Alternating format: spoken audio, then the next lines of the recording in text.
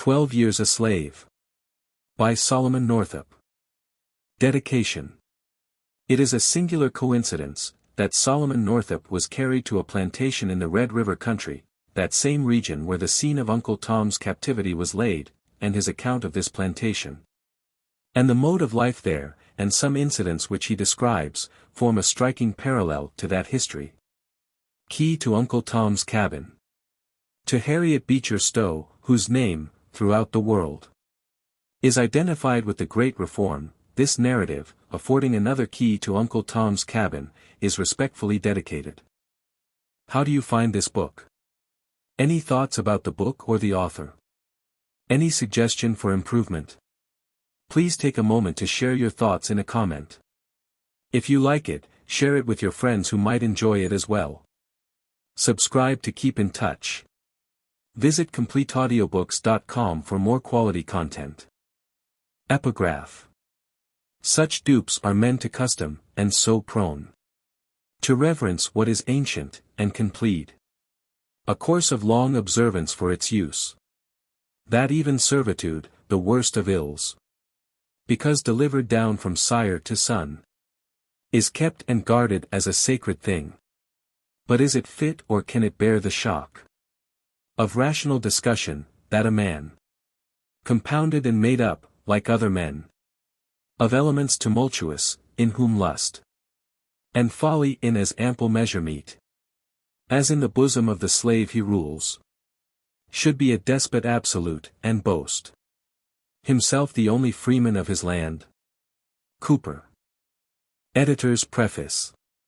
When the editor commenced the preparation of the following narrative, he did not suppose it would reach the size of this volume. In order, however, to present all the facts which have been communicated to him, it has seemed necessary to extend it to its present length.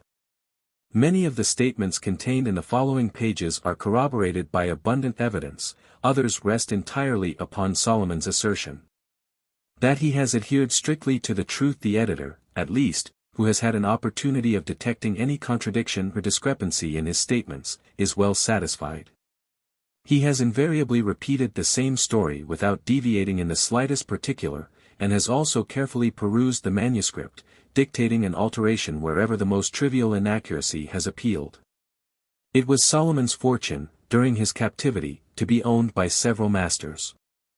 The treatment he received while at the Pine Woods shows that among slaveholders there are men of humanity as well of cruelty. Some of them are spoken of with emotions of gratitude, others in a spirit of bitterness. It is believed that the following account of his experience on Bayou Boeuf presents a correct picture of slavery in all its lights and shadows, as it now exists in that locality. Unbiased, as he conceives, by any prepossessions or prejudices, the only object of the editor has been to give a faithful history of Solomon Northup's life, as he received it from his lips. In the accomplishment of that object, he trusts he has succeeded, notwithstanding the numerous faults of style and of expression it may be found to contain. David Wilson. Whitehall, N.Y., May, 1853. Chapter 1. Introductory, Ancestry, the Northup Family, Birth and Parentage, Mintus Northup, Marriage with Ann Hampton, Good Resolutions, Champlain Canal, Rafting Excursion to Canada, Farming, the Violin, Cooking, Removal to Saratoga, Parker and Perry, Slaves, and Slavery, the Children, the Beginning of Sorrow. Having been born a freeman, and for more than 30 years enjoyed the blessings of liberty in a free state, and having at the end of that time been kidnapped and sold into slavery, where I remained, until happily rescued in the month of January, 1853. After a bondage of 12 years, it has been suggested that an account of my life and fortunes would not be uninteresting to the public. Since my return to liberty, I have not failed to perceive the increasing interest throughout the northern states, in regard to the subject of slavery. Works of fiction, professing to portray its features in their more pleasing as well as more repugnant aspects, have been circulated to an extent unprecedented, and, as I understand, have created a fruitful topic of comment and discussion. I can speak of slavery only so far as it came under my own observation, only so far as I have known and experienced it in my own person. My object is, to give a candid and truthful statement of facts, to repeat the story of my life, without exaggeration, leaving it for others to determine, whether even the pages of fiction present a picture of more cruel wrong or a severer bondage. As far back as I have been able to ascertain, my ancestors on the paternal side were slaves in Rhode Island. They belonged to a family by the name of Northup, one of whom, removing to the state of New York, settled at Hoosick, in Rensselaer County. He brought with him Mintus Northup, my father. On the death of this gentleman, which must have occurred some 50 years ago, my father became free, having been emancipated by a direction in his will. Henry B. Northup, Esq. Of Sandy Hill, a distinguished counselor at law, and the man to whom, under Providence, I am indebted for my present liberty, and my return to the society of my wife and children. Is a relative of the family in which my forefathers were thus held to service, and from which they took the name I bear. To this fact may be attributed the persevering interest he has taken in my behalf. Some time after my father's liberation, he removed to the town of Minerva, Essex County, N.Y., where I was born, in the month of July, 1808. How long he remained in the latter place I have not the means of definitely ascertaining. From thence he removed to Granville, Washington County, near a place known as Slyborough, where, for some years, he labored on the farm of Clark Northup, also a relative of his old master.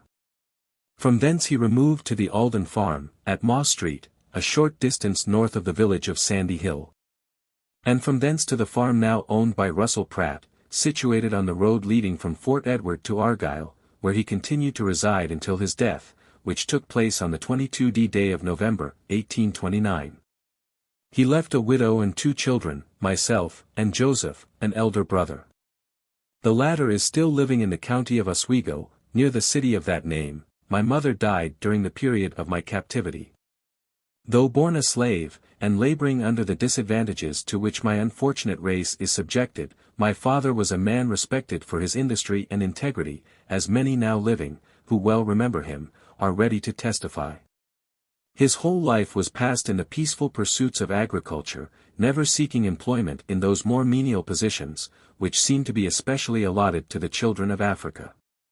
Besides giving us an education surpassing that ordinarily bestowed upon children in our condition, he acquired, by his diligence and economy, a sufficient property qualification to entitle him to the right of suffrage.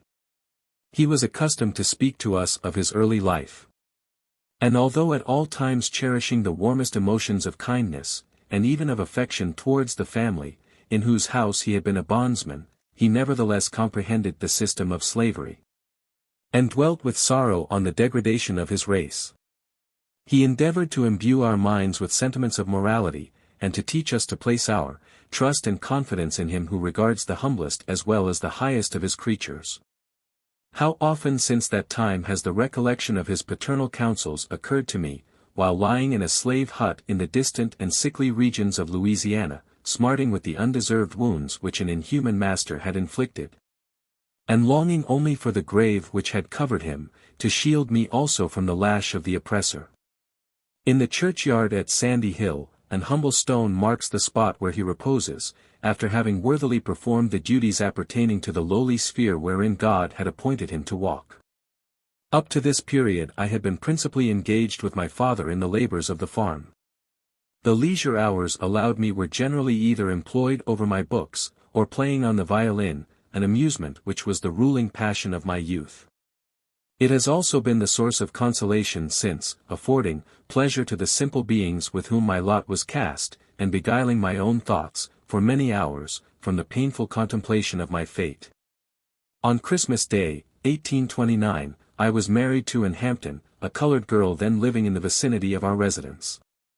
The ceremony was performed at Fort Edward, by Timothy Eddy, Esq., a magistrate of that town, and still a prominent citizen of the place. She had resided a long time at Sandy Hill, with Mr. Baird, proprietor of the Eagle Tavern, and also in the family of Reverend Alexander Proudfoot, of Salem. This gentleman for many years had presided over the Presbyterian Society at the latter place, and was widely distinguished for his learning and piety. and still holds in grateful remembrance the exceeding kindness and the excellent counsels of that good man. She is not able to determine the exact line of her descent, but the blood of 3 races mingles in her veins. It is difficult to tell whether the red, white, or black predominates. The union of them all, however, in her origin, has given her a singular but pleasing expression, such as is rarely to be seen. Though somewhat resembling, yet she cannot properly be styled a quadroon, a class to which, I have omitted to mention, my mother belonged. I had just now passed the period of my minority, having reached the age of 21 years in the month of July previous. Deprived of the advice and assistance of my father, with a wife dependent upon me for support, I resolved to enter upon a life of industry, and notwithstanding the obstacle of color, and the consciousness of my lowly state, indulged in pleasant dreams of a good time coming, when the possession of some humble habitation, with a few surrounding acres, should reward my labors, and bring me the means of happiness and comfort.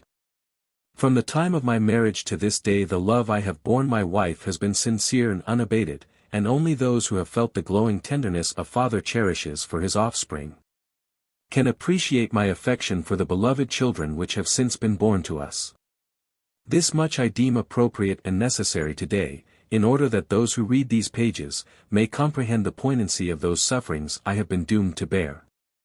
Immediately upon our marriage we commenced house-keeping, in the old yellow building then standing at the southern extremity of Fort Edward village, and which has since been transformed into a modern mansion, and lately occupied by Captain Lathrop.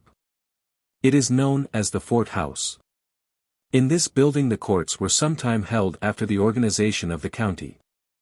It was also occupied by Burgoyne in 1777, being situated near the old fort on the left bank of the Hudson. During the winter I was employed with others repairing the Champlain Canal, on that section over which William Van Nortwick was superintendent. David McEachron had the immediate charge of the men in whose company I labored. By the time the canal opened in the spring, I was enabled, from the savings of my wages, to purchase a pair of horses, and other things necessarily required in the business of navigation. Having hired several efficient hands to assist me, I entered into contracts for the transportation of large rafts of timber from Lake Champlain to Troy. Dyer Beckwith and a Mr. Bartamy, of Whitehall, accompanied me on several trips. During the season I became perfectly familiar with the art and mysteries of rafting, a knowledge which afterwards enabled me to render profitable service to a worthy master, and to astonish the simple-witted lumbermen on the banks of the Bayou Boeuf. In one of my voyages down Lake Champlain, I was induced to make a visit to Canada. Repairing to Montreal, I visited the cathedral and other places of interest in that city, from whence I continued my excursion to Kingston and other towns, obtaining a knowledge of localities, which was also of service to me afterwards, as will appear towards the close of this narrative.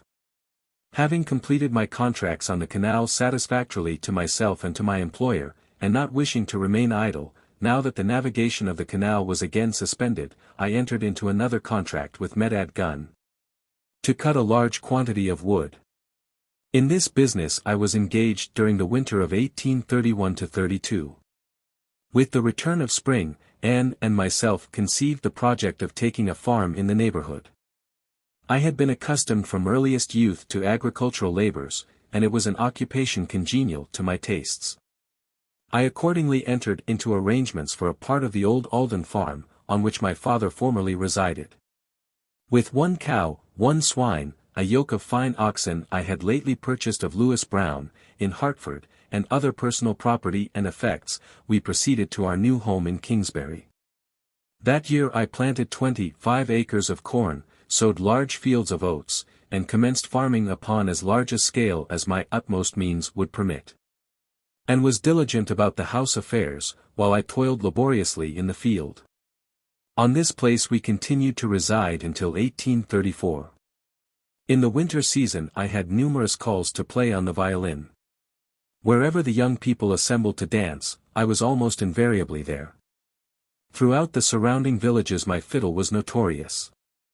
Anne, also, during her long residence at the Eagle Tavern, had become somewhat famous as a cook.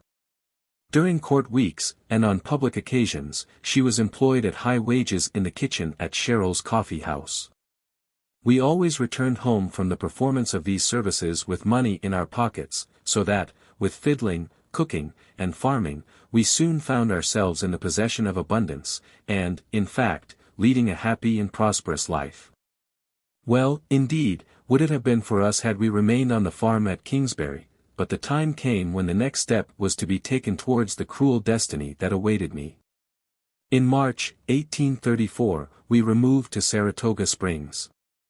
We occupied a house belonging to Daniel O'Brien, on the north side of Washington Street. At that time Isaac Taylor kept a large boarding house, known as Washington Hall, at the north end of Broadway. He employed me to drive a hack, in which capacity I worked for him 2 years. After this time I was generally employed through the visiting season, as also was Anne, in the United States Hotel, and other public houses of the place. In winter seasons I relied upon my violin, though during the construction of the Troy and Saratoga Railroad, I performed many hard days' labor upon it. I was in the habit, at Saratoga, of purchasing articles necessary for my family at the stores of Mr. Cephas Parker and Mr. William Perry, gentlemen towards whom, for many acts of kindness, I entertained feelings of strong regard. It was for this reason that 12 years afterwards, I caused to be directed to them the letter, which is hereinafter inserted, and which was the means, in the hands of Mr. Northup, of my fortunate deliverance. While living at the United States Hotel, I frequently met with slaves, who had accompanied their masters from the South. They were always well dressed and well provided for, leading apparently an easy life, with but few of its ordinary troubles to perplex them. Many times they entered into conversation with me on the subject of slavery. Almost uniformly I found they cherished a secret desire for liberty. Some of them expressed the most ardent anxiety to escape, and consulted me on the best method of effecting it. The fear of punishment, however, which they knew was certain to attend their recapture and return, in all cases proved sufficient to deter them from the experiment. Having all my life breathed the free air of the North, and conscious that I possessed the same feelings and affections that find a place in the white man's breast. Conscious, moreover, of an intelligence equal to that of some men, at least, with a fairer skin. I was too ignorant, perhaps too independent, to conceive how any one could be content to live in the abject condition of a slave. I could not comprehend the justice of that law, or that religion, which upholds or recognizes the principle of slavery. And never once, I am proud to say, did I fail to counsel anyone who came to me, to watch his opportunity, and strike for freedom. I continued to reside at Saratoga until the spring of 1841. The flattering anticipations which, 7 years before, had seduced us from the quiet farmhouse, on the east side of the Hudson, had not been realized. Though always in comfortable circumstances, we had not prospered. The society and associations at that world-renowned watering place, were not calculated to preserve the simple habits of industry and economy to which I had been accustomed, but, on the contrary, to substitute others in their stead, tending to shiftlessness and extravagance. At this time we were the parents of 3 children, Elizabeth, Margaret, and Alonzo. Elizabeth, the eldest, was in her 10th year, Margaret was 2 years younger, and little Alonzo had just passed his 5th birthday. They filled our house with gladness. Their young voices were music in our ears. Many an airy castle did their mother and myself build for the little innocents. When not at labor I was always walking with them, clad in their best attire, through the streets and groves of Saratoga. Their presence was my delight, and I clasped them to my bosom with as warm and tender love as if their clouded skins had been as white as snow. Thus far the history of my life presents nothing whatever unusual, nothing but the common hopes, and loves, and labors of an obscure colored man, making his humble progress in the world. But now I had reached a turning point in my existence, reached the threshold of unutterable wrong, and sorrow, and despair. Now had I approached within the shadow of the cloud, into the thick darkness whereof I was soon to disappear, thenceforward to be hidden from the eyes of all my kindred, and shut out from the sweet light of liberty, for many a weary year. Chapter 2. The Two Strangers, the Circus Company, Departure from Saratoga, Ventriloquism and Legerdemain, Journey to New York, Free Papers, Brown and Hamilton, the haste to reach the circus, arrival in Washington, funeral of Harrison, the sudden sickness, the torment of thirst, the receding light, insensibility, chains and darkness.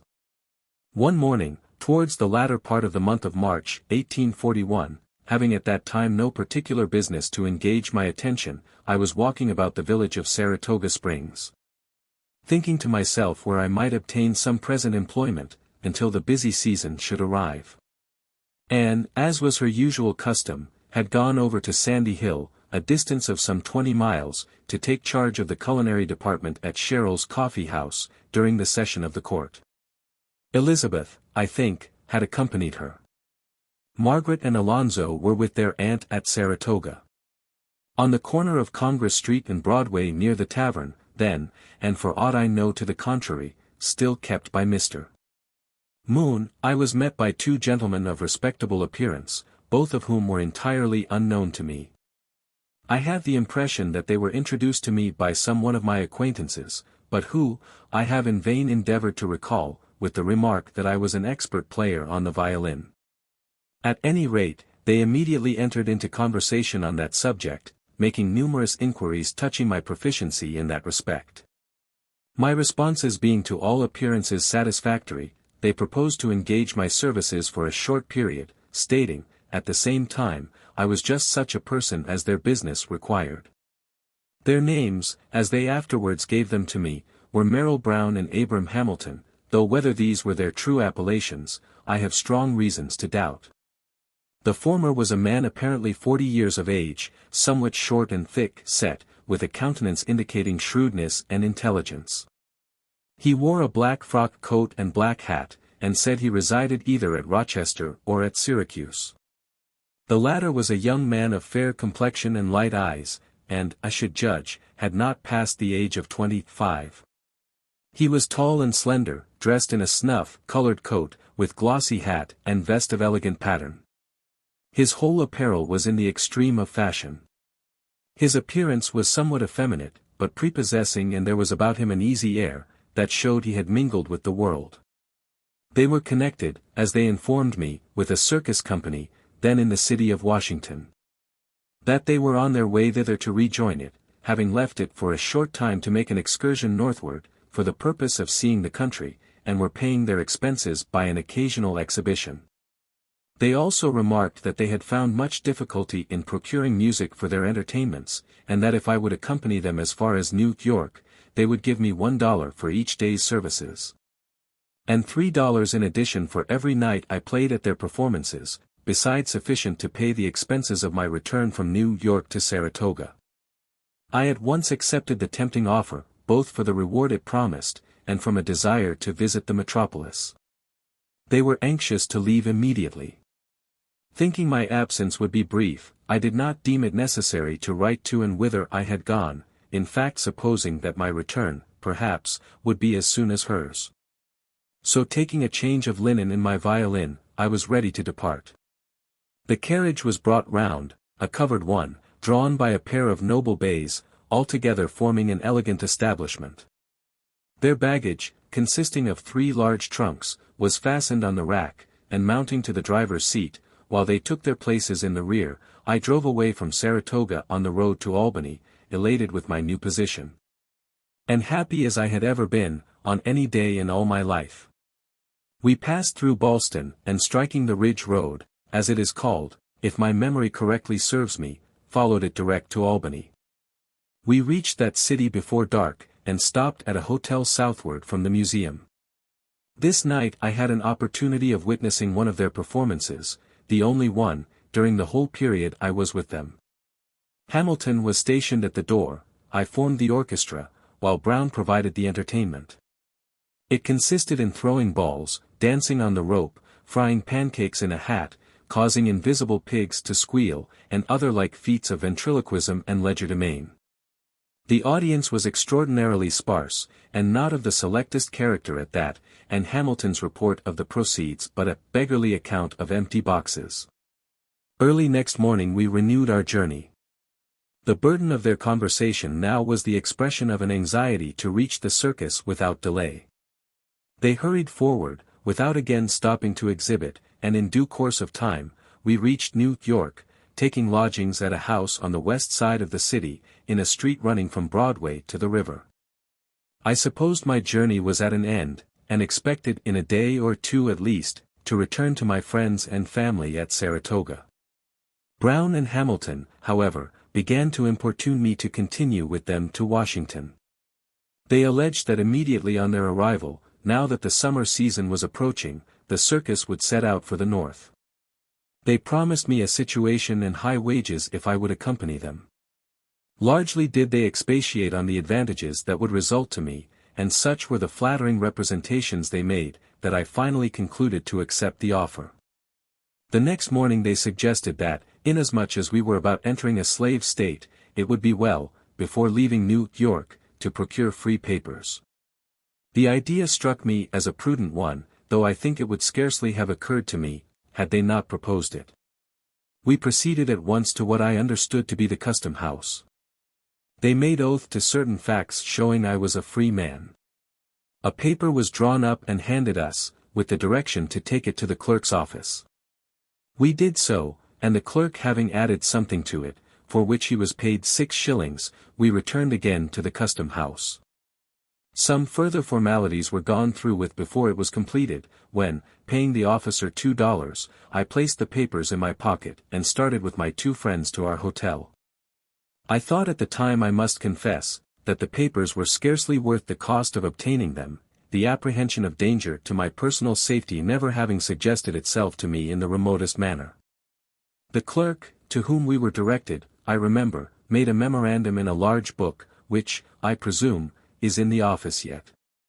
A reference to the entries during the latter part of March or 1st of April, 1841, I have no doubt will satisfy the incredulous, at least so far as this particular transaction is concerned. With the evidence of freedom in my possession, the next day after our arrival in New York, we crossed the ferry to Jersey City, and took the road to Philadelphia. Here we remained one night, continuing our journey towards Baltimore early in the morning. In due time, we arrived in the latter city, and stopped at a hotel near the railroad depot, either kept by a Mr. Rathbone, or known as the Rathbone House. All the way from New York, their anxiety to reach the circus seemed to grow more and more intense.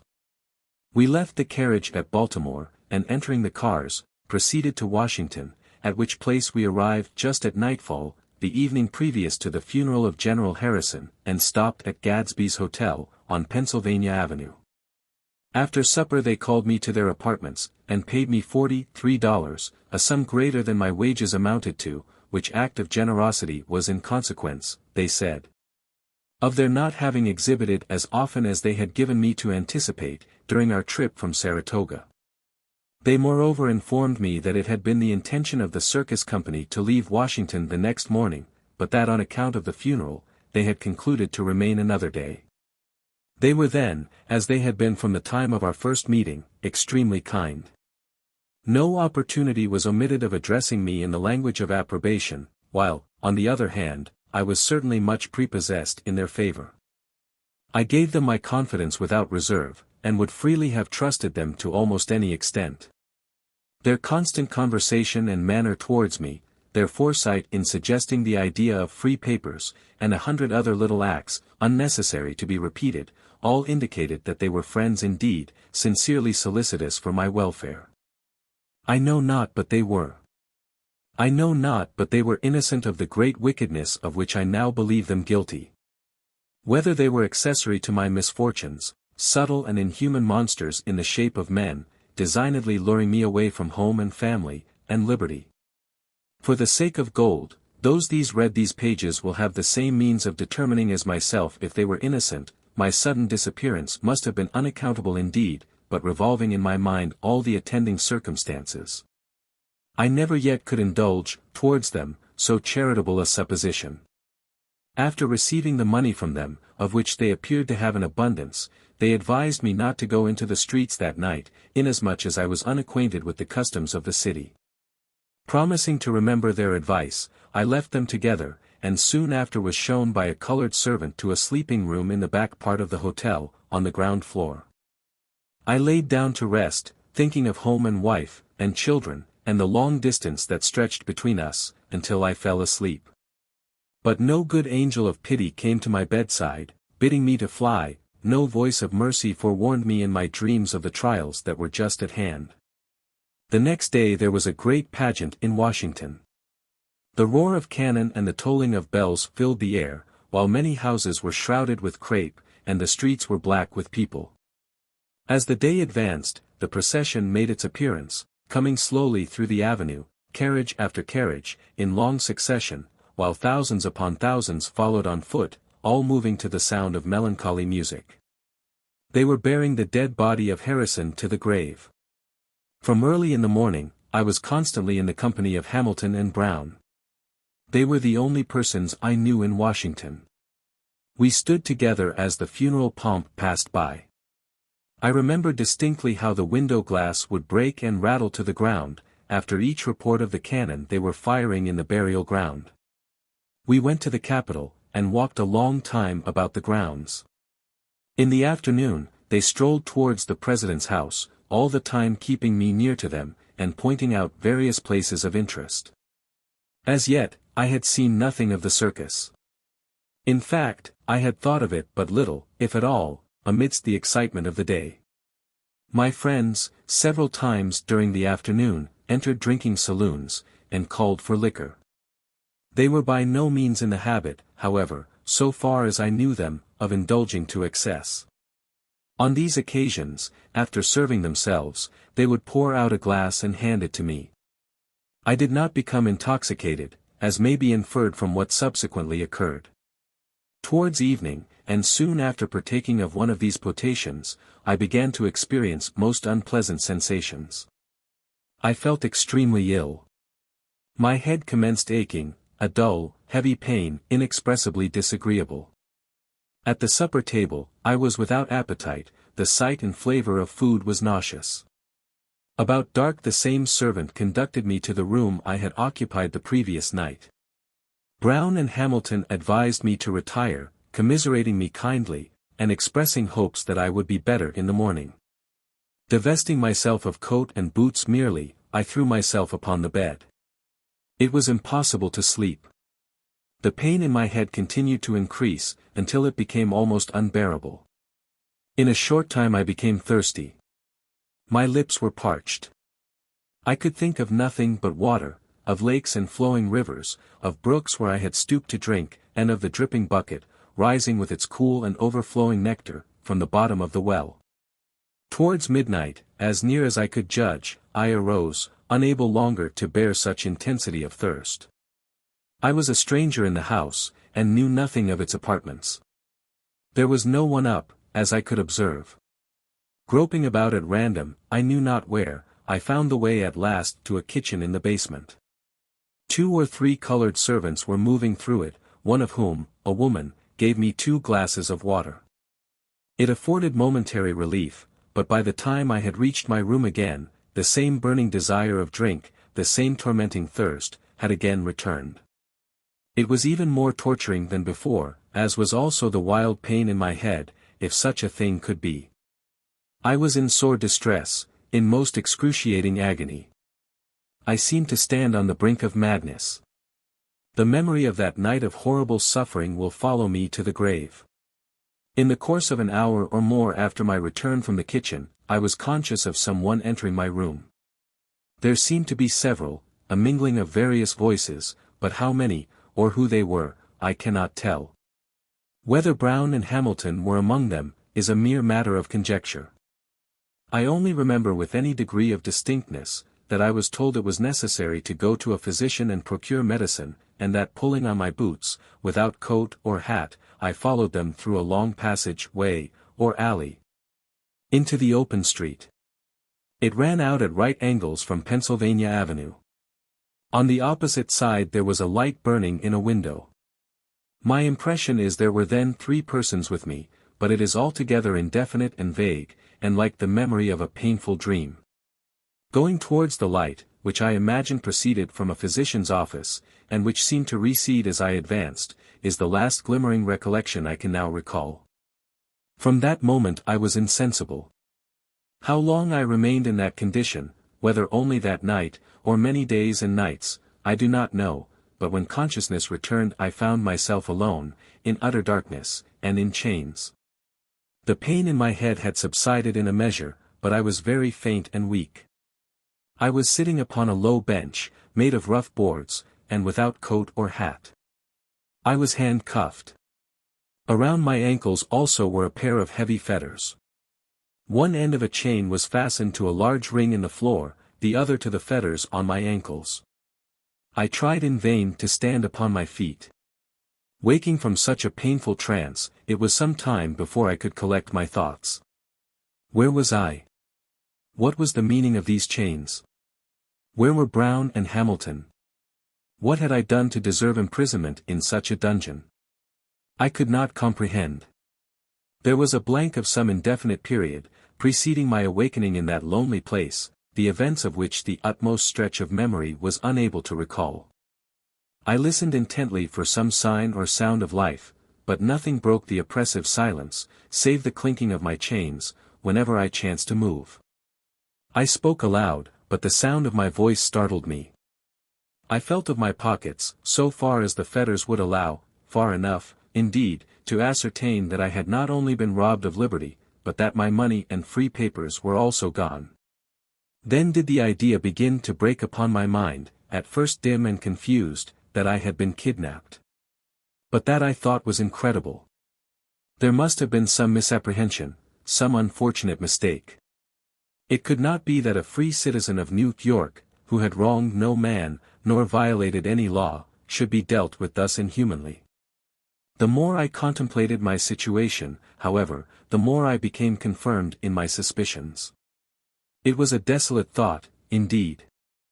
I felt there was no trust or mercy in unfeeling man, and commending myself to the God of the oppressed, bowed my head upon my fettered hands, and wept most bitterly. Chapter 3. Painful Meditations, James H. Birch, William's slave pen in Washington, the lackey, Radron, assert my freedom, the anger of the traitor, the paddle and cat o, nine tails, the whipping, new acquaintances, Ray, Williams.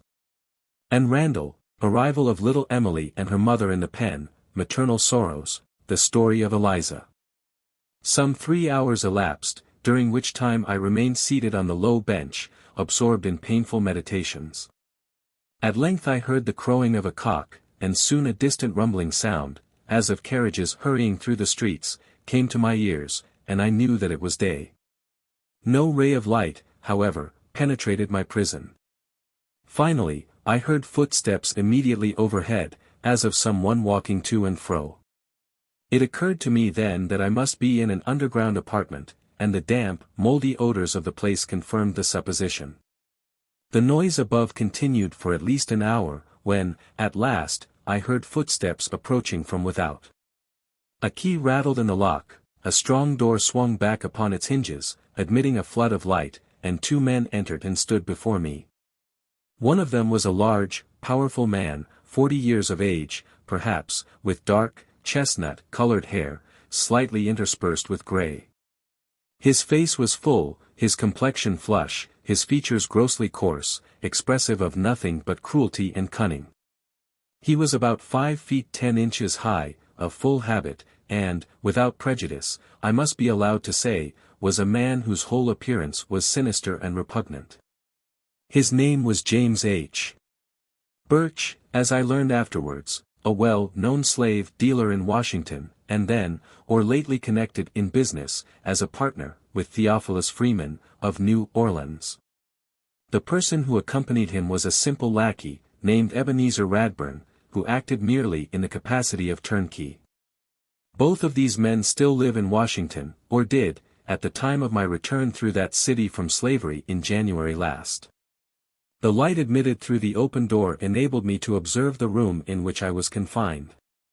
It was about 12 feet square, the walls of solid masonry. The floor was of heavy plank. There was one small window, crossed with great iron bars, with an outside shutter, securely fastened. An iron-bound door led into an adjoining cell, or vault, wholly destitute of windows, or any means of admitting light.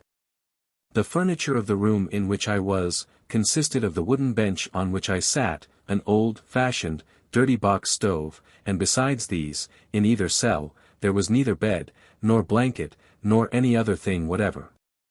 The door, through which Birch and Radburn entered, led through a small passage, up a flight of steps into a yard, surrounded by a brick wall 10 or 12 feet high, immediately in rear of a building of the same width as itself. The yard extended rearward from the house about 30 feet. In one part of the wall there was a strongly ironed door, opening into a narrow, covered passage, leading along one side of the house into the street.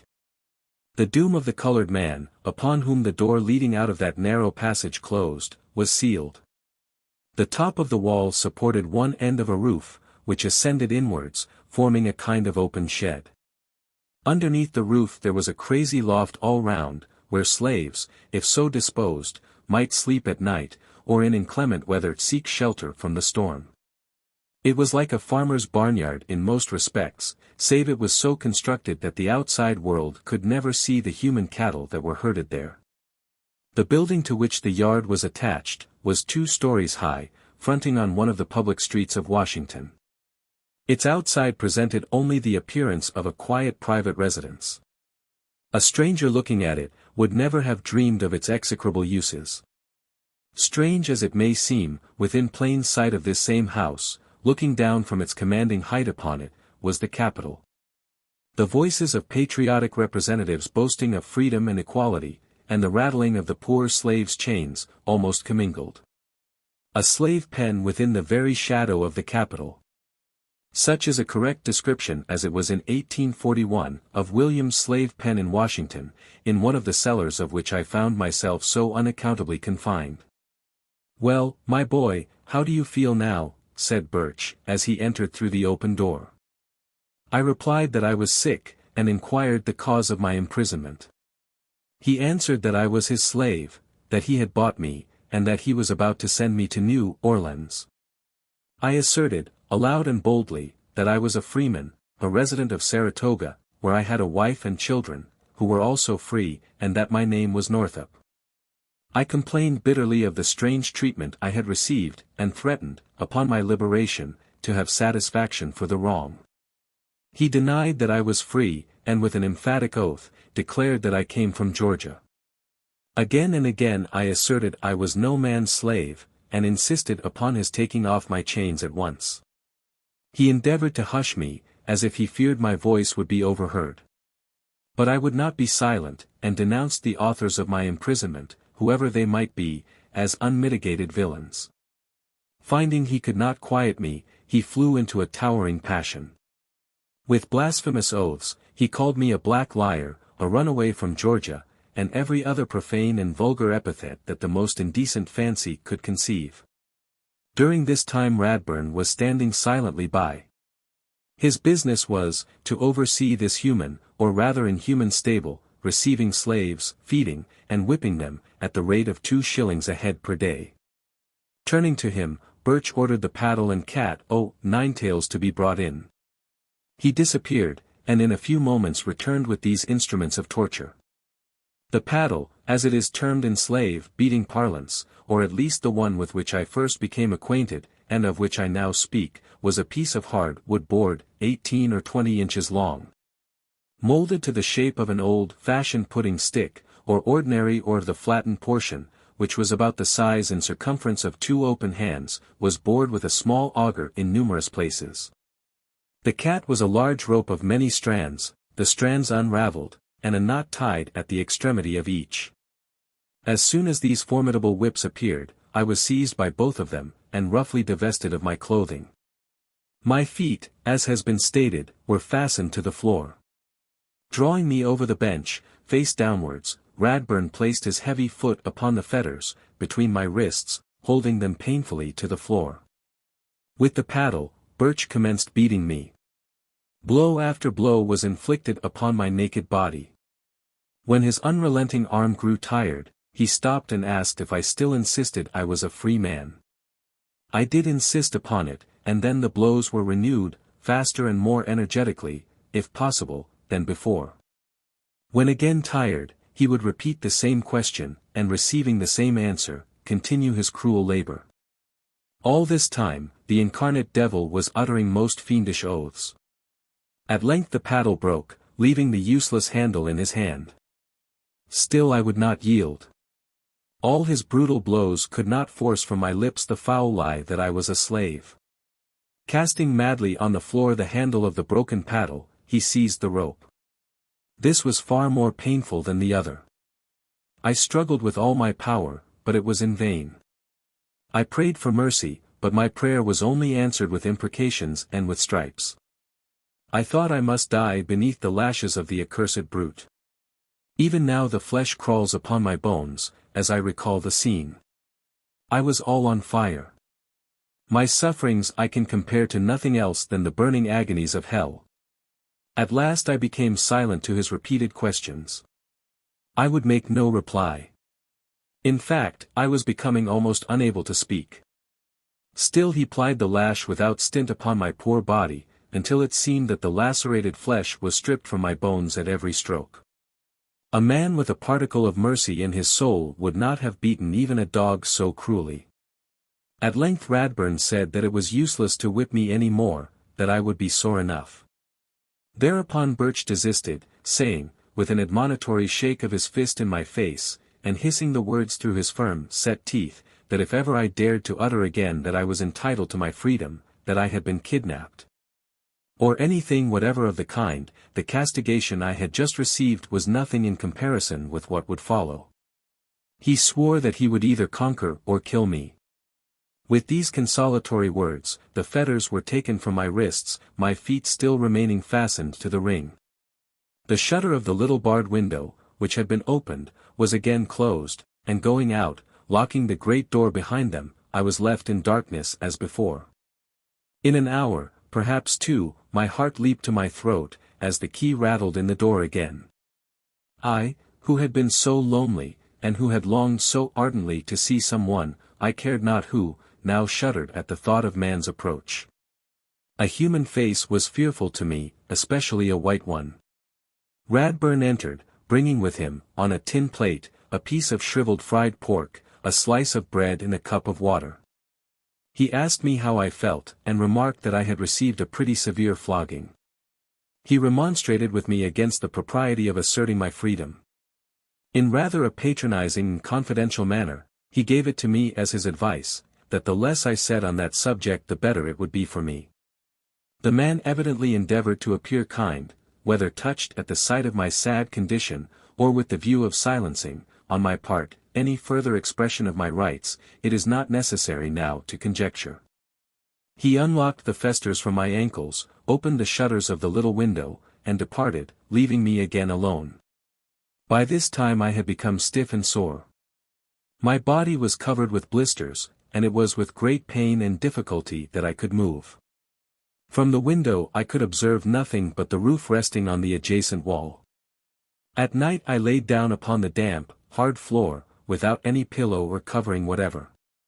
Punctually, twice a day, Radburn came in, with his pork, and bread, and water. I had but little appetite, though I was tormented with continual thirst. My wounds would not permit me to remain but a few minutes in any one position, so, sitting, or standing, or moving slowly round, I passed the days and nights. I was heart-sick and discouraged. Thoughts of my family, of my wife and children, continually occupied my mind. When sleep overpowered me I dreamed of them, dreamed I was again in Saratoga, that I could see their faces, and hear their voices calling me. Awakening from the pleasant phantasms of sleep to the bitter realities around me, I could but groan and weep. Still my spirit was not broken. I indulged the anticipation of escape, and that speedily. It was impossible, I reasoned, that men could be so unjust as to detain me as a slave, when the truth of my case was known. Birch, ascertaining I was no runaway from Georgia, would certainly let me go. Though suspicions of Brown and Hamilton were not unfrequent, I could not reconcile myself to the idea that they were instrumental to my imprisonment. Surely they would seek me out, they would deliver me from thraldom. Alas! I had not then learned the measure of man's inhumanity to man, nor to what limitless extent of wickedness he will go for the love of gain. In the course of several days the outer door was thrown open, allowing me the liberty of the yard. There I found 3 slaves, one of them a lad of 10 years, the others young men of about 20 and 25. I was not long in forming an acquaintance, and learning their names and the particulars of their history. The eldest was a colored man named Clemens Ray. He had lived in Washington, had driven a hack, and worked in a livery stable there for a long time. He was very intelligent, and fully comprehended his situation. The thought of going south overwhelmed him with grief. Birch had purchased him a few days before, and had placed him there until such time as he was ready to send him to the New Orleans market. From him I learned for the first time that I was in William's slave pen, a place I had never heard of previously. He described to me the uses for which it was designed. I repeated to him the particulars of my unhappy story, but he could only give me the consolation of his sympathy. He also advised me to be silent henceforth on the subject of my freedom for, knowing the character of Birch, he assured me that it would only be attended with renewed whipping. The next eldest was named John Williams. He was raised in Virginia, not far from Washington. Birch had taken him in payment of a debt, and he constantly entertained the hope that his master would redeem him, a hope that was subsequently realized. The lad was a sprightly child, that answered to the name of Randall. Most of the time he was playing about the yard, but occasionally would cry, calling for his mother, and wondering when she would come. His mother's absence seemed to be the great and only grief in his little heart. He was too young to realize his condition, and when the memory of his mother was not in his mind, he amused us with his pleasant pranks. At night, Ray, Williams, and the boy, slept in the loft of the shed, while I was locked in the cell. Finally we were each provided with blankets, such as are used upon horses, the only bedding I was allowed to have for 12 years afterwards. Ray and Williams asked me many questions about New York, how colored people were treated there, how they could have homes and families of their own, with none to disturb and oppress them, and Ray, especially, sighed continually for freedom. Such conversations, however, were not in the hearing of Birch, or the keeper Radburn. Aspirations such as these would have brought down the lash upon our backs. It is necessary in this narrative, in order to present a full and truthful statement of all the principal events in the history of my life, and to portray the institution of slavery as I have seen and known it, to speak of well-known places, and of many persons who are yet living. I am, and always was, an entire stranger in Washington and its vicinity, aside from Birch and Radburn, knowing no man there, except as I have heard of them through my enslaved companions. What I am about to say, if false, can be easily contradicted. I remained in Williams' slave pen about 2 weeks. The night previous to my departure a woman was brought in, weeping bitterly, and leading by the hand a little child. They were Randall's mother and half-sister. On meeting them he was overjoyed, clinging to her dress, kissing the child, and exhibiting every demonstration of delight. The mother also clasped him in her arms, embraced him tenderly, and gazed at him fondly through her tears, calling him by many an endearing name. Emily, the child, was 7 or 8 years old, of light complexion, and with a face of admirable beauty. Her hair fell in curls around her neck, while the style and richness of her dress, and the neatness of her whole appearance indicated she had been brought up in the midst of wealth. She was a sweet child indeed. The woman also was arrayed in silk, with rings upon her fingers, and golden ornaments suspended from her ears. Her air and manners, the correctness and propriety of her language, all showed evidently, that she had sometimes stood above the common level of a slave. She seemed to be amazed at finding herself in such a place as that. It was plainly a sudden and unexpected turn of fortune that had brought her there. Filling the air with her complaining she was hustled, with the children and myself, into the cell. Language can convey but an inadequate impression of the lamentations to which she gave incessant utterance. Throwing herself upon the floor, and encircling the children in her arms, she poured forth such touching words as only maternal love and kindness can suggest. They nestled closely to her, as if there only was there any safety or protection. At last they slept, their heads resting upon her lap. While they slumbered, she smoothed the hair back from their little foreheads, and talked to them all night long. She called them her darlings, her sweet babes, poor innocent things, that knew not the misery they were destined to endure.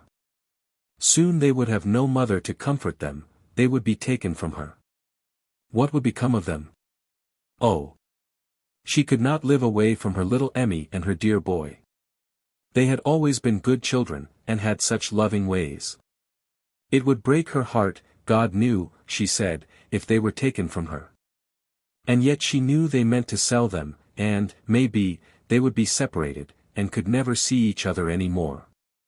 It was enough to melt heart of stone to listen to the pitiful expressions of that desolate and distracted mother.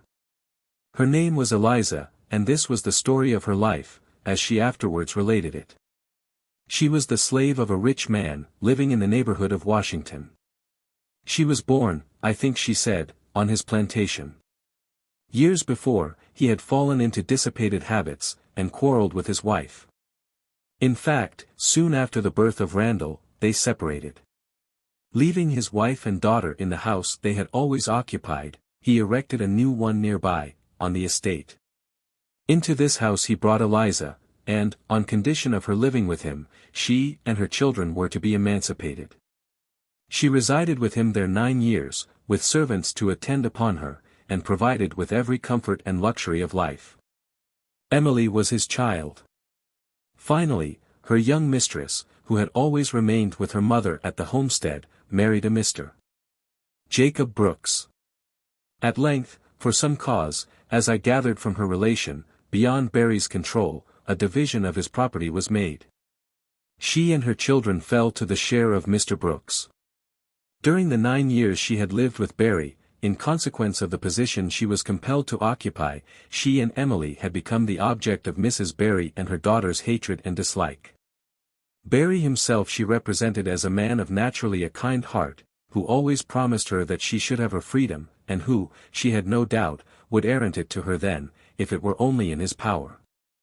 As soon as they thus came into the possession and control of the daughter, it became very manifest they would not live long together. The sight of Eliza seemed to be odious to Mrs. Brooks. Neither could she bear to look upon the child, half-sister, and beautiful as she was. The day she was led into the pen, Brooks had brought her from the estate into the city, under pretense that the time had come when her free papers were to be executed, in fulfillment of her master's promise. Elated at the prospect of immediate liberty, she decked herself and little Emmy in their best apparel, and accompanied him with a joyful heart. On their arrival in the city, instead of being baptized into the family of freemen, she was delivered to the trader Birch. The paper that was executed was a bill of sale. The hope of years was blasted in a moment. From the height of most exulting happiness to the utmost depths of wretchedness, she had that day descended. No wonder that she wept, and filled the pen with wailings and expressions of heart-rending woe. Eliza is now dead. Far up the Red River, where it pours its waters sluggishly through the unhealthy low lands of Louisiana, she rests in the grave at last, the only resting place of the poor slave. How all her fears were realized, how she mourned day and night, and never would be comforted, how, as she predicted, her heart did indeed break, with the burden of maternal sorrow, will be seen as the narrative proceeds. Chapter 4. Eliza's Sorrows, Preparation to Embark, Driven Through the Streets of Washington, Hall. Columbia, the Tomb of Washington, Clem Ray, the Breakfast on the Steamer, the Happy Birds, Aquia Creek, Fredericksburg, Arrival in Richmond, Gooden and his slave pen, Robert. Of Cincinnati, David and his wife, Mary and Lethe, Clem's return, his subsequent escape to Canada, the brig Orleans, James H. Birch. At intervals during the first night of Eliza's incarceration in the pen, she complained bitterly of Jacob Brooks, her young mistress' husband. She declared that had she been aware of the deception he intended to practice upon her, he never would have brought her there alive. They had chosen the opportunity of getting her away when Master Barry was absent from the plantation. He had always been kind to her. She wished that she could see him, but she knew that even he was unable now to rescue her. Then would she commence weeping again, kissing the sleeping children, talking first to one, then to the other, as they lay in their unconscious slumbers, with their heads upon her lap. So wore the long night away. And when the morning dawned, and night had come again, still she kept mourning on, and would not be consoled. About midnight following, the cell door opened, and Birch and Radburn entered, with lanterns in their hands. Birch, with an oath, ordered us to roll up our blankets without delay, and get ready to go on board tile boat. He swore we would be left unless we hurried fast. He aroused the children from their slumbers with a rough shake, and said they were sleepy, it appeared. Going out into the yard, he called Clem Ray, ordering him to leave the loft and come into the cell, and bring his blanket with him. When Clem appeared, he placed us side by side, and fastened us together with cuffs, my left hand to his right. John Williams had been taken out a day or two before, his master having redeemed him, greatly to his delight.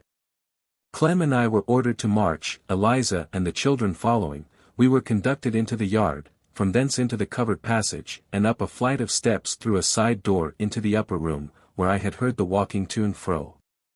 Its furniture was a stove, a few old chairs, and a long table, covered with papers. It was a white, washed room, without any carpet on the floor, and seemed a sort of office. By one of the windows, I remember, hung a rusty sword, which attracted my attention. Birch's trunk was there.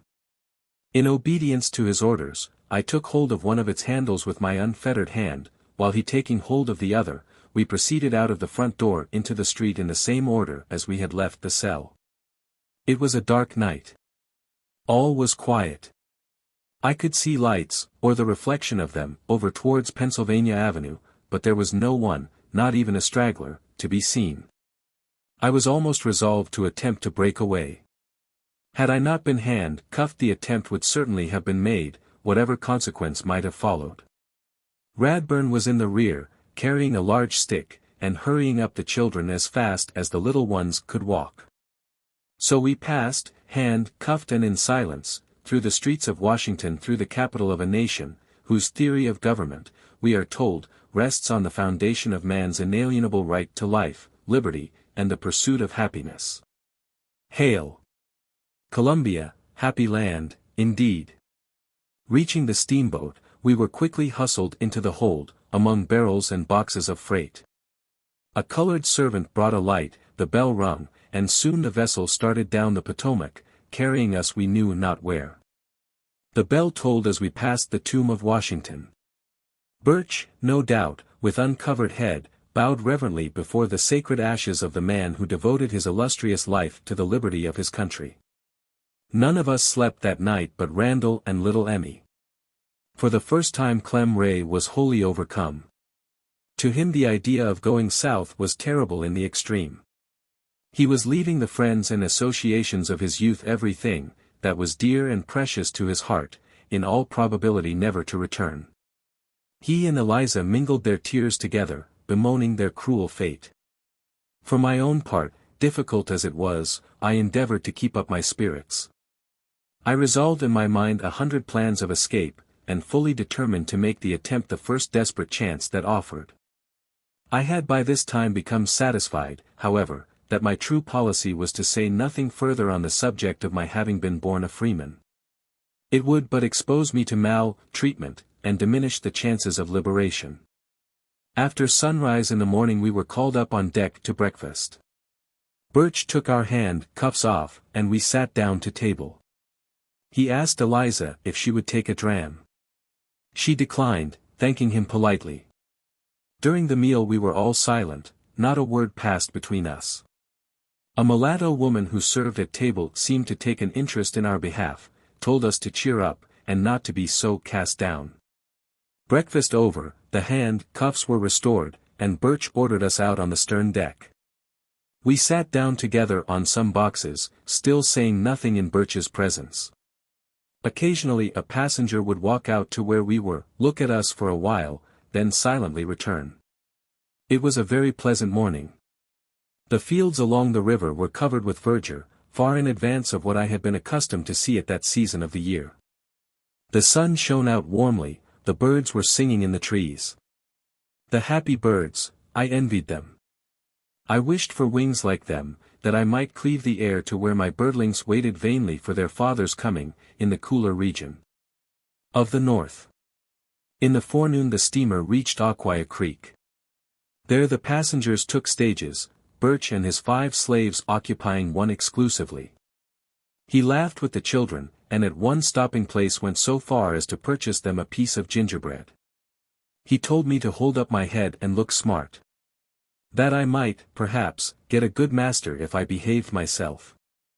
I made him no reply. His face was hateful to me, and I could not bear to look upon it. I sat in the corner, cherishing in my heart the hope, not yet extinct, of some day meeting the tyrant on the soil of my native state.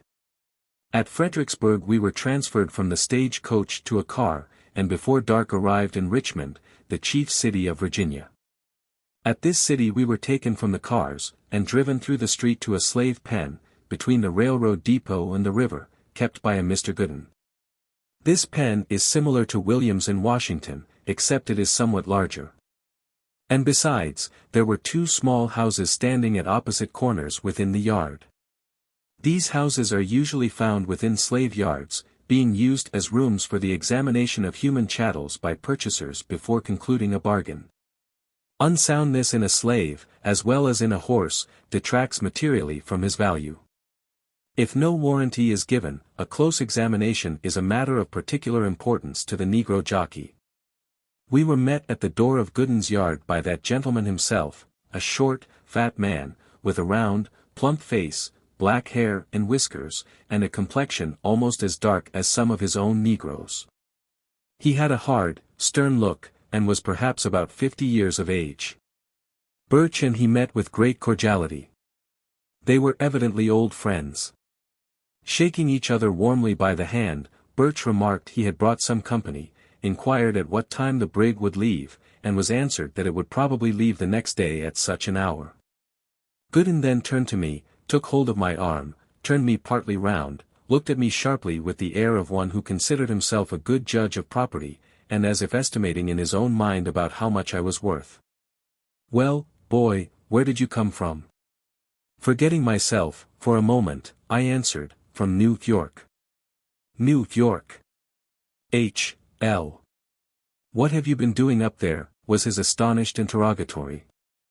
Observing Birch at this moment looking at me with an angry expression that conveyed a meaning it was not difficult to understand, I immediately said, "Oh, I have only been up that way a piece."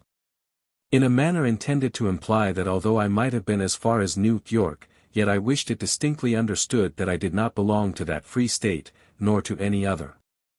Gooden then turned to Clem, and then to Eliza and the children, examining them severally, and asking various questions. He was pleased with Emily, as was everyone who saw the child's sweet countenance. She was not as tidy as when I first beheld her, her hair was now somewhat dishevelled, but through its unkempt and soft profusion there still beamed a little face of most surpassing loveliness. Altogether we were a fair lot, a devilish good lot, he said, enforcing that opinion with more than one emphatic adjective not found in the Christian vocabulary. Thereupon we passed into the yard. Quite a number of slaves, as many as 30 I should say, were moving about, or sitting on benches under the shed. They were all cleanly dressed, the men with hats, the women with handkerchiefs tied about their heads. Birch and Gooden, after separating from us, walked up the steps at the back part of the main building, and sat down upon the door sill. They entered into conversation, but the subject of it I could not hear. Presently Birch came down into the yard, unfettered me, and led me into one of the small houses. "You told that man you came from New York," said he. I replied, I told him I had been up as far as New York, to be sure, but did not tell him I belonged there, nor that I was a freeman. "I meant no harm at all, Master Birch. I would not have said it had I thought." He looked at me a moment as if he was ready to devour me, then turning round went out. In a few minutes he returned. "If ever I hear you say a word about New York, or about your freedom, I will be the death of you, I will kill you." "You may rely on that," he ejaculated fiercely. I doubt not he understood then better than I did, the danger and the penalty of selling a free man into slavery. He felt the necessity of closing my mouth against the crime he knew he was committing. Of course, my life would not have weighed a feather, in any emergency requiring such a sacrifice. Undoubtedly, he meant precisely what he said. Under the shed on one side of the yard, there was constructed a rough table, while overhead were sleeping lofts, the same as in the pen at Washington. After partaking at this table of our supper of pork and bread, I was hand-cuffed to a large yellow man, quite stout and fleshy, with a countenance expressive of the utmost melancholy. He was a man of intelligence and information. Chained together, it was not long before we became acquainted with each other's history. His name was Robert. Like myself, he had been born free, and had a wife and 2 children in Cincinnati. He said he had come south with 2 men, who had hired him in the city of his residence. Without free papers, he had been seized at Fredericksburg, placed in confinement, and beaten until he had learned, as I had, the necessity and the policy of silence. He had been in Gooden's pen about 3 weeks. To this man I became much attached. We could sympathize with, and understand each other. It was with tears and a heavy heart, not many days subsequently, that I saw him die, and looked for the last time upon his lifeless form. Robert and myself, with Clem, Eliza and her children, slept that night upon our blankets, in one of the small houses in the yard. There were 4 others, all from the same plantation, who had been sold and were now on their way south, who also occupied it with us. David and his wife, Caroline, both mulattoes, were exceedingly affected. They dreaded the thought of being put into the cane and cotton fields, but their greatest source of anxiety was the apprehension of being separated. Mary, a tall, lithe girl, of a most jetty black, was listless and apparently indifferent. Like many of the class, she scarcely knew there was such a word as freedom. Brought up in the ignorance of a brute, she possessed but little more than a brute's intelligence. She was one of those, and there are very many, who fear nothing but their master's lash, and know no further duty than to obey his voice. The other was Lethe. She was of an entirely different character. She had long, straight hair, and bore more the appearance of an Indian than a Negro woman. She had sharp and spiteful eyes, and continually gave utterance to the language of hatred and revenge. Her husband had been sold. She knew not where she was. An exchange of masters, she was sure, could not be for the worse.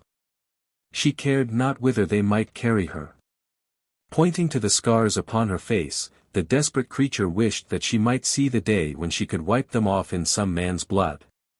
While we were thus learning the history of each other's wretchedness, Eliza was seated in a corner by herself, singing hymns and praying for her children.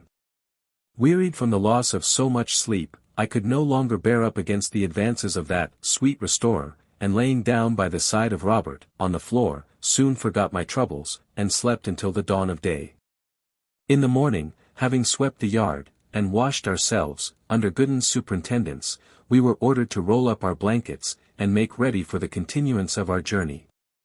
Clem Ray was informed that he would go no further, Birch, for some cause, having concluded to carry him back to Washington. He was much rejoiced. Shaking hands, we parted in the slave pen at Richmond, and I have not seen him since. But, much to my surprise, since my return, I learned that he had escaped from bondage, and on his way to the free soil of Canada, lodged one night at the house of my brother-in-law in Saratoga. Informing my family of the place and the condition in which he left me. In the afternoon we were drawn up, 2 abreast, Robert and myself in advance, and in this order, driven by Birch and Gooden from the yard, through the streets of Richmond to the brig Orleans. She was a vessel of respectable size, full-rigged, and freighted principally with tobacco. We were all on board by 5 o'clock. Birch brought us each a tin cup and a spoon. There were 40 of us in the brig, being all, except Clem, that were in the pen. With a small pocket knife that had not been taken from me, I began cutting the initials of my name upon the tin cup. The others immediately flocked round me, requesting me to mark theirs in a similar manner. In time, I gratified them all, of which they did not appear to be forgetful. We were all stowed away in the hold at night, and the hatch barred down. We laid on boxes, or wherever there was room enough to stretch our blankets on the floor. Birch accompanied us no farther than Richmond, returning from that point to the capital with Clem. Not until the lapse of almost 12 years, to wit, in January last, in the Washington police office, did I set my eyes upon his face again. James H. Birch was a slave trader, buying men, women and children at low prices, and selling them at an advance. He was a speculator in human flesh, a disreputable calling, and so considered at the South. For the present he disappears from the scenes recorded in this narrative, but he will appear again before its close, not in the character of a man-whipping tyrant, but as an arrested, cringing criminal in a court of law. That failed to do him justice. Chapter 5. Arrival at Norfolk, Frederick and Maria, Arthur, the freeman appointed steward, Jim, Cuffy, and Jenny, the storm, Bahama Banks, the calm, the conspiracy, the long boat, the smallpox, death of Robert, Manning. The sailor, the meeting in the forecastle, the letter, arrival at New Orleans, Arthur's rescue, Theophilus Freeman, the consignee, Platt, first night in the New Orleans slave pen. After we were all on board, the brig Orleans proceeded down James River. Passing into Chesapeake Bay, we arrived next day opposite the city of Norfolk. While lying at anchor, a lighter approached us from the town, bringing 4 more slaves. Frederick, a boy of 18, had been born a slave, as also had Henry, who was some years older. They had both been house servants in the city. Maria was a rather genteel-looking colored girl, with a faultless form, but ignorant and extremely vain. The idea of going to New Orleans was pleasing to her. She entertained an extravagantly high opinion of her own attractions. Assuming a haughty mien, she declared to her companions, that immediately on our arrival in New Orleans, she had no doubt, some wealthy single gentleman of good taste would purchase her at once. But the most prominent of the 4, was as a man named Arthur. As the lighter approached, he struggled stoutly with his keepers. It was with main force that he was dragged aboard the brig. He protested, in a loud voice, against the treatment he was receiving, and demanded to be released. His face was swollen, and covered with wounds and bruises, and, indeed, one side of it was a complete raw sore. He was forced, with all haste, down the hatchway into the hold. I caught an outline of his story as he was borne struggling along, of which he afterwards gave me a more full relation, and it was as follows. He had long resided in the city of Norfolk, and was a free man. He had a family living there, and was a mason by trade. Having been unusually detained, he was returning late one night to his house in the suburbs of the city, when he was attacked by a gang of persons in an unfrequented street. He fought until his strength failed him.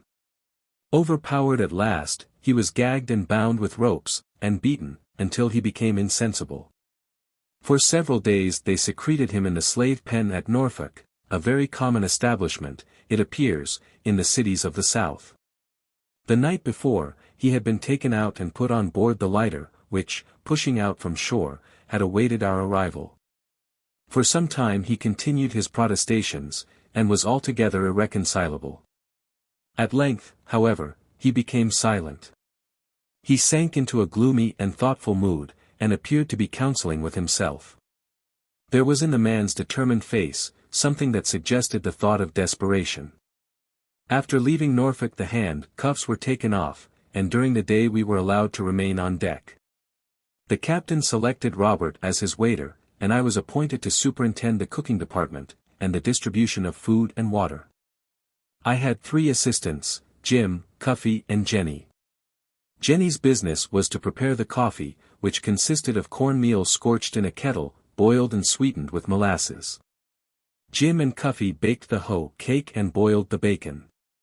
Standing by a table, formed of a wide board resting on the heads of the barrels, I cut and handed to each a slice of meat and a dodger of the bread, and from Jenny's kettle also dipped out for each a cup of the coffee. The use of plates was dispensed with, and their sable fingers took the place of knives and forks. Jim and Cuffy were very demure and attentive to business, somewhat inflated with their situation as second cooks, and without doubt feeling that there was a great responsibility resting on them. I was called steward, a name given me by the captain. The slaves were fed twice a day, at 10 and 5 o'clock, always receiving the same kind and quantity of fare, and in the same manner as above described.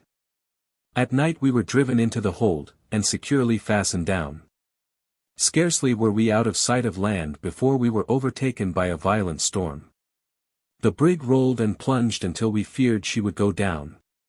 Some were sea-sick, others on their knees praying, while some were fast holding to each other, paralyzed with fear. The sea-sickness rendered the place of our confinement loathsome and disgusting.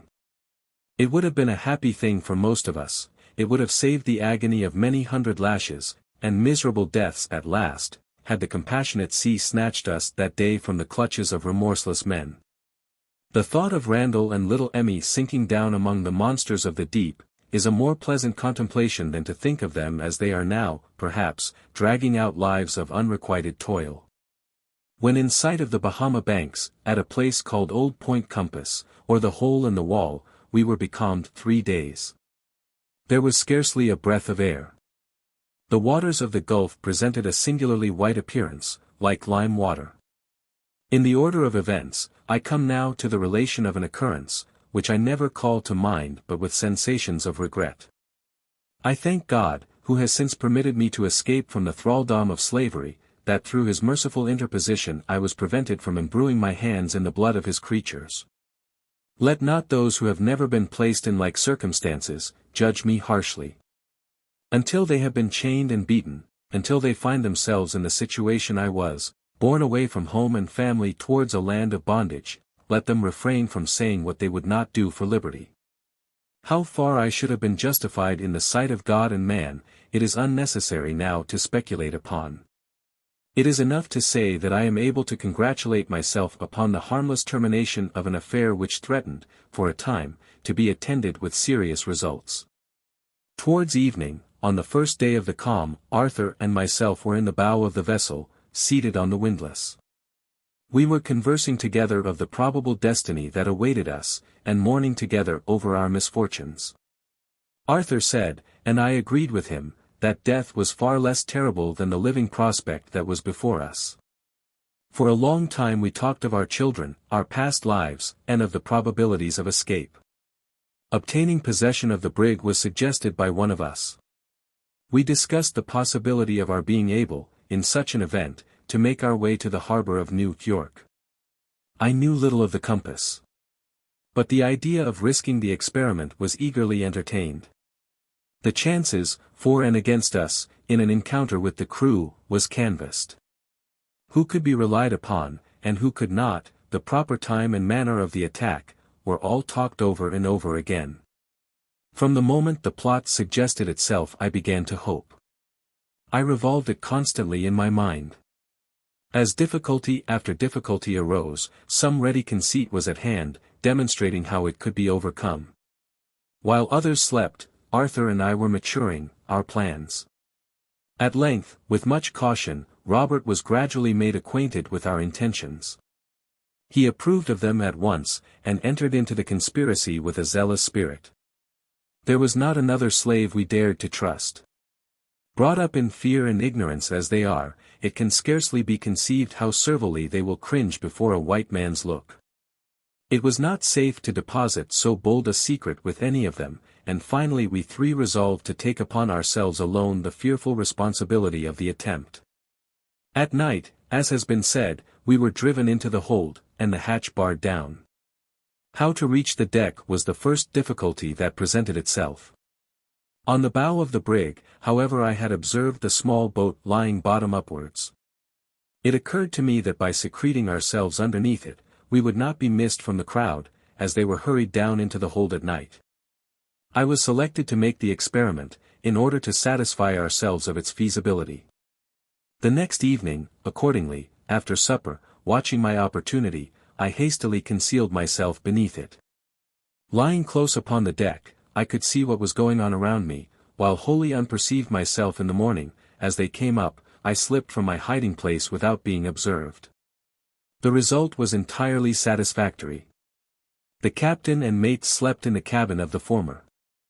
From Robert, who had frequent occasion, in his capacity of waiter, to make observations in that quarter, we ascertained the exact position of their respective berths. He further informed us that there were always 2 pistols and a cutlass lying on the table. The crew's cook slept in the cook galley on deck, a sort of vehicle on wheels, that could be moved about as convenience required, while the sailors, numbering only 6, either slept in the forecastle, or in hammocks swung among the rigging. Finally our arrangements were all completed. Arthur and I were to steal silently to the captain's cabin, seize the pistols and cutlass, and as quickly as possible dispatch him and the mate. Robert, with a club, was to stand by the door leading from the deck down into the cabin, and, in case of necessity, beat back the sailors, until we could hurry to his assistance. We were to proceed then as circumstances might require. Should the attack be so sudden and successful as to prevent resistance, the hatch was to remain barred down. Otherwise the slaves were to be called up, and in the crowd, and hurry, and confusion of the time, we resolved to regain our liberty or lose our lives. I was then to assume the unaccustomed place of pilot, and, steering northward, we trusted that some lucky wind might bear us to the soil of freedom. The mate's name was Bid D, the captain's I cannot now recall, though I rarely ever forget a name once heard. The captain was a small, genteel man, erect and prompt, with a proud bearing, and looked the personification of courage. If he is still living, and these pages should chance to meet his eye, he will learn a fact connected with the voyage of the brig, from Richmond to New Orleans, in 1841, not entered on his log book.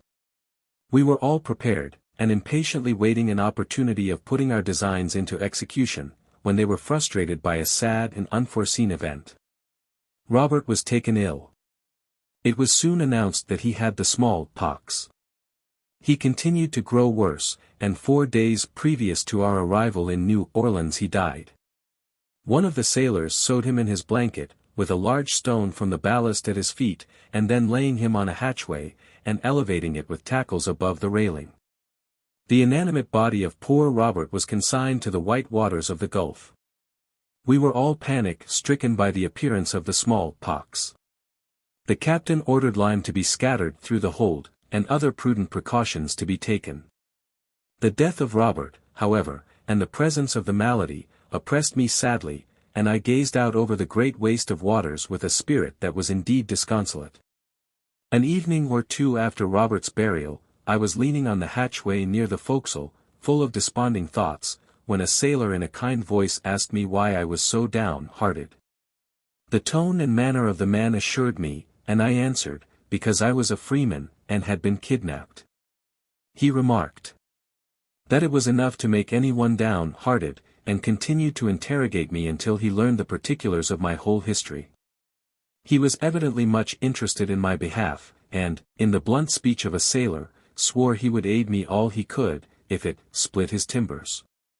I requested him to furnish me pen, ink and paper, in order that I might write to some of my friends. He promised to obtain them, but how I could use them undiscovered was a difficulty.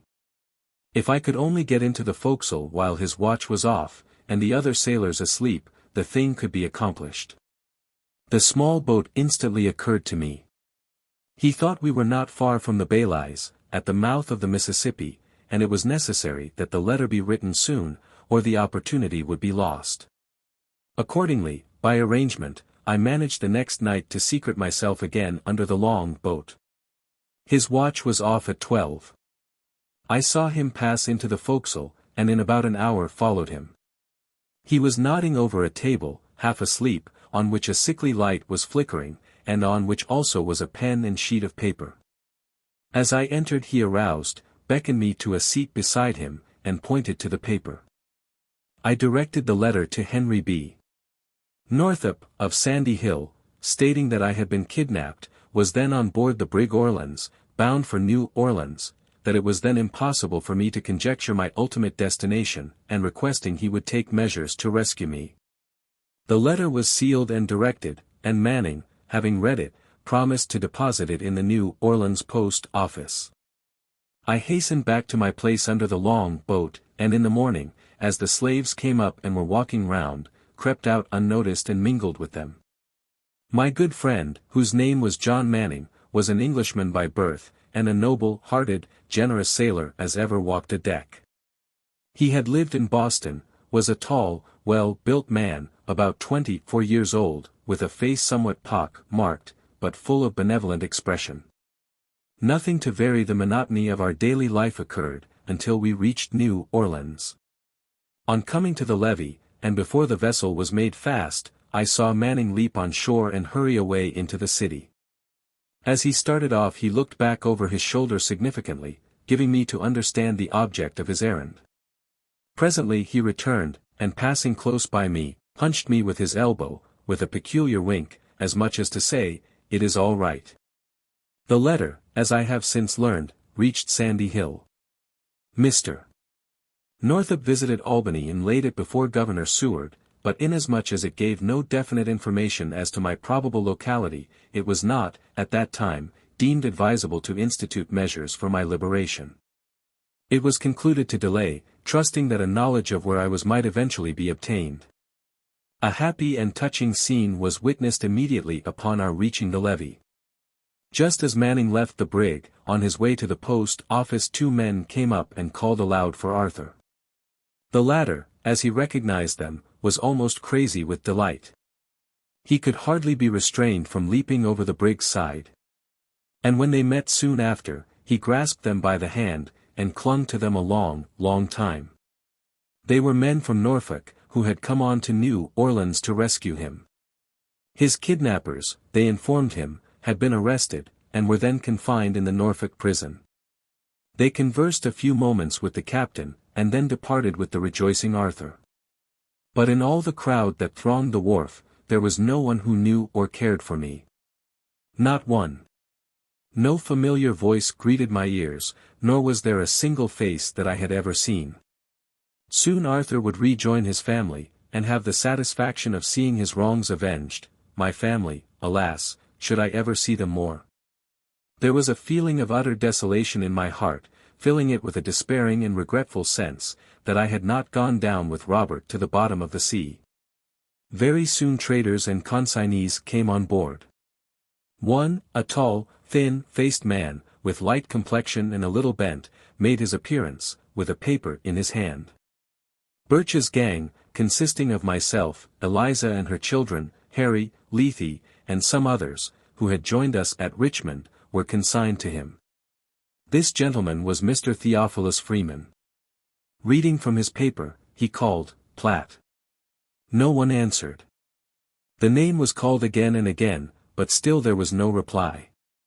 Then Lethe was called, then Eliza, then Harry, until the list was finished, each one stepping forward as his or her name was called. "Captain, where's Platt?" demanded Theophilus Freeman. The captain was unable to inform him, no one being, on board answering to that name. "Who shipped that nigger?" he again inquired of the captain, pointing to me. "Birch," replied the captain. "Your name is Platt, you answer my description. Why don't you come forward?" he demanded of me, in an angry tone. I informed him that was not my name, that I had never been called by it, but that I had no objection to it as I knew of. "Well, I will learn you your name," said he, "and so you won't forget it either, by," he added. Mr. Theophilus Freeman, by the way, was not a whit behind his partner, Birch, in the matter of blasphemy. On the vessel I had gone by the name of Steward, and this was the first time I had ever been designated as Platt, the name forwarded by Birch to his consignee. From the vessel I observed the chain gang at work on the levee. We passed near them as we were driven to Freeman's slave pen. This pen is very similar to Gooden's in Richmond, except the yard was enclosed by plank, standing upright, with ends sharpened, instead of brick walls. Including us, there were now at least 50 in this pen. Depositing our blankets in one of the small buildings in the yard, and having been called up and fed, we were allowed to saunter about the enclosure until night, when we wrapped our blankets round us and laid down under the shed, or in the loft, or in the open yard, just as each one preferred. It was but a short time I closed my eyes that night. Thought was busy in my brain. Could it be possible that I was thousands of miles from home, that I had been driven through the streets like a dumb beast, that I had been chained and beaten without mercy, that I was even then herded with a drove of slaves, a slave myself? Were the events of the last few weeks realities indeed, or was I passing only through the dismal phases of a long, protracted dream? It was no illusion. My cup of sorrow was full to overflowing. Then I lifted up my hands to God, and in the still watches of the night, surrounded by the sleeping forms of my companions, begged for mercy on the poor, forsaken captive. To the Almighty Father of us all, the freeman and the slave, I poured forth the supplications of a broken spirit, imploring strength from on high to bear up against the burden of my troubles, until the morning light aroused the slumberers, ushering in another day of bondage. Chapter 6. Freeman's industry, cleanliness and clothes, exercising in the show-room, the dance, Bob, the fiddler, arrival of customers, slaves examined, the old gentleman of New Orleans, sale of David, Caroline and Lethe, parting of Randall and Eliza, smallpox, the hospital, recovery and return to Freeman's slave pen, the purchaser of Eliza, Harry and Platt, Eliza's agony on parting from little Emily. The very amiable, pious-hearted Mr. Theophilus Freeman, partner or consignee of James H. Birch and keeper of the slave pen in New Orleans, was out among his animals early in the morning. With an occasional kick of the older men and women, and many a sharp crack of the whip about the ears of the younger slaves, it was not long before they were all astir, and wide awake. Mr. Theophilus Freeman bustled about in a very industrious manner, getting his property ready for the sales room, intending, no doubt, to do that day a rousing business. In the first place we were required to wash thoroughly, and those with beards, to shave. We were then furnished with a new suit each, cheap, but clean. The men had hat, coat, shirt, pants and shoes. The women frocks of calico, and handkerchiefs to bind about their heads. We were now conducted into a large room in the front part of the building to which the yard was attached, in order to be properly trained, before the admission of customers. The men were arranged on one side of the room, the women on the other. The tallest was placed at the head of the row, then the next tallest, and so on in the order of their respective heights. Emily was at the foot of the line of women. Freeman charged us to remember our places, exhorted us to appear smart and lively, sometimes threatening, and again, holding out various inducements. During the day he exercised us in the art of looking smart, and of moving to our places with exact precision. After being fed, in the afternoon, we were again paraded and made to dance. Bob, a colored boy, who had some time belonged to Freeman, played on the violin. Standing near him, I made bold to inquire if he could play the Virginia reel. He answered he could not, and asked me if I could play. Replying in the affirmative, he handed me the violin. I struck up a tune, and finished it. Freeman ordered me to continue playing, and seemed well pleased, telling Bob that I far excelled him, a remark that seemed to grieve my musical companion very much. Next day many customers called to examine Freeman's new lot. The latter gentleman was very loquacious, dwelling at much length upon our several good points and qualities. He would make us hold up our heads, walk briskly back and forth, while customers would feel of our hands and arms and bodies, turn us about, ask us what we could do, make us open our mouths and show our teeth. Precisely as a jockey examines a horse which he is about to barter for or purchase. Sometimes a man or woman was taken back to the small house in the yard, stripped, and inspected more minutely. Scars upon a slave's back were considered evidence of a rebellious or unruly spirit, and hurt his sale. One old gentleman, who said he wanted a coachman, appeared to take a fancy to me. From his conversation with Birch, I learned he was a resident in the city. I very much desired that he would buy me, because I conceived it would not be difficult to make my escape from New Orleans on some northern vessel. Freeman asked him $1,500 for me. The old gentleman insisted it was too much, as times were very hard. Freeman, however, declared that I was sound and healthy, of a good constitution, and intelligent. He made it a point to enlarge upon my musical attainments. The old gentleman argued quite adroitly that there was nothing extraordinary about the nigger, and finally, to my regret, went out, saying he would call again. During the day, however, a number of sales were made. David and Caroline were purchased together by a Natchez planter.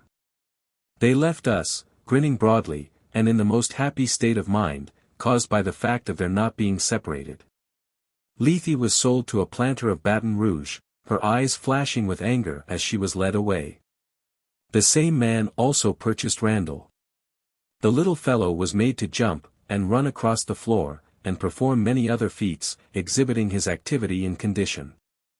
All the time the trade was going on, Eliza was crying aloud, and wringing her hands.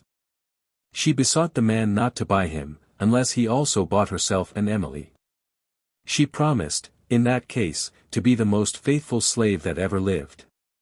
The man answered that he could not afford it, and then Eliza burst into a paroxysm of grief, weeping plaintively. Freeman turned round to her, savagely, with his whip in his uplifted hand, ordering her to stop her noise, or he would flog her. He would not have such work, such snivelling, and unless she ceased that minute, he would take her to the yard and give her 100 lashes. Yes, he would take the nonsense out of her pretty quick, if he didn't, might he be d. Eliza shrunk before him, and tried to wipe away her tears, but it was all in vain. She wanted to be with her children, she said, the little time she had to live. All the frowns and threats of Freeman could not wholly silence the afflicted mother. She kept on begging and beseeching them, most piteously not to separate the three. Over and over again she told them how she loved her boy. A great many times she repeated her former promises, how very faithful and obedient she would be. How hard she would labor day and night, to the last moment of her life, if he would only buy them all together. But it was of no avail, the man could not afford it. The bargain was agreed upon, and Randall must go alone. Then Eliza ran to him, embraced him passionately, kissed him again and again, told him to remember her, all the while her tears falling in the boy's face like rain. Freeman damned her, calling her a blubbering, bawling wench, and ordered her to go to her place, and behave herself, and be somebody. He swore he wouldn't stand such stuff but a little longer. He would soon give her something to cry about, if she was not mighty careful, and that she might depend upon. The planter from Baton Rouge, with his new purchases, was ready to depart. "Don't cry, Mama. I will be a good boy." "Don't cry," said Randall, looking back, as they passed out of the door. What has become of the lad, God knows.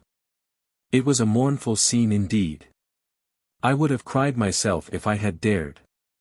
That night, nearly all who came in on the brig Orleans, were taken ill. They complained of violent pain in the head and back. Little Emily, a thing unusual with her, cried constantly. In the morning, a physician was called in, but was unable to determine the nature of our complaint. While examining me, and asking questions touching my symptoms, I gave it as my opinion that it was an attack of smallpox, mentioning the fact of Robert's death as the reason of my belief. It might be so indeed, he thought, and he would send for the head physician of the hospital. Shortly, the head physician came, a small, light-haired man, whom they called Dr. Carr. He pronounced it small pox, whereupon there was much alarm throughout the yard. Soon after Dr.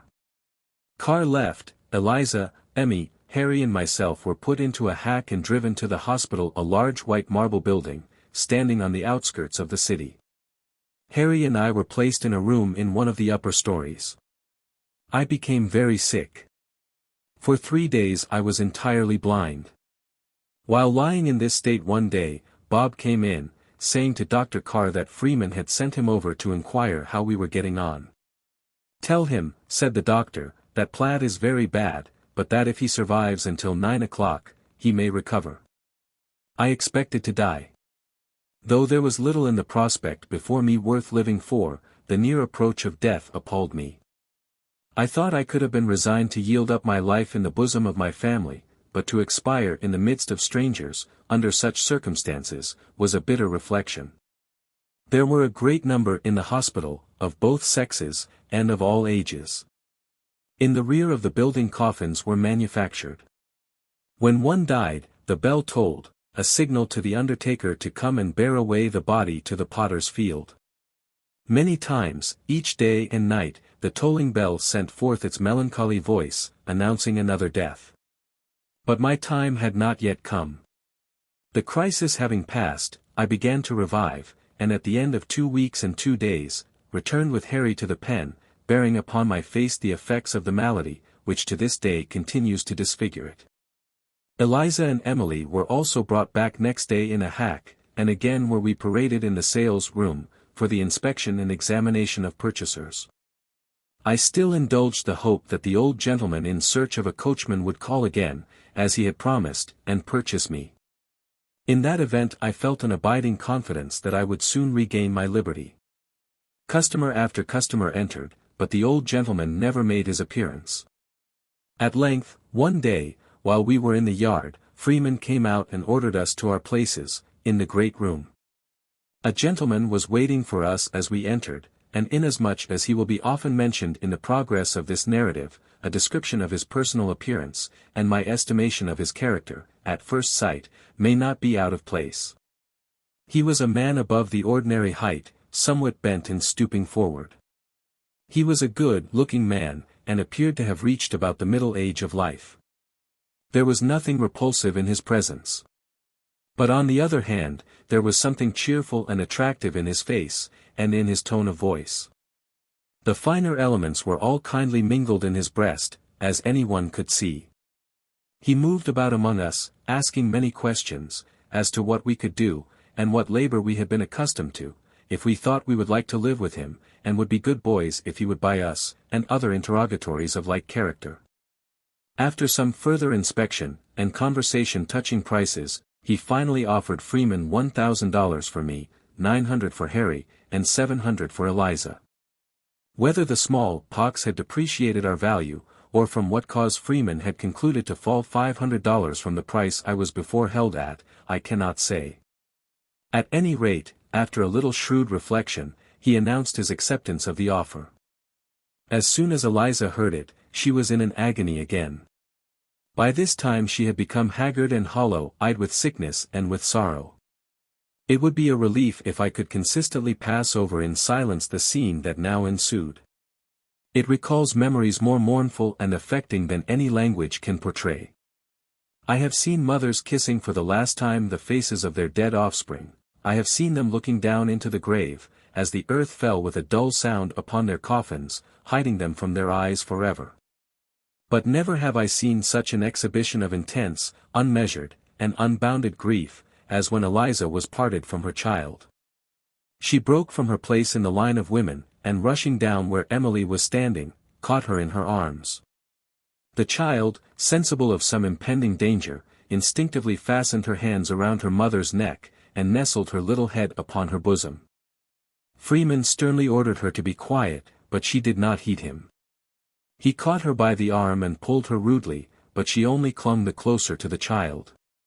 Then, with a volley of great oaths, he struck her such a heartless blow, that she staggered backward, and was like to fall. Oh! How piteously then did she beseech and beg and pray that they might not be separated. Why could they not be purchased together? Why not let her have one of her dear children? Mercy, mercy, master, she cried, falling on her knees. Please, master, buy Emily. I can never work any if she is taken from me, I will die.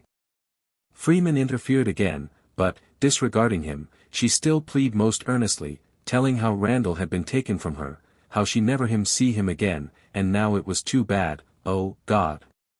It was too bad, too cruel, to take her away from Emily, her pride, her only darling, that could not live, it was so young, without its mother.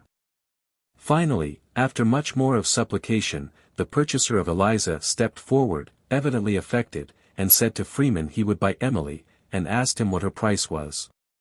What is her price? Buy her? Was the responsive interrogatory of Theophilus Freeman. And instantly answering his own inquiry, he added, "I won't sell her. She's not for sale." The man remarked he was not in need of one so young, that it would be of no profit to him, but since the mother was so fond of her, rather than see them separated, he would pay a reasonable price. But to this humane proposal Freeman was entirely deaf. He would not sell her then on any account whatever. There were heaps and piles of money to be made of her, he said, when she was a few years older. There were men enough in New Orleans who would give $5,000 for such an extra, handsome, fancy piece as Emily would be, rather than not get her. No, no, he would not sell her then. She was a beauty, a picture, a doll, one of the regular bloods, none of your thick-lipped, bullet-headed, cotton-picking niggers, if she was might he be D. When Eliza heard Freeman's determination not to part with Emily, she became absolutely frantic. "I will not go without her. They shall not take her from me," she fairly shrieked, her shrieks commingling with the loud and angry voice of Freeman, commanding her to be silent. Meantime Harry and myself had been to the yard and returned with our blankets, and were at the front door ready to leave. Our purchaser stood near us, gazing at Eliza with an expression indicative of regret at having bought her at the expense of so much sorrow. We waited some time, when, finally, Freeman, out of patience, tore Emily from her mother by main force, the two clinging to each other with all their might.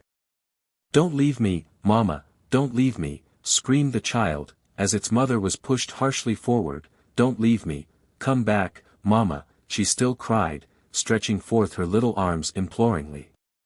But she cried in vain. Out of the door and into the street we were quickly hurried. Still we could hear her calling to her mother, "Come back, don't leave me, come back, Mama," until her infant voice grew faint and still more faint, and gradually died away as distance intervened, and finally was wholly lost. Eliza never after saw or heard of Emily or Randall. Day nor night, however, were they ever absent from her memory. In the cotton field, in the cabin, always and everywhere, she was talking of them, often to them, as if they were actually present. Only when absorbed in that illusion, or asleep, did she ever have a moment's comfort afterwards. She was no common slave, as has been said. To a large share of natural intelligence which she possessed, was added a general knowledge and information on most subjects. She had enjoyed opportunities such as are afforded to very few of her oppressed class. She had been lifted up into the regions of a higher life. Freedom for herself and for her offspring, for many years had been her cloud by day, her pillar of fire by night. In her pilgrimage through the wilderness of bondage, with eyes fixed upon that hope-inspiring beacon, she had at length ascended to the top of Pisgah, and beheld the land of promise. In an unexpected moment she was utterly overwhelmed with disappointment and despair. The glorious vision of liberty faded from her sight as they led her away into captivity. Now, she weepeth sore in the night, and tears are on her cheeks. All her friends have dealt treacherously with her, they have become her enemies. Chapter 7. The steamboat Rodolphe, departure from New Orleans, William Ford, arrival at Alexandria, on Red River, resolutions, the Great Pine Woods, wild cattle, Martin's summer residence, the Texas Road, arrival at Master Ford's, Rose, Mistress Ford, Sally. And her children, John, the cook, Walter, Sam, and Antony, the mills on Indian Creek, Sabbath days, Sam's conversion, the prophet of kindness, rafting, Adam Tatum. The little white man, Cascalla and his tribe, the Indian ball, John Tibeats, the storm approaching. On leaving the New Orleans slave pen, Harry and I followed our new master through the streets, while Eliza, crying and turning back, was forced along by Freeman and his minions, until we found ourselves on board the steamboat Rodolphe. Then lying at the levee. In the course of half an hour we were moving briskly up the Mississippi, bound for some point on Red River. There were quite a number of slaves on board beside ourselves, just purchased in the New Orleans market. I remember a Mr. Kelso, who was said to be a well-known and extensive planter, had in charge a gang of women. Our master's name was William Ford. He resided then in the great pine woods, in the parish of Avoyelles, situated on the right bank of Red River, in the heart of Louisiana. He is now a Baptist preacher. Throughout the whole parish of Avoyelles, and especially along both shores of Bayou Boeuf, where he is more intimately known, he is accounted by his fellow citizens as a worthy minister of God. In many northern minds, perhaps, the idea of a man holding his brother man in servitude, and the traffic in human flesh, may seem altogether incompatible with their conceptions of a moral or religious life. From descriptions of such men as Birch and Freeman, and others hereinafter mentioned, they are led to despise and execrate the whole class of slaveholders, indiscriminately. But I was sometime his slave, and had an opportunity of learning well his character and disposition, and it is but simple justice to him when I say, in my opinion, there never was a more kind, noble, candid, Christian man than William Ford. The influences and associations that had always surrounded him, blinded him to the inherent wrong at the bottom of the system of slavery. He never doubted the moral right of one man holding another in subjection. Looking through the same medium with his fathers before him, he saw things in the same light. Brought up under other circumstances and other influences, his notions would undoubtedly have been different. Nevertheless, he was a model master, walking uprightly, according to the light of his understanding, and fortunate was the slave who came to his possession. Were all men such as he, slavery would be deprived of more than half its bitterness. We were 2 days and 3 nights on board the steamboat Rodolphe, during which time nothing of particular interest occurred. I was now known as Platt, the name given me by Birch, and by which I was designated through the whole period of my servitude. Eliza was sold by the name of Drady. She was so distinguished in the conveyance to Ford, now on record in the recorder's office in New Orleans.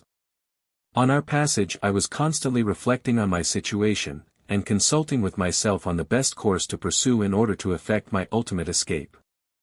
Sometimes, not only then, but afterwards, I was almost on the point of disclosing fully to Ford the facts of my history. I am inclined now to the opinion it would have resulted in my benefit. This course was often considered, but through fear of its miscarriage, never put into execution, until eventually my transfer and his pecuniary embarrassments rendered it evidently unsafe.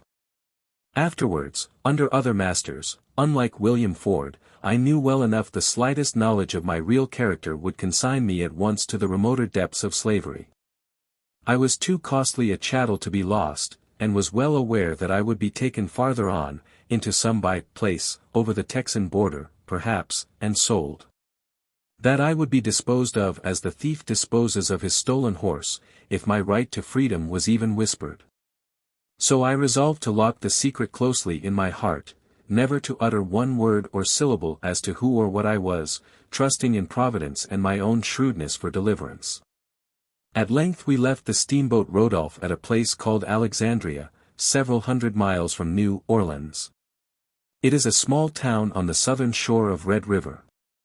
Having remained there overnight, we entered the morning train of cars, and were soon at Bayou Lamourie, a still smaller place, distant 18 miles from Alexandria. At that time it was the termination of the railroad. Ford's plantation was situated on the Texas Road, 12 miles from Lamourie, in the great pine woods. This distance, it was announced to us, must be traveled on foot, there being public conveyances no farther. Accordingly we all set out in the company of Ford. It was an excessively hot day. Harry, Eliza, and myself were yet weak, and the bottoms of our feet were very tender from the effects of the small pox. We proceeded slowly, Ford telling us to take our time and sit down and rest whenever we desired, a privilege that was taken advantage of quite frequently. After leaving Lamourie and crossing 2 plantations, one belonging to Mr. Carnell, the other to a Mr. Flint, we reached the pine woods, a wilderness that stretches to the Sabine River. The whole country about Red River is low and marshy. The pine woods, as they are called, is comparatively upland, with frequent small intervals, however, running through them. This upland is covered with numerous trees, the white oak, the chinkapin, resembling chestnut, but principally the yellow pine. They are of great size, running up 60 feet, and perfectly straight. The woods were full of cattle, very shy and wild, dashing away in herds, with a loud snuff, at our approach. Some of them were marked or branded, the rest appeared to be in their wild and untamed state. They are much smaller than northern breeds, and the peculiarity about them that most attracted my attention was their horns. They stand out from the sides of the head precisely straight, like two iron spikes. At noon we reached a cleared piece of ground containing 3 or 4 acres. Upon it was a small, unpainted, wooden house, a corn crib, or, as we would say, a barn, and a log kitchen, standing about a rod from the house. It was the summer residence of Mr. Martin. Rich planters, having large establishments on Bayou Boeuf, are accustomed to spend the warmer season in these woods. Here they find clear water and delightful shades. In fact, these retreats are to the planters of that section of the country what Newport and Saratoga are to the wealthier inhabitants of northern cities. We were sent around into the kitchen, and supplied with sweet potatoes, corn, bread, and bacon, while Master Ford dined with Martin in the house. There were several slaves about the premises. Martin came out and took a look at us, asking Ford the price of each, if we were green hands, and so forth, and making inquiries in relation to the slave market generally. After a long rest we set forth again, following the Texas road, which had the appearance of being very rarely traveled. For 5 miles we passed through continuous woods without observing a single habitation. At length, just as the sun was sinking in the west, we entered another opening, containing some 12 or 15 acres. In this opening stood a house much larger than Mr. Martin's. It was 2 stories high, with a piazza in front. In the rear of it was also a log kitchen, poultry house, corn cribs, and several Negro cabins. Near the house was a peach orchard, and gardens of orange and pomegranate trees. The space was entirely surrounded by woods, and covered with a carpet of rich, rank verdure. It was a quiet, lonely, pleasant place, literally a green spot in the wilderness. It was the residence of my master, William Ford. As we approached, a yellow girl, her name was Rose, was standing on the piazza. Going to the door, she called her mistress, who presently came running out to meet her lord. She kissed him, and laughingly demanded if he had bought those niggers. Ford said he had, and told us to go round to Sally's cabin and rest ourselves. Turning the corner of the house, we discovered Sally washing, her 2 baby children near her, rolling on the grass. They jumped up and toddled towards us, looked at us a moment like a brace of rabbits, then ran back to their mother as if afraid of us. Sally conducted us into the cabin, told us to lay down our bundles and be seated, for she was sure that we were tired. Just then John, the cook, a boy some 16 years of age, and blacker than any crow, came running in, looked steadily in our faces, then turning round, without saying as much as, "How d'ye do," ran back to the kitchen, laughing loudly. As if our coming was a great joke indeed. Much wearied with our walk, as soon as it was dark, Harry and I wrapped our blankets round us, and laid down upon the cabin floor. My thoughts, as usual, wandered back to my wife and children. The consciousness of my real situation. The hopelessness of any effort to escape through the wide forests of Avoyelles, pressed heavily upon me, yet my heart was at home in Saratoga. I was awakened early in the morning by the voice of Master Ford, calling Rose. She hastened into the house to dress the children, Sally to the field to milk the cows, while John was busy in the kitchen preparing breakfast. In the meantime Harry and I were strolling about the yard, looking at our new quarters. Just after breakfast a colored man, driving 3 yoke of oxen, attached to a wagon load of lumber, drove into the opening. He was a slave of Ford's, named Walton, the husband of Rose. By the way, Rose was a native of Washington, and had been brought from thence 5 years before. She had never seen Eliza, but she had heard of Barry, and they knew the same streets, and the same people, either personally, or by reputation. They became fast friends immediately, and talked a great deal together of old times, and of friends they had left behind. Ford was at that time a wealthy man. Besides his seat in the pine woods, he owned a large lumbering establishment on Indian Creek, for miles distant, and also, in his wife's right, an extensive plantation and many slaves on Bayou Boeuf. Walton had come with his load of lumber from the mills on Indian Creek. Ford directed us to return with him, saying he would follow us as soon as possible. Before leaving, Mistress Ford called me into the storeroom, and handed me, as it is there termed, a tin bucket of molasses for Harry and myself. Eliza was still wringing her hands and deploring the loss of her children. Ford tried as much as possible to console her, told her she need not work very hard, that she might remain with Rose, and assist the madam in the house affairs. Riding with Walton in the wagon, Harry and I became quite well acquainted with him long before reaching Indian Creek. He was a born thrall of Ford's, and spoke kindly and affectionately of him, as a child would speak of his own father. In answer to his inquiries from whence I came, I told him from Washington. Of that city, he had heard much from his wife, Rose, and all the way plied me with many extravagant and absurd questions.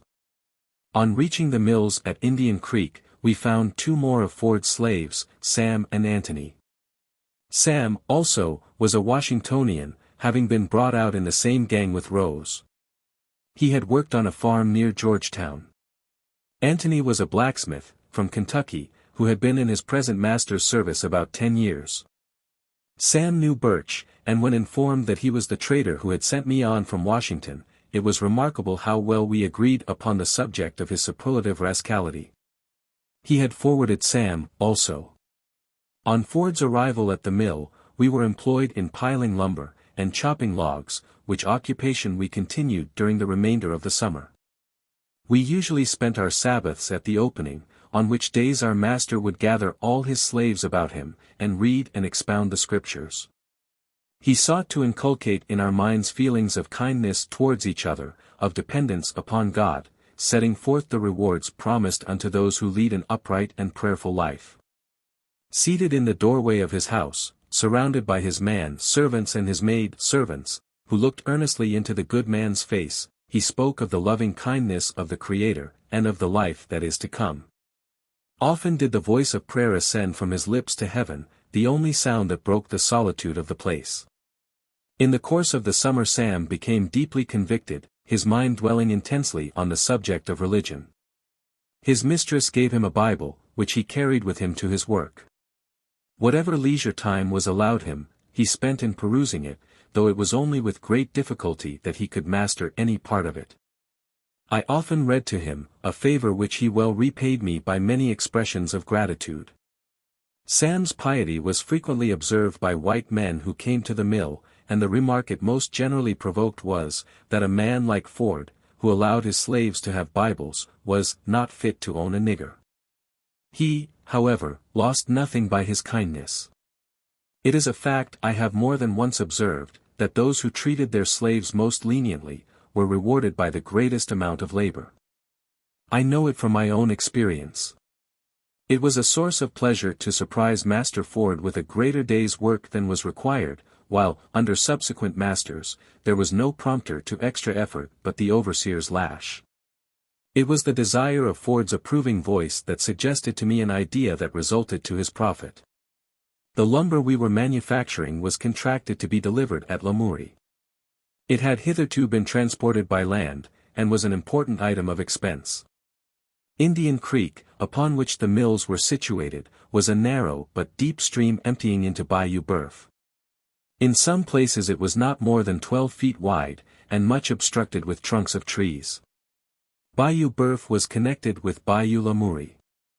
I ascertained the distance from the mills to the point on the latter bayou, where our lumber was to be delivered, was but a few miles less by land than by water. Provided the creek could be made navigable for rafts, it occurred to me that the expense of transportation would be materially diminished. Adam Tatum, a little white man who had been a soldier in Florida, and had strolled into that distant region, was foreman and superintendent of the mills. He scouted the idea. But Ford, when I laid it before him, received it favorably, and permitted me to try the experiment. Having removed the obstructions, I made up a narrow raft, consisting of 12 cribs. At this business I think I was quite skillful, not having forgotten my experience years before on the Champlain Canal. I labored hard, being extremely anxious to succeed, both from a desire to please my master, and to show Adam Tatum, that my scheme was not such a visionary one as he incessantly pronounced it. One hand could manage 3 cribs. I took charge of the forward 3, and commenced poling down the creek. In due time we entered the first bayou, and finally reached our destination in a shorter period of time than I had anticipated. The arrival of the raft at Lamourie created a sensation, while Mr. Ford loaded me with commendation. On all sides I heard Ford's Platt pronounced the smartest nigger in the pine woods. In fact I was the Fulton of Indian Creek. I was not insensible to the praise bestowed upon me, and enjoyed, especially, my triumph over Tatum, whose half-malicious ridicule had stung my pride. From this time the entire control of bringing the lumber to Lamourie was placed in my hands until the contract was fulfilled. Indian Creek, in its whole length, flows through a magnificent forest. There dwells on its shore a tribe of Indians, a remnant of the Chickasaws or Chickapees, if I remember rightly. They live in simple huts, 10 or 12 feet square, constructed of pine poles and covered with bark. They subsist principally on the flesh of the deer, the coon, and opossum, all of which are plenty in these woods. Sometimes they exchange venison for a little corn and whiskey with the planters on the bayous. Their usual dress is buckskin breeches and calico hunting shirts of fantastic colors, buttoned from belt to chin. They wear brass rings on their wrists, and in their ears and noses. The dress of the squaws is very similar. They are fond of dogs and horses, owning many of the latter, of a small, tough breed, and are skillful riders. Their bridles, girths and saddles were made of raw skins of animals, their stirrups of a certain kind of wood. Mounted astride their ponies, men and women, I have seen them dash out into the woods at the utmost of their speed, following narrow winding paths, and dodging trees, in a manner that eclipsed the most miraculous feats of civilized equestrianism. Circling away in various directions, the forest echoing and re-echoing with their whoops, they would presently return at the same dashing, headlong speed with which they started. Their village was on Indian Creek, known as Indian Castle, but their range extended to the Sabine River. Occasionally a tribe from Texas would come over on a visit, and then there was indeed a carnival in the Great Pine Woods. Chief of the tribe was Cascalla, second in rank, John Baltese, his son-in-law, with both of whom, as with many others of the tribe, I became acquainted during my frequent voyages down the creek with rafts. Sam and myself would often visit them when the day's task was done. They were obedient to the chief, the word of Cascalla was their law. They were a rude but harmless people, and enjoyed their wild mode of life. They had little fancy for the open country, the cleared lands on the shores of the bayous, but preferred to hide themselves within the shadows of the forest. They worshipped the Great Spirit, loved whiskey, and were happy. On one occasion I was present at a dance, when a roving herd from Texas had encamped in their village. The entire carcass of a deer was roasting before a large fire, which threw its light a long distance among the trees under which they were assembled. When they had formed in a ring, men and squaws alternately, a sort of Indian fiddle set up an indescribable tune. It was a continuous, melancholy kind of wavy sound, with the slightest possible variation. At the first note, if indeed there was more than one note in the whole tune, they circled around, trotting after each other, and giving utterance to a guttural, sing-song noise, equally as nondescript as the music of the fiddle. At the end of the third circuit, they would stop suddenly, whoop as if their lungs would crack, then break from the ring, forming in couples, man and squaw, each jumping backwards as far as possible from the other. Then forwards, which graceful feat having been twice or thrice accomplished, they would form in a ring, and go trotting round again. The best dancer appeared to be considered the one who could whoop the loudest, jump the farthest, and utter the most excruciating noise. At intervals, one or more would leave the dancing circle, and going to the fire, cut from the roasting carcass a slice of venison. In a hole, shaped like a mortar, cut in the trunk of a fallen tree, they pounded corn with a wooden pestle, and of the meal made cake. Alternately they danced and ate. Thus were the visitors from Texas entertained by the dusky sons and daughters of the Chickapees, and such is a description, as I saw it, of an Indian ball in the pine woods of Avoyelles. In the autumn, I left the mills, and was employed at the opening. One day the mistress was urging Ford to procure a loom, in order that Sally might commence weaving cloth for the winter garments of the slaves. He could not imagine where one was to be found, when I suggested that the easiest way to get one would be to make it, informing him at the same time, that I was a sort of jack at all trades, and would attempt it, with his permission. It was granted very readily, and I was allowed to go to a neighboring planter's to inspect one before commencing the undertaking. At length it was finished and pronounced by Sally to be perfect. She could easily weave her task of 14 yards, milk the cows, and have leisure time besides each day. It worked so well, I was continued in the employment of making looms, which were taken down to the plantation on the bayou. At this time one John M. Tibeats, a carpenter, came to the opening to do some work on master's house. I was directed to quit the looms and assist him. For 2 weeks I was in his company, planing and matching boards for ceiling, a plastered room being a rare thing in the parish of Avoyelles. John M. Tibeats was the opposite of Ford in all respects. He was a small, crabbed, quick-tempered, spiteful man. He had no fixed residence that I ever heard of, but passed from one plantation to another, wherever he could find employment. He was without standing in the community, not esteemed by white men, nor even respected by slaves. He was ignorant, withal, and of a revengeful disposition. He left the parish long before I did, and I know not whether he is at present alive or dead. Certain it is, it was a most unlucky day for me that brought us together. During my residence with Master Ford the first had seen only the bright side of slavery. His was no heavy hand crushing us to the earth. He pointed upwards, and with benign and cheering words addressed us as his fellow mortals, accountable, like himself, to the Maker of us all. I think of him with affection, and had my family been with me, could have borne his gentle servitude, without murmuring, all my days. But clouds were gathering in the horizon, forerunners of a pitiless storm that was soon to break over me. I was doomed to endure such bitter trials as the poor slave only knows, and to lead no more the comparatively happy life which I had led in the great pine woods. Chapter 8. Ford's embarrassments, the sale to Tibeats, the chattel mortgage, Mistress Ford's plantation on Bayou Boeuf, description of the latter, Ford's brother-in-law.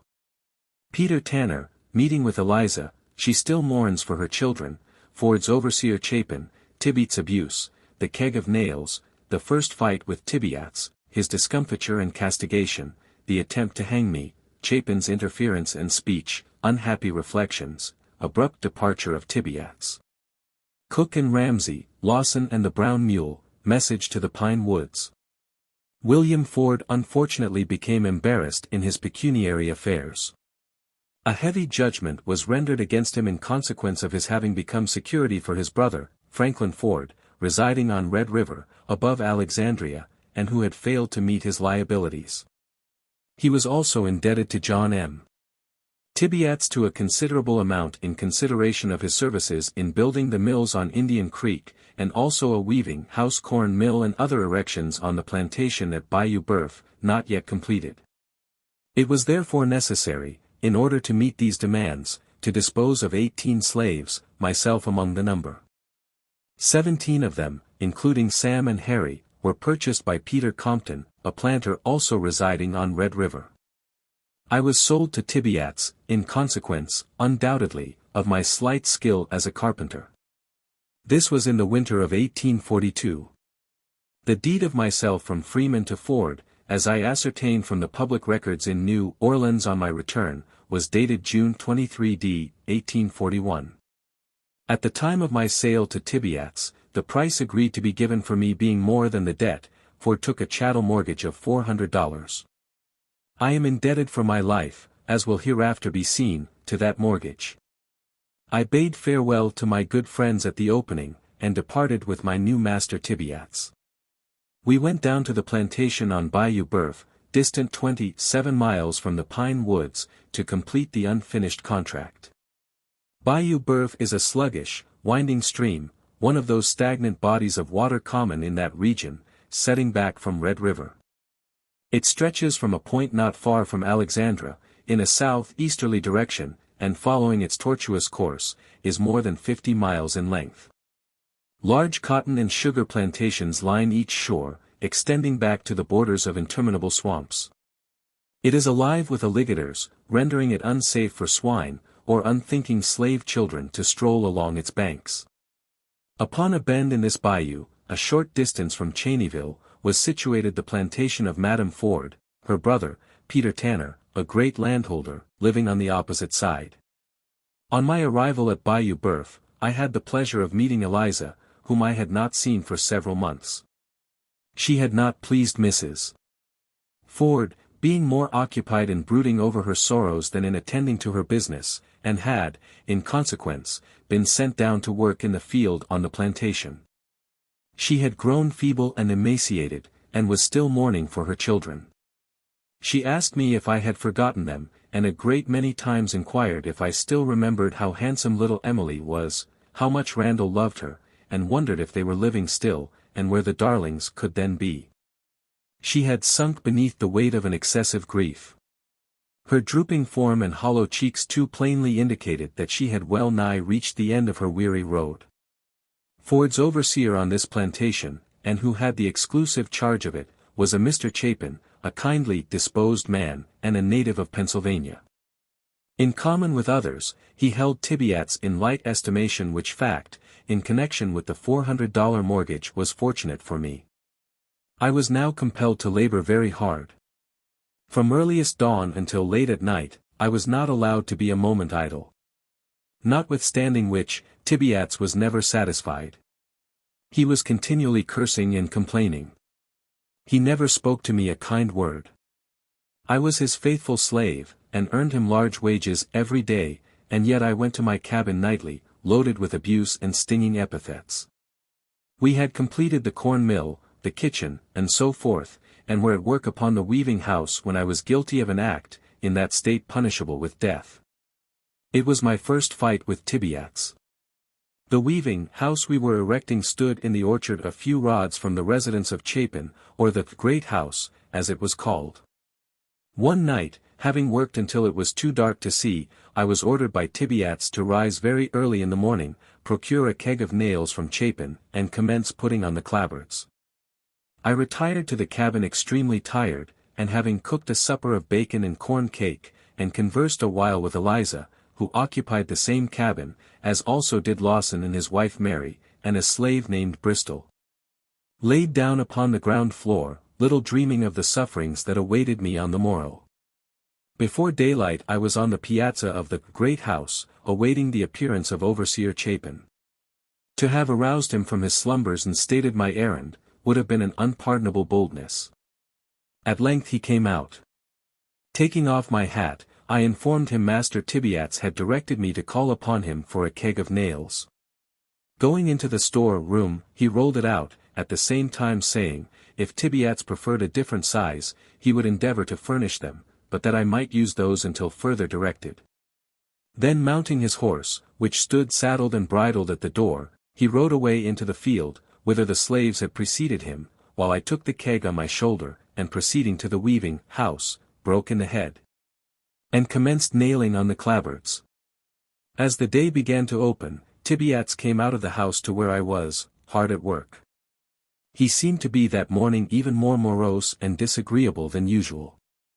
He was my master, entitled by law to my flesh and blood, and to exercise over me such tyrannical control as his mean nature prompted, but there was no law that could prevent my looking upon him with intense contempt.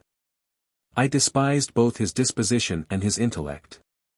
I had just come round to the keg for a further supply of nails, as he reached the weaving house. I thought I told you to commence putting on weather boards this morning, he remarked. Yes, master, and I am about it, I replied. Where? He demanded. On the other side, was my answer. He walked round to the other side, examined my work for a while, muttering to himself in a fault-finding tone. Didn't I tell you last night to get a keg of nails of Chapin? He broke forth again.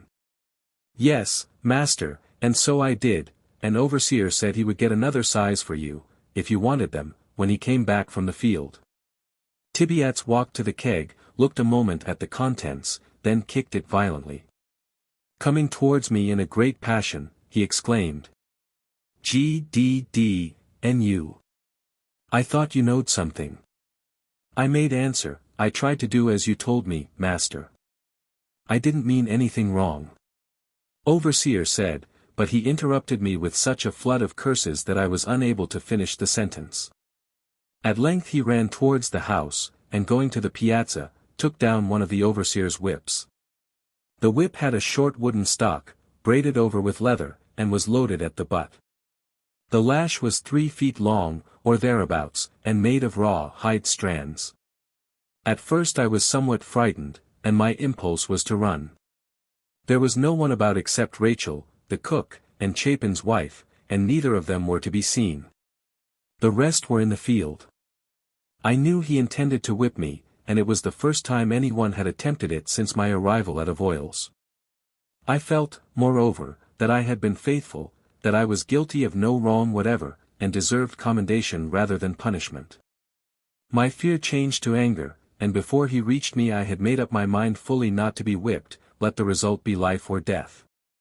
Winding the lash around his hand, and taking hold of the small end of the stock, he walked up to me, and with a malignant look, ordered me to strip. "Master Tibeats," said I, looking him boldly in the face, "I will not." I was about to say something further in justification, but with concentrated vengeance, he sprang upon me, seizing me by the throat with one hand, raising the whip with the other, in the act of striking. Before the blow descended, however, I had caught him by the collar of the coat, and drawn him closely to me. Reaching down, I seized him by the ankle, and pushing him back with the other hand, he fell over on the ground. Putting one arm around his leg, and holding it to my breast, so that his head and shoulders only touched the ground, I placed my foot upon his neck. He was completely in my power. My blood was up. It seemed to course through my veins like fire. In the frenzy of my madness I snatched the whip from his hand.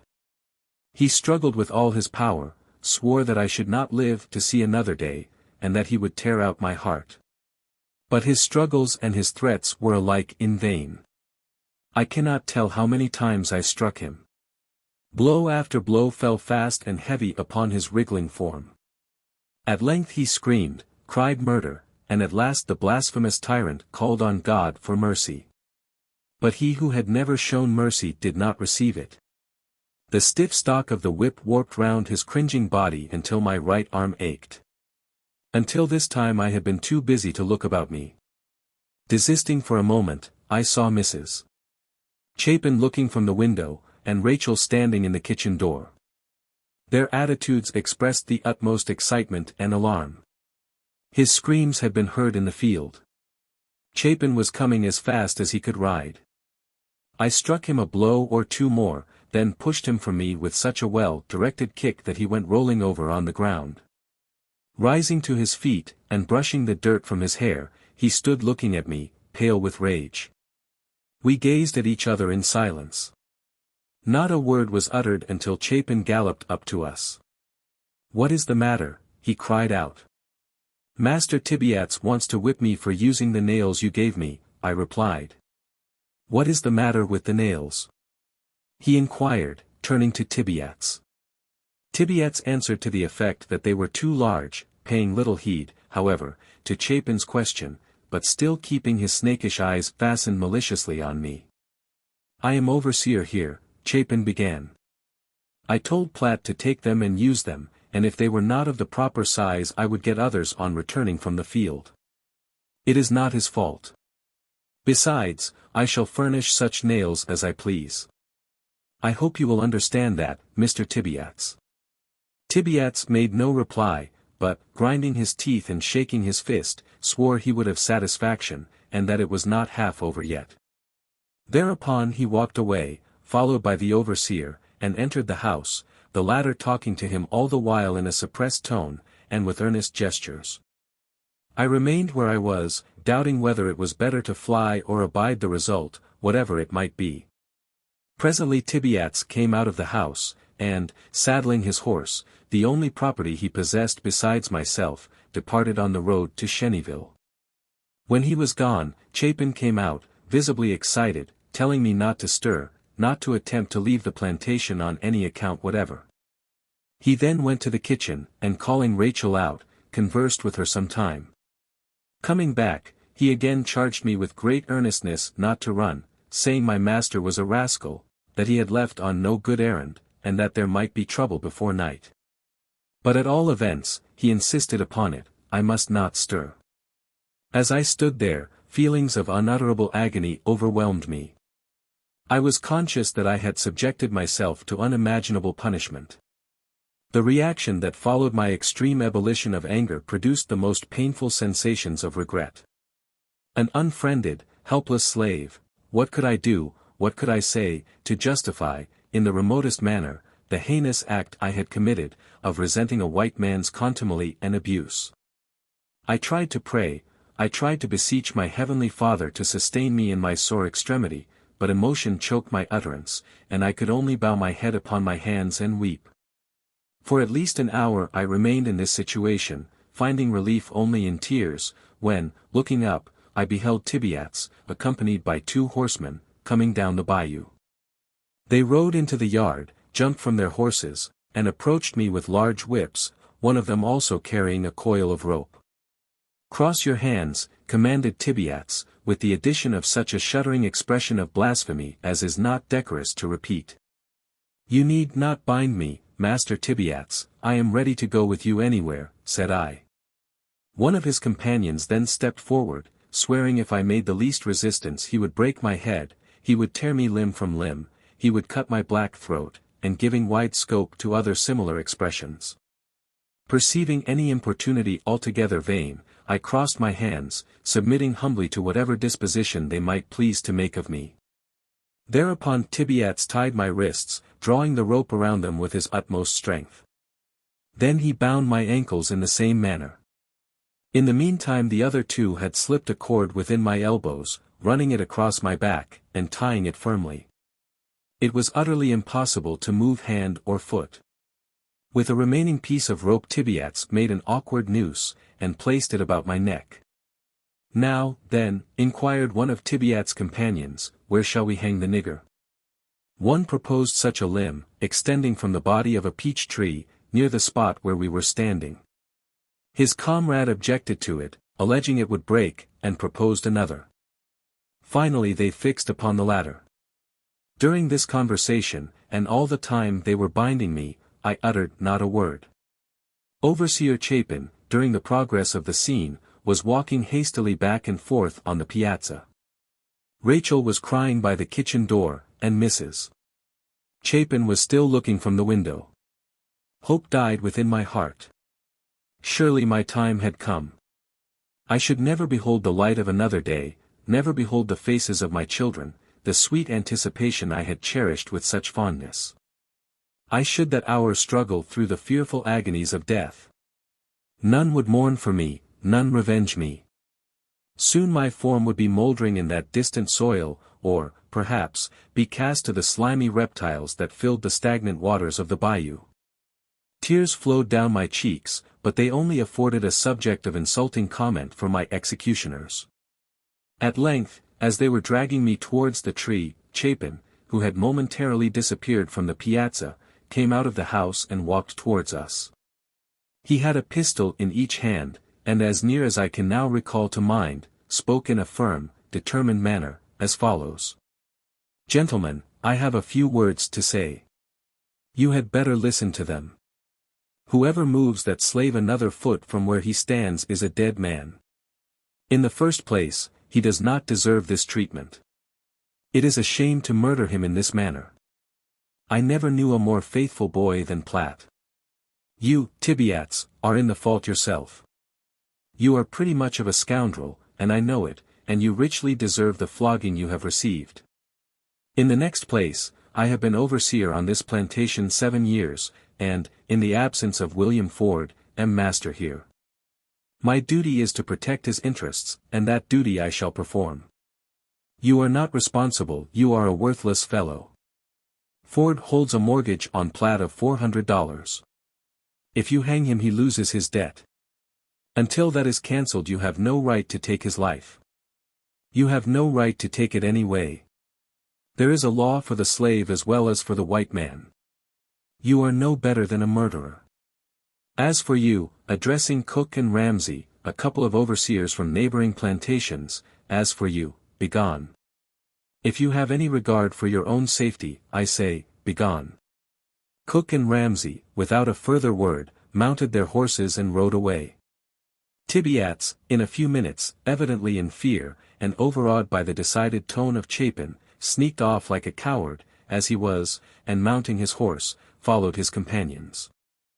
I remained standing where I was, still bound, with the rope around my neck. As soon as they were gone, Chapin called Rachel, ordering her to run to the field, and tell Lawson to hurry to the house without delay, and bring the brown mule with him, an animal much prized for its unusual fleetness. Presently the boy appeared. "Lawson," said Chapin, "you must go to the pine woods. Tell your master Ford to come here at once, that he must not delay a single moment. Tell him they are trying to murder Platt. Now hurry, boy. Be at the pine woods by noon if you kill the mule." Chapin stepped into the house and wrote a pass. When he returned, Lawson was at the door, mounted on his mule.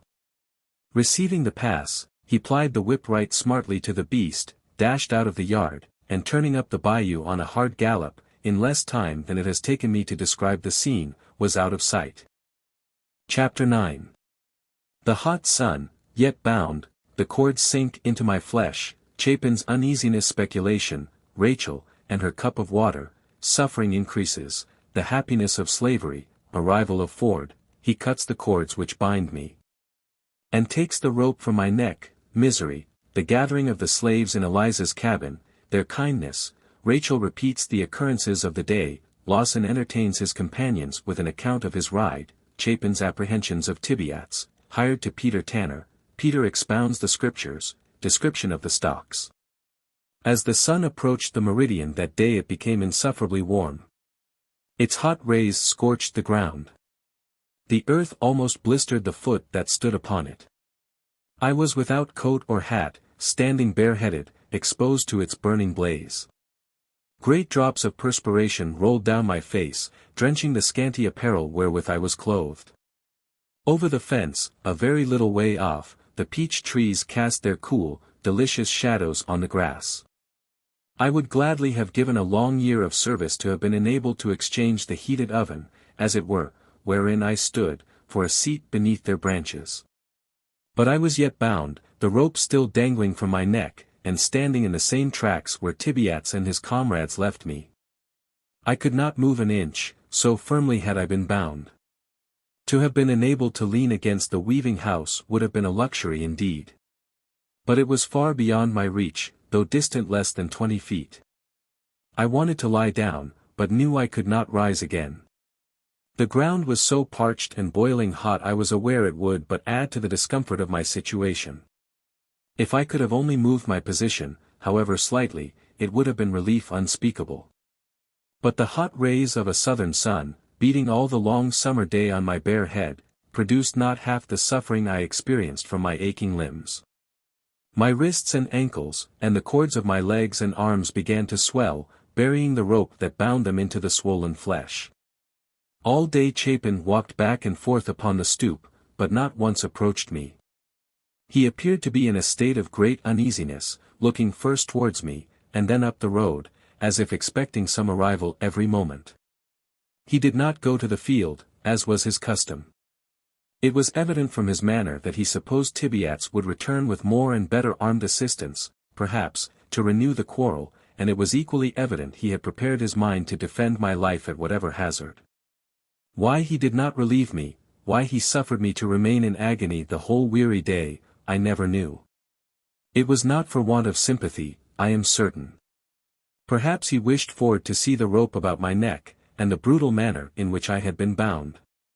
Perhaps his interference with another's property in which he had no legal interest might have been a trespass, which would have subjected him to the penalty of the law. Why Tibeats was all day absent was another mystery I never could divine. He knew well enough that Chapin would not harm him unless he persisted in his design against me. Lawson told me afterwards, that, as he passed the plantation of John David Cheney, he saw the three, and that they turned and looked after him as he flew by. I think his supposition was, that Lawson had been sent out by Overseer Chapin to arouse the neighboring planters, and to call on them to come to his assistance. He, therefore, undoubtedly, acted on the principle, that discretion is the better part of valor, and kept away. But whatever motive may have governed the cowardly and malignant tyrant, it is of no importance. There I still stood in the noon-tide sun, groaning with pain. From long before daylight I had not eaten a morsel. I was growing faint from pain, and thirst, and hunger. Once only, in the very hottest portion of the day, Rachel, half fearful she was acting contrary to the overseer's wishes, ventured to me, and held a cup of water to my lips. The humble creature never knew, nor could she comprehend if she had heard them, the blessings I invoked upon her, for that balmy draught. She could only say, "Oh, Platt, how I do pity you," and then hasten back to her labors in the kitchen. Never did the sun move so slowly through the heavens, never did it shower down such fervent and fiery rays, as it did that day. At least, so it appeared to me. What my meditations were, the innumerable thoughts that thronged through my distracted brain, I will not attempt to give expression to. Suffice it to say, during the whole long day I came not to the conclusion, even once, that the Southern slave, fed, clothed, whipped and protected by his master, is happier than the free-colored citizen of the North. To that conclusion I have never since arrived. There are many, however, even in the Northern States, benevolent and well-disposed men, who will pronounce my opinion erroneous, and gravely proceed to substantiate the assertion with an argument. Alas!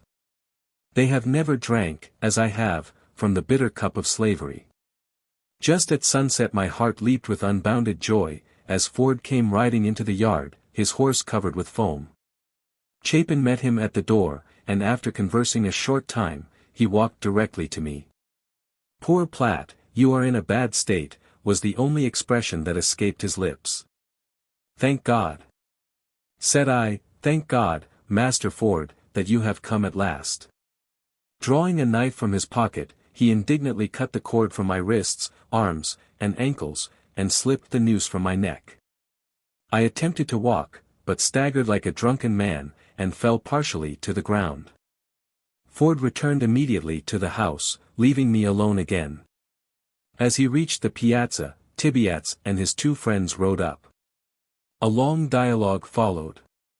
I could hear the sound of their voices, the mild tones of Ford mingling with the angry accents of Tibeats, but was unable to distinguish what was said. Finally the three departed again, apparently not well pleased. I endeavored to raise the hammer, thinking to show Ford how willing I was to work, by proceeding with my labors on the weaving house, but it fell from my nerveless hand.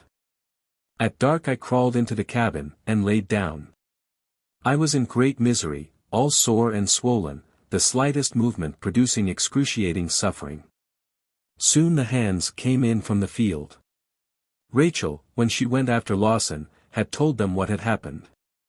Eliza and Mary broiled me a piece of bacon, but my appetite was gone. Then they scorched some cornmeal and made coffee. It was all that I could take. Eliza consoled me and was very kind. It was not long before the cabin was full of slaves. They gathered round me, asking many questions about the difficulty with Tibeats in the morning, and the particulars of all the occurrences of the day. Then Rachel came in, and in her simple language, repeated it over again, dwelling emphatically on the kick that sent Tibeats rolling over on the ground, whereupon there was a general titter throughout the crowd. Then she described how Chapin walked out with his pistols and rescued me, and how Master Ford cut the ropes with his knife, just as if he was mad. By this time Lawson had returned. He had to regale them with an account of his trip to the pine woods, how the brown mule bore him faster than a streak o' lightning, how he astonished everybody as he flew along, how Master Ford started right away, how he said Platt was a good nigger. And they shouldn't kill him, concluding with pretty strong intimations that there was not another human being in the wide world, who could have created such a universal sensation on the road, or performed such a marvelous John Gilpin feat as he had done that day on the brown mule. The kind creatures loaded me with the expression of their sympathy, saying Tibeats was a hard, cruel man, and hoping Massa Ford would get me back again. In this manner they passed the time, discussing, chatting, talking over and over again the exciting affair, until suddenly Chapin presented himself at the cabin door and called me. "Platt," said he, "you will sleep on the floor in the great house tonight, bring your blanket with you."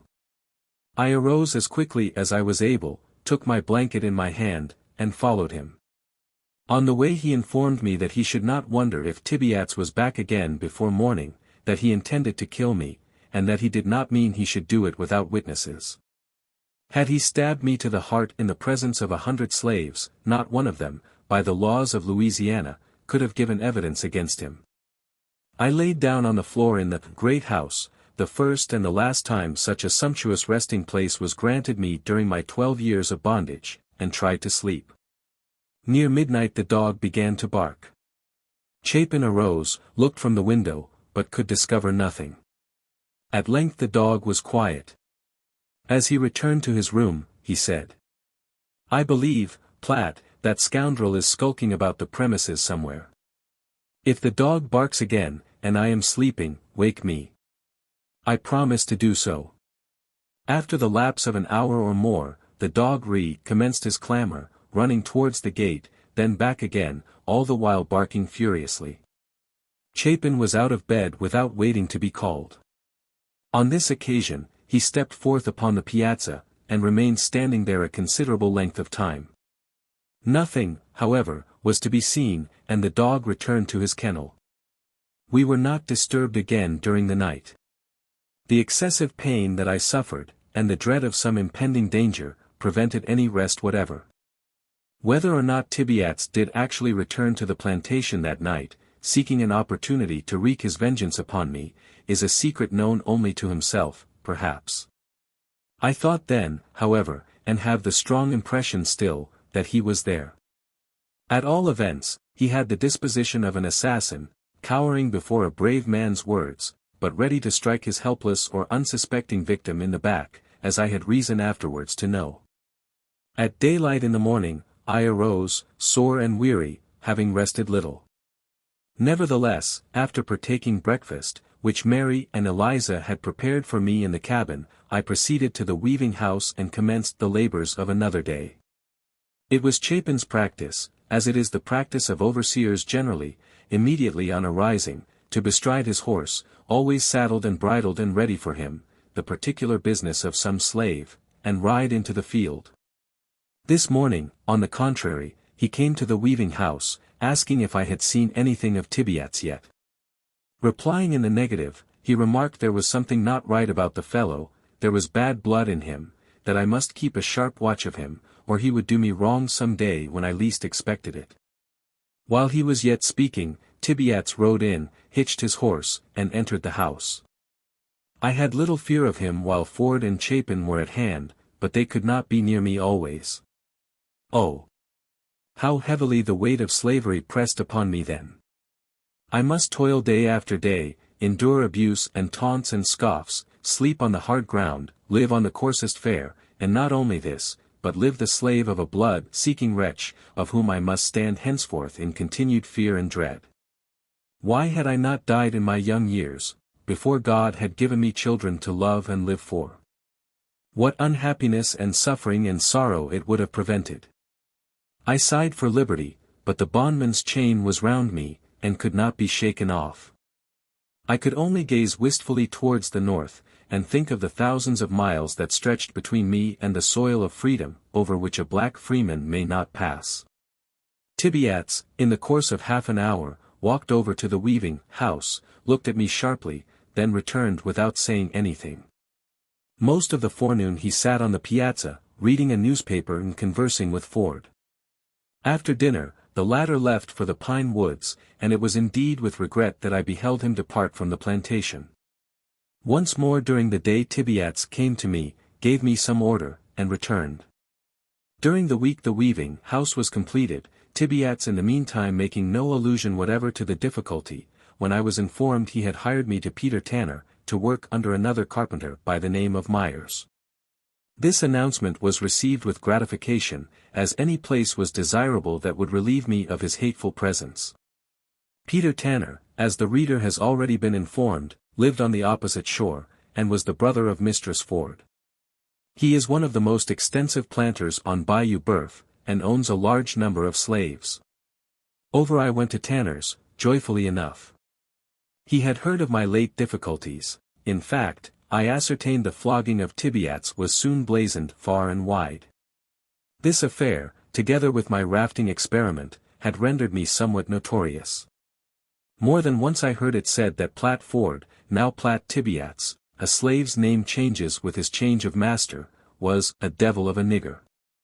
But I was destined to make a still further noise, as will presently be seen, throughout the little world of Bayou Boeuf. Peter Tanner endeavored to impress upon me the idea that he was quite severe, though I could perceive there was a vein of good humor in the old fellow, after all. "You're the nigger," he said to me on my arrival, "you're the nigger that flogged your master, eh? You're the nigger that kicks, and holds Carpenter Tibeats by the leg, and wallops him, are ye? I'd like to see you hold me by the leg, I should. You're of portent character, you're a great nigger, very remarkable nigger, ain't ye? I'd lash you, I'd take the tantrums out of ye. Just take hold of my leg, if you please. None of your pranks here, my boy, remember that. Now go to work, you kickin' rascal," concluded Peter Tanner, unable to suppress a half-comical grin at his own wit and sarcasm. After listening to this salutation, I was taken charge of by Myers and labored under his direction for a month, to his and my own satisfaction. Like William Ford, his brother-in-law, Tanner was in the habit of reading the Bible to his slaves on the Sabbath, but in a somewhat different spirit. He was an impressive commentator on the New Testament. The first Sunday after my coming to the plantation, he called them together, and began to read the 12th chapter of Luke. When he came to the 47th verse, he looked deliberately around him, and continued, "And that servant which knew his Lord's will," here he paused, looking around more deliberately than before, and again proceeded, "which knew his Lord's will. And prepared not himself," here was another pause, "prepared not himself, neither did according to his will, shall be beaten with many stripes." "D'ye hear that?" demanded Peter, emphatically. "Stripes," he repeated, slowly and distinctly, taking off his spectacles, preparatory to making a few remarks. "That nigger that don't take care, that don't obey his Lord, that's his master, d'ye see? That ere nigger shall be beaten with many stripes." Now, many signifies a great many, 40, 100, 150 lashes. That's scripture. And so Peter continued to elucidate the subject for a great length of time, much to the edification of his sable audience. At the conclusion of the exercises, calling up 3 of his slaves, Warner, Will and Major Orr, he cried out to me. "Here, Platt, you held Tibeats by the legs. Now I'll see if you can hold these rascals in the same way, till I get back from meetin'." Thereupon he ordered them to the stocks, a common thing on plantations in the Red River country.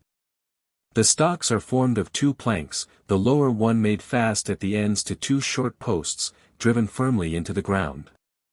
At regular distances half circles are cut in the upper edge.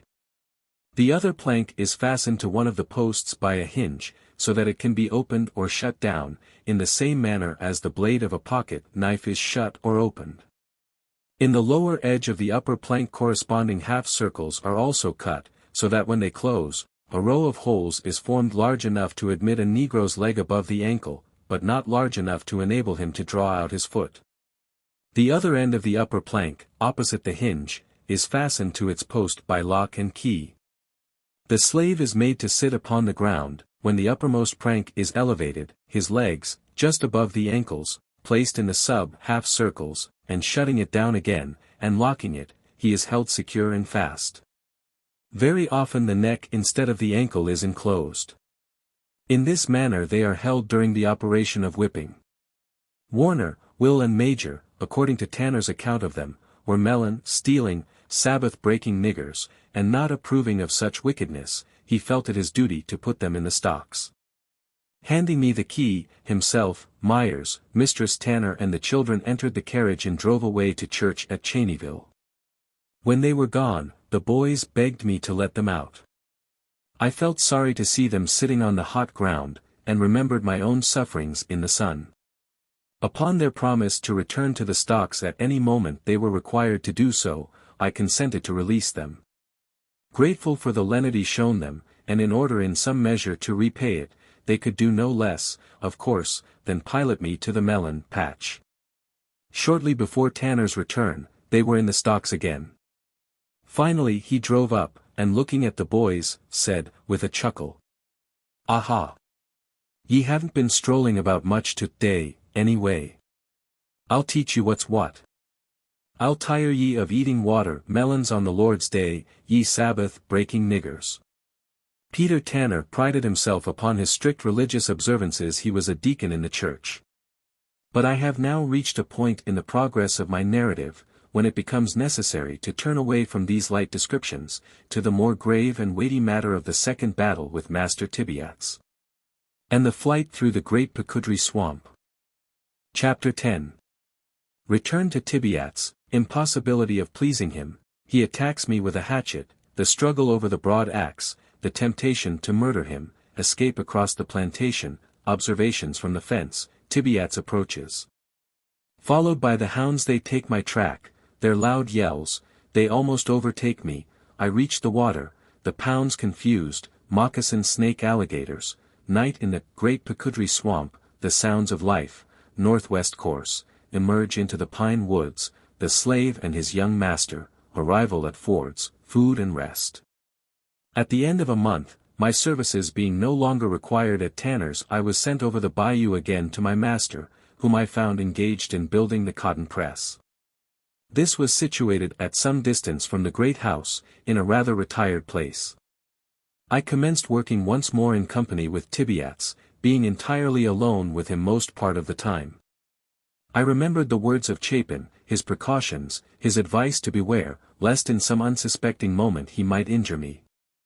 They were always in my mind, so that I lived in a most uneasy state of apprehension and fear. One eye was on my work, the other on my master. I determined to give him no cause of offense, to work still more diligently, if possible, than I had done, to bear whatever abuse he might heap upon me, save bodily injury, humbly and patiently, hoping thereby to soften in some degree his manner towards me, until the blessed time might come when I should be delivered from his clutches.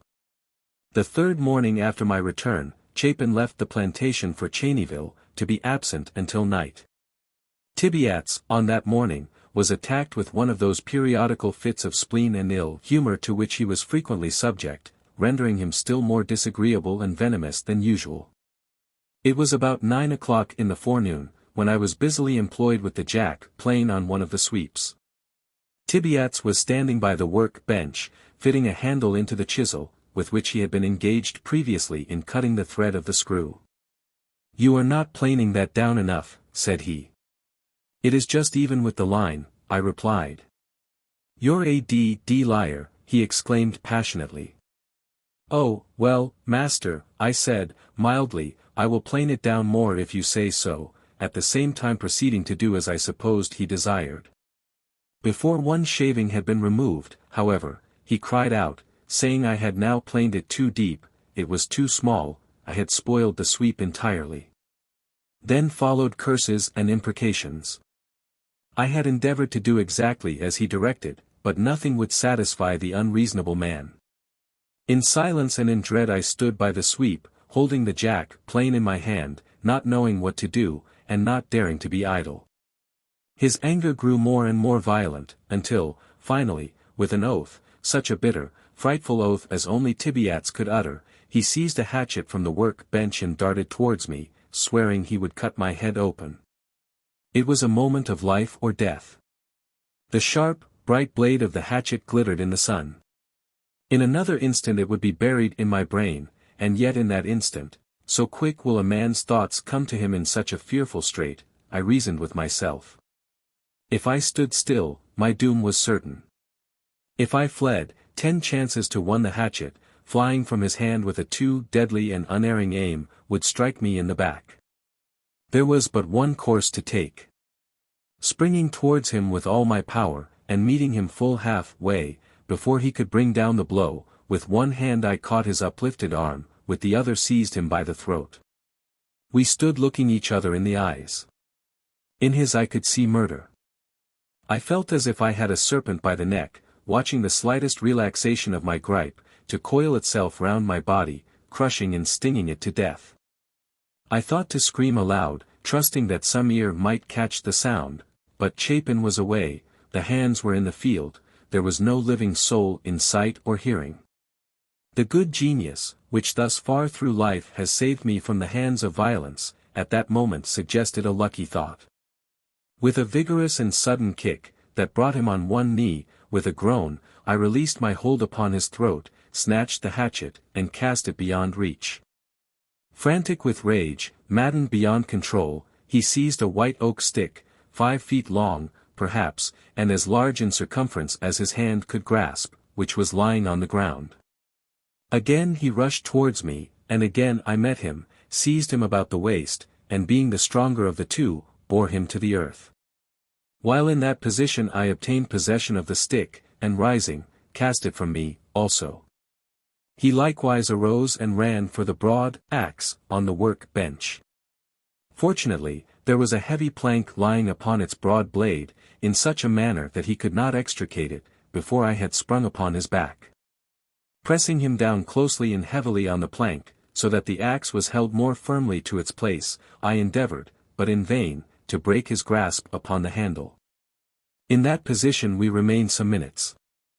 There have been hours in my unhappy life, many of them, when the contemplation of death as the end of earthly sorrow, of the grave as a resting place for the tired and worn-out body, has been pleasant to dwell upon. But such contemplations vanish in the hour of peril. No man, in his full strength, can stand undismayed, in the presence of the King of Terrors. Life is dear to every living thing, the worm that crawls upon the ground will struggle for it.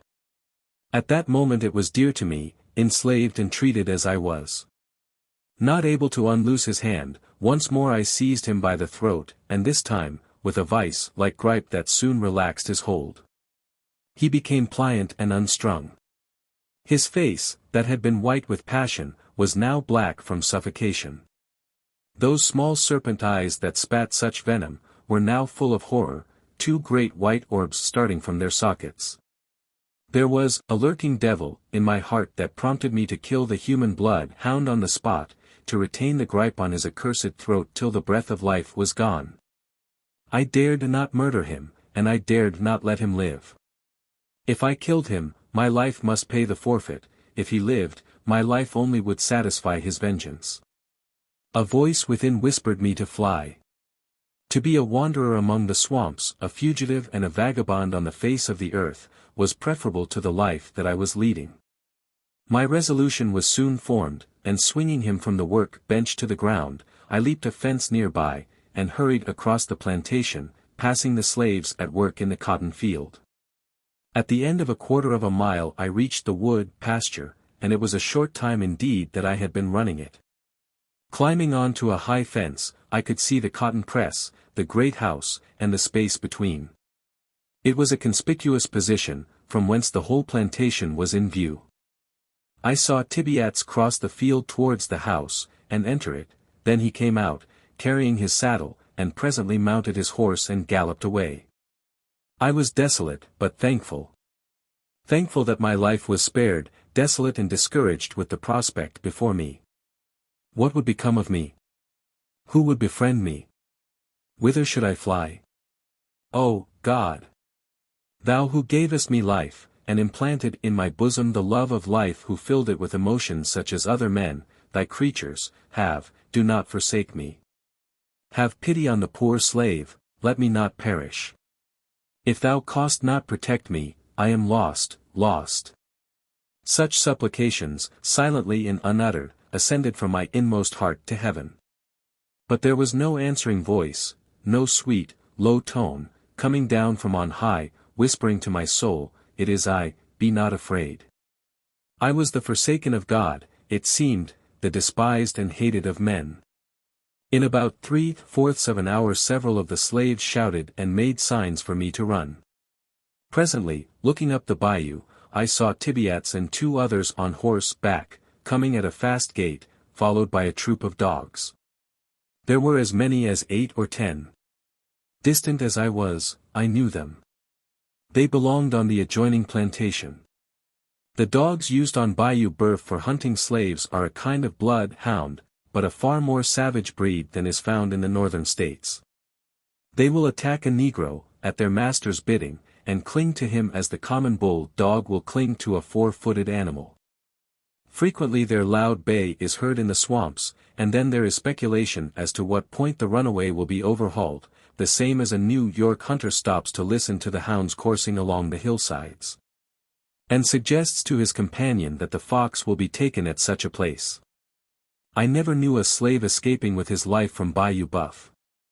One reason is, they are not allowed to learn the art of swimming, and are incapable of crossing the most inconsiderable stream. In their flight they can go in no direction but a little way without coming to a bayou, when the inevitable alternative is presented, of being drowned or overtaken by the dogs. In youth I had practiced in the clear streams that flow through my native district, until I had become an expert swimmer, and felt at home in the watery element. I stood upon the fence until the dogs had reached the cotton press. In an instant more, their long, savage yells announced they were on my track. Leaping down from my position, I ran towards the swamp. Fear gave me strength, and I exerted it to the utmost. Every few moments I could hear the yelpings of the dogs. They were gaining upon me. Every howl was nearer and nearer. Each moment I expected they would spring upon my back, expected to feel their long teeth sinking into my flesh. There were so many of them, I knew they would tear me to pieces, that they would worry me, at once, to death. I gasped for breath, gasped forth a half-uttered, choking prayer to the Almighty to save me, to give me strength to reach some wide, deep bayou where I could throw them off the track, or sink into its waters. Presently I reached a thick palmetto bottom. As I fled through them they made a loud rustling noise, not loud enough, however, to drown the voices of the dogs. Continuing my course due south, as nearly as I can judge, I came at length to water just over shoe. The hounds at that moment could not have been 5 rods behind me. I could hear them crashing and plunging through the palmettos, their loud, eager yells making the whole swamp clamorous with the sound. Hope revived a little as I reached the water. If it were only deeper, they might loose the scent, and thus disconcerted, afford me the opportunity of evading them.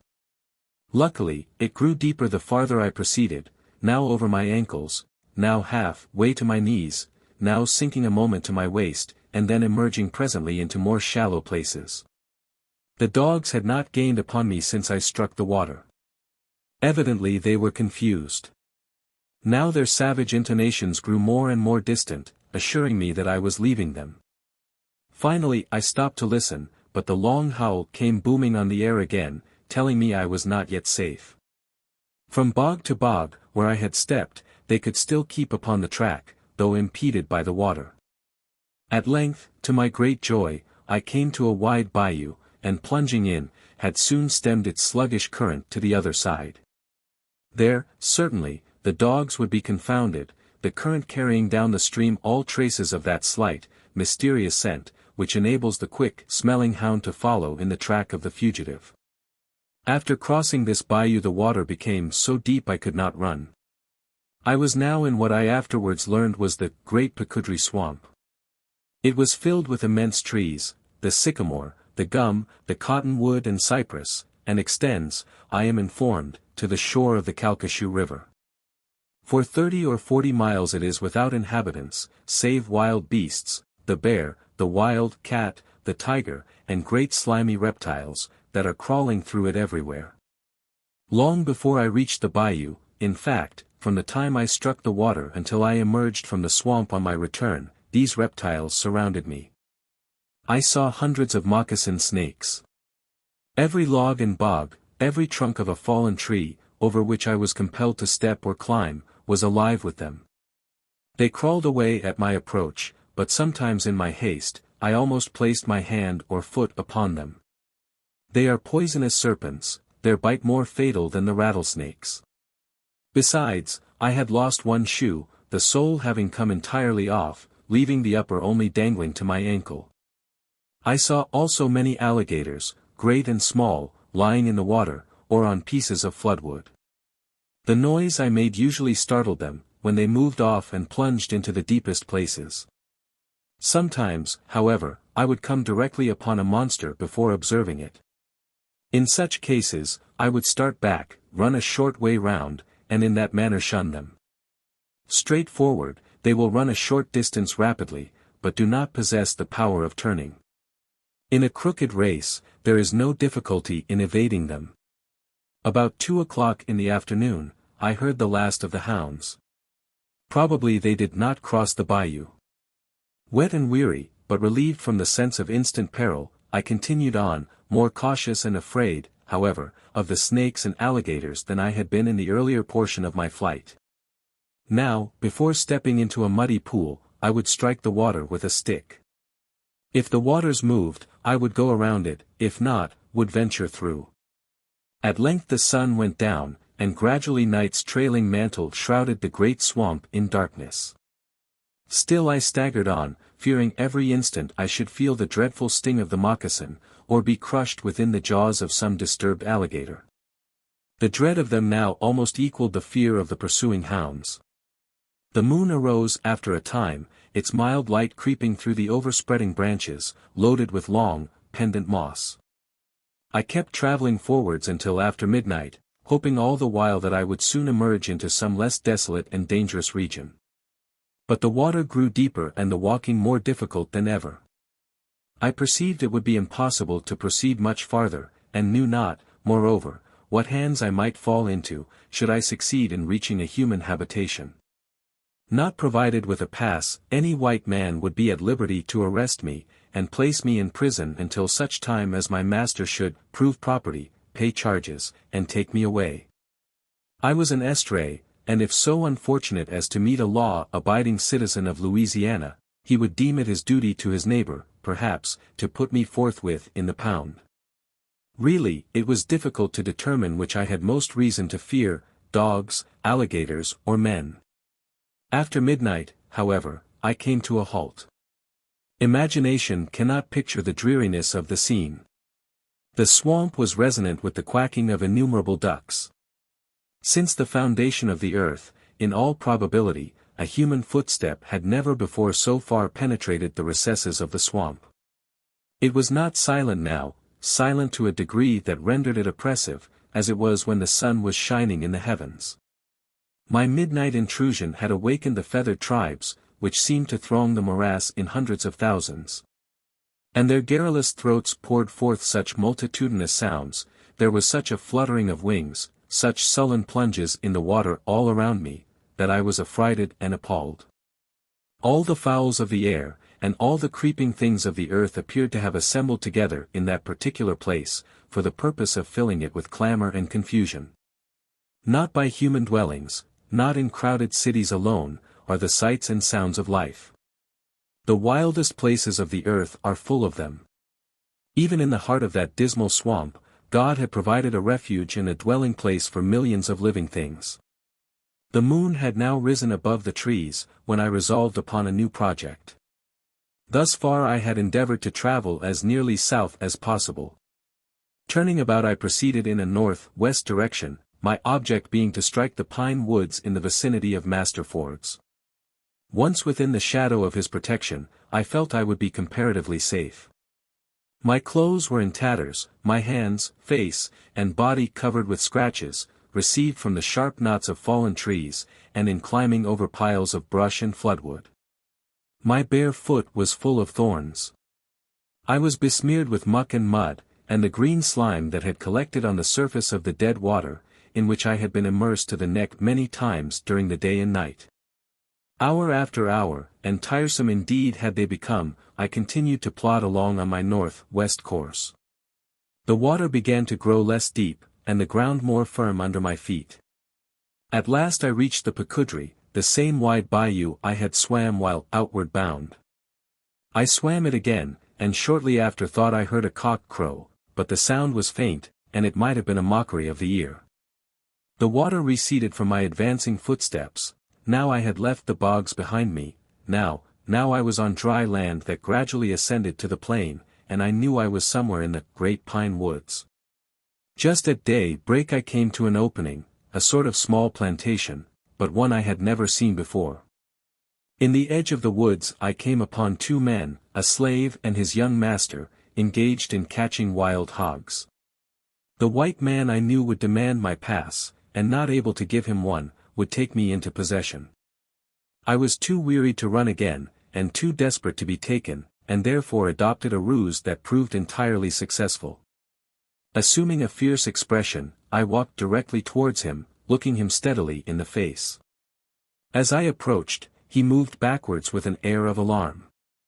It was plain he was much affrighted, that he looked upon me as some infernal goblin, just arisen from the bowels of the swamp. "Where does William Ford live?" I demanded, in no gentle tone. "He lives 7 miles from here," was the reply. "Which is the way to his place?" I again demanded, trying to look more fiercely than ever. "Do you see those pine trees yonder?" he asked, pointing to 2, a mile distant, that rose far above their fellows, like a couple of tall sentinels, overlooking the broad expanse of forest. "I see them," was the answer. "At the feet of those pine trees," he continued, "runs the Texas road. Turn to the left, and it will lead you to William Ford's." Without further parley, I hastened forward, happy as he was, no doubt, to place the widest possible distance between us. Striking the Texas road, I turned to the left hand, as directed, and soon passed a great fire, where a pile of logs were burning. I went to it, thinking I would dry my clothes. But the grey light of the morning was fast breaking away, some passing white man might observe me, besides, the heat overpowered me with the desire of sleep. So, lingering no longer, I continued my travels, and finally, about 8 o'clock, reached the house of Master Ford. The slaves were all absent from the quarters, at their work. Stepping on to the piazza, I knocked at the door, which was soon opened by Mistress Ford. My appearance was so changed, I was in such a woebegone and forlorn condition, she did not know me. Inquiring if Master Ford was at home, that good man made his appearance, before the question could be answered. I told him of my flight, and all the particulars connected with it. He listened attentively, and when I had concluded, spoke to me kindly and sympathetically, and taking me to the kitchen, called John, and ordered him to prepare me food. I had tasted nothing since daylight the previous morning. When John had set the meal before me, the madam came out with a bowl of milk, and many little delicious dainties, such as rarely please the palate of a slave. I was hungry, and I was weary, but neither food nor rest afforded half the pleasure as did the blessed voices speaking kindness and consolation.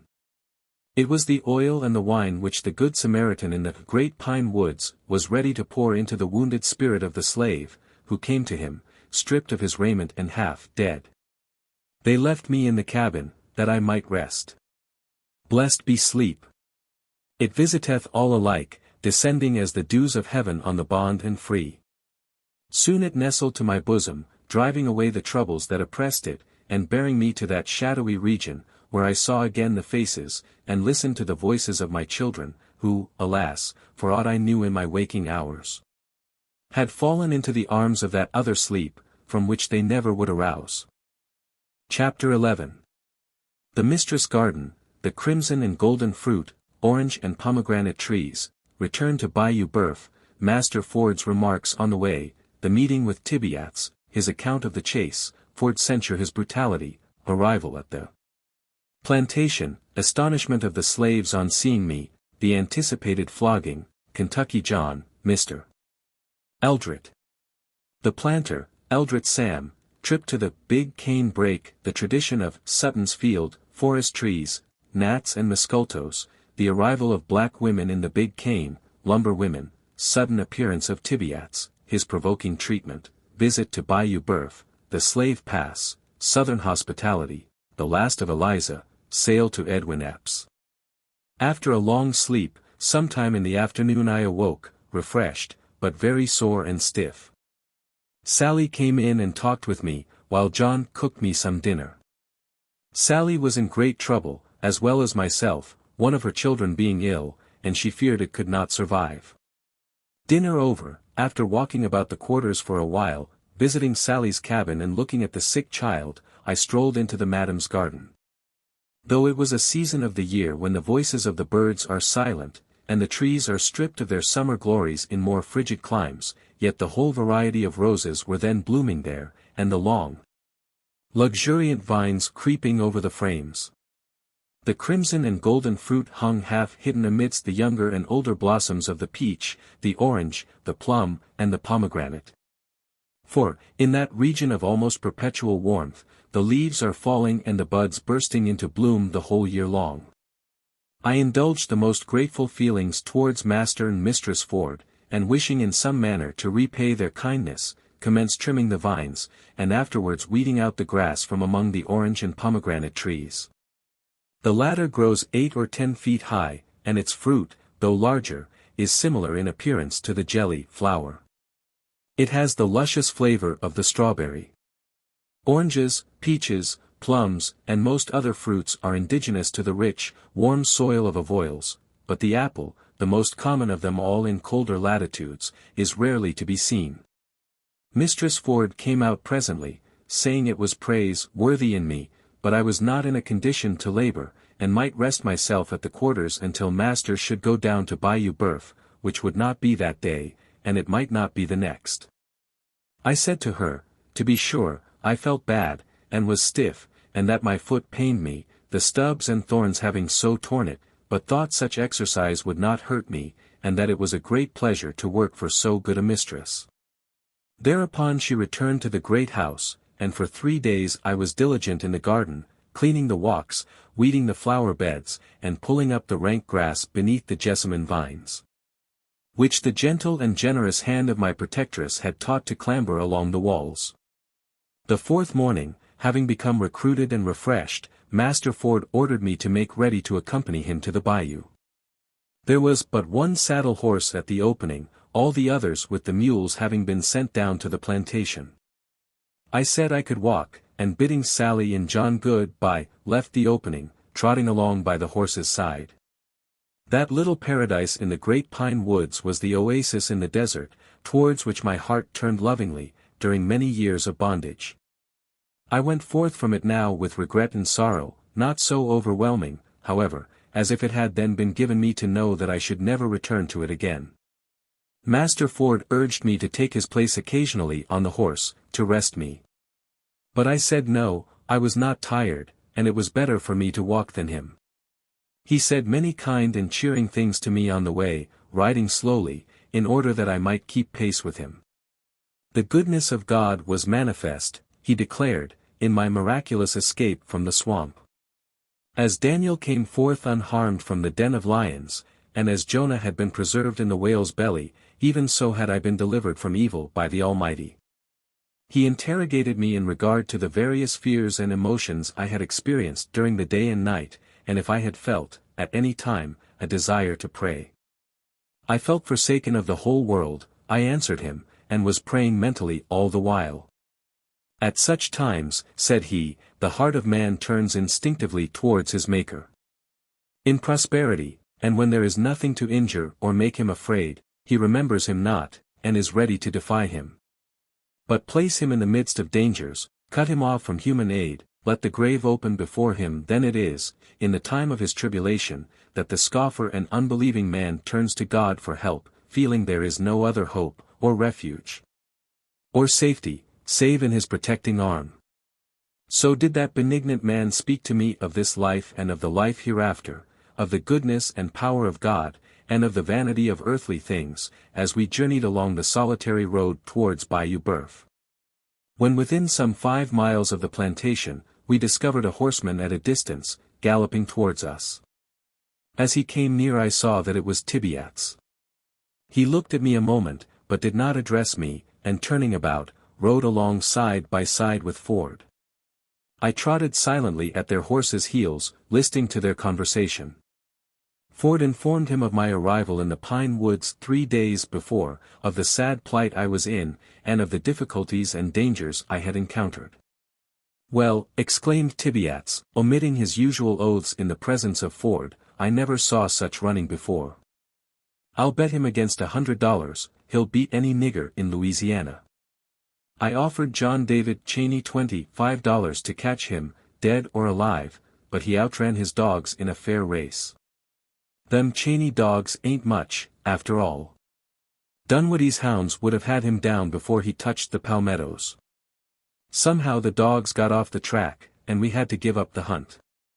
We rode the horses as far as we could, and then kept on foot till the water was 3 feet deep. The boys said he was drowned, sure. I allow I wanted a shot at him mightily.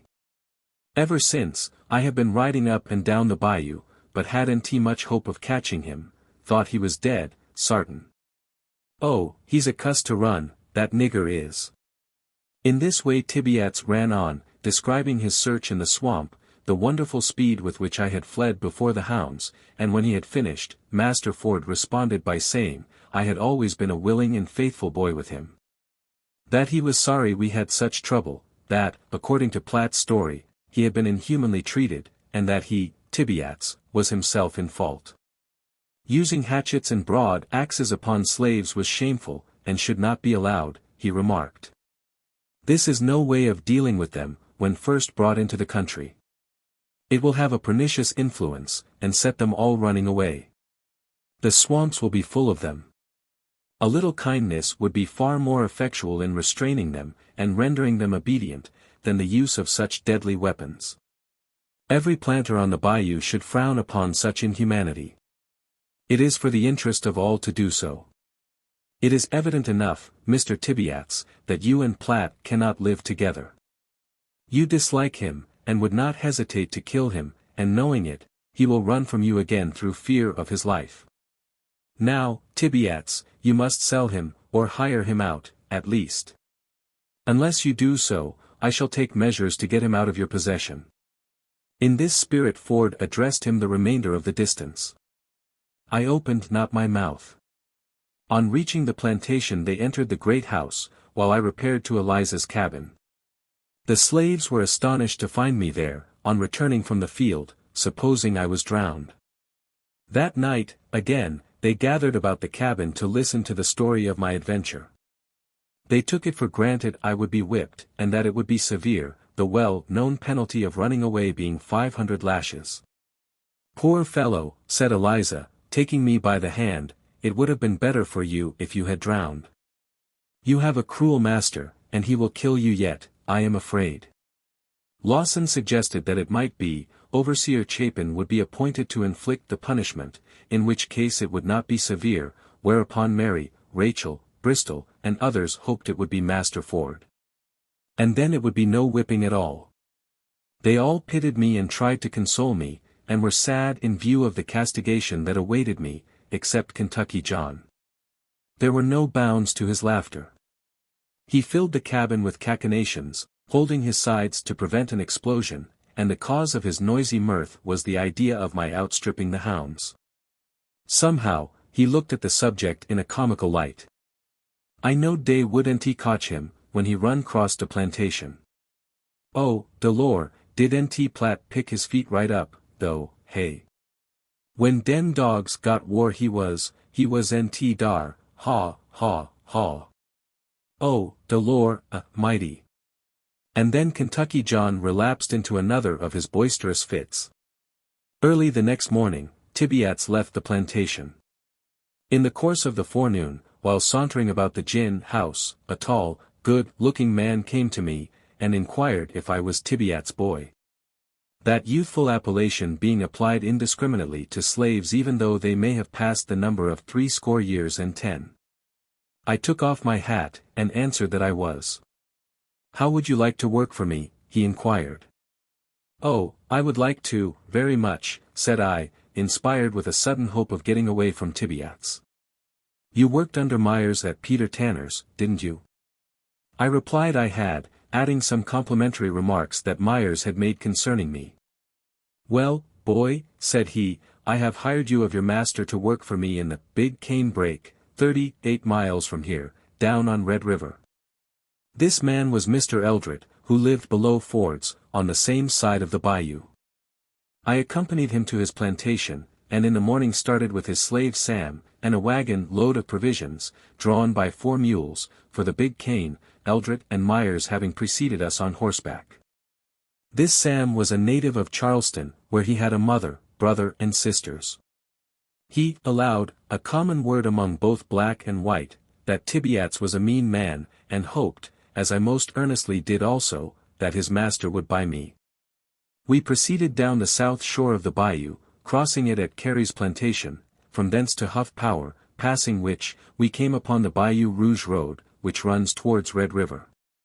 After passing through Bayou Rouge Swamp, and just at sunset, turning from the highway, we struck off into the Big Cane Break. We followed an unbeaten track, scarcely wide enough to admit the wagon. The cane, such as are used for fishing rods, were as thick as they could stand. A person could not be seen through them the distance of a rod. The paths of wild beasts run through them in various directions, the bear and the American tiger abounding in these breaks, and wherever there is a basin of stagnant water, it is full of alligators. We kept on our lonely course through the Big Cane several miles, when we entered a clearing, known as Sutton's Field. Many years before, a man by the name of Sutton had penetrated the wilderness of Cane to this solitary place. Tradition has it that he fled thither, a fugitive, not from service, but from justice. Here he lived alone, recluse and hermit of the swamp, with his own hands planting the seed and gathering in the harvest. One day a band of Indians stole upon his solitude, and after a bloody battle, overpowered and massacred him. For miles the country round, in the slaves' quarters, and on the piazzas of great houses, where white children listen to superstitious tales, the story goes, that that spot, in the heart of the Big Cane, is a haunted place. For more than a quarter of a century, human voices had rarely, if ever, disturbed the silence of the clearing. Rank and noxious weeds had overspread the once cultivated field, serpents sunned themselves on the doorway of the crumbling cabin. It was indeed a dreary picture of desolation. Passing Sutton's Field, we followed a new cut road 2 miles farther, which brought us to its termination. We had now reached the wild lands of Mr. Eldred, where he contemplated clearing up an extensive plantation. We went to work next morning with our cane knives, and cleared a sufficient space to allow the erection of 2 cabins, one for Myers and Eldred, the other for Sam, myself, and the slaves that were to join us. We were now in the midst of trees of enormous growth, whose wide, spreading branches almost shut out the light of the sun, while the space between the trunks was an impervious mass of cane, with here and there an occasional palmetto. The bay and the sycamore, the oak and the cypress, reach a growth unparalleled, in those fertile lowlands bordering the Red River. From every tree, moreover, hang long, large masses of moss, presenting to the eye unaccustomed to them, a striking and singular appearance. This moss, in large quantities, is sent north, and there used for manufacturing purposes. We cut down oaks, split them into rails, and with these erected temporary cabins. We covered the roofs with the broad palmetto leaf, an excellent substitute for shingles, as long as they last. The greatest annoyance I met with here were small flies, gnats, and mosquitoes. They swarmed the air. They penetrated the porches of the ear, the nose, the eyes, the mouth. They sucked themselves beneath the skin. It was impossible to brush or beat them off. It seemed, indeed, as if they would devour us, carry us away piecemeal, in their small tormenting mouths. A lonelier spot, or one more disagreeable, than the center of the Big Cane Break, it would be difficult to conceive, yet to me it was a paradise, in comparison with any other place in the company of Master Tibeats. I labored hard, and oft times was weary and fatigued, yet I could lie down at night in peace, and arise in the morning without fear. In the course of a fortnight, 4 black girls came down from Eldred's plantation, Charlotte, Fanny, Cresia and Nellie. They were all large and stout. Axes were put into their hands, and they were sent out with Sam and myself to cut trees. They were excellent choppers, the largest oak or sycamore standing but a brief season before their heavy and well-directed blows. At piling logs, they were equal to any man. There are lumberwomen as well as lumbermen in the forests of the South. In fact, in the region of the Bayou Boeuf they perform their share of all the labor required on the plantation. They plow, drag, drive team, clear wild lands, work on the highway, and so forth. Some planters, owning large cotton and sugar plantations, have none other than the labor of slave women. Such an one is Jim Burns, who lives on the north shore of the bayou, opposite the plantation of John Fogamon. On our arrival in the break, Eldred promised me, if I worked well, I might go up to visit my friends at Ford's in 4 weeks. On Saturday night of the 5th week, I reminded him of his promise, when he told me I had done so well, that I might go. I had set my heart upon it, and Eldred's announcement thrilled me with pleasure. I was to return in time to commence the labors of the day on Tuesday morning. While indulging the pleasant anticipation of so soon meeting my old friends again, suddenly the hateful form of Tibeats appeared among us. He inquired how Myers and Platt got along together, and was told, very well, and that Platt was going up to Ford's plantation in the morning on a visit. "Poh, poh," sneered Tibeats, "it isn't worth while, the nigger will get unsteady. He can't go." But Eldred insisted I had worked faithfully, that he had given me his promise, and that, under the circumstances, I ought not to be disappointed. They then, it being about dark, entered one cabin and I the other. I could not give up the idea of going, it was a sore disappointment. Before morning I resolved, if Eldred made no objection, to leave at all hazards. At daylight I was at his door, with my blanket rolled up into a bundle, and hanging on a stick over my shoulder, waiting for a pass. Tibeats came out presently in one of his disagreeable moods, washed his face, and going to a stump nearby, sat down upon it, apparently busily thinking with himself after standing there a long time, impelled by a sudden impulse of impatience. I started off.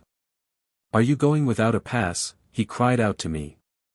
"Yes, master, I thought I would," I answered. "How do you think you'll get there?" demanded he. "Don't know," was all the reply I made him. "You'd be taken and sent to jail, where you ought to be, before you got half-way there," he added, passing into the cabin as he said it. He came out soon with the pass in his hand, and calling me a d nigger that deserved 100 lashes, threw it on the ground. I picked it up, and hurried away right speedily. A slave caught off his master's plantation without a pass, may be seized and whipped by any white man whom he meets. The one I now received was dated, and read as follows. Platt has permission to go to Ford's plantation, on Bayou Boeuf, and return by Tuesday morning. John M. Tibeats. This is the usual form. On the way, a great many demanded it, read it, and passed on. Those having the air and appearance of gentlemen, whose dress indicated the possession of wealth, frequently took no notice of me whatever. But a shabby fellow, an unmistakable loafer, never failed to hail me, and to scrutinize and examine me in the most thorough manner. Catching runaways is sometimes a money-making business. If, after advertising, no owner appears, they may be sold to the highest bidder, and certain fees are allowed the finder for his services, at all events, even if reclaimed. A mean white, therefore, a name applied to the species loafer, considers it a god sent to meet an unknown Negro without a pass. There are no inns along the highways in that portion of the state where I sojourned. I was wholly destitute of money, neither did I carry any provisions, on my journey from the Big Cane to Bayou Boeuf. Nevertheless, with his pass in his hand, a slave need never suffer from hunger or from thirst. It is only necessary to present it to the master or overseer of a plantation, and state his wants, when he will be sent round to the kitchen and provided with food or shelter, as the case may require. The traveler stops at any house and calls for a meal with as much freedom as if it was a public tavern. It is the general custom of the country. Whatever their faults may be, it is certain the inhabitants along Red River, and around the bayous in the interior of Louisiana are not wanting in hospitality. I arrived at Ford's plantation towards the close of the afternoon, passing the evening in Eliza's cabin, with Lawson, Rachel, and others of my acquaintance. When we left Washington, Eliza's form was round and plump. She stood erect, and in her silks and jewels, presented a picture of graceful strength and elegance. Now she was but a thin shadow of her former self. Her face had become ghastly haggard, and the once straight and active form was bowed down, as if bearing the weight of 100 years. Crouching on her cabin floor, and clad in the coarse garments of a slave, old Elisha Berry would not have recognized the mother of his child. I never saw her afterwards. Having become useless in the cotton field, she was bartered for a trifle, to some man residing in the vicinity of Peter Compton's. Grief had gnawed remorselessly at her heart, until her strength was gone. And for that, her last master, it is said, lashed and abused her most unmercifully. But he could not whip back the departed vigor of her youth, nor straighten up that bended body to its full height, such as it was when her children were around her, and the light of freedom was shining on her path. I learned the particulars relative to her departure from this world, from some of Compton's slaves, who had come over Red River to the bayou, to assist young Madam Tanner during the busy season. She became at length, they said, utterly helpless, for several weeks lying on the ground floor in a dilapidated cabin, dependent upon the mercy of her fellow thralls for an occasional drop of water, and a morsel of food. Her master did not knock her on the head, as is sometimes done to put a suffering animal out of misery, but left her unprovided for, and unprotected, to linger through a life of pain and wretchedness to its natural close. When the hands returned from the field one night they found her dead. During the day, the angel of the Lord, who moveth invisibly over all the earth, gathering in his harvest of departing souls, had silently entered the cabin of the dying woman, and taken her from thence. She was free at last. Next day, rolling up my blanket, I started on my return to the Big Cane. After traveling 5 miles, at a place called Huff Power, the ever-present Tibeats met me in the road. He inquired why I was going back so soon, and when informed I was anxious to return by the time I was directed, he said I need go no farther than the next plantation, as he had that day sold me to Edward Epps. We walked down into the yard, where we met the latter gentleman, who examined me, and asked me the usual questions propounded by purchasers. Having been duly delivered over, I was ordered to the quarters, and at the same time directed to make a hoe and axe handle for myself. I was now no longer the property of Tibeats, his dog, his brute, dreading his wrath and cruelty day and night. And whoever or whatever my new master might prove to be, I could not, certainly, regret the change. So it was good news when the sale was announced, and with a sigh of relief I sat down for the first time in my new abode. Tibeats soon after disappeared from that section of the country. Once afterwards, and only once, I caught a glimpse of him. It was many miles from Bayou Boeuf. He was seated in the doorway of a low groggery. I was passing, in a drove of slaves, through St. Mary's Parish. Chapter 12. Personal appearance of Epps, drunk and sober, a glimpse of his history, cotton growing, the mode of plowing and preparing ground, of planting, of hoeing, of picking.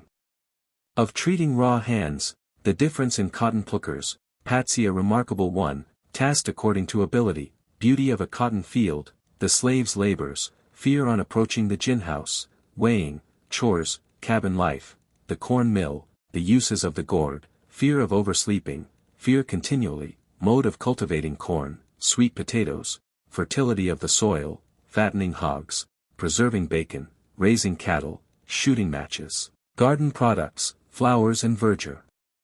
Edwin Epps, of whom much will be said during the remainder of this history, is a large, portly, heavy-bodied man with light hair, high cheekbones, and a Roman nose of extraordinary dimensions. He has blue eyes, a fair complexion, and is, as I should say, full 6 feet high. He has the sharp, inquisitive expression of a jockey. His manners are repulsive and coarse, and his language gives speedy and unequivocal evidence that he has never enjoyed the advantages of an education. He has the faculty of saying most provoking things, in that respect even excelling old Peter Tanner. At the time I came into his possession, Edward Epps was fond of the bottle, his sprees sometimes extending over the space of 2 whole weeks. Latterly, however, he had reformed his habits, and when I left him, was as strict a specimen of temperance as could be found on Bayou Boeuf when, in his cups, Master Epps was a roistering, blustering, noisy fellow, whose chief delight was in dancing with his niggers, or lashing them about the yard with his long whip, just for the pleasure of hearing them screech and scream, as the great welts were planted on their backs.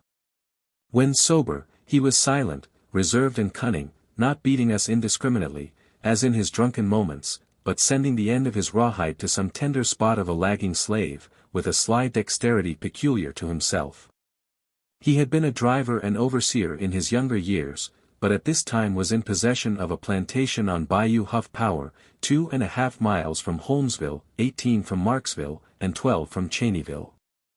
It belonged to Joseph B. Roberts, his wife's uncle, and was leased by Epps. His principal business was raising cotton, and inasmuch as some may read this book who have never seen a cotton field, a description of the manner of its culture may not be out of place. The ground is prepared by throwing up beds or ridges, with the plow, back furrowing, it is called. Oxen and mules, the latter almost exclusively, are used in plowing. The women as frequently as the men perform this labor, feeding, currying, and taking care of their teams, and in all respects doing the field and stable work, precisely as do the plowboys of the North. The beds, or ridges, are 6 feet wide, that is, from water furrow to water furrow. A plow drawn by 1 mule is then run along the top of the ridge or center of the bed, making the drill, into which a girl usually drops the seed, which she carries in a bag hung round her neck. Behind her comes a mule and harrow, covering up the seed, so that 2 mules 3 slaves, a plow and harrow, are employed in planting a row of cotton. This is done in the months of March and April. Corn is planted in February. When there are no cold rains, the cotton usually makes its appearance in a week. In the course of 8 or 10 days afterwards the first hoeing is commenced. This is performed in part, also, by the aid of the plow and mule. The plow passes as near as possible to the cotton on both sides, throwing the furrow from it. Slaves follow with their hoes, cutting up the grass and cotton, leaving hills 2.5 feet apart. This is called scraping cotton. In 2 weeks more commences the second hoeing. This time the furrow is thrown towards the cotton. Only 1 stalk, the largest, is now left standing in each hill. In another fortnight it is hoed the 3rd time, throwing the furrow towards the cotton in the same manner as before, and killing all the grass between the rows. About the 1st of July, when it is a foot high or thereabouts, it is hoed the 4th and last time. Now the whole space between the rows is plowed, leaving a deep water furrow in the center. During all these hoeings the overseer or driver follows the slaves on horseback with a whip, such as has been described. The fastest hoer takes the lead row. He is usually about a rod in advance of his companions. If one of them passes him, he is whipped. If one falls behind or is a moment idle, he is whipped. In fact, the lash is flying from morning until night, the whole day long. The hoeing season thus continues from April until July, a field having no sooner been finished once, than it is commenced again. In the latter part of August begins the cotton-picking season. At this time each slave is presented with a sack. A strap is fastened to it, which goes over the neck, holding the mouth of the sack breast high, while the bottom reaches nearly to the ground. Each one is also presented with a large basket that will hold about 2 barrels. This is to put the cotton in when the sack is filled. The baskets are carried to the field and placed at the beginning of the rows. When a new hand, one unaccustomed to the business, is sent for the first time into the field, he is whipped up smartly, and made for that day to pick as fast as he can possibly. At night it is weighed, so that his capability in cotton picking is known. He must bring in the same weight each night following. If it falls short, it is considered evidence that he has been laggard, and a greater or less number of lashes is the penalty.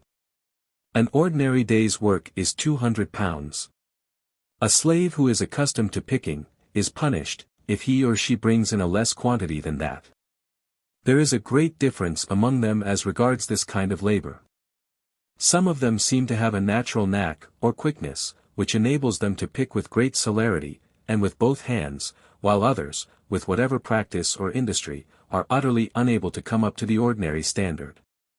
Such hands are taken from the cotton field and employed in other business. Patsy, of whom I shall have more to say, was known as the most remarkable cotton picker on Bayou Boeuf. She picked with both hands and with such surprising rapidity, that 500 pounds a day was not unusual for her. Each one is tasked, therefore, according to his picking abilities, none, however, to come short of 200 weight. I, being unskilful always in that business, would have satisfied my master by bringing in the latter quantity, while on the other hand, Patsy would surely have been beaten if she failed to produce twice as much. The cotton grows from 5 to 7 feet high, each stalk having a great many branches, shooting out in all directions, and lapping each other above the water furrow. There are few sights more pleasant to the eye, than a wide cotton field when it is in the bloom.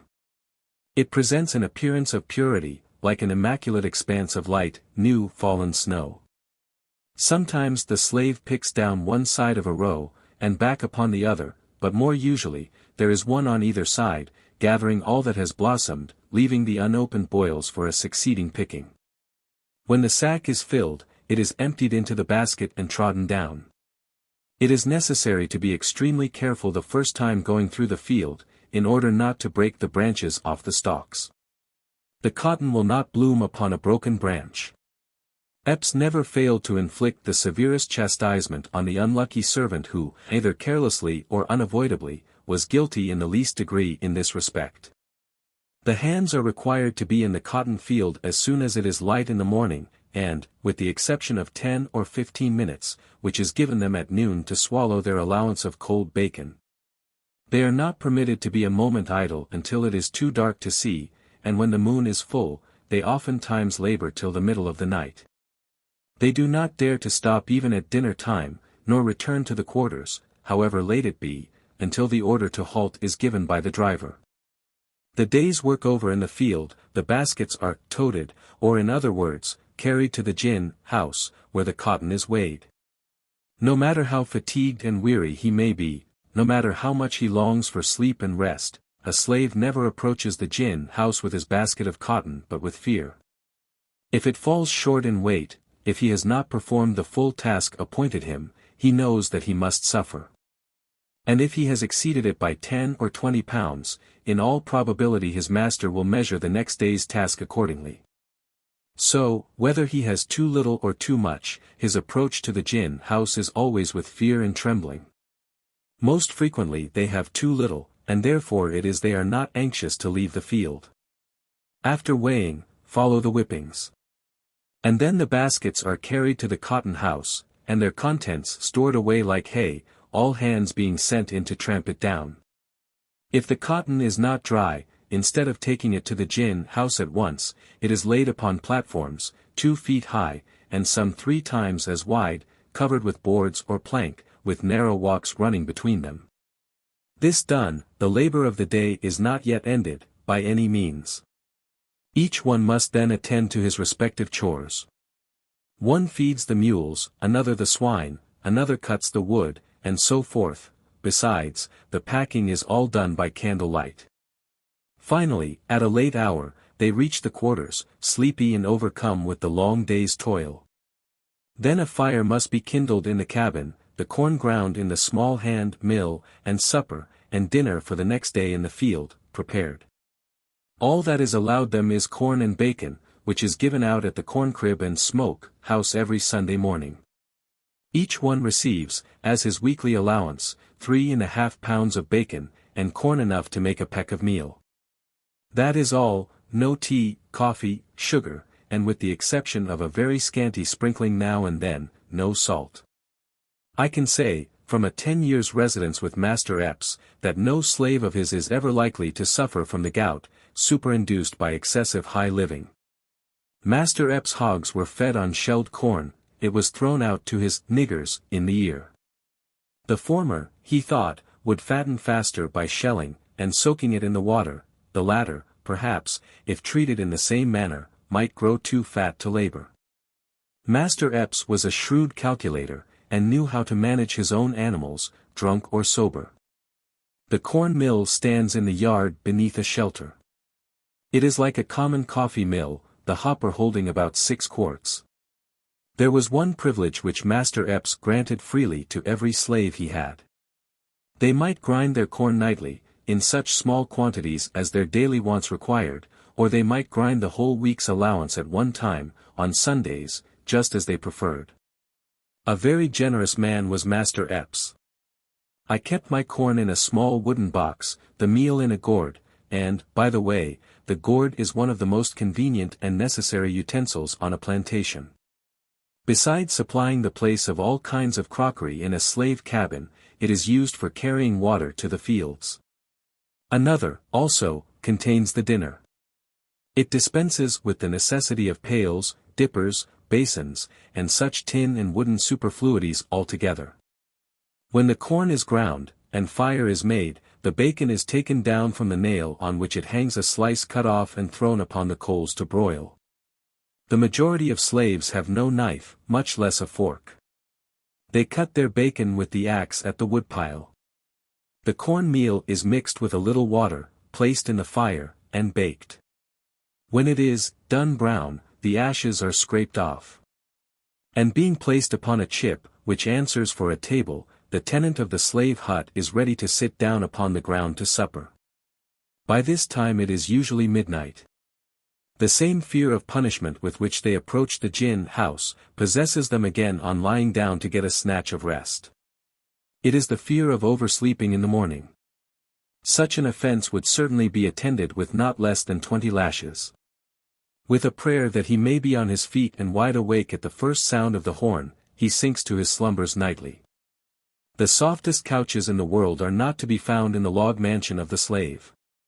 The one whereon I reclined year after year, was a plank 12 inches wide and 10 feet long. My pillow was a stick of wood. The bedding was a coarse blanket, and not a rag or shred beside.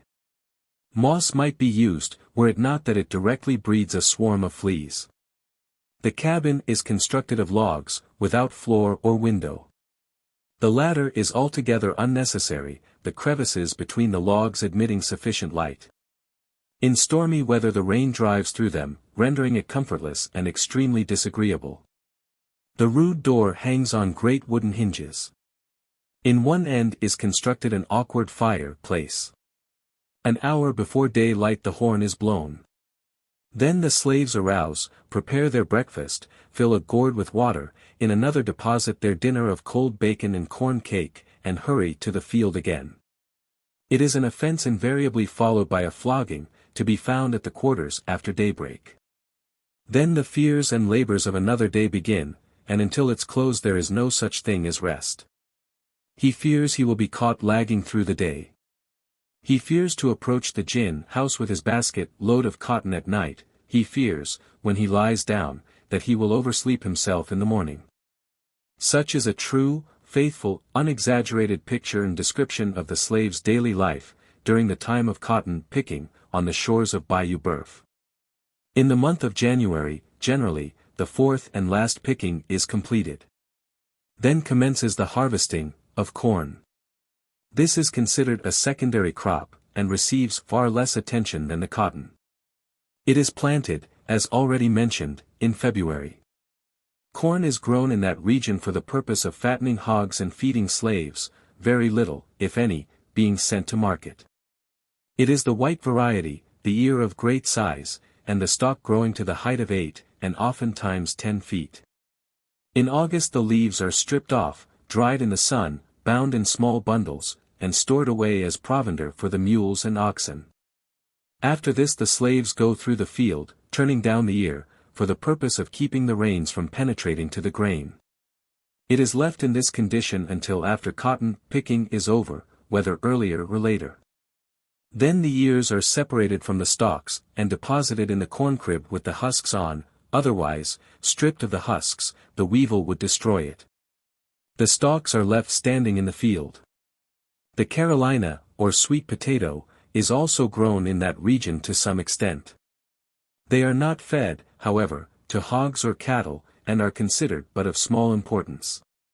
They are preserved by placing them upon the surface of the ground, with a slight covering of earth or cornstalks. There is not a cellar on Bayou Boeuf.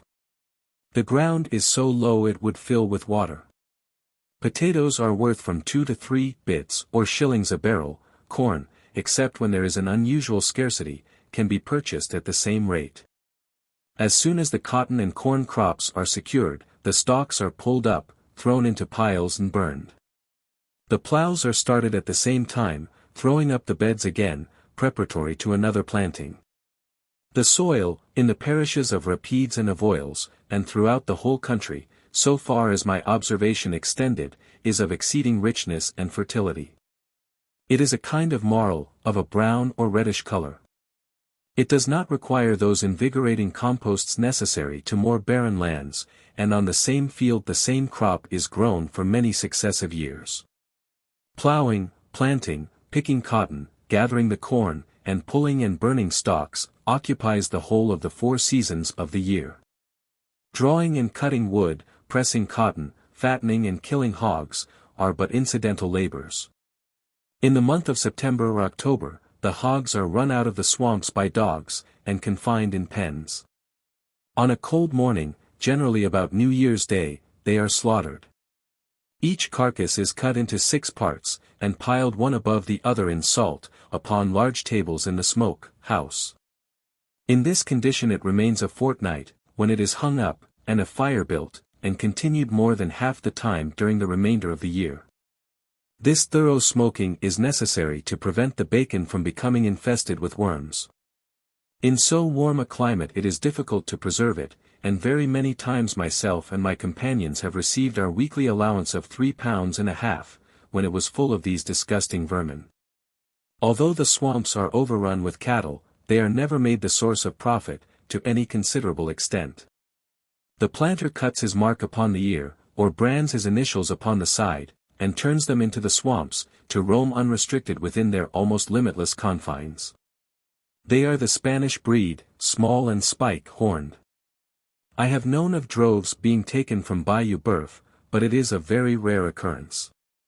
The value of the best cows is about $5 each. 2 quarts at one milking, would be considered an unusual large quantity.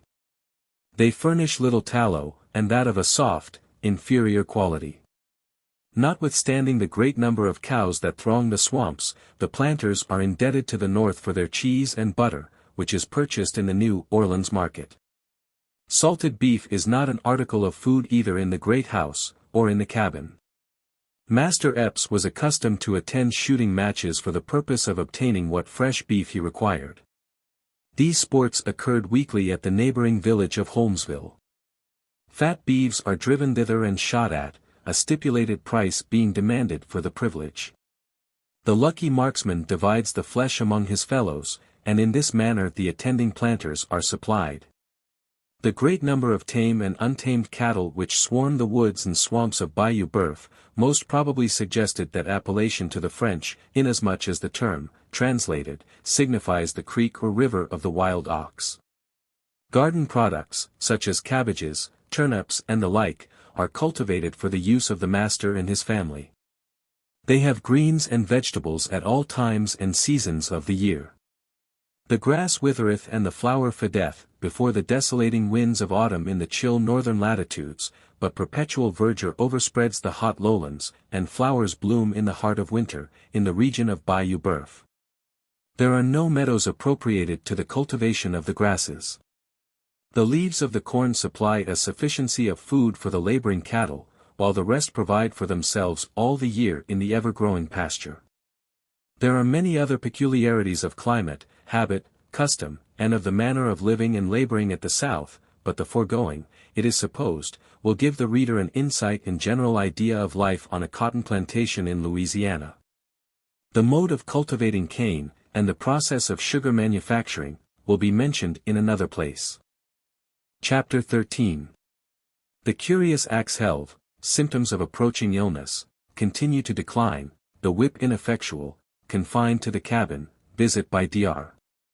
Wines, art, partial recovery, failure at cotton picking, what may be heard on Epps' plantation, lashes graduated, Epps in a whipping mood, Epps in a dancing mood, description of the dance, loss of rest no excuse, Epps' characteristics, Jim Burns, removal from Huff Power to Bayou Birth, description of Uncle Abram.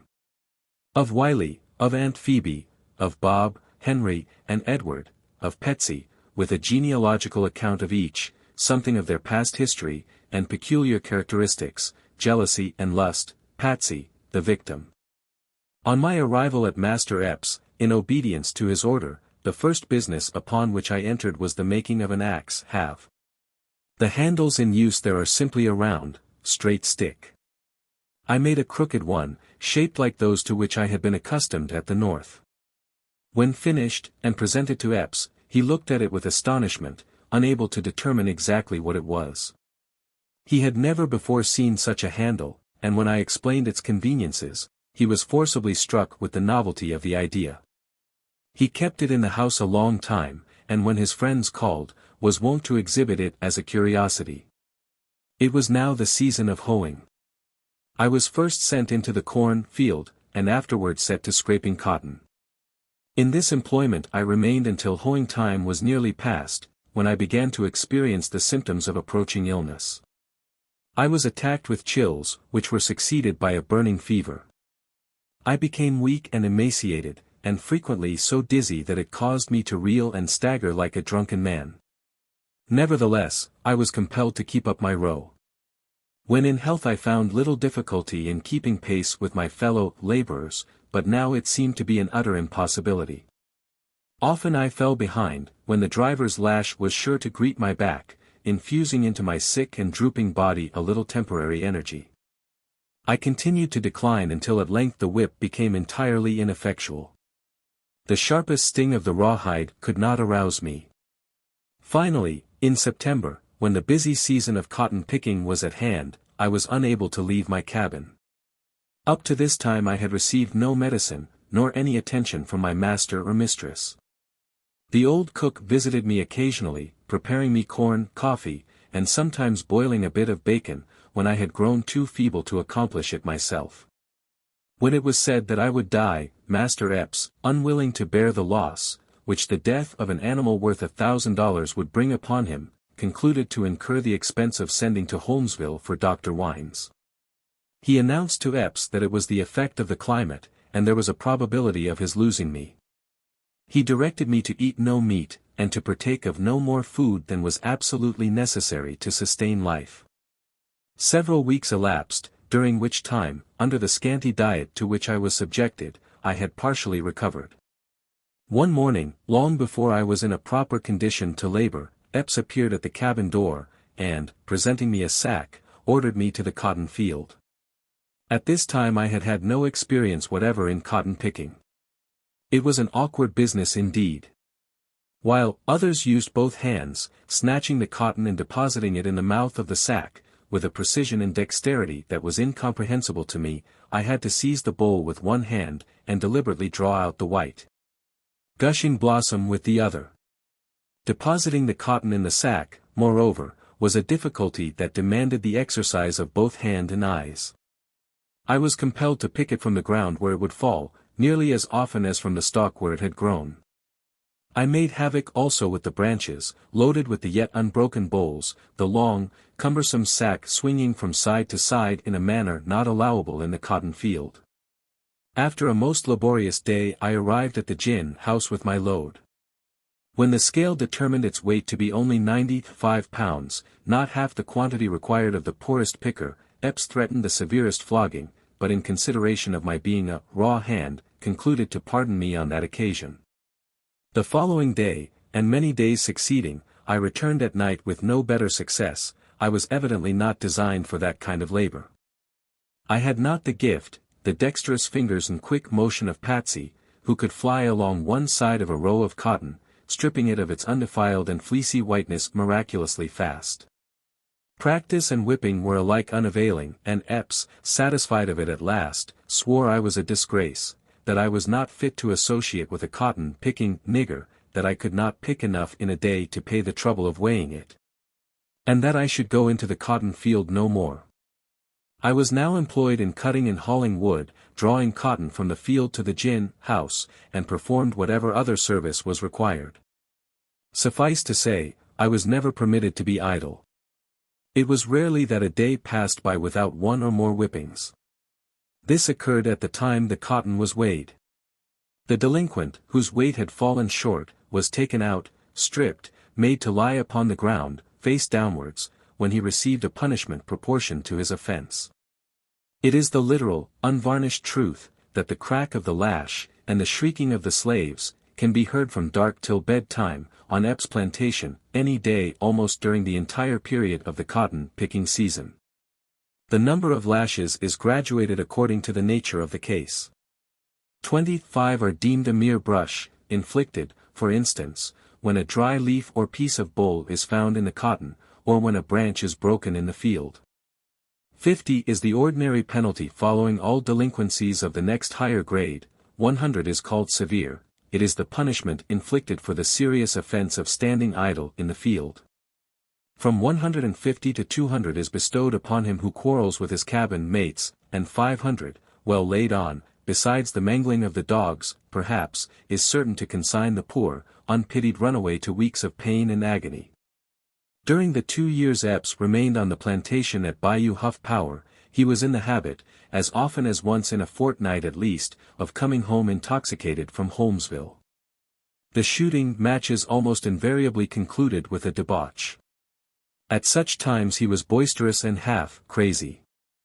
Often he would break the dishes, chairs, and whatever furniture he could lay his hands on. When satisfied with his amusement in the house, he would seize the whip and walk forth into the yard.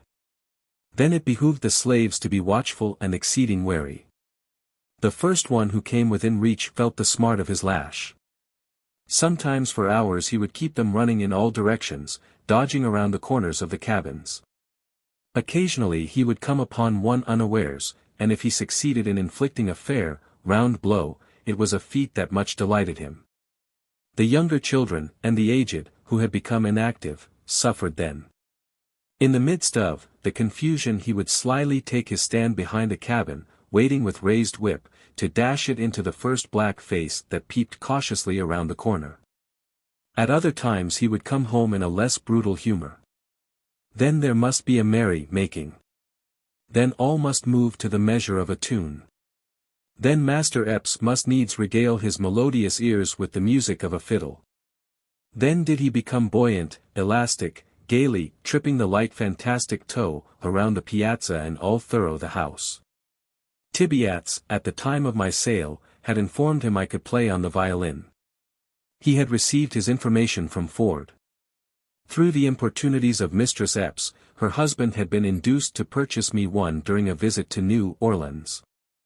Frequently I was called into the house to play before the family, Mistress being passionately fond of music. All of us would be assembled in the large room of the great house, whenever Epps came home in one of his dancing moods. No matter how worn out and tired we were, there must be a general dance. When properly stationed on the floor, I would strike up a tune. "Dance, you niggers, dance," Epps would shout. Then there must be no halting or delay, no slow or languid movements, all must be brisk, and lively, and alert. Up and down, heel and toe, and away we go, was the order of the hour. Epps' portly form mingled with those of his dusky slaves, moving rapidly through all the mazes of the dance. Usually his whip was in his hand, ready to fall about the ears of the presumptuous thrall, who dared to rest a moment, or even stop to catch his breath. When he was himself exhausted, there would be a brief cessation, but it would be very brief. With a slash, and crack, and flourish of the whip, he would shout again, "Dance, niggers, dance," and away they would go once more, pell-mell, while I, spurred by an occasional sharp touch of the lash, sat in a corner, extracting from my violin a marvelous quick-stepping tune. The mistress often upbraided him, declaring she would return to her father's house at Cheneyville. Nevertheless, there were times she could not restrain a burst of laughter, on witnessing his uproarious pranks. Frequently, We were thus detained until almost morning. Bent with excessive toil, actually suffering for a little refreshing rest, and feeling rather as if we could cast ourselves upon the earth and weep, many a night in the house of Edward Epps have his unhappy slaves been made to dance and laugh. Notwithstanding these deprivations, in order to gratify the whim of an unreasonable master, we had to be in the field as soon as it was light, and during the day perform the ordinary and accustomed task. Such deprivations could not be urged at the scales in extenuation of any lack of weight, or in the cornfield for not hoeing with the usual rapidity. The whippings were just as severe as if we had gone forth in the morning, strengthened and invigorated by a night's repose. Indeed, after such frantic revels, he was always more sour and savage than before, punishing for slighter causes, and using the whip with increased and more vindictive energy. 10 years I toiled for that man without reward. 10 years of my incessant labor has contributed to increase the bulk of his possessions. 10 years I was compelled to address him with downcast eyes and uncovered head, in the attitude and language of a slave. I am indebted to him for nothing, save undeserved abuse and stripes. Beyond the reach of his inhuman thong, and standing on the soil of the free state where I was born, thanks be to heaven, I can raise my head once more among men. I can speak of the wrongs I have suffered, and of those who inflicted them, with upraised eyes. But I have no desire to speak of him or any other one otherwise than truthfully. Yet to speak truthfully of Edward Epps would be to say, he is a man in whose heart the quality of kindness or of justice is not found. A rough, rude energy, united with an uncultivated mind and an avaricious spirit, are his prominent characteristics. He is known as a nigger breaker, distinguished for his faculty of subduing the spirit of the slave, and priding himself upon his reputation in this respect, as a jockey boasts of his skill in managing a refractory horse. He looked upon a colored man, not as a human being, responsible to his Creator for the small talent entrusted to him, but as a chattel personal, as mere live property, no better, except in value, than his mule or dog. When the evidence, clear and indisputable, was laid before him that I was a free man, and as much entitled to my liberty as he, when, on the day I left, he was informed that I had a wife and children, as dear to me as his own babes to him. He only raved and swore, denouncing the law that tore me from him, and declaring he would find out the man who had forwarded the letter that disclosed the place of my captivity, if there was any virtue or power in money, and would take his life. He thought of nothing but his loss, and cursed me for having been born free. He could have stood unmoved and seen the tongues of his poor slaves torn out by the roots, he could have seen them burned to ashes over a slow fire, or gnawed to death by dogs, if it only brought him profit. Such a hard, cruel, unjust man is Edward Epps. There was but one greater savage on Bayou Boeuf than he. Jim Burns' plantation was cultivated, as already mentioned, exclusively by women. That barbarian kept their backs so sore and raw, that they could not perform the customary labor demanded daily of the slave. He boasted of his cruelty, and through all the country round was accounted a more thorough-going, energetic man than even Epps. A brute himself, Jim Burns had not a particle of mercy for his subject brutes, and like a fool, whipped and scourged away the very strength upon which depended his amount of gain. Epps remained on Huff Power 2 years, when, having accumulated a considerable sum of money, he expended it in the purchase of the plantation on the east bank of Bayou Boeuf, where he still continues to reside. He took possession of it in 1845, after the holidays were past. He carried thither with him 9 slaves, all of whom, except myself, and Susan, who has since died, remain there yet. He made no addition to this force, and for 8 years the following were my companions in his quarters, viz., Abram, Wiley, Phoebe, Bob, Henry, Edward, and Patsy. All these, except Edward, born since, were purchased out of a drove by Epps during the time he was overseer for Archie B. Williams, whose plantation is situated on the shore of Red River, not far from Alexandria. Abram was tall, standing a full head above any common man. He is 60 years of age, and was born in Tennessee. 20 years ago, he was purchased by a trader, carried into South Carolina, and sold to James Buford, of Williamsburg County, in that state. In his youth he was renowned for his great strength, but age and unremitting toil have somewhat shattered his powerful frame and enfeebled his mental faculties. Wiley is 48. He was born on the estate of William Tassel, and for many years took charge of that gentleman's ferry over the Big Black River, in South Carolina. Phoebe was a slave of Buford, Tassel's neighbor, and having married Wiley, he bought the latter, at her instigation. Buford was a kind master, sheriff of the county, and in those days a man of wealth. Bob and Henry are Phoebe's children, by a former husband, their father having been abandoned to give place to Wiley. That seductive youth had insinuated himself into Phoebe's affections, and therefore the faithless spouse had gently kicked her first husband out of her cabin door. Edward had been born to them on Bayou Huff Power. Patsy is 23, also from Buford's plantation. She is in no wise connected with the others, but glories in the fact that she is the offspring of a Guinea nigger, brought over to Cuba in a slave ship, and in the course of trade transferred to Buford, who was her mother's owner.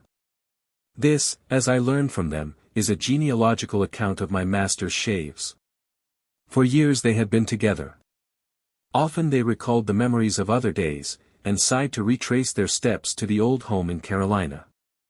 Troubles came upon their master Buford, which brought far greater troubles upon them.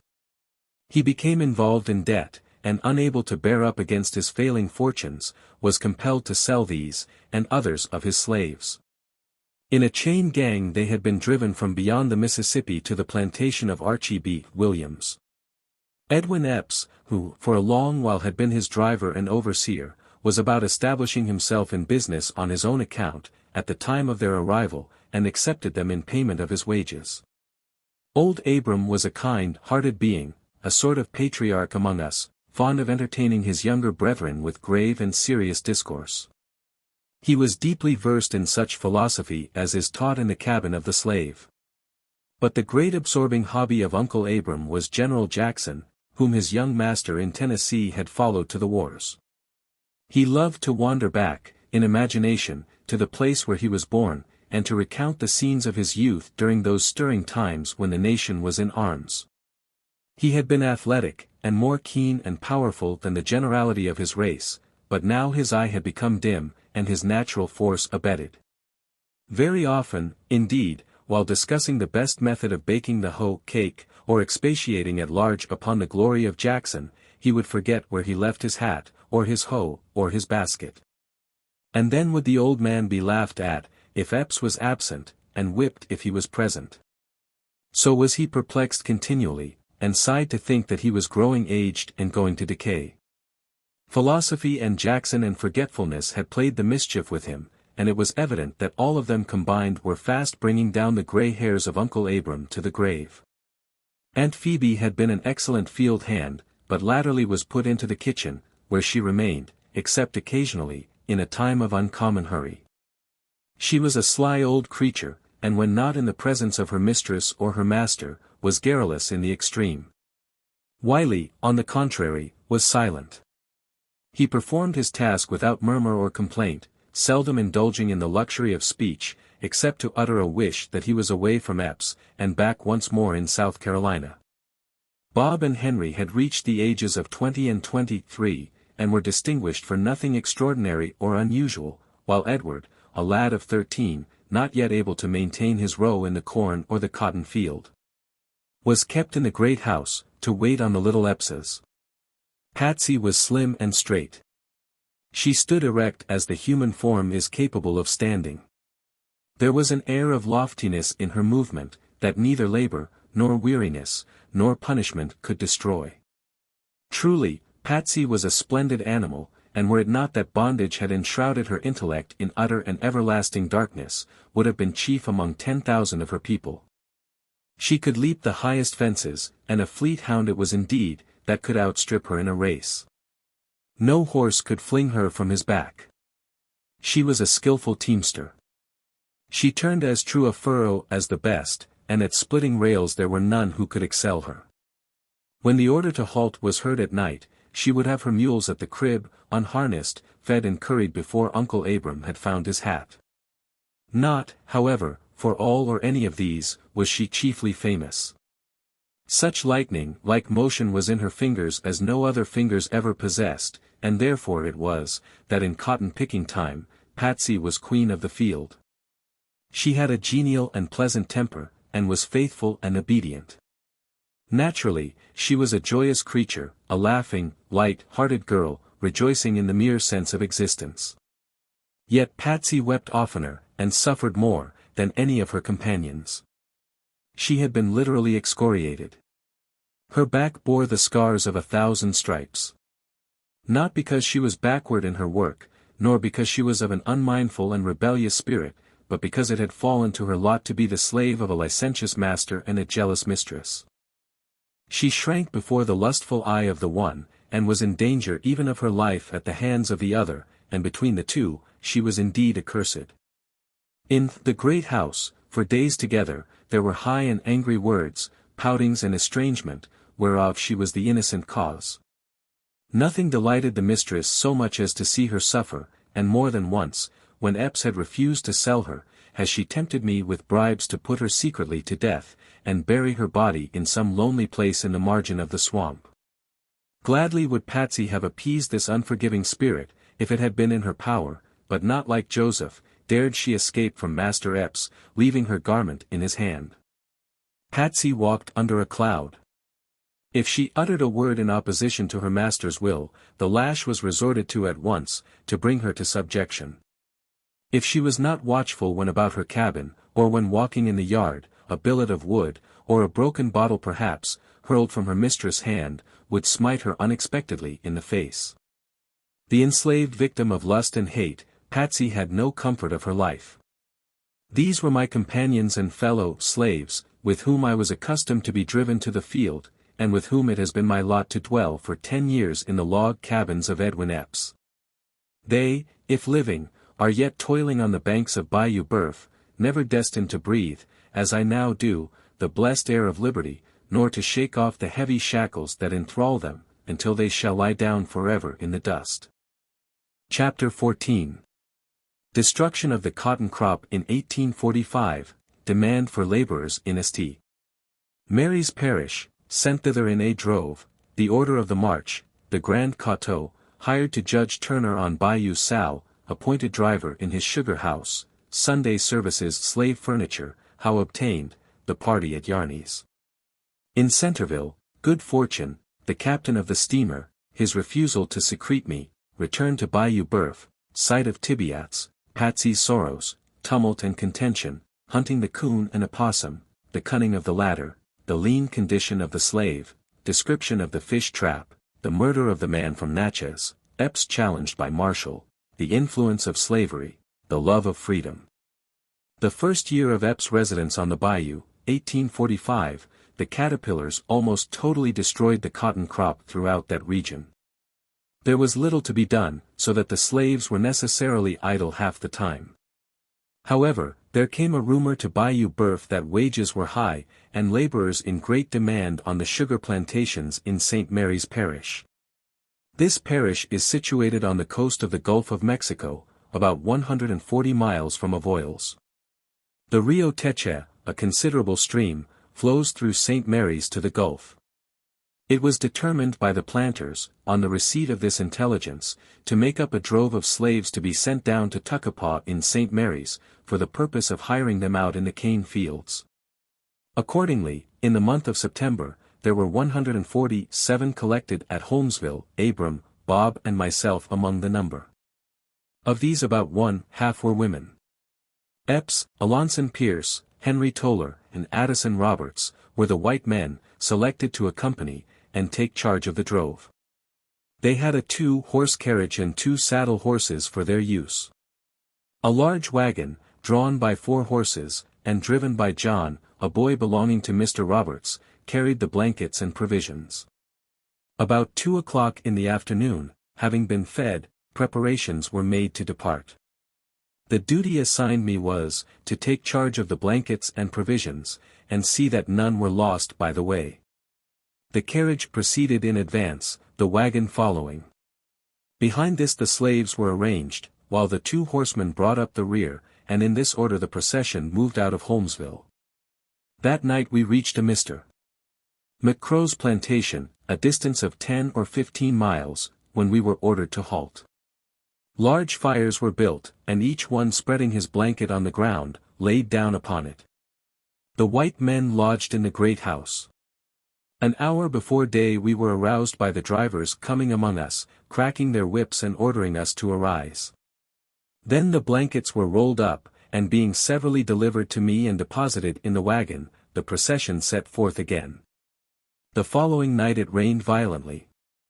We were all drenched, our clothes saturated with mud and water. Reaching an open shed, formerly a gin house, we found beneath it such shelter as it afforded. There was not room for all of us to lay down.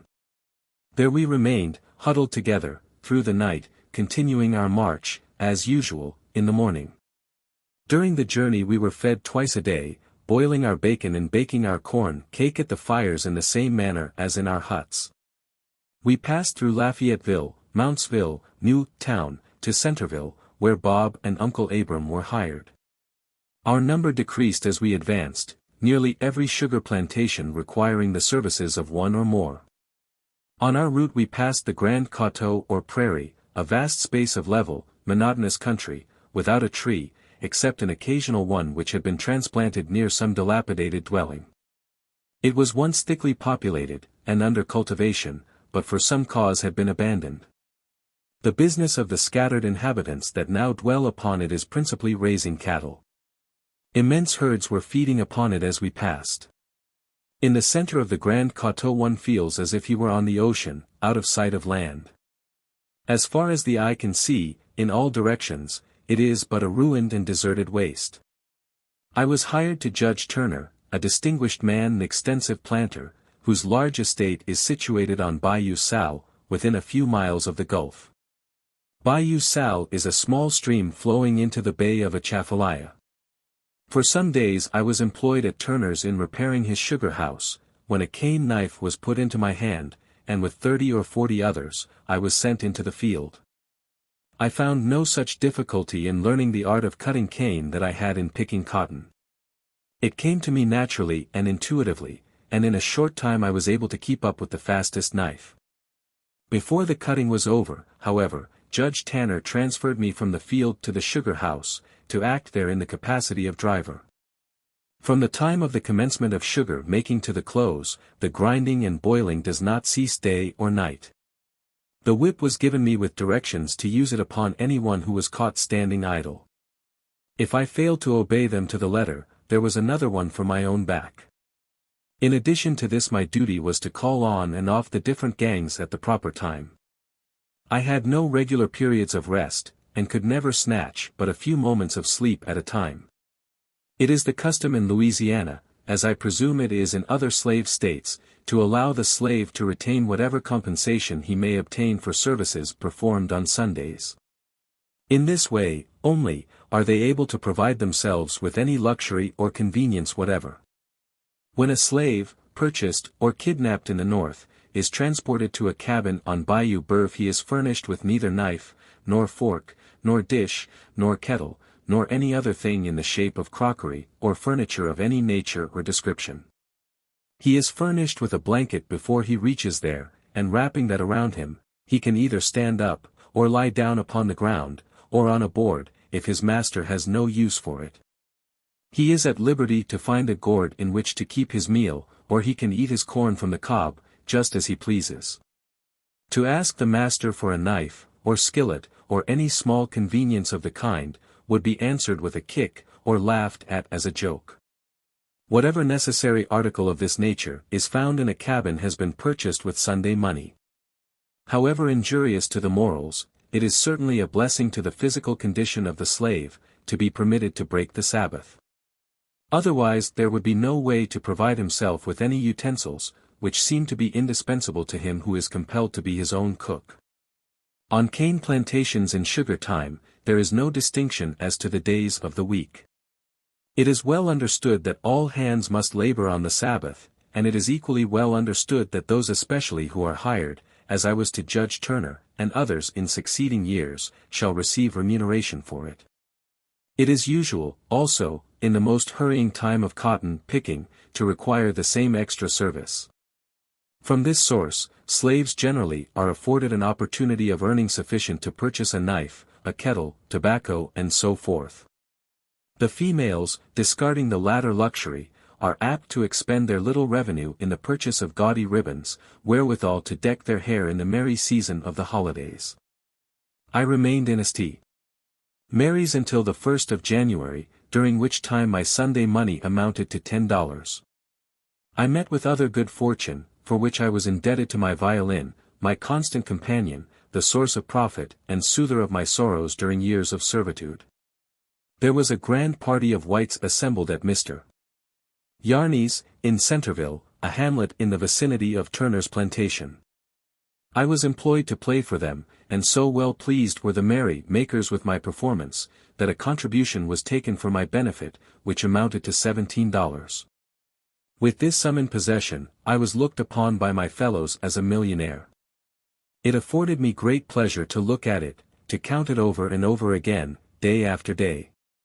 Visions of cabin furniture, of water pails, of pocket knives, new shoes and coats and hats, floated through my fancy, and up through all rose the triumphant contemplation, that I was the wealthiest nigger on Bayou Boeuf. Vessels run up the Rio Teche to Centerville. While there, I was bold enough one day to present myself before the captain of a steamer, and beg permission to hide myself among the freight. I was emboldened to risk the hazard of such a step, from overhearing a conversation, in the course of which I ascertained he was a native of Tile North.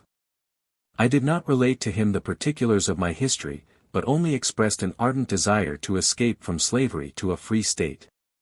He pitied me, but said it would be impossible to avoid the vigilant custom-house officers in New Orleans, and that detection would subject him to punishment, and his vessel to confiscation. My earnest entreaties evidently excited his sympathies, and doubtless he would have yielded to them, could he have done so with any kind of safety.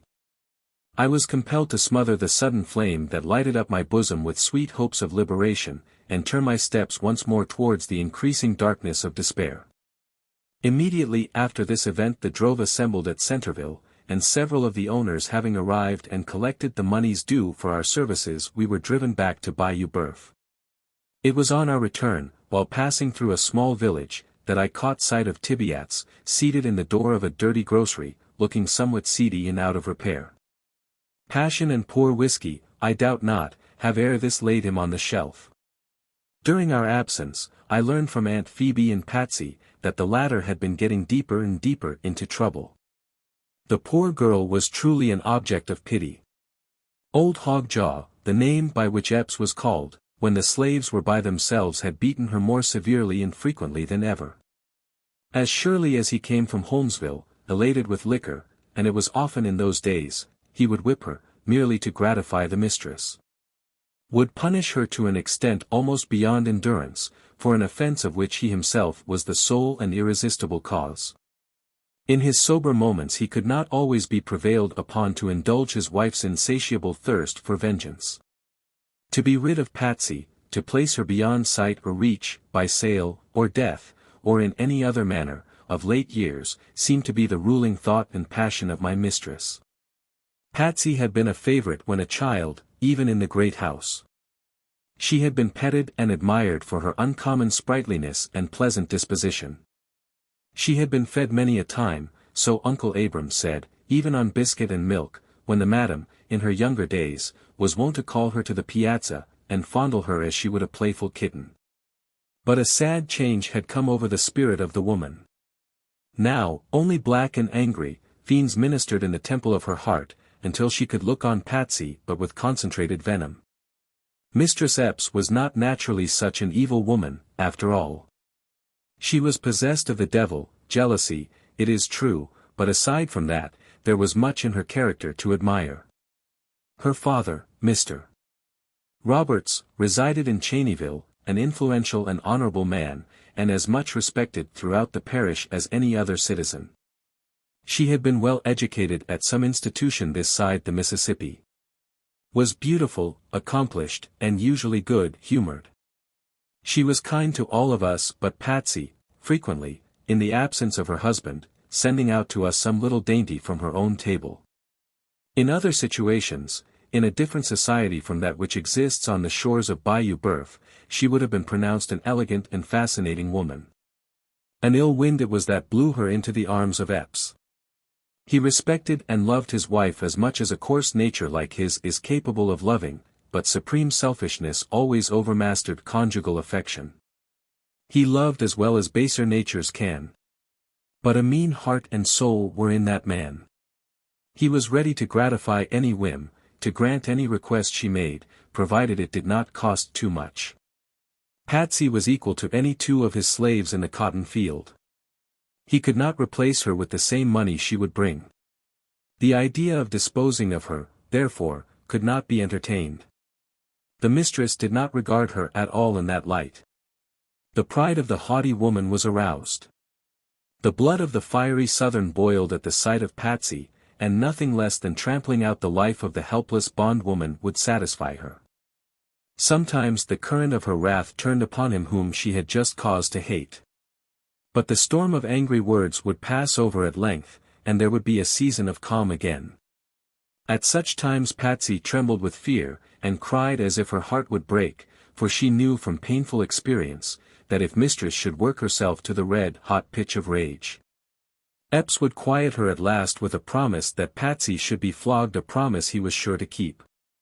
Thus did pride, and jealousy, and vengeance war with avarice and brute passion in the mansion of my master, filling it with daily tumult and contention. Thus, upon the head of Patsy, the simple-minded slave, in whose heart God had implanted the seeds of virtue, the force of all these domestic tempests spent itself at last. During the summer succeeding my return from St. Mary's Parish, I conceived a plan of providing myself with food, which, though simple, succeeded beyond expectation. It has been followed by many others in my condition, up and down the bayou, and of such benefit has it become that I am almost persuaded to look upon myself as a benefactor. That summer the worms got into the bacon. Nothing but ravenous hunger could induce us to swallow it. The weekly allowance of meals scarcely sufficed to satisfy us. It was customary with us, as it is with all in that region, where the allowance is exhausted before Saturday night, or is in such a state as to render it nauseous and disgusting, to hunt in the swamps for coon and opossum. This, however, must be done at night, after the day's work is accomplished. There are planters whose slaves, for months at a time, have no other meat than such as is obtained in this manner. No objections are made to hunting, inasmuch as it dispenses with drafts upon the smoke house, and because every marauding coon that is killed is so much saved from the standing corn. They are hunted with dogs and clubs, slaves not being allowed the use of firearms. The flesh of the coon is palatable, but verily there is nothing in all butcherdom so delicious as a roasted possum. They are a round, rather long-bodied, little animal, of a whitish color, with nose like a pig, and caudal extremity like a rat. They burrow among the roots and in the hollows of the gum tree, and are clumsy and slow of motion. They are deceitful and cunning creatures. On receiving the slightest tap of a stick, they will roll over on the ground and feign death. If the hunter leaves him, in pursuit of another, without first taking particular pains to break his neck, the chances are, on his return, he is not to be found. The little animal has outwitted the enemy, has played possum, and is off. But after a long and hard day's work, the weary slave feels little like going to the swamp for his supper, and half the time prefers throwing himself on the cabin floor without it. It is for the interest of the master that the servant should not suffer in health from starvation, and it is also for his interest that he should not become gross from over-feeding. In the estimation of the owner, a slave is the most serviceable when in rather a lean and lank condition, such a condition as the race horse is in, when fitted for the course. And in that condition they are generally to be found on the sugar and cotton plantations along Red River. My cabin was within a few rods of the bayou bank, and necessity being indeed the mother of invention, I resolved upon a mode of obtaining the requisite amount of food, without the trouble of resorting nightly to the woods. This was to construct a fish trap. Having, in my mind, conceived the manner in which it could be done, the next Sunday I set about putting it into practical execution. It may be impossible for me to convey to the reader a full and correct idea of its construction, but the following will serve as a general description. A frame between 2 and 3 feet square is made, and of a greater or less height, according to the depth of water. Boards or slats are nailed on 3 sides of this frame, not so closely, however, as to prevent the water circulating freely through it.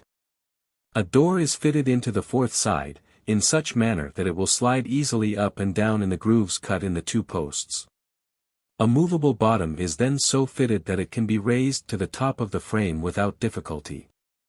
In the center of the movable bottom an auger hole is bored, and into this one end of a handle or round stick is fastened on the underside so loosely that it will turn. The handle ascends from the center of the movable bottom to the top of the frame, or as much higher as is desirable. Up and down this handle, in a great many places, are gimlet holes, through which small sticks are inserted, extending to opposite sides of the frame. So many of these small sticks are running out from the handle in all directions, that a fish of any considerable dimensions cannot pass through without hitting one of them. The frame is then placed in the water and made stationary. The trap is set by sliding or drawing up the door, and kept in that position by another stick, one end of which rests in a notch on the inner side, the other end in a notch made in the handle, running up from the center of the movable bottom. The trap is baited by rolling a handful of wet meal and cotton together until it becomes hard, and depositing it in the back part of the frame. A fish swimming through the upraised door towards the bait, necessarily strikes one of the small sticks turning the handle, which displacing the stick supporting the door, the latter falls, securing the fish within the frame. Taking hold of the top of the handle, the movable bottom is then drawn up to the surface of the water, and the fish taken out. There may have been other such traps in use before mine was constructed, but if there were I had never happened to see one. Bayou Boeuf abounds in fish of large size and excellent quality, and after this time I w as very rarely in want of one for myself, or for my comrades. Thus a mine was opened, a new resource was developed, hitherto unthought of by the enslaved children of Africa, who toil and hunger along the shores of that sluggish, but prolific stream. About the time of which I am now writing, an event occurred in our immediate neighborhood, which made a deep impression upon me, and which shows the state of society existing there, and the manner in which affronts are oftentimes avenged. Directly opposite our quarters, on the other side of the bayou, was situated the plantation of Mr. Marshall. He belonged to a family among the most wealthy and aristocratic in the country. A gentleman from the vicinity of Natchez had been negotiating with him for the purchase of the estate. One day a messenger came in great haste to our plantation, saying that a bloody and fearful battle was going on at Marshall's, that blood had been spilled, and unless the combatants were forthwith separated, the result would be disastrous. On repairing to Marshall's house, a scene presented itself that beggars description. On the floor of one of the rooms lay the ghastly corpse of the man from Natchez, while Marshall, enraged and covered with wounds and blood, was stalking back and forth, breathing out threatenings and slaughter. A difficulty had arisen in the course of their negotiation, high words ensued, when drawing their weapons, the deadly strife began that ended so unfortunately. Marshall was never placed in confinement. A sort of trial or investigation was had at Marksville, when he was acquitted, and returned to his plantation, rather more respected, as I thought, than ever, from the fact that the blood of a fellow being was on his soul.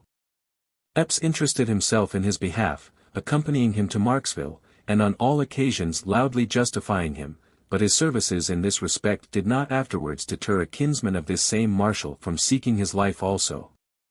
A brawl occurred between them over a gambling table, which terminated in a deadly feud.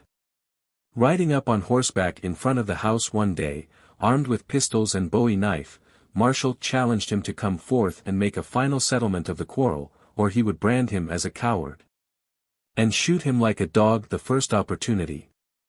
Not through cowardice, nor from any conscientious scruples, in my opinion, but through the influence of his wife, he was restrained from accepting the challenge of his enemy. A reconciliation, however, was effected afterward, since which time they have been on terms of the closest intimacy. Such occurrences, which would bring upon the parties concerned in the merited and condign punishment in the northern states, are frequent on the bayou, and pass without notice, and almost without comment. Every man carries his bowie knife, and when two fall out, they set to work hacking and thrusting at each other, more like savages than civilized and enlightened beings. The existence of slavery in its most cruel form among them, has a tendency to brutalize the humane and finer feelings of their nature. Daily witnesses of human suffering, listening to the agonizing screeches of the slave, beholding him writhing beneath the merciless lash, bitten and torn by dogs, dying without attention, and buried without shroud or coffin, it cannot otherwise be expected, than that they should become brutified and reckless of human life.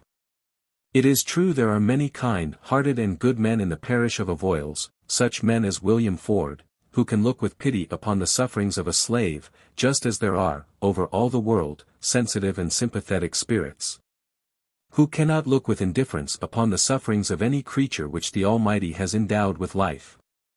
It is not the fault of the slaveholder that he is cruel, so much as it is the fault of the system under which he lives.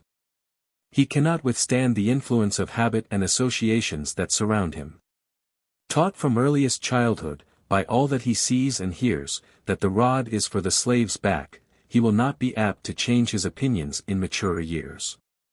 There may be humane masters, as there certainly are inhuman ones, there may be slaves well clothed, well fed, and happy, as there surely are those half-clad, half-starved and miserable. Nevertheless, the institution that tolerates such wrong and inhumanity as I have witnessed, is a cruel, unjust, and barbarous one. Men may write fictions portraying lowly life as it is, or as it is not, may expatiate with owlish gravity upon the bliss of ignorance, discourse flippantly from arm-chairs of the pleasures of slave life. But let them toil with him in the field, sleep with him in the cabin, feed with him on husks, let them behold him scourged, hunted, trampled on, and they will come back with another story in their mouths. Let them know the heart of the poor slave, learn his secret thoughts, thoughts he dare not utter in the hearing of the white man. Let them sit by him in the silent watches of the night, converse with him in trustful confidence, of life, liberty, and the pursuit of happiness. And they will find that 99 out of every 100 are intelligent enough to understand their situation, and to cherish in their bosoms the love of freedom, as passionately as themselves. Chapter 15. Labors on Sugar Plantations, the Mode of Planting Cane, of Hoeing Cane, Cane Ricks, Cutting Cane, Description of the Cane Knife Windrowing, Preparing for Succeeding Crops, Description of Hawkins' Sugar Mill on Bayou Boeuf, the Christmas Holidays, the Carnival Season of the Children of Bondage, the Christmas Supper, Red. The Favorite Color, the Violin, and the Consolation it afforded the Christmas Dance, Lively, the Coquette, Sam Roberts, and his Rivals, Slave Songs, Southern Life as it is, 3 Days in the Year, the System of Marriage, Uncle Abram's Contempt of Matrimony. In consequence of my inability in cotton picking, Epps was in the habit of hiring me out on sugar plantations during the season of cane cutting and sugar making. He received for my services $1 a day, with the money supplying my place on his cotton plantation. Cutting cane was an employment that suited me, and for 3 successive years I held the lead row at Hawkins, leading a gang of from 50 to 100 hands. In a previous chapter the mode of cultivating cotton is described. This may be the proper place to speak of the manner of cultivating cane. The ground is prepared in beds, the same as it is prepared for the reception of the cotton seed, except it is plowed deeper. Drills are made in the same manner. Planting commences in January, and continues until April. It is necessary to plant a sugar field only once in 3 years. 3 crops are taken before the seed or plant is exhausted. 3 gangs are employed in the operation. 1 draws the cane from the rick or stack, cutting the top and flags from the stalk, leaving only that part which is sound and healthy. Each joint of the cane has an eye, like the eye of a potato, which sends forth a sprout when buried in the soil. Another gang lays the cane in the drill, placing 2 stalks side by side in such manner that joints will occur once in 4 or 6 inches. The third gang follows with hoes, drawing earth upon the stalks, and covering them to the depth of 3 inches.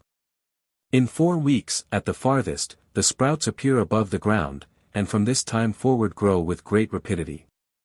A sugar field is hoed 3 times, the same as cotton, save that a greater quantity of earth is drawn to the roots. By the 1st of August hoeing is usually over. About the middle of September, whatever is required for seed is cut and tacked in ricks, as they are termed. In October it is ready for the mill or sugar house, and then the general cutting begins. The blade of a cane knife is 15 inches long, 3 inches wide in the middle, and tapering towards the point and handle. The blade is thin, and in order to be at all serviceable must be kept very sharp. Every third hand takes the lead of 2 others, one of whom is on each side of him. The lead hand, in the first place, with a blow of his knife shears the flags from the stalk. He next cuts off the top down as far as it is green. He must be careful to sever all the green from the ripe part, inasmuch as the juice of the former sours the molasses, and renders it unsaleable. Then he severs the stalk at the root, and lays it directly behind him. His right and left hand companions lay their stalks, when cut in the same manner, upon his. To every 3 hands there is a cart, which follows, and the stalks are thrown into it by the younger slaves, when it is drawn to the sugar house and ground. If the planter apprehends a frost, the cane is windrowed. Windrowing is the cutting the stalks at an early period and throwing them lengthwise in the water furrow in such a manner that the tops will cover the butts of the stalks. They will remain in this condition 3 weeks or a month without souring, and secure from frost.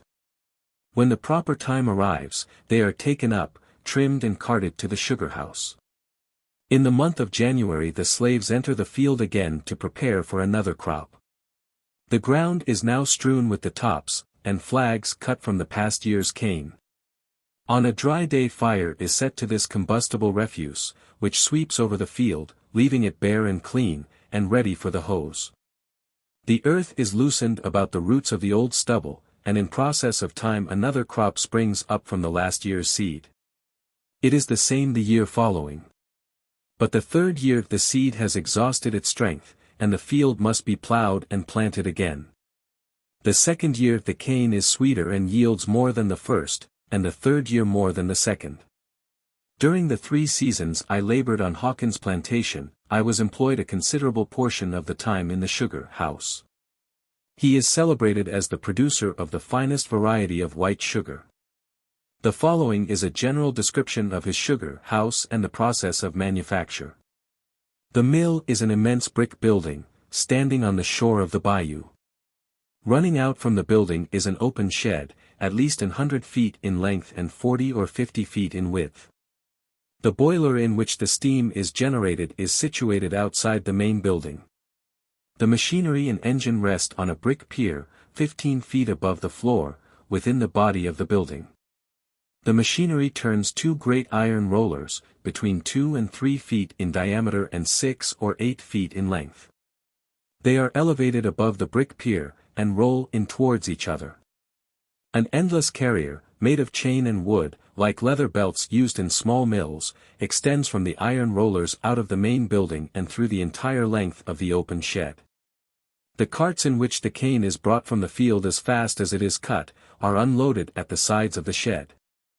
All along the endless carrier are ranged slave children, whose business it is to place the cane upon it, when it is conveyed through the shed into the main building, where it falls between the rollers, is crushed, and drops upon another carrier that conveys it out of the main building in an opposite direction, depositing it in the top of a chimney upon a fire beneath, which consumes it. It is necessary to burn it in this manner, because otherwise it would soon fill the building, and more especially because it would soon sour and engender disease. The juice of the cane falls into a conductor underneath the iron rollers, and is carried into a reservoir. Pipes convey it from thence into 5 filterers, holding several hogsheads each.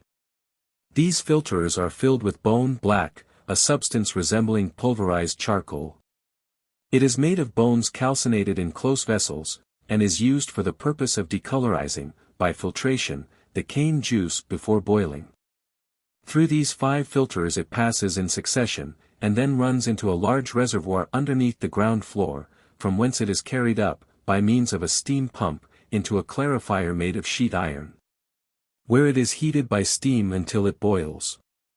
From the first clarifier it is carried in pipes to a second and a third, and thence into close iron pans, through which tubes pass, filled with steam.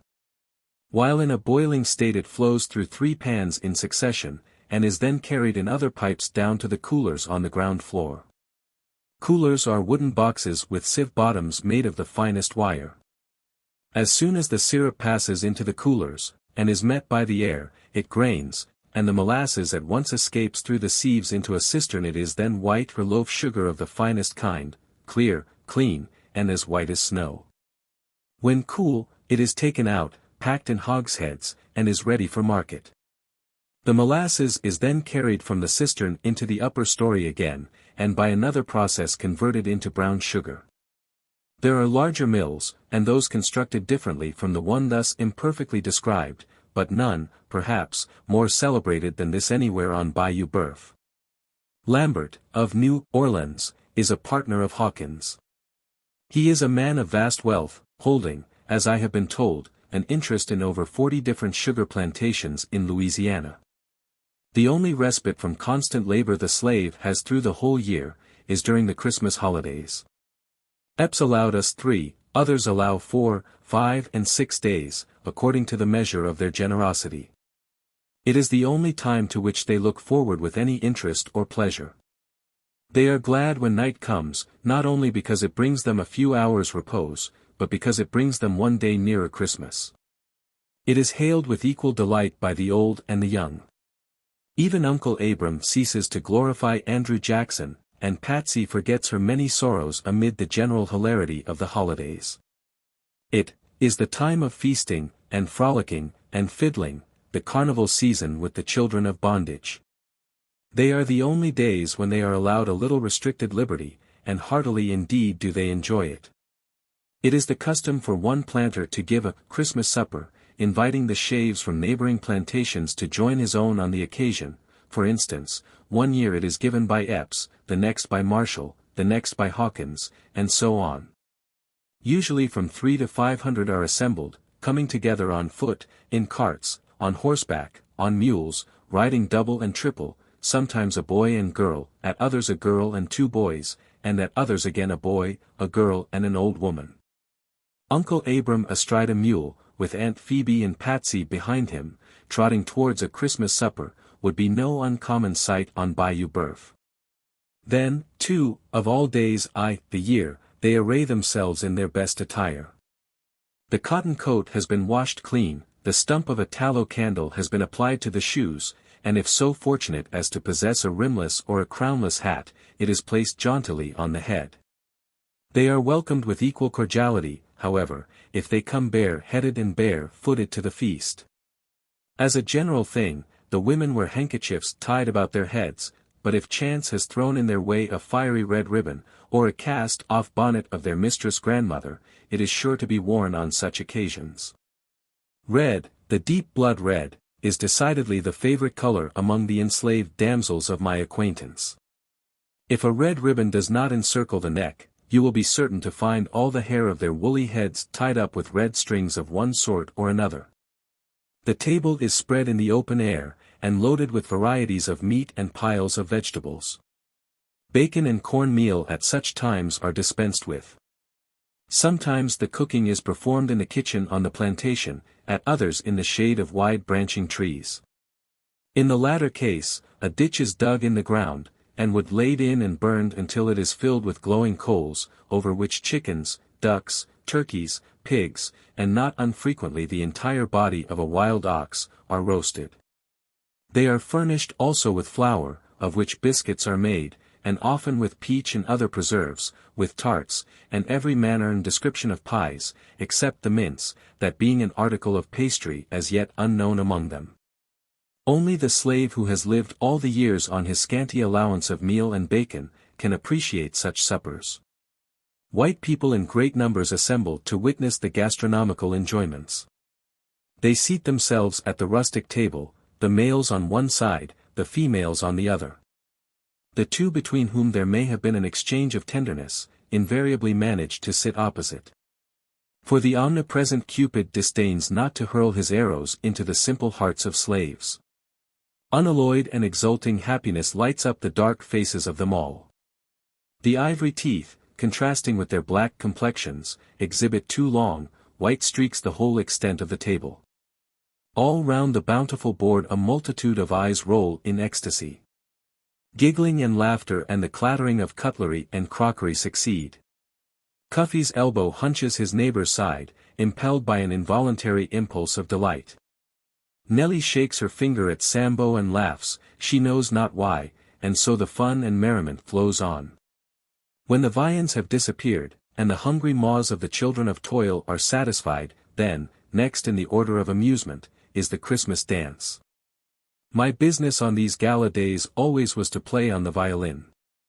The African race is a music-loving one, proverbially, and many there were among my fellow bondsmen whose organs of tune were strikingly developed, and who could thumb the banjo with dexterity.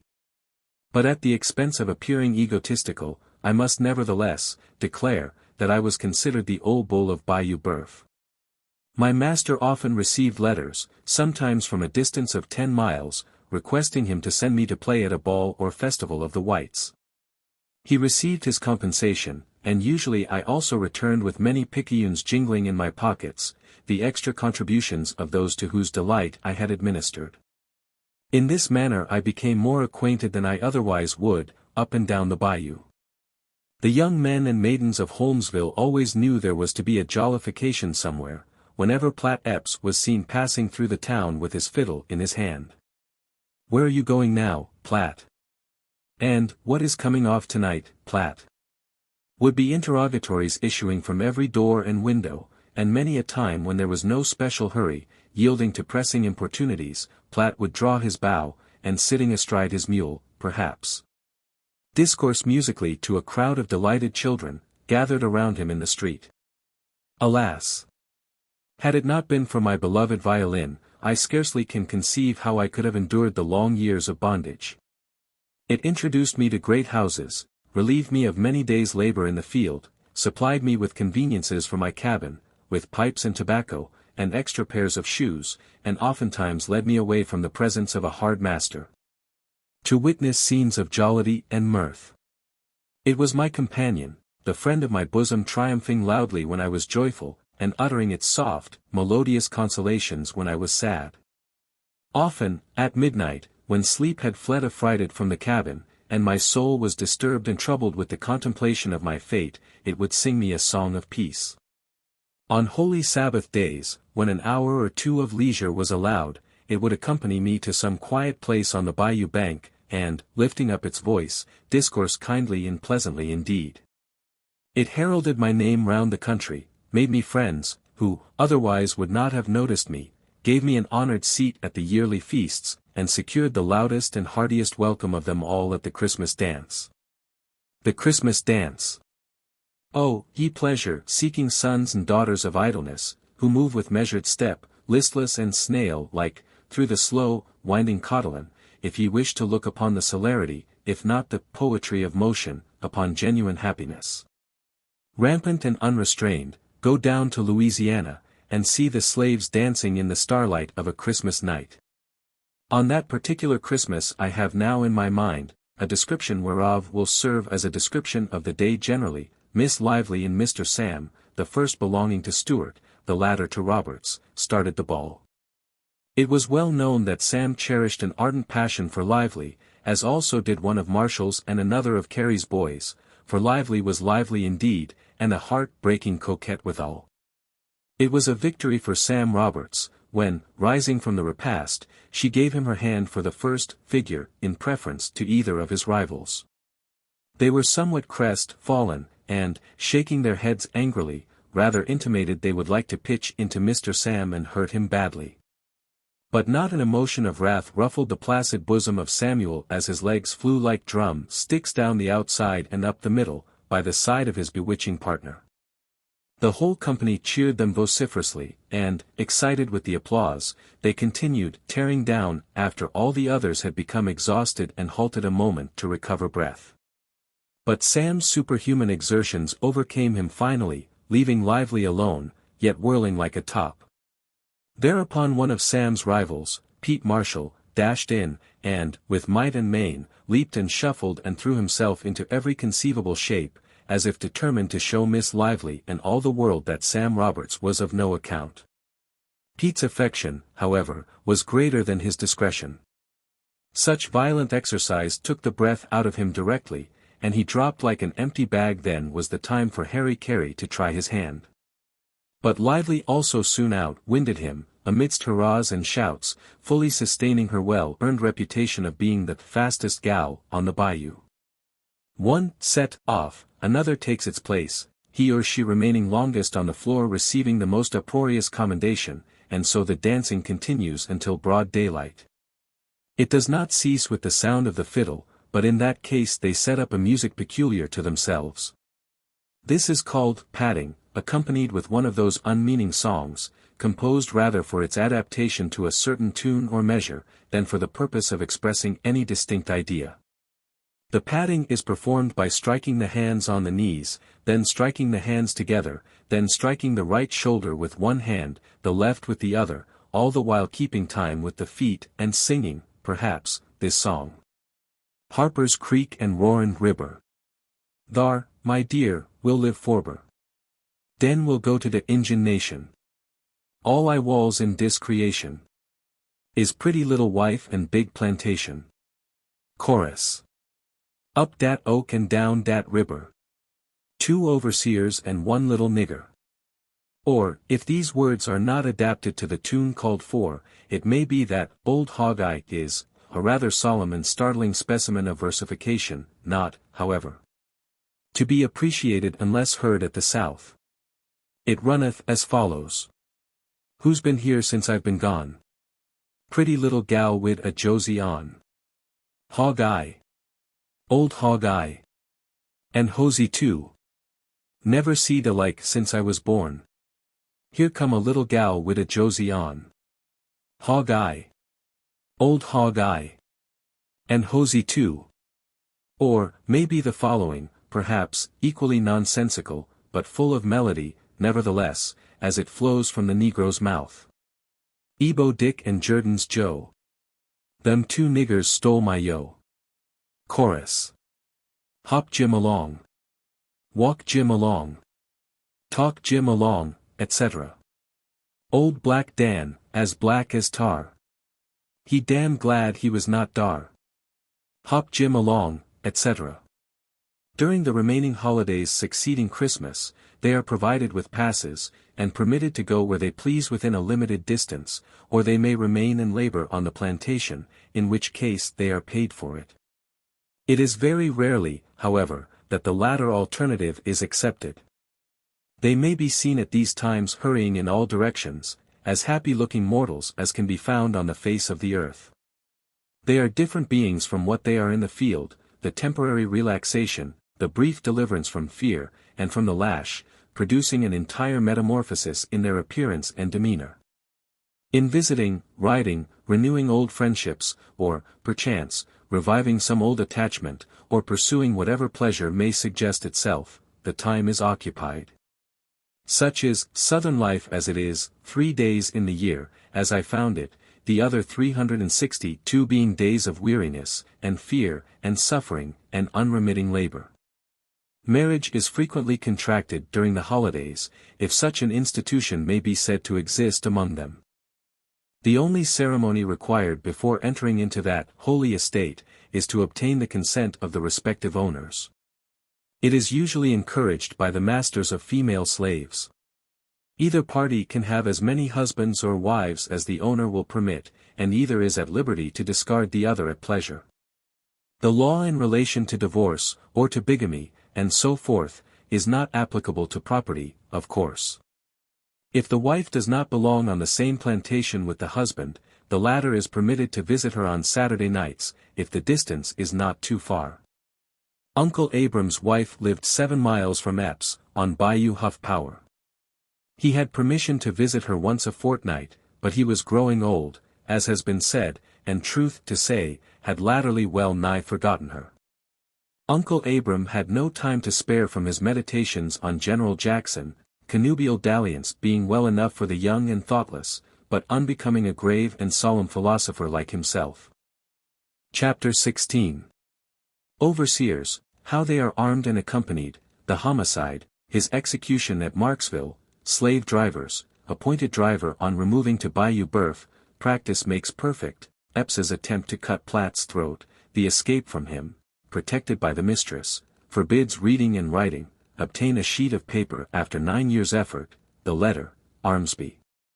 The mean white, partially confide in him, his treachery, Epps' suspicions, how they were quieted, burning the letter, Armsby leaves the bayou, disappointment and despair. With the exception of my trip to St. Mary's Parish, and my absence during the cane-cutting seasons, I was constantly employed on the plantation of Master Epps. He was considered but a small planter, not having a sufficient number of hands to require the services of an overseer, acting in the latter capacity himself. Not able to increase his force, it was his custom to hire during the hurry of cotton picking. On larger estates, employing 50 or 100, or perhaps 200 hands, an overseer is deemed indispensable. These gentlemen ride into the field on horseback, without an exception, to my knowledge, armed with pistols, bowie knife, whip, and accompanied by several dogs. They follow, equipped in this fashion, in rear of the slaves, keeping a sharp lookout upon them all. The requisite qualifications in an overseer are utter heartlessness, brutality, and cruelty. It is his business to produce large crops, and if that is accomplished, no matter what amount of suffering it may have cost. The presence of the dogs are necessary to overhaul a fugitive who may take to his heels, as is sometimes the case, when faint or sick, he is unable to maintain his row, and unable, also, to endure the whip. The pistols are reserved for any dangerous emergency, there having been instances when such weapons were necessary. Goaded into uncontrollable madness, even the slave will sometimes turn upon his oppressor.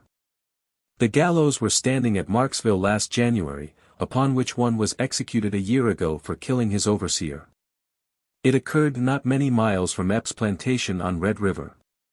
The slave was given his task at splitting rails. In the course of the day the overseer sent him on an errand, which occupied so much time that it was not possible for him to perform the task. The next day he was called to an account, but the loss of time occasioned by the errand was no excuse, and he was ordered to kneel and bare his back for the reception of the lash. They were in the woods alone, beyond the reach of sight or hearing. The boy submitted until maddened at such injustice, and insane with pain, he sprang to his feet, and seizing an axe, literally chopped the overseer in pieces.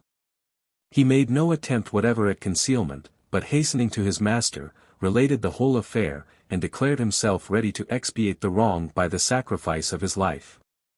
He was led to the scaffold, and while the rope was around his neck, maintained an undismayed and fearless bearing, and with his last words justified the act. Besides the overseer, there are drivers under him, the number being in proportion to the number of hands in the field. The drivers are black, who, in addition to the performance of their equal share of work, are compelled to do the whipping of their several gangs. Whips hang around their necks, and if they fail to use them thoroughly, are whipped themselves. They have a few privileges, however, for example, in cane cutting the hands are not allowed to sit down long enough to eat their dinners. Carts filled with corn cake, cooked at the kitchen, are driven into the field at noon. The cake is distributed by the drivers, and must be eaten with the least possible delay. When the slave ceases to perspire, as he often does when taxed beyond his strength, he falls to the ground and becomes entirely helpless. It is then the duty of the driver to drag him into the shade of the standing cotton or cane, or of a neighboring tree, where he dashes buckets of water upon him, and uses other means of bringing out perspiration again. When he is ordered to his place, and compelled to continue his labor. At Huff Power, when I first came to Epps, Tom, one of Robert's negroes, was driver. He was a burly fellow, and severe in the extreme. After Epps' removal to Bayou Boeuf, that distinguished honor was conferred upon myself. Up to the time of my departure I had to wear a whip about my neck in the field. If Epps was present, I dared not show any lenity, not having the Christian fortitude of a certain well-known Uncle Tom sufficiently to brave his wrath, by refusing to perform the office. In that way, only, I escaped the immediate martyrdom he suffered, and, withal, saved my companions much suffering, as it proved in the end. Epps, I soon found, whether actually in the field or not, had his eyes pretty generally upon us. From the piazza, from behind some adjacent tree, or other concealed point of observation, he was perpetually on the watch.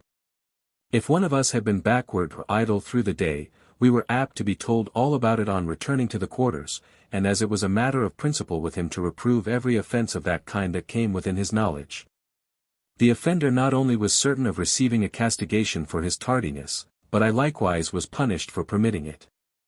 If, on the other hand, he had seen me use the lash freely, the man was satisfied. Practice makes perfect, truly. And during my 8 years' experience as a driver, I learned to handle the whip with marvelous dexterity and precision, throwing the lash within a hair's breadth of the back, the ear, the nose, without, however, touching either of them. If Epps was observed at a distance, or we had reason to apprehend he was sneaking somewhere in the vicinity, I would commence plying the lash vigorously, when, according to arrangement, they would squirm and screech as if in agony. Although not one of them had in fact been even grazed.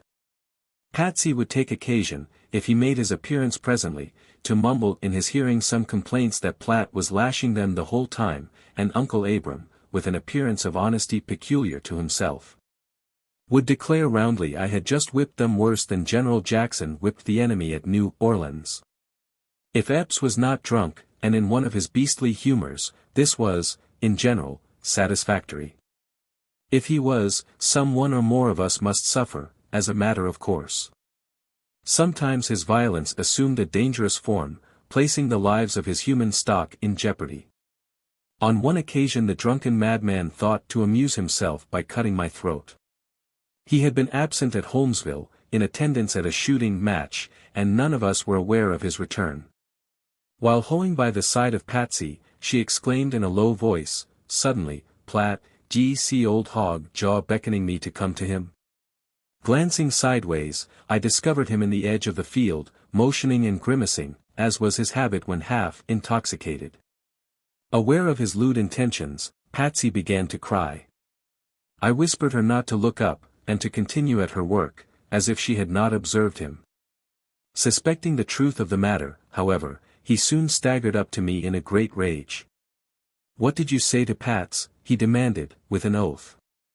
I made him some evasive answer, which only had the effect of increasing his violence. "How long have you owned this plantation, say, you'd, d nigger?" he inquired, with a malicious sneer, at the same time taking hold of my shirt collar with one hand, and thrusting the other into his pocket. "Now I'll cut your black throat, that's what I'll do," drawing his knife from his pocket as he said it. But with one hand he was unable to open it, until finally seizing the blade in his teeth, I saw he was about to succeed, and felt the necessity of escaping from him, for in his present reckless state, it was evident he was not joking, by any means. My shirt was open in front, and as I turned round quickly and sprang from him, while he still retained his gripe, it was stripped entirely from my back. There was no difficulty now in eluding him. He would chase me until out of breath, then stop until it was recovered, swear, and renew the chase again. Now he would command me to come to him, now endeavor to coax me, but I was careful to keep at a respectful distance. In this manner we made the circuit of the field several times, he making desperate plunges, and I always dodging them, more amused than frightened, well knowing that when his sober senses returned, he would laugh at his own drunken folly. At length I observed the mistress standing by the yard fence, watching our half-serious, half-comical maneuvers. Shooting past him, I ran directly to her. Epps, on discovering her, did not follow. He remained about the field an hour or more, during which time I stood by the mistress, having related the particulars of what had taken place. Now, she was aroused again, denouncing her husband and Patsy about equally. Finally, Epps came towards the house, by this time nearly sober, walking demurely, with his hands behind his back, and attempting to look as innocent as a child. As he approached, nevertheless, Mistress Epps began to berate him roundly, heaping upon him many rather disrespectful epithets, and demanding for what reason he had attempted to cut my throat. Epps made wondrous strange of it all, and to my surprise, swore by all the saints in the calendar he had not spoken to me that day. "Platt, you lying nigger, have I?" was his brazen appeal to me. It is not safe to contradict a master, even by the assertion of a truth. So I was silent, and when he entered the house I returned to the field, and the affair was never after alluded to. Shortly after this time a circumstance occurred that came nigh divulging the secret of my real name and history, which I had so long and carefully concealed, and upon which I was convinced depended my final escape. Soon after he purchased me, Epps asked me if I could write and read, and on being informed that I had received some instruction in those branches of education, he assured me, with emphasis, if he ever caught me with a book, or with pen and ink, he would give me 100 lashes. He said he wanted me to understand that he bought niggers to work and not to educate. He never inquired a word of my past life, or from whence I came. The mistress, however, cross-examined me frequently about Washington, which she supposed was my native city, and more than once remarked that I did not talk nor act like the other niggers. And she was sure I had seen more of the world than I admitted. My great object always was to invent means of getting a letter secretly into the post office, directed to some of my friends or family at the North. The difficulty of such an achievement cannot be comprehended by one unacquainted with the severe restrictions imposed upon me. In the first place, I was deprived of pen, ink, and paper. In the second place, a slave cannot leave his plantation without a pass, nor will a post-master mail a letter for one without written instructions from his owner. I was in slavery 9 years, and always watchful and on the alert, before I met with the good fortune of obtaining a sheet of paper. While Epps was in New Orleans, one winter, disposing of his cotton, the mistress sent me to Holmesville, with an order for several articles, and among the rest a quantity of foolscap. I appropriated a sheet, concealing it in the cabin, under the board on which I slept. After various experiments I succeeded in making ink, by boiling white maple bark, and with a feather plucked from the wing of a duck, manufactured a pen. When all were asleep in the cabin, by the light of the coals, lying upon my plank couch, I managed to complete a somewhat lengthy epistle. It was directed to an old acquaintance at Sandy Hill, stating my condition, and urging him to take measures to restore me to liberty. This letter I kept a long time, contriving measures by which it could be safely deposited in the post office. At length, a low fellow, by the name of Armsby, hitherto a stranger, came into the neighborhood, seeking a situation as overseer. He applied to Epps, and was about the plantation for several days. He next went over to Shaw's, nearby, and remained with him several weeks. Shaw was generally surrounded by such worthless characters, being himself noted as a gambler and unprincipled man. He had made a wife of his slave Charlotte, and a brood of young mulattoes were growing up in his house. Armsby became so much reduced at last, that he was compelled to labor with the slaves. A white man working in the field is a rare and unusual spectacle on Bayou Boeuf. I improved every opportunity of cultivating his acquaintance privately, desiring to obtain his confidence so far as to be willing to entrust the letter to his keeping. He visited Marksville repeatedly, he informed me, a town some 20 miles distant, and there, I proposed to myself, the letter should be mailed.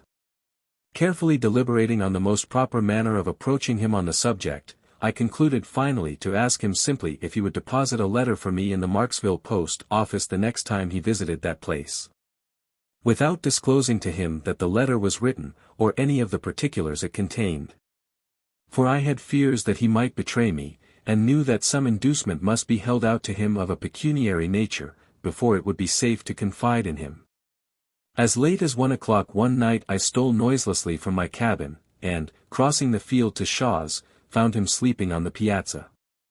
I had but a few picayunes, the proceeds of my fiddling performances, but all I had in the world I promised him if he would do me the favor required.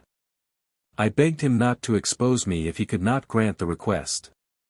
He assured me, upon his honor, he would deposit it in the Marksville post office, and that he would keep it an inviolable secret forever. Though the letter was in my pocket at the time, I dared not then deliver it to him, but stating I would have it written in a day or two, bade him good night and returned to my cabin. It was impossible for me to expel the suspicions I entertained, and all night I lay awake, revolving in my mind the safest course to pursue. I was willing to risk a great deal to accomplish my purpose, but should the letter by any means fall into the hands of Epps, it would be a death blow to my aspirations. I was perplexed in the extreme. My suspicions were well founded, as the sequel demonstrated. The next day but one, while scraping cotton in the field, Epps seated himself on the line fence between Shaw's plantation and his own, in such a position as to overlook the scene of our labors. Presently Armsby made his appearance, and, mounting the fence, took a seat beside him. They remained 2 or 3 hours, all of which time I was in an agony of apprehension. That night, while broiling my bacon, Epps entered the cabin with his rawhide in his hand. "Well, boy," said he, "I understand I've got a larn nigger, that writes letters, and tries to get white fellows to mail 'em. Wonder if you know who he is?" My worst fears were realized, and although it may not be considered entirely creditable, even under the circumstances, yet a resort to duplicity and downright falsehood was the only refuge that presented itself. "Don't know nothing about it, Master Epps," I answered him, assuming an air of ignorance and surprise. "Don't know nothing at all about it, sir." "Want you over to Shaw's night before last?" he inquired. "No, master," was the reply. "Haven't you asked that fellow, Armsby, to mail a letter for you at Marksville?" "Why, Lord, master, I never spoke 3 words to him in all my life." "I don't know what you mean." "Well," he continued, "Armsby told me day the devil was among my niggers, that I had one that needed close watching or he would run away. And when I asked him why, he said you come over to Shaw's, and waked him up in the night, and wanted him to carry a letter to Marksville. What have you got to say to that, huh?" "All I've got to say, master," I replied, "is, there is no truth in it. How could I write a letter without any ink or paper? There is nobody I want to write to, 'cause I hain't got no friends living as I know of. That Armsby is a lying, drunken fellow, they say, and nobody believes him anyway. You know I always tell the truth, and that I never go off the plantation without a pass.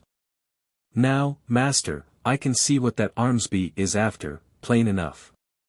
Didn't he want you to hire him for an overseer?" "Yes, he wanted me to hire him," answered Epps.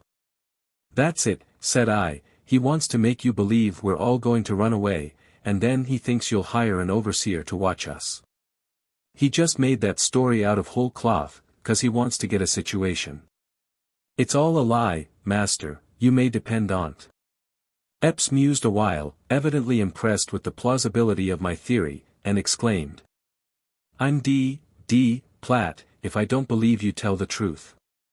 He must take me for a soft, to think he can come it over me with them kind of yarns, mustn't he? Maybe he thinks he can fool me, maybe he thinks I don't know nothing, can't take care of my own niggers, eh? Soft soap old Epps, eh? Ha, ha, ha. D. N. Armsby. Set the dogs on him, Platt," and with many other comments descriptive of Armsby's general character, and his capability of taking care of his own business, and attending to his own niggers, Master Epps left the cabin. As soon as he was gone I threw the letter in the fire, and, with a desponding and despairing heart, beheld the epistle which had cost me so much anxiety and thought, and which I fondly hoped would have been my forerunner to the land of freedom, writhe and shrivel on its bed of coals, and dissolve into smoke and ashes. Armsby, the treacherous wretch, was driven from Shaw's plantation not long subsequently, much to my relief, for I feared he might renew his conversation, and perhaps induce Epps to credit him. I knew not now whither to look for deliverance.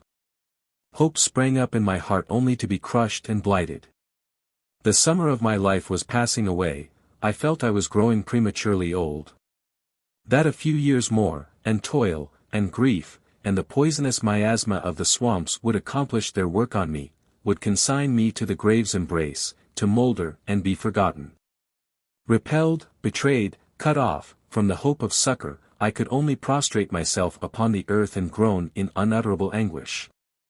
The hope of rescue was the only light that cast a ray of comfort on my heart. That was now flickering, faint and low. Another breath of disappointment would extinguish it altogether, leaving me to grope in midnight darkness to the end of life. Chapter 17. Wiley disregards the counsels of Aunt Phoebe and Uncle Abram, and is caught by the patrollers, the organization and duties of the latter. Wiley runs away, speculations in regard to him, his unexpected return, his capture on the Red River, and confinement in Alexandria jail, discovered by Joseph B.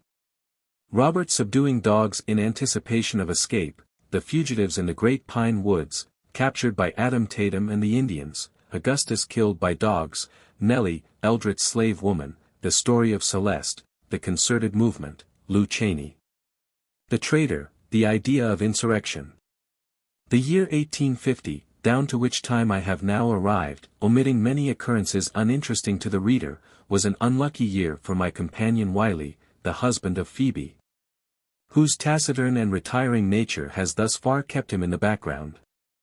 Notwithstanding Wiley seldom opened his mouth, and revolved in his obscure and unpretending orbit without a grumble, nevertheless the warm elements of sociality were strong in the bosom of that silent nigger, in the exuberance of his self-reliance. Disregarding the philosophy of Uncle Abram, and setting the counsels of Aunt Phoebe utterly at naught, he had the foolhardiness to essay a nocturnal visit to a neighboring cabin without a pass.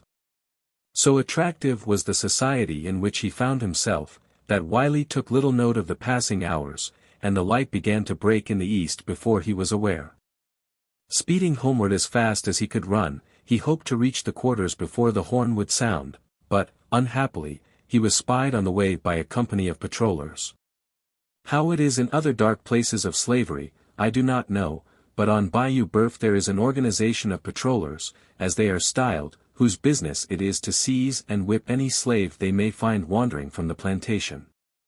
They ride on horseback, headed by a captain, armed, and accompanied by dogs. They have the right, either by law, or by general consent, to inflict discretionary chastisement upon a black man caught beyond the boundaries of his master's estate without a pass, and even to shoot him, if he attempts to escape. Each company has a certain distance to ride up and down the bayou. They are compensated by the planters, who contribute in proportion to the number of slaves they own. The clatter of their horses' hoofs dashing by can be heard at all hours of the light, and frequently they may be seen driving a slave before them, or leading him by a rope fastened around his neck, to his owner's plantation. Wiley fled before one of these companies, thinking he could reach his cabin before they could overtake him, but one of their dogs, a great ravenous hound, griped him by the leg, and held him fast. The patrollers whipped him severely, and brought him, a prisoner, to Epps. From him he received another flagellation still more severe, so that the cuts of the lash and the bites of the dog rendered him sore, stiff, and miserable, insomuch he was scarcely able to move. It was impossible in such a state to keep up his row. And consequently there was not an hour in the day but Wiley felt the sting of his master's rawhide on his raw and bleeding back. His sufferings became intolerable, and finally he resolved to run away. Without disclosing his intentions to run away even to his wife Phoebe, he proceeded to make arrangements for carrying his plan into execution. Having cooked his whole week's allowance, he cautiously left the cabin on a Sunday night, after the inmates of the quarters were asleep. When the horn sounded in the morning, Wiley did not make his appearance. Search was made for him in the cabins, in the corn crib, in the cotton house, and in every nook and corner of the premises. Each of us was examined, touching any knowledge we might have that could throw light upon his sudden disappearance or present whereabouts. Epps raved and stormed, and mounting his horse, galloped to neighboring plantations, making inquiries in all directions. The search was fruitless.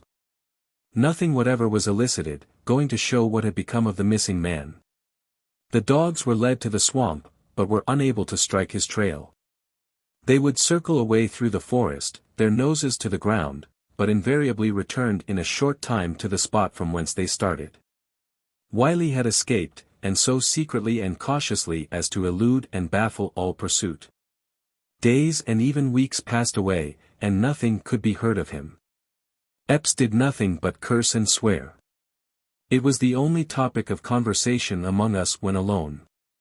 We indulged in a great deal of speculation in regard to him, one suggesting he might have been drowned in some bayou, inasmuch as he was a poor swimmer.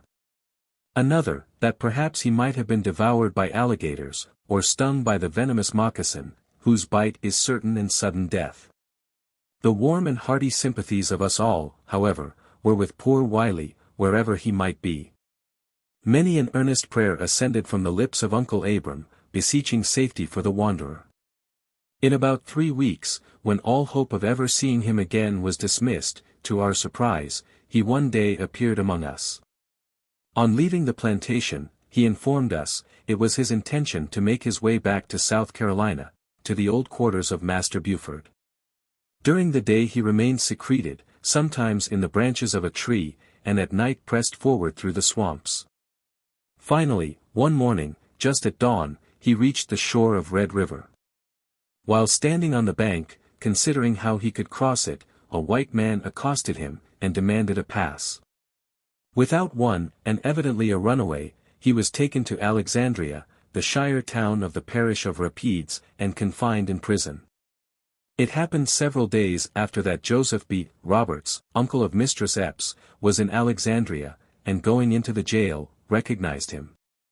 Wiley had worked on his plantation, when Epps resided at Huff Power.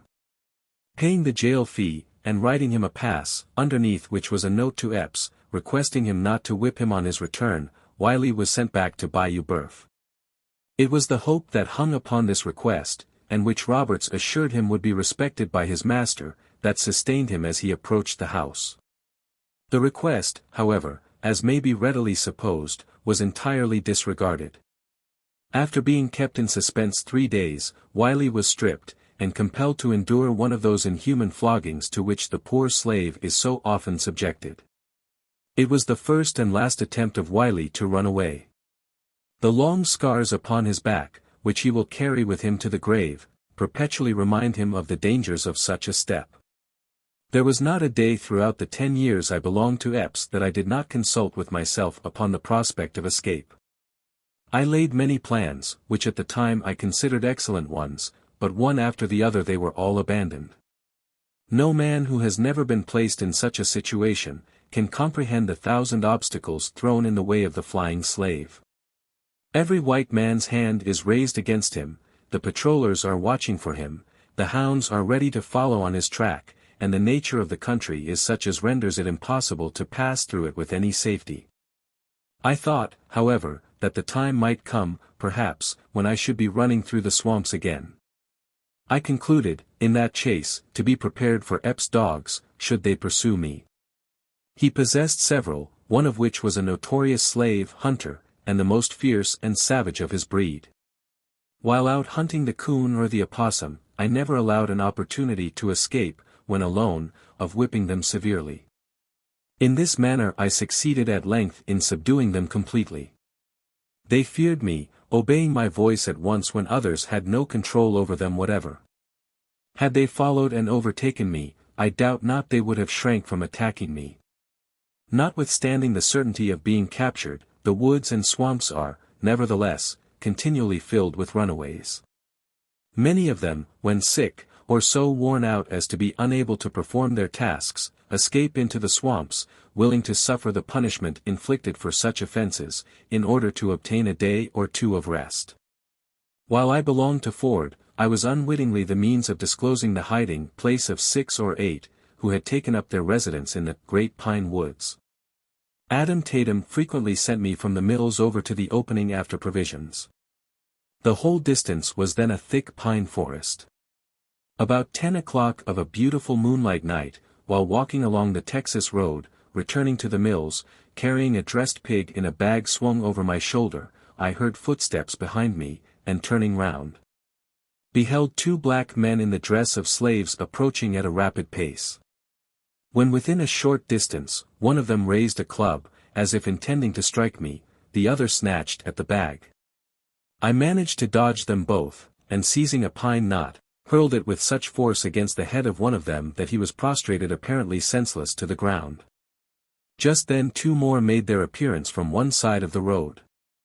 Before they could grapple me, however, I succeeded in passing them and taking to my heels, fled, much affrighted, towards the mills. When Adam was informed of the adventure, he hastened straightway to the Indian village, and arousing Cascala and several of his tribe, started in pursuit of the highwaymen. I accompanied them to the scene of attack, when we discovered a puddle of blood in the road, where the man whom I had smitten with the pine knot had fallen. After searching carefully through the woods a long time, one of Cascala's men discovered a smoke curling up through the branches of several prostrate pines, whose tops had fallen together. The rendezvous was cautiously surrounded, and all of them taken prisoners. They had escaped from a plantation in the vicinity of Lamourie, and had been secreted there 3 weeks. They had no evil design upon me, except to frighten me out of my pig. Having observed me passing towards fords just at nightfall, and suspecting the nature of my errand, they had followed me, seen me butcher and dress the porker, and start on my return. They had been pinched for food, and were driven to this extremity by necessity. Adam conveyed them to the parish jail, and was liberally rewarded. Not unfrequently the runaway loses his life in the attempt to escape. Epps' premises were bounded on one side by Carey's, a very extensive sugar plantation. He cultivates annually at least 1,500 acres of cane, manufacturing 22 or 2,300 hogsheads of sugar. An hogshead and a half being the usual yield of an acre. Besides this he also cultivates 500 or 600 acres of corn and cotton. He owned last year 153 field hands, besides nearly as many children, and yearly hires a drove during the busy season from this side the Mississippi. One of his Negro drivers, a pleasant, intelligent boy, was named Augustus. During the holidays, and occasionally while at work in adjoining fields, I had an opportunity of making his acquaintance, which eventually ripened into a warm and mutual attachment. Summer before last he was so unfortunate as to incur the displeasure of the overseer, a coarse, heartless brute, who whipped him most cruelly. Augustus ran away. Reaching a cane rick on Hawkins' plantation, he secreted himself in the top of it. All Carey's dogs were put upon his track, some 15 of them, and soon scented his footsteps to the hiding place. They surrounded the rick, baying and scratching, but could not reach him. Presently, guided by the clamor of the hounds, the pursuers rode up, when the overseer, mounting on to the rick, drew him forth. As he rolled down to the ground the whole pack plunged upon him, and before they could be beaten off, had gnawed and mutilated his body in the most shocking manner, their teeth having penetrated to the bone in 100 places. He was taken up, tied upon a mule, and carried home. But this was Augustus' last trouble. He lingered until the next day, when death sought the unhappy boy, and kindly relieved him from his agony. It was not unusual for slave women as well as slave men to endeavor to escape. Nellie, Eldrick's girl, with whom I lumbered for a time in the big cane brake, lay concealed in Epps' corn crib 3 days. At night, when his family were asleep, she would steal into the quarters for food, and return to the crib again. We concluded it would no longer be safe for us to allow her to remain, and accordingly she retraced her steps to her own cabin. But the most remarkable instance of a successful evasion of dogs and hunters was the following. Among Carey's girls was one by the name of Celeste. She was 19 or 20, and far whiter than her owner, or any of his offspring. It required a close inspection to distinguish in her features the slightest trace of African blood. A stranger would never have dreamed that she was the descendant of slaves. I was sitting in my cabin late at night, playing a low air on my violin, when the door opened carefully, and Celeste stood before me. She was pale and haggard. Had an apparition arisen from the earth, I could not have been more startled. "Who are you?"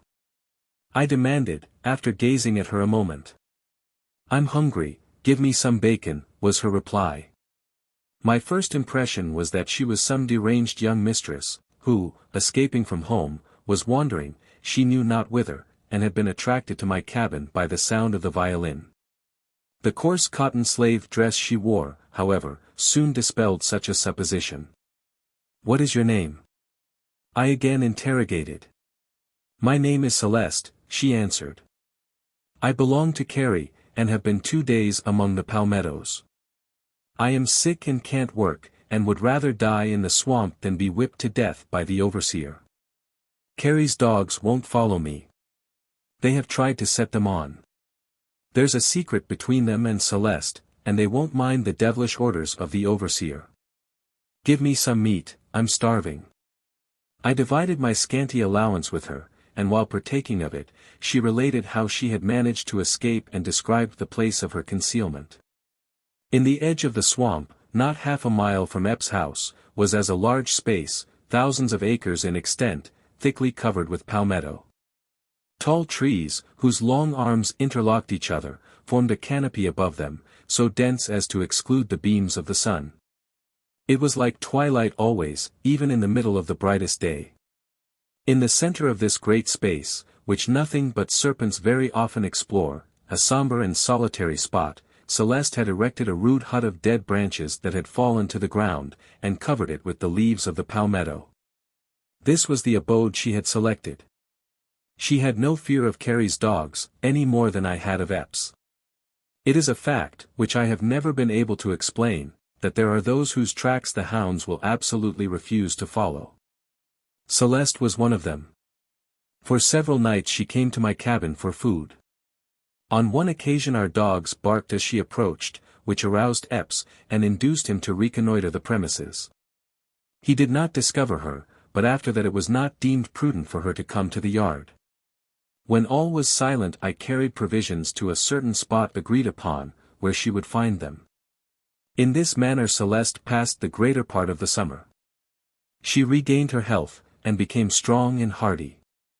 At all seasons of the year the howlings of wild animals can be heard at night along the borders of the swamps.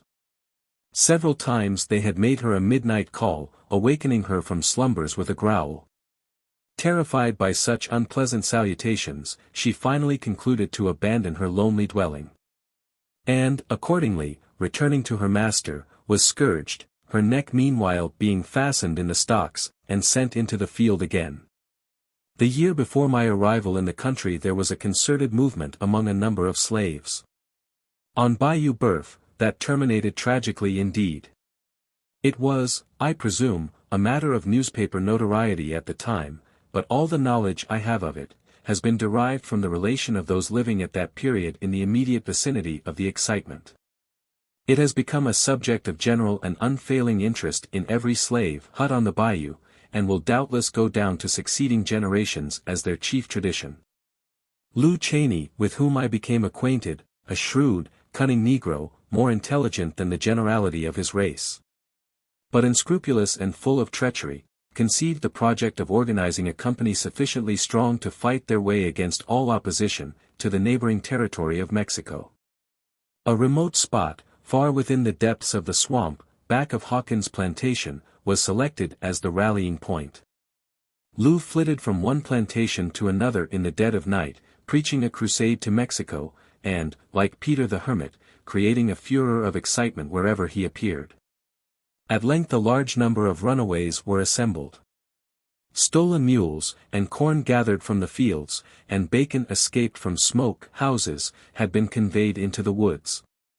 The expedition was about ready to proceed when their hiding place was discovered. Lew Cheney, becoming convinced of the ultimate failure of his project, in order to curry favor with his master, and avoid the consequences which he foresaw would follow, deliberately determined to sacrifice all his companions.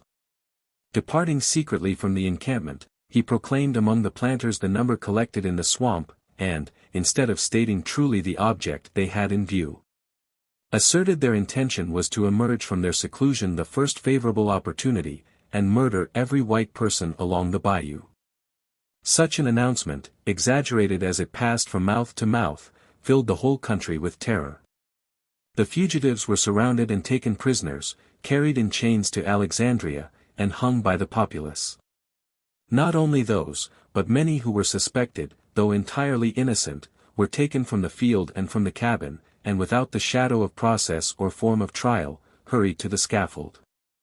The planters on Bayou Boeuf finally rebelled against such reckless destruction of property, but it was not until a regiment of soldiers had arrived from some fort on the Texan frontier, demolished the gallows, and opened the doors of the Alexandria prison, that the indiscriminate slaughter was stayed. Lew Chaney escaped, and was even rewarded for his treachery. He is still living, but his name is despised and execrated by all his race throughout the parishes of Rapides and Avoyelles. Such an idea as insurrection, however, is not new among the enslaved population of Bayou Boeuf. More than once I have joined in serious consultation, when the subject has been discussed, and there have been times when a word from me would have placed hundreds of my fellow bondsmen in an attitude of defiance without arms or ammunition. Or even with them, I saw such a step would result in certain defeat, disaster and death, and always raised my voice against it. During the Mexican War I well remember the extravagant hopes that were excited. The news of victory filled the great house with rejoicing, but produced only sorrow and disappointment in the cabin. In my opinion, and I have had opportunity to know something of the feeling of which I speak, there are not 50 slaves on the shores of Bayou Boeuf, but would hail with unmeasured delight the approach of an invading army. They are deceived who flatter themselves that the ignorant and debased slave has no conception of the magnitude of his wrongs. They are deceived who imagine that he arises from his knees, with back lacerated and bleeding, cherishing only a spirit of meekness and forgiveness. A day may come, it will come, if his prayer is heard, a terrible day of vengeance when the master in his turn will cry in vain for mercy. Chapter 18. O'Neill, the tanner, conversation with Aunt Phoebe overheard, Epps in the tanning business, stabbing of Uncle Abram, the ugly wound Epps is jealous, Patsy is missing, her return from Shaw's, Harriet. Shaw's black wife, Epps enraged, Patsy denies his charges, she is tied down naked to 4 stakes, the inhuman flogging, flaying of Patsy, the beauty of the day, the bucket of salt water, the dress stiff with blood, Patsy grows melancholy, her idea of God and eternity, of heaven and freedom, the effect of slave whipping, Epps' oldest son, the child is father to the man. Wiley suffered severely at the hands of Master Epps, as has been related in the preceding chapter, but in this respect he fared no worse than his unfortunate companions. Spare the rod, was an idea scouted by our master. He was constitutionally subject to periods of ill humor, and at such times, however little provocation there might be, a certain amount of punishment was inflicted. The circumstances attending the last flogging but one that I received, will show how trivial a cause was sufficient with him for resorting to the whip. A Mr. O'Neill, residing in the vicinity of the Big Pine Woods, called upon Epps for the purpose of purchasing me. He was a tanner and currier by occupation, transacting an extensive business, and intended to place me at service in some department of his establishment, provided he bought me. Aunt Phoebe, while preparing the dinner table in the great house, overheard their conversation. On returning to the yard at night, the old woman ran to meet me, designing, of course, to overwhelm me with the news. She entered into a minute repetition of all she had heard, and Aunt Phoebe was one whose ears never failed to drink in every word of conversation uttered in her hearing. She enlarged upon the fact that Massa Epps was gwine to sell me to a tanner over into Pine Woods, so long and loudly as to attract the attention of the mistress, standing unobserved on the piazza at the time, was listening to our conversation. Well, Aunt Phoebe, said I, I'm glad of it. I'm tired of scraping cotton, and would rather be a tanner. I hope he'll buy me. O'Neill did not effect a purchase, however, the parties differing as to price, and the morning following his arrival, departed homewards. He had been gone but a short time when Epps made his appearance in the field. Now nothing will more violently enrage a master, especially Epps, than the intimation of one of his servants that he would like to leave him. Mistress Epps had repeated to him my expressions to Aunt Phoebe the evening previous, as I learned from the latter afterwards, the mistress having mentioned to her that she had overheard us. On entering the field, Epps walked directly to me. So, Platt, you're tired of scraping cotton, are you? You would like to change your master, eh? You're fond of moving round, traveler, ain't ye? Ah, yes, like to travel for your health, maybe. Feel above cotton, scraping, I s'pose. So you're going into the tanning business? Good business, devilish fine business. Enterprising nigger. Believe I'll go into that business myself. Down on your knees, and strip that rag off your back. I'll try my hand at tanning. I begged earnestly, and endeavored to soften him with excuses, but in vain. There was no other alternative, so kneeling down, I presented my bare back for the application of the lash. How do you like tanning? He exclaimed, as the rawhide descended upon my flesh. How do you like tanning? He repeated at every blow. In this manner he gave me 20 or 30 lashes, incessantly giving utterance to the word tanning, in one form of expression or another. When sufficiently tanned, he allowed me to arise, and with a half-malicious laugh assured me, if I still fancied the business, he would give me further instruction in it whenever I desired. This time, he remarked, he had only given me a short lesson in tanning, the next time he would curry me down. Uncle Abram, also, was frequently treated with great brutality, although he was one of the kindest and most faithful creatures in the world. He was my cabin mate for years. There was a benevolent expression in the old man's face, pleasant to behold. He regarded us with a kind of parental feeling, always counseling us with remarkable gravity and deliberation. Returning from Marshall's plantation one afternoon, whither I had been sent on some errand of the mistress, I found him lying on the cabin floor, his clothes saturated with blood. He informed me that he had been stabbed. While spreading cotton on the scaffold, Epps came home intoxicated from Holmesville. He found fault with everything, giving many orders so directly contrary that it was impossible to execute any of them.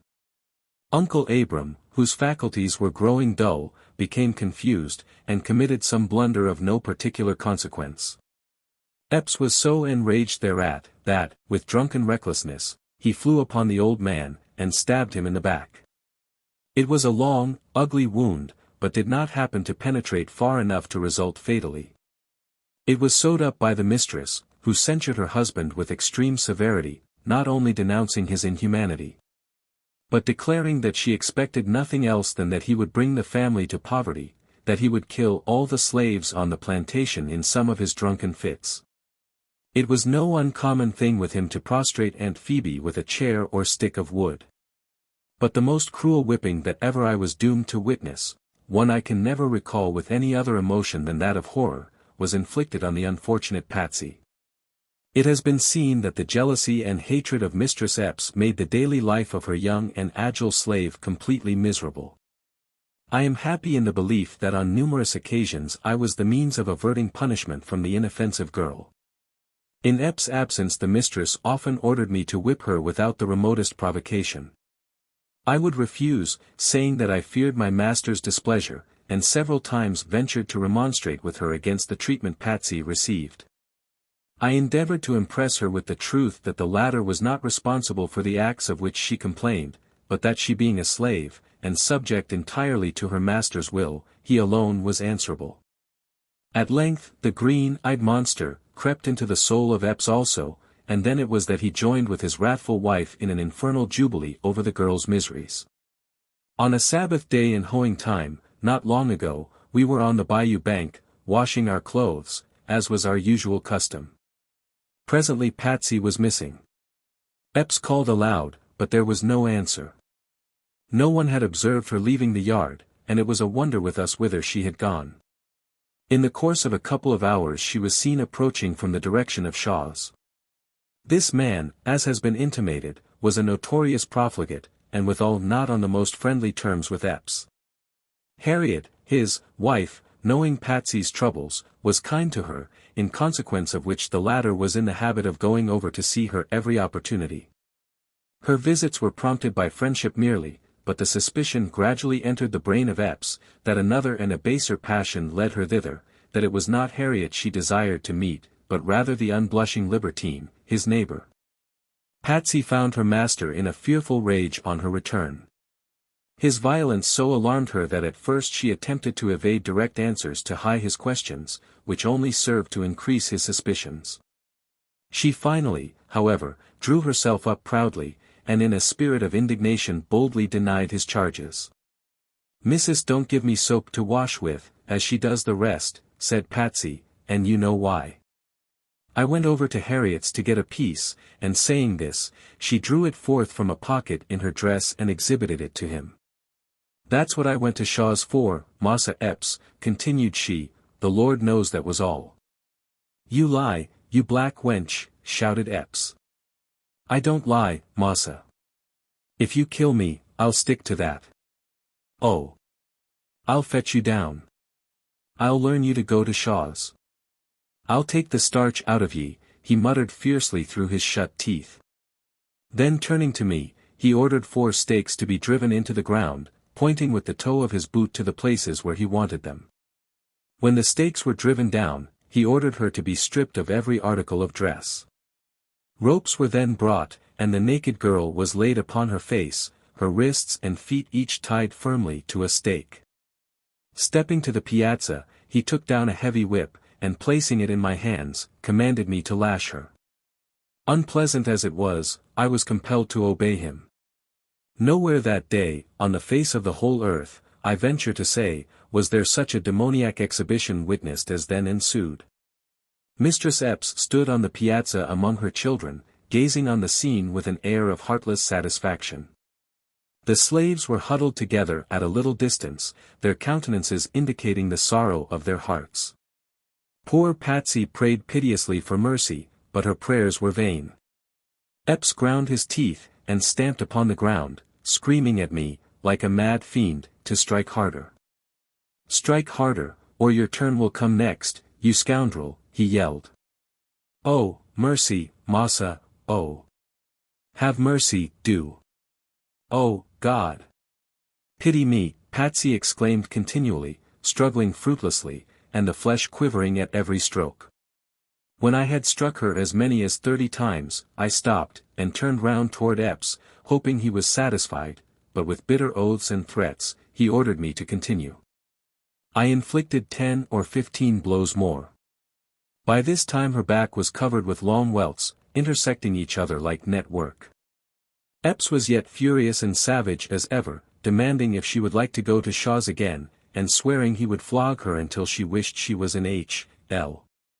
Throwing down the whip, I declared I could punish her no more. He ordered me to go on, threatening me with a severer flogging than she had received, in case of refusal. My heart revolted at the inhuman scene, and risking the consequences, I absolutely refused to raise the whip. He then seized it himself, and applied it with 10-fold greater force than I had. The painful cries and shrieks of the tortured Patsy, mingling with the loud and angry curses of Epps, loaded the air. She was terribly lacerated, I may say, without exaggeration, literally flayed. The lash was wet with blood, which flowed down her sides and dropped upon the ground. At length she ceased struggling. Her head sank listlessly on the ground. Her screams and supplications gradually decreased and died away into a low moan. She no longer writhed and shrank beneath the lash when it bit out small pieces of her flesh. I thought that she was dying. It was the Sabbath of the Lord. The fields smiled in the warm sunlight, the birds chirped merrily amidst the foliage of the trees, peace and happiness seemed to reign everywhere, save in the bosoms of Epps and his panting victim and the silent witnesses around him. The tempestuous emotions that were raging there were little in harmony with the calm and quiet beauty of the day. I could look on Epps only with unutterable loathing and abhorrence, and thought within myself, "Thou devil, sooner or later, somewhere in the course of eternal justice, thou shalt answer for this sin." Finally, he ceased whipping from mere exhaustion, and ordered Phoebe to bring a bucket of salt and water. After washing her thoroughly with this, I was told to take her to her cabin. Untying the ropes, I raised her in my arms. She was unable to stand, and as her head rested on my shoulder, she repeated many times, in a faint voice scarcely perceptible, "Oh, Platt, oh, Platt," but nothing further. Her dress was replaced, but it clung to her back, and was soon stiff with blood. We laid her on some boards in the hut, where she remained a long time, with eyes closed and groaning in agony. At night Phoebe applied melted tallow to her wounds, and so far as we were able, all endeavored to assist and console her. Day after day she lay in her cabin upon her face, the sores preventing her resting in any other position. A blessed thing it would have been for her, days and weeks and months of misery it would have saved her, had she never lifted up her head in life again. Indeed, from that time forward she was not what she had been. The burden of a deep melancholy weighed heavily on her spirits. She no longer moved with that buoyant and elastic step, there was not that mirthful sparkle in her eyes that formerly distinguished her. The bounding vigor, the sprightly, laughter-loving spirit of her youth, were gone. She fell into a mournful and desponding mood, and oftentimes would start up in her sleep, and with raised hands, plead for mercy. She became more silent than she was, toiling all day in our midst, not uttering a word. A care-worn, pitiful expression settled on her face, and it was her humor now to weep, rather than rejoice. If ever there was a broken heart, one crushed and blighted by the rude grasp of suffering misfortune, it was Patsy's. She had been reared no better than her master's beast, looked upon merely as a valuable and handsome animal, and consequently possessed but a limited amount of knowledge. And yet a faint light cast its rays over her intellect, so that it was not wholly dark. She had a dim perception of God and of eternity, and a still more dim perception of a Saviour who had died even for such as her. She entertained but confused notions of a future life, not comprehending the distinction between the corporeal and spiritual existence. Happiness, in her mind, was exemption from stripes, from labor, from the cruelty of masters and overseers. Her idea of the joy of heaven was simply rest, and is fully expressed in these of a melancholy bard. I ask no paradise on high, with cares on earth oppressed. The only heaven for which I sigh is rest, eternal rest. It is a mistaken opinion that prevails in some quarters that the slave does not understand the term, does not comprehend the idea of freedom. Even on Bayou Boeuf, where I conceive slavery exists in its most abject and cruel form, where it exhibits features altogether unknown in more northern states, the most ignorant of them generally know full well its meaning. They understand the privileges and exemptions that belong to it, that it would bestow upon them the fruits of their own labors, and that it would secure to them the enjoyment of domestic happiness. They do not fail to observe the difference between their own condition and the meanest white man's, and to realize the injustice of the laws which place it in his power not only to appropriate the profits of their industry, but to subject them to unmerited and unprovoked punishment, without remedy, or the right to resist or to remonstrate. Patsy's life, especially after her whipping, was one long dream of liberty. Far away, to her fancy an immeasurable distance, she knew there was a land of freedom. 1,000 times she had heard that somewhere in the distant north there were no slaves, no masters. In her imagination it was an enchanted region, the paradise of the earth. To dwell where the black man may work for himself, live in his own cabin, till his own soil, was a blissful dream of Patsy's, a dream, alas, the fulfillment of which she can never realize. The effect of these exhibitions of brutality on the household of the slave holder is apparent. Epps' oldest son is an intelligent lad of 10 or 12 years of age. It is pitiable, sometimes, to see him chastising, for instance, the venerable Uncle Abram. He will call the old man to account, and if in his childish judgment it is necessary, sentence him to a certain number of lashes, which he proceeds to inflict with much gravity and deliberation. Mounted on his pony, he often rides into the field with his whip, playing the overseer, greatly to his father's delight. Without discrimination, at such times, he applies the rawhide, urging the slaves forward with shouts, and occasional expressions of profanity, while the old man laughs, and commends him as a thorough-going boy. The child is father to the man, and with such training, whatever may be his natural disposition, it cannot well be otherwise than that, on arriving at maturity, the sufferings and miseries of the slave will be looked upon with entire indifference.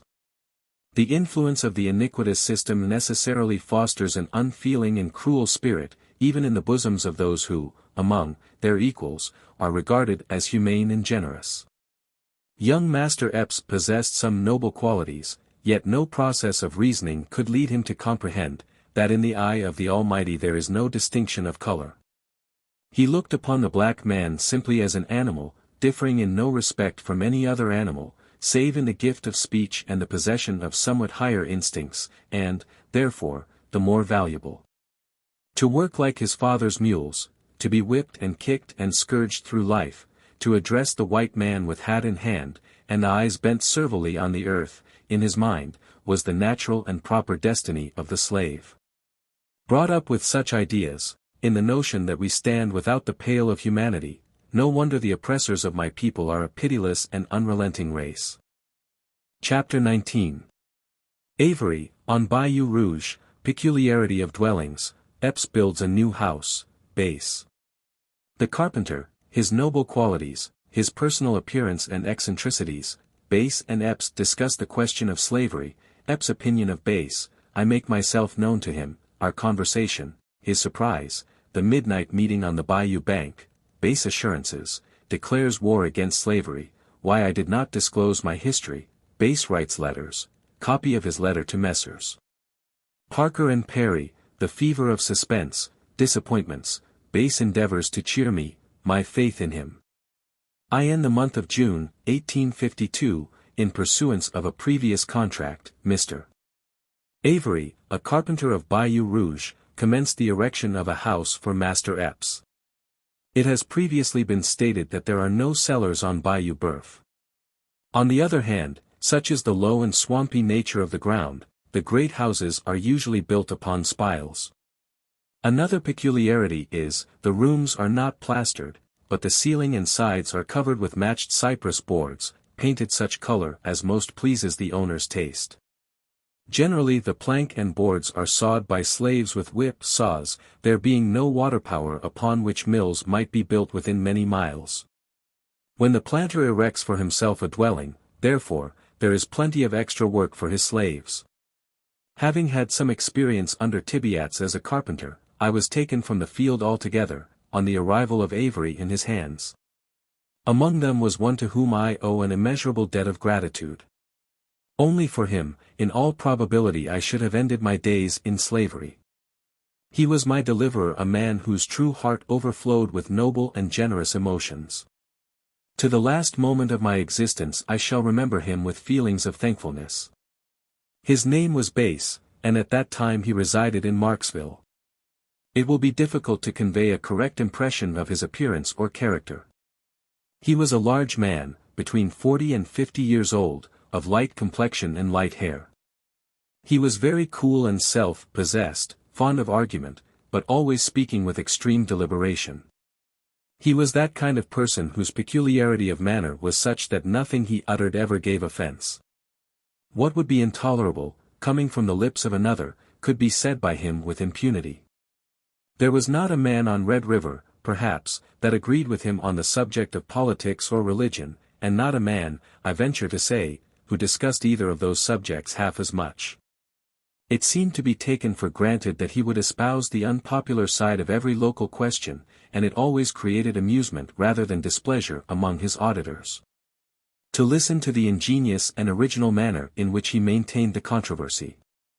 He was a bachelor, an old bachelor, according to the true acceptation of the term, having no kindred living, as he knew of, in the world. Neither had he any permanent abiding place, wandering from one state to another, as his fancy dictated. He had lived in Marksville 3 or 4 years, and in the prosecution of his business as a carpenter, and in consequence, likewise, of his peculiarities, was quite extensively known throughout the parish of Avoyelles. He was liberal to a fault.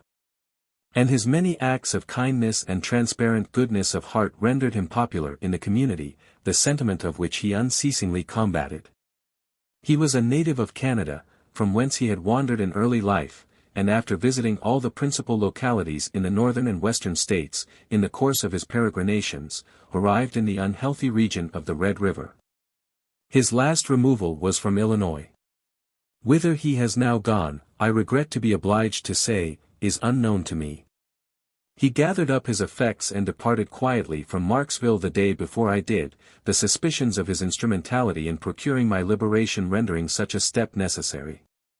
For the commission of a just and righteous act he would undoubtedly have suffered death, had he remained within reach of the slave-whipping tribe on Bayou Boeuf. One day, while working on the new house, Bass and Epps became engaged in a controversy, to which, as will be readily supposed, I listened with absorbing interest. They were discussing the subject of slavery. "I tell you what it is, Epps," said Bass, "it's all wrong, sir, there's no justice nor righteousness in it. I wouldn't own a slave if I was rich as Croesus, which I am not, as is perfectly well understood, more particularly among my creditors. There's another humbug, the credit system, humbug, sir, no credit, no debt. Credit leads a man into temptation. Cash down is the only thing that will deliver him from evil. But this question of slavery, what right have you to your niggers when you come down to the point?" "What right?" said Epps, laughing, "why, I bought 'em, and paid for 'em." "Of course you did, the law says you have the right to hold a nigger, but begging the law's pardon, it lies." "Yes, Epps, when the law says that it's a liar, and the truth is not in it. Is everything right because the law allows it? Suppose they'd pass a law taking away your liberty and making you a slave?" "Oh, that ain't a supposable case," said Epps, still laughing. "Hope you don't compare me to a nigger, Bass." "Well," Bass answered gravely, "no, not exactly. But I have seen niggers before now as good as I am, and I have no acquaintance with any white man in these parts that I consider a whit better than myself. Now, in the sight of God, what is the difference, Epps, between a white man and a black one?" "All the difference in the world," replied Epps. "You might as well ask what the difference is between a white man and a baboon. Now, I've seen one of them critters in Orleans that know just as much as any nigger I've got. You'd call them feller citizens, I suppose?" And Epps indulged in a loud laugh at his own wit. "Look here, Epps," continued his companion, "you can't laugh me down in that way. Some men are witty, and some ain't so witty as they think they are. Now let me ask you a question. Are all men created free and equal as the Declaration of Independence holds they are?" "Yes," responded Epps, "but all men, niggers, and monkeys ain't." And hereupon he broke forth into a more boisterous laugh than before. "There are monkeys among white people as well as black, when you come to that," coolly remarked Bass. "I know some white men that use arguments no sensible monkey would. But let that pass. These niggers are human beings. If they don't know as much as their masters, whose fault is it? They are not allowed to know anything. You have books and papers, and can go where you please, and gather intelligence in 1,000 ways. But your slaves have no privileges. You'd whip one of them if caught reading a book. They are held in bondage, generation after generation, deprived of mental improvement, and who can expect them to possess much knowledge? If they are not brought down to a level with the brute creation, you slaveholders will never be blamed for it.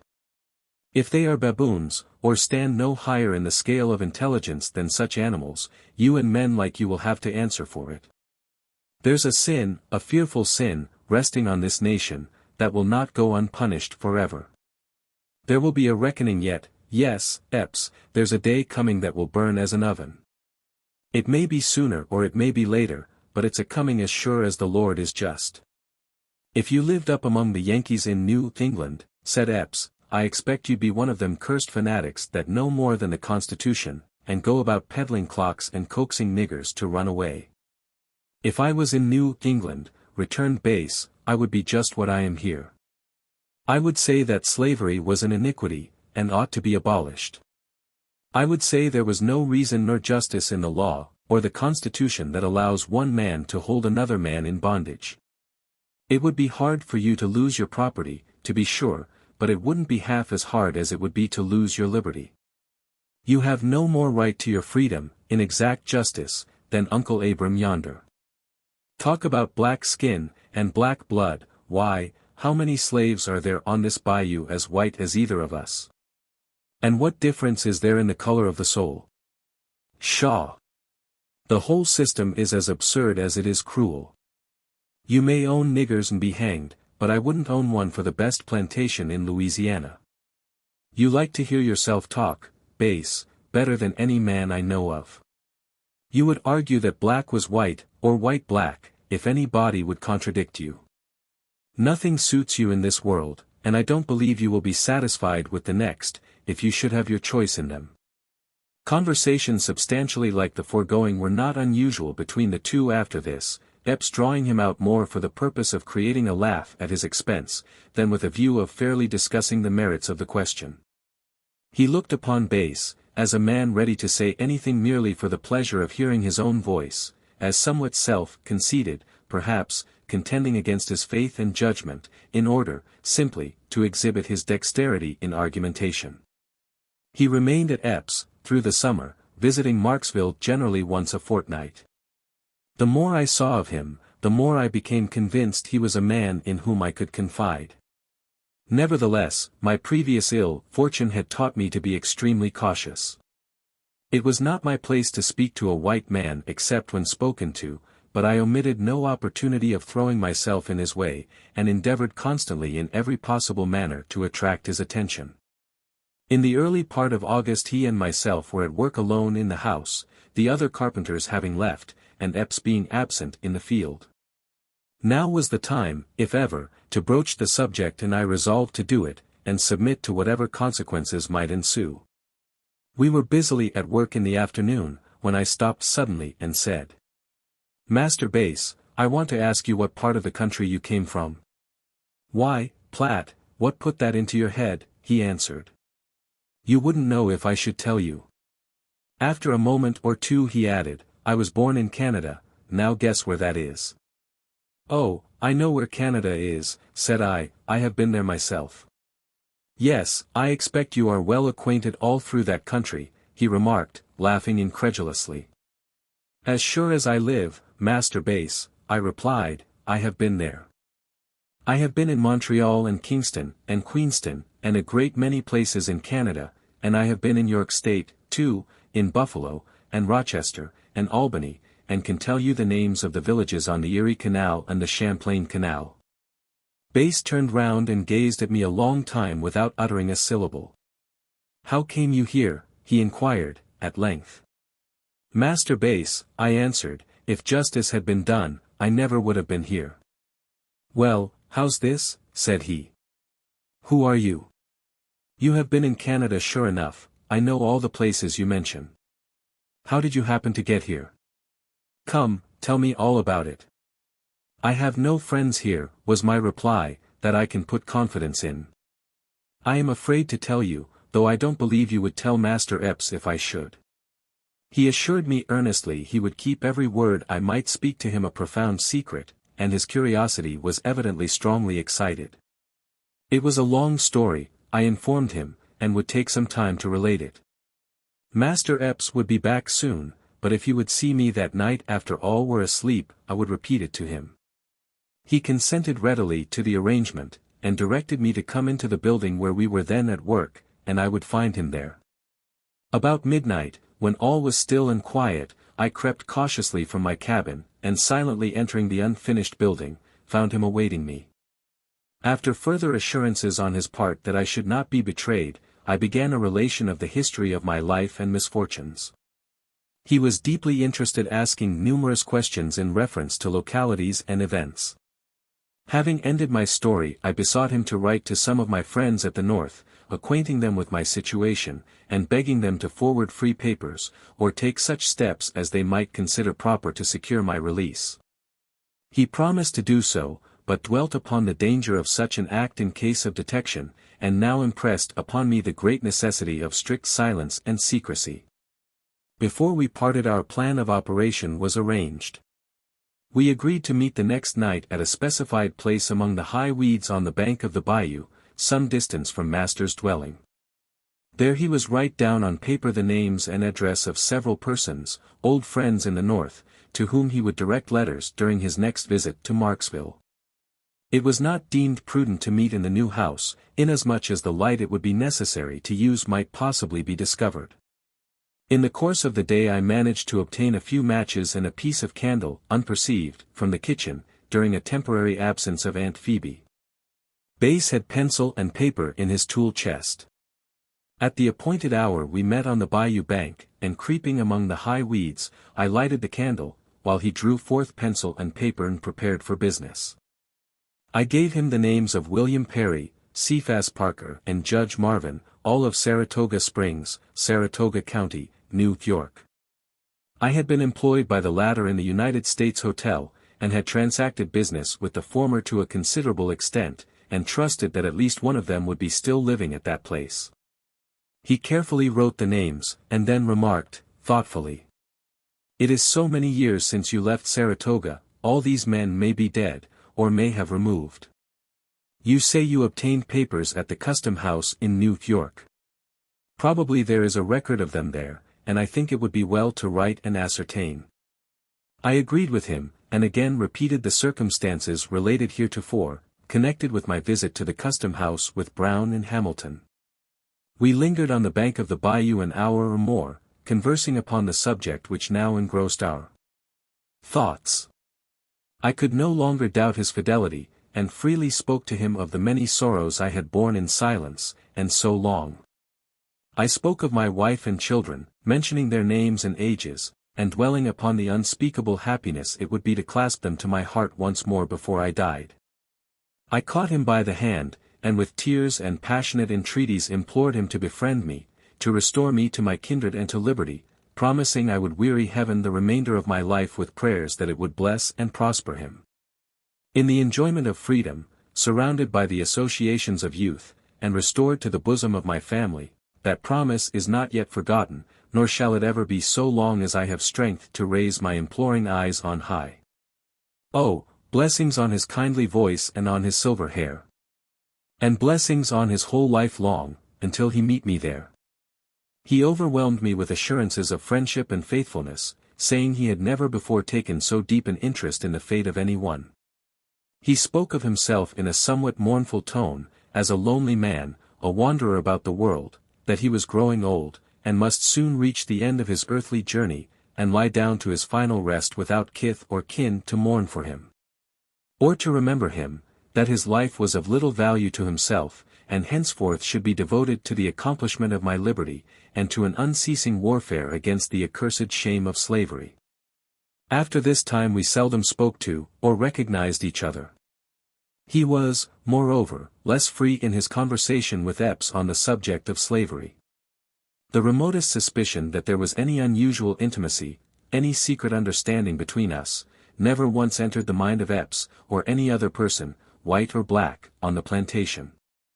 I am often asked, with an air of incredulity, how I succeeded so many years in keeping from my daily and constant companions the knowledge of my true name and history.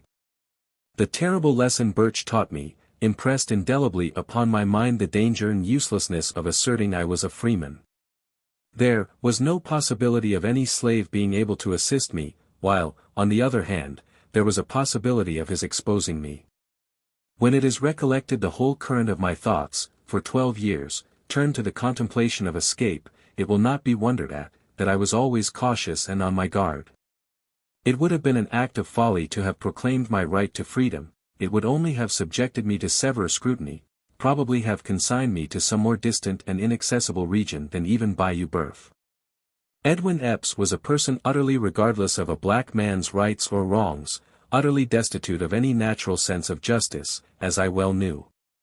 It was important, therefore, not only as regarded my hope of deliverance, but also as regarded the few personal privileges I was as permitted to enjoy, to keep from him the history of my life. The Saturday night subsequent to our interview at the water's edge, Bass went home to Marksville. The next day, being Sunday, he employed himself in his own room writing letters. One he directed to the Collector of Customs at New York, another to Judge Marvin, and another to Messrs. Parker and Perry jointly. The latter was the one which led to my recovery. He subscribed my true name, but in the postscript intimated I was not the writer. The letter itself shows that he considered himself engaged in a dangerous undertaking, no less than running the risk of his life, if detected. I did not see the letter before it was mailed, but have since obtained a copy, which is here inserted. Bayou Boeuf, August 15, 1852. Mr. William Perry or Mr. Cephas Parker. Gentlemen, it having been a long time since I have seen or heard from you, and not knowing that you are living, it is with uncertainty that I write to you, but the necessity of the case must be my excuse. Having been born free, just across the river from you, I am certain you must know me, and I am here now a slave. I wish you to obtain free papers for me, and forward them to me at Marksville, Louisiana, parish of Avoyelles, and oblige. Yours, Solomon Northup. The way I came to be a slave, I was taken sick in Washington City, and was insensible for some time. When I recovered my reason, I was robbed of my free papers, and in irons on my way to this state, and have never been able to get any one to write for me until now, and he that is writing for me runs the risk of his life if detected. The allusion to myself in the work recently issued, entitled A Key to Uncle Tom's Cabin, contains the first part of this letter, omitting the postscript. Neither are the full names of the gentlemen to whom it is directed correctly stated, there being a slight discrepancy, probably a typographical error. To the postscript more than to the body of the communication am I indebted for my liberation, as will presently be seen. When Bass returned from Marksville he informed me of what he had done. We continued our midnight consultations, never speaking to each other through the day, excepting as it was necessary about the work. As nearly as he was able to ascertain, it would require 2 weeks for the letter to reach Saratoga in due course of mail, and the same length of time for an answer to return. Within 6 weeks, at the farthest, we concluded, an answer would arrive, if it arrived at all. A great many suggestions were now made, and a great deal of conversation took place between us, as to the most safe and proper course to pursue on receipt of the free papers. They would stand between him and harm, in case we were overtaken and arrested leaving the country altogether. It would be no infringement of law, however much it might provoke individual hostility, to assist a freeman to regain his freedom. At the end of 4 weeks he was again at Marksville, but no answer had arrived. I was sorely disappointed, but still reconciled myself with the reflection that sufficient length of time had not yet elapsed, that there might have been delays, and that I could not reasonably expect one so soon. 6, 7, 8, and 10 weeks passed by, however, and nothing came. I was in a fever of suspense whenever Bass visited Marksville, and could scarcely close my eyes until his return. Finally my master's house was finished, and the time came when Bass must leave me. The night before his departure I was wholly given up to despair. I had clung to him as a drowning man clings to the floating spar, knowing if it ships from his grasp he must forever sink beneath the waves. The all-glorious hope, upon which I had laid such eager hold, was crumbling to ashes in my hands. I felt as if sinking down, amidst the bitter waters of slavery, from the unfathomable depths of which I should never rise again. The generous heart of my friend and benefactor was touched with pity at the sight of my distress. He endeavored to cheer me up, promising to return the day before Christmas, and if no intelligence was received in the meantime, some further step would be undertaken to effect our design. He exhorted me to keep up my spirits, to rely upon his continued efforts in my behalf, assuring me, in most earnest and impressive language, that my liberation should, from thenceforth, be the chief object of his thoughts. In his absence the time passed slowly indeed. I looked forward to Christmas with intense anxiety and impatience. I had about given up the expectation of receiving any answer to the letters. They might have miscarried, or might have been misdirected. Perhaps those at Saratoga, to whom they had been addressed, were all dead. Perhaps, engaged in their pursuits they did not consider the fate of an obscure, unhappy black man of sufficient importance to be noticed. My whole reliance was in Bass. The faith I had in him was continually reassuring me, and enabled me to stand up against the tide of disappointment that had overwhelmed me. So wholly was I absorbed in reflecting upon my situation and prospects, that the hands with whom I labored in the field often observed it. Patsy would ask me if I was sick, and Uncle Abram, and Bob, and Wiley frequently expressed a curiosity to know what I could be thinking about so steadily. But I evaded their inquiries with some light remark, and kept my thoughts locked closely in my breast. Chapter 20. Bass faithful to his word, his arrival on Christmas Eve, the difficulty of obtaining an interview, the meeting in the cabin, non-arrival of the letter, Bass announces his intention to proceed north, Christmas, conversation between Epps and Bass, young Mistress McCoy. The beauty of Bayou Birth, the ne plus ultra of dinners, music and dancing, presence of the mistress, her exceeding beauty, the last slave dance, William Pierce, oversleep myself, the last whipping, despondency, the cold morning, Epps' threats, the passing carriage, strangers approaching through the cotton field, last hour on Bayou Birth. Faithful to his word, the day before Christmas, just at night fall, Bass came riding into the yard. "How are you?" said Epps, shaking him by the hand, "glad to see you." He would not have been very glad had he known the object of his errand. Quite well," answered Bass. "Had some business out on the bayou, and concluded to call and see you, and stay overnight." Epps ordered one of the slaves to take charge of his horse, and with much talk and laughter they passed into the house together, not, however, until Bass had looked at me significantly, as much as to say, "Keep dark, we understand each other." It was 10 o'clock at night before the labors of the day were performed, when I entered the cabin. At that time Uncle Abram and Bob occupied it with me. I laid down upon my board and feigned I was asleep. When my companions had fallen into a profound slumber, I moved stealthily out of the door, and watched, and listened attentively for some sign or sound from Bass. There I stood until long after midnight, but nothing could be seen or heard. As I suspected, he dared not leave the house, through fear of exciting the suspicion of some of the family. I judged, correctly, he would rise earlier than was his custom, and take the opportunity of seeing me before Epps was up. Accordingly I aroused Uncle Abram an hour sooner than usual, and sent him into the house to build a fire, which, at that season of the year, is a part of Uncle Abram's duties. I also gave Bob a violent shake, and asked him if he intended to sleep till noon, saying master would be up before the mules were fed. He knew right well the consequence that would follow such an event, and, jumping to his feet, was at the horse pasture in a twinkling. Presently, when both were gone, Bass slipped into the cabin. "No letter yet, Platt," said he. The announcement fell upon my heart like lead. "Oh, do write again, Master Bass," I cried, "I will give you the names of a great many I know. Surely they are not all dead. Surely someone will pity me." "No use," Bass replied, "no use. I have made up my mind to that. I fear the Marksville post master will mistrust something, I have inquired so often at his office. Too uncertain, too dangerous." "Then it is all over," I exclaimed. "Oh, my God, how can I end my days here?" "You're not going to end them here," he said, "unless you die very soon. I've thought this matter all have come to a determination. There are more ways than one to manage this business, and a better and surer way than writing letters. I have a job or two on hand which can be completed by March or April.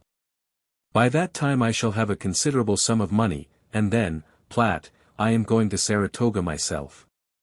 I could scarcely credit my own senses as the words fell from his lips. But he assured me, in a manner that left no doubt of the sincerity of his intention, that if his life was spared until spring, he should certainly undertake the journey. "I have lived in this region long enough," he considered. "I may as well be in one place as another. For a long time I have been thinking of going back more to the place where I was born. I'm tired of slavery as well as you. If I can succeed in getting you away from here, it will be a good act that I shall like to think of all my life. And I shall succeed, Platt, I'm bound to do it. Now let me tell you what I want. Epps will be up soon, and it won't do to be caught here. Think of a great many men at Saratoga and Sandy Hill, and in that neighborhood, who once knew you. I shall make excuse to come here again in the course of the winter, when I will write down their names. I will then know who to call on when I go north. Think of all you can. Cheer up. Don't be discouraged. I'm with you, life or death. Good-bye. God bless you," and saying this he left the cabin quickly, and entered the great house.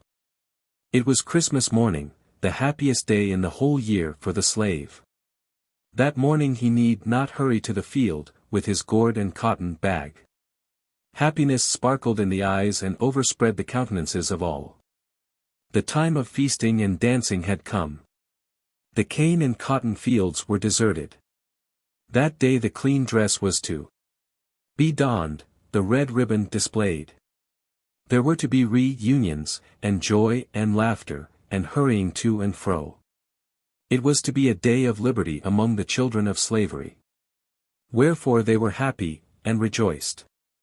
After breakfast Epps and Bass sauntered about the yard, conversing upon the price of cotton, and various other topics.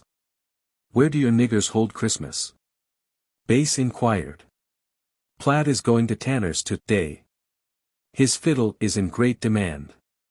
They want him at Marshall's Monday, and Miss Mary McCoy, on the old Norwood plantation, writes me a note that she wants him to play for her niggers Tuesday.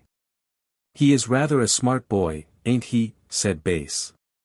"Come here, Platt," he added, looking at me as I walked up to them, as if he had never thought before to take any special notice of me. "Yes," replied Epps, taking hold of my arm and feeling it, "there isn't a bad joint in him. There ain't a boy on the bayou worth more than he is, perfectly sound, and no bad tricks.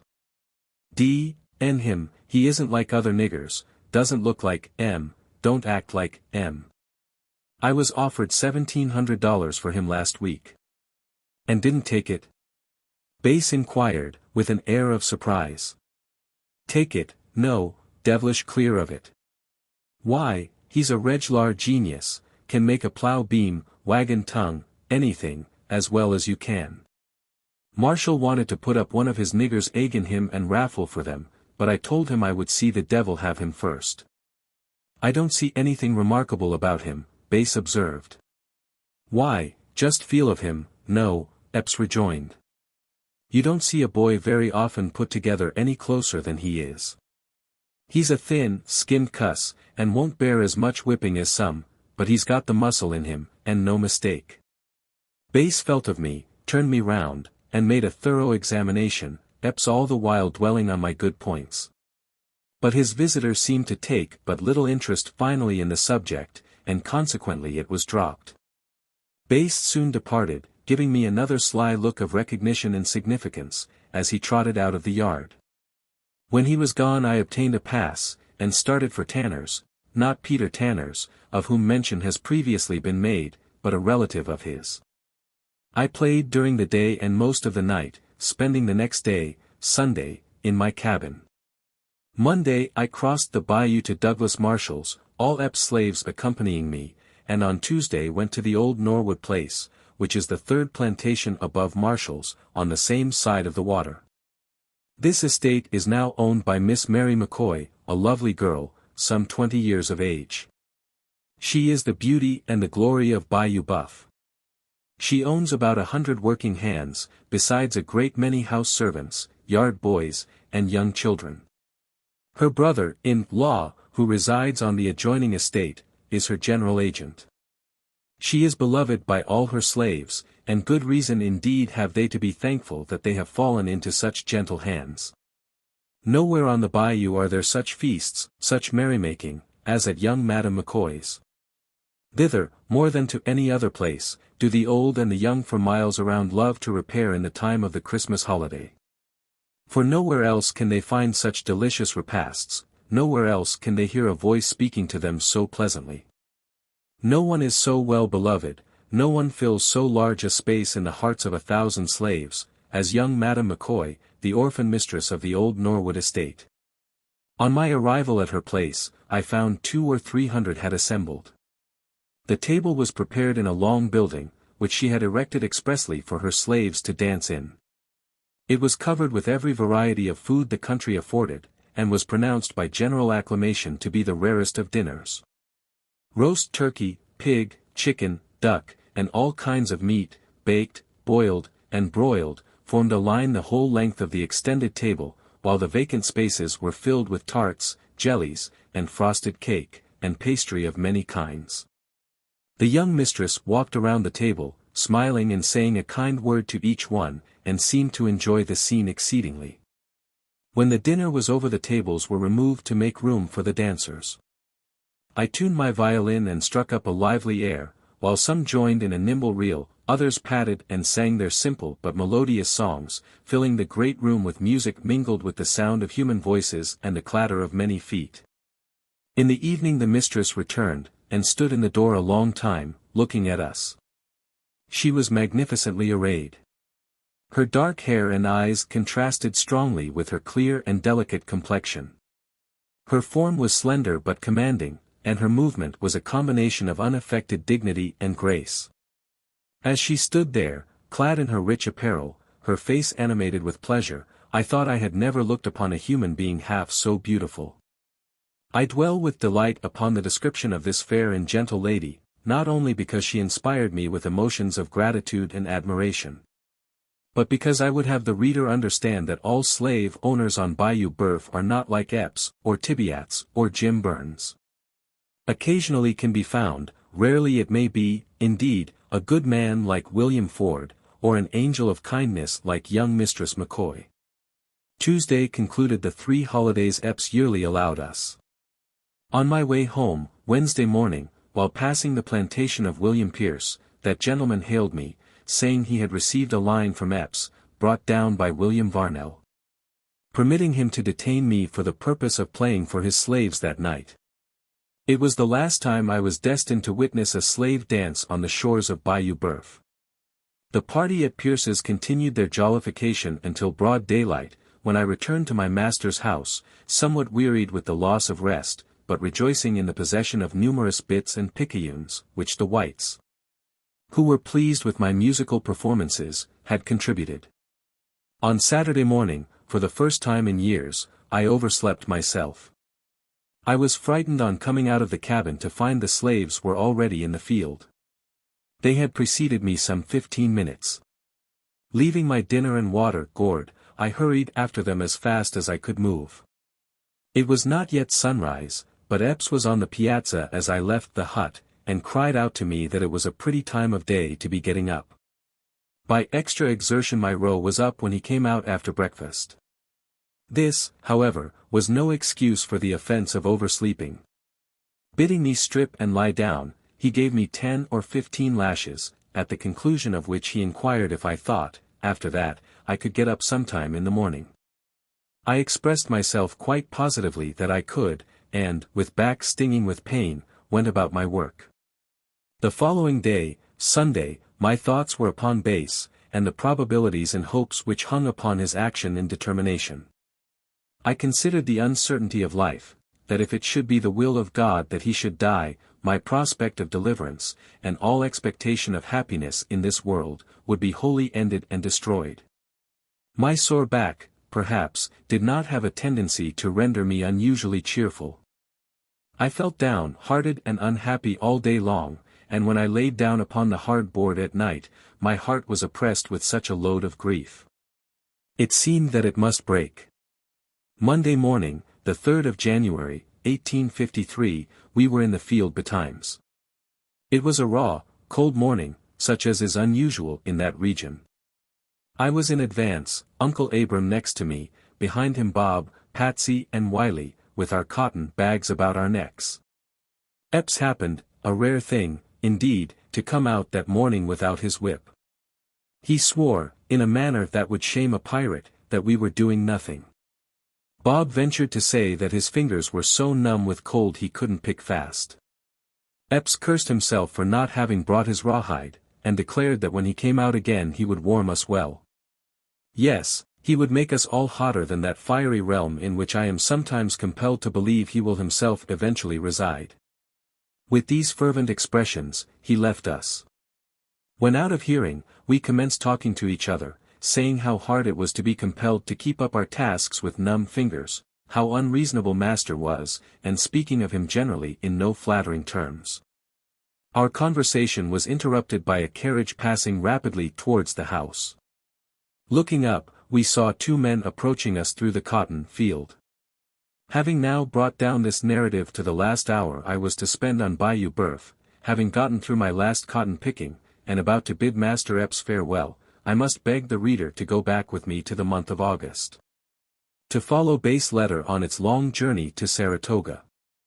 To learn the effect it produced, and that, while I was repining and despairing in the slave hut of Edward Epps, through the friendship of Base and the goodness of Providence, all things were working together for my deliverance.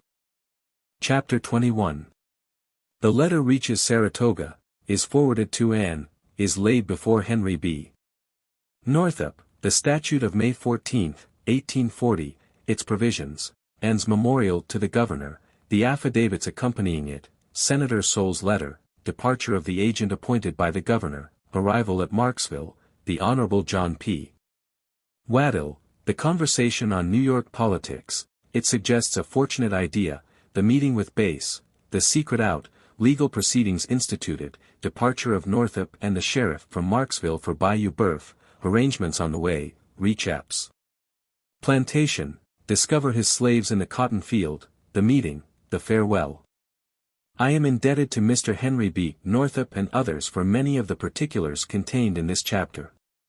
The letter written by Base, directed to Parker and Perry, and which was deposited in the post office in Marksville on the 15th day of August, 1852, arrived at Saratoga in the early part of September. Some time previous to this, and had removed to Glens Falls, Warren County, where she had charge of the kitchen in Carpenter's Hotel. She kept house, however, lodging with our children, and was only absent from them during such time as the discharge of her duties in the hotel required. Messrs. Parker and Perry, on receipt of the letter, forwarded it immediately to Anne. On reading it the children were all excitement, and without delay hastened to the neighboring village of Sandy Hill, to consult Henry B. Northup, and obtain his advice and assistance in the matter. Upon examination, that gentleman found among the statutes of the state an act providing for the recovery of free citizens from slavery. It was passed May 14, 1840, and is entitled, An Act more effectually to protect the free citizens of this state from being kidnapped or reduced to slavery. It provides that it shall be the duty of the governor, upon the receipt of satisfactory information that any free citizen or inhabitant of this state, is wrongfully held in another state or territory of the United States. Upon the allegation or pretense that such person is a slave, or by color of any usage or rule of law is deemed or taken to be a slave, to take such measures to procure the restoration of such person to liberty, as he shall deem necessary. And to that end, he is authorized to appoint and employ an agent, and directed to furnish him with such credentials and instructions as will be likely to accomplish the object of his appointment. It requires the agent so appointed to proceed to collect the proper proof to establish the right of such person to his freedom, to perform such journeys, take such measures, institute such legal proceedings, etc. as may be necessary to return such person to this state, and charges all expenses incurred in carrying the act into effect, upon moneys not otherwise appropriated in the Treasury. 1. It was necessary to establish two facts to the satisfaction of the governor. First, that I was a free citizen of New York, and secondly, that I was wrongfully held in bondage. As to the first point, there was no difficulty, all the older inhabitants in the vicinity being ready to testify to it. The second point rested entirely upon the letter to Parker and Perry, written in an unknown hand, and upon the letter penned on board the brig Orleans, which, unfortunately, had been mislaid or lost. A memorial was prepared, directed to His Excellency, Governor Hunt, setting forth her marriage, my departure to Washington City, the receipt of the letters. That I was a free citizen, and such other facts as were deemed important, and was signed and verified by Anne. Accompanying this memorial were several affidavits of prominent citizens of Sandy Hill and Fort Edward, corroborating fully the statements it contained, and also a request of several well-known gentlemen to the governor, that Henry B. Northup be appointed agent under the Legislative Act. On reading the memorial and affidavits, His Excellency took a lively interest in the matter, and on the 23d day of November, 1852, under the seal of the state, constituted, appointed and employed Henry B. Northup, Esq. An agent with full power to effect my restoration, and to take such measures as would be most likely to accomplish it, and instructing him to proceed to Louisiana with all convenient dispatch. 2. The pressing nature of Mr. Northup's professional and political engagements delayed his departure until December. On the 14th day of that month he left Sandy Hill, and proceeded to Washington. The Honorable Pierre Soule, Senator in Congress from Louisiana, Honorable Mr. Conrad, Secretary of War, and Judge Nelson, of the Supreme Court of the United States, upon hearing a statement of the facts, and examining his commission, and certified copies of the memorial and affidavits, furnished him with open letters to gentlemen in Louisiana, strongly urging their assistance in accomplishing the object of his appointment. Senator Soule especially interested himself in the matter, insisting, in forcible language, that it was the duty and interest of every planter in his state to aid in restoring me to freedom, and trusted the sentiments of honor and justice in the bosom of every citizen of the Commonwealth would enlist him at once in my behalf. Having obtained these valuable letters, Mr. Northup returned to Baltimore, and proceeded from thence to Pittsburgh. It was his original intention, under advice of friends at Washington, to go directly to New Orleans, and consult the authorities of that city. Providentially, however, on arriving at the mouth of Red River, he changed his mind. Had he continued on, he would not have met with Bass, in which case the search for me would probably have been fruitless. Taking passage on the first steamer that arrived, he pursued his journey up Red River, a sluggish, winding stream, flowing through a vast region of primitive forests and impenetrable swamps, almost wholly destitute of inhabitants. About 9 o'clock in the forenoon, January 1, 1853, he left the steamboat at Marksville, and proceeded directly to Marksville Court House, a small village 4 miles in the interior. From the fact that the letter to Messrs. Parker and Perry was post-marked at Marksville, it was supposed by him that I was in that place or its immediate vicinity. On reaching this town, he at once laid his business before the Honorable John P. Waddell, a legal gentleman of distinction, and a man of fine genius and most noble impulses. After reading the letters and documents presented him, and listening to a representation of the circumstances under which I had been carried away into captivity, Mr. Waddell at once proffered his services, and entered into the affair with great zeal and earnestness. He, in common with others of like elevated character, looked upon the kidnapped with abhorrence.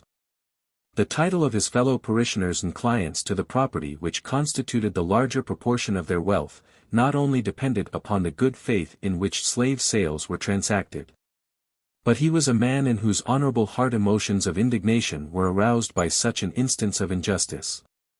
Marksville, although occupying a prominent position, and standing out in impressive italics on the map of Louisiana, is, in fact, but a small and insignificant hamlet.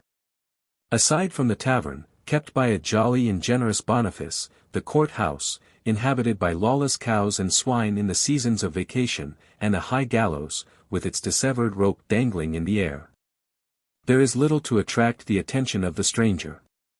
Solomon Northup was a name Mr. Waddell had never heard, but he was confident that if there was a slave bearing that appellation in Marksville or vicinity, his black boy Tom would know him. Tom was accordingly called, but in all his extensive circle of acquaintances there was no such personage. The letter to Parker and Perry was dated at Bayou Boeuf. At this place, therefore, the conclusion was, I must be sought. But here a difficulty suggested itself, of a very grave character indeed. Bayou Boeuf, at its nearest point, was 23 miles distant, and was the name applied to the section of country extending between 50 and 100 miles, on both sides of that stream. Thousands and thousands of slaves resided upon its shores, the remarkable richness and fertility of the soil having attracted thither a great number of planters. The information in the letter was so vague and indefinite as to render it difficult to conclude upon any specific course of proceeding. It was finally determined, however, as the only plan that presented any prospect of success, that Northup and the brother of Waddell, a student in the office of the latter, should repair to the bayou, and traveling up one side and down the other its whole length, inquire at each plantation for me. Mr. Waddell tendered the use of his carriage, and it was definitely arranged that they should start upon the excursion early Monday morning. It will be seen at once that this course, in all probability, would have resulted unsuccessfully. It would have been impossible for them to have gone into the fields and examine all the gangs at work. They were not aware that I was known only as Platt. And had they inquired of Epps himself, he would have stated truly that he knew nothing of Solomon Northup. The arrangement being adopted, however, there was nothing further to be done until Sunday had elapsed. The conversation between Messrs. Northup and Waddell, in the course of the afternoon, turned upon New York politics. "I can scarcely comprehend the nice distinctions and shades of political parties in your state," observed Mr. Waddell. "I read of soft shells and hard shells, hunkers and barnburners, woolly heads and silver grays, and am unable to understand the precise difference between them. Pray, what is it?" Mr. Northup, refilling his pipe, entered into quite an elaborate narrative of the origin of the various reactions of parties, and concluded by saying there was another party in New York, known as Free Soilers or Abolitionists. "You have seen none of those in this part of the country, I presume?" Mr. Northup remarked. "Never, but one," answered Waddell, laughingly.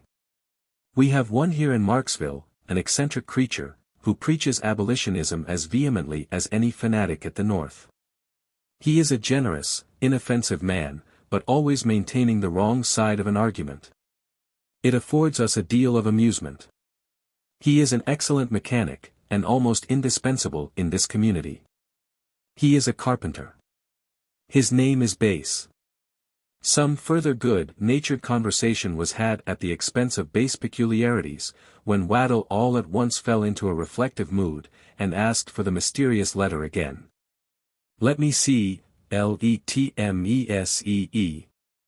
He repeated, thoughtfully to himself, running his eyes over the letter once more. "Bayou Boeuf, August 15th. August 15th, post marked here. He that is writing for me, where did Bass work last summer?" he inquired, turning suddenly to his brother. His brother was unable to inform him, but rising, left the office, and soon returned with the intelligence that Bass worked last summer somewhere on Bayou Boeuf. "He is the man," bringing down his hand emphatically on the table, "who can tell us all about Solomon Northup," exclaimed Waddell. Bass was immediately searched for, but could not be found. After some inquiry, it was ascertained he was at the landing on Red River. Procuring a conveyance, young Waddell and Northup were not long in traversing the few miles to the latter place. On their arrival, Bass was found, just on the point of leaving, to be absent a fortnight or more. After an introduction, Northup begged the privilege of speaking to him privately a moment. They walked together towards the river, when the following conversation ensued. "Mr. Bass," said Northup, "allow me to ask you if you were on Bayou Boeuf last August?" "Yes, sir, I was there in August," was the reply. "Did you write a letter for a colored man as that place to some gentleman in Saratoga Springs?" "Excuse me, sir, if I say that is none of your business," answered Bass, stopping and looking his interrogator searchingly in the face. "Perhaps I am rather hasty, Mr. Bass, I beg your pardon, but I have come from the state of New York to accomplish the purpose the writer of a letter dated the 15th of August, post marked at Marksville, had in view. Circumstances have led me to think that you are perhaps the man who wrote it. I am in search of Solomon Northup. If you know him, I beg you to inform me frankly where he is, and I assure you the source of any information you may give me shall not be divulged, if you desire it not to be." A long time Bass looked his new acquaintance steadily in the eyes, without opening his lips. He seemed to be doubting in his own mind if there was not an attempt to practice some deception upon him. Finally he said, deliberately, "I have done nothing to be ashamed of. I am the man who wrote the letter. If you have come to rescue Solomon Northup, I am glad to see you. When did you last see him, and where is he?" Northup inquired. "I last saw him Christmas, a week ago to-day. He is the slave of Edward Epps, a planter on Bayou Boeuf, near Holmesville. He is not known as Solomon Northup, he is called Platt." The secret was out, the mystery was unraveled. Through the thick, black cloud, amid whose dark and dismal shadows I had walked 12 years, broke the star that was to light me back to liberty. All mistrust and hesitation were soon thrown aside, and the two men conversed long and freely upon the subject uppermost in their thoughts. Bass expressed the interest he had taken in my behalf, his intention of going north in the spring, and declaring that he had resolved to accomplish my emancipation, if it were in his power. He described the commencement and progress of his acquaintance with me, and listened with eager curiosity to the account given him of my family, and the history of my early life. Before separating, he drew a map of the bayou on a strip of paper with a piece of red chalk, showing the locality of Epps' plantation, and the road leading most directly to it. Northup and his young companion returned to Marksville, where it was determined to commence legal proceedings to test the question of my right to freedom. I was made plaintiff, Mr. Northup acting as my guardian, and Edwin Epps defendant. The process to be issued was in the nature of replevin, directed to the sheriff of the parish, commanding him to take me into custody, and detain me until the decision of the court. By the time the papers were duly drawn up, it was 12 o'clock at night, too late to obtain the necessary signature of the judge, who resided some distance out of town. Further business was therefore suspended until Monday morning. Everything, apparently, was moving along swimmingly, until Sunday afternoon, when Waddell called at Northup's room to express his apprehension of difficulties they had not expected to encounter. Bass had become alarmed, and had placed his affairs in the hands of a person at the landing, communicating to him his intention of leaving the state. This person had betrayed the confidence reposed in him to a certain extent, and a rumor began to float about the town, that the stranger at the hotel, who had been observed in the company of Lawyer Waddell, was after one of old Epps' slaves. Over on the bayou. Epps was known at Marksville, having frequent occasion to visit that place during the session of the courts, and the fear entertained by Mr. Northup's adviser was, that intelligence would be conveyed to him in the night, giving him an opportunity of secreting me before the arrival of the sheriff. This apprehension had the effect of expediting matters considerably. The sheriff, who lived in one direction from the village, was requested to hold himself in readiness immediately after midnight, while the judge was informed he would be called upon at the same time. It is but justice to say, that the authorities at Marksville cheerfully rendered all the assistance in their power. As soon after midnight as bail could be perfected, and the judge's signature obtained, a carriage, containing Mr. Northup and the sheriff, driven by the landlord's son, rolled rapidly out of the village of Marksville, on the road towards Bayou Boeuf. It was supposed that Epps would contest the issue involving my right to liberty, and it therefore suggested itself to Mr. Northup, that the testimony of the sheriff, describing my first meeting with the former, might perhaps become material on the trial. It was accordingly arranged during the ride, that, before I had an opportunity of speaking to Mr. Northup, the sheriff should propound to me certain questions agreed upon, such as the number and names of my children, the name of my wife before marriage, of places I knew at the north, and so forth. If my answers corresponded with the statements given him, the evidence must necessarily be considered conclusive. At length, shortly after Epps had left the field, with the consoling assurance that he would soon return and warm us, as was stated in the conclusion of the preceding chapter, they came in sight of the plantation, and discovered us at work.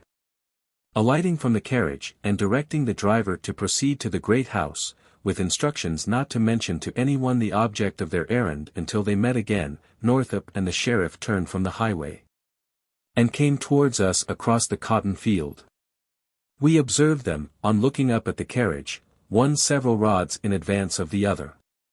It was a singular and unusual thing to see white men approaching us in that manner, and especially at that early hour in the morning, and Uncle Abram and Patsy made some remarks, expressive of their astonishment.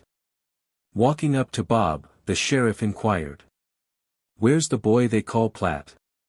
"Thar he is, massa," answered Bob, pointing to me, and twitching off his hat. I wondered to myself what business he could possibly have with me, and turning round, gazed at him until he had approached within a step. During my long residence on the bayou, I had become familiar with the face of every planter within many miles. But this man was an utter stranger. Certainly I had never seen him before. "Your name is Platt, is it?" he asked. "Yes, master," I responded. Pointing towards Northup, standing a few rods distant, he demanded, "Do you know that man?"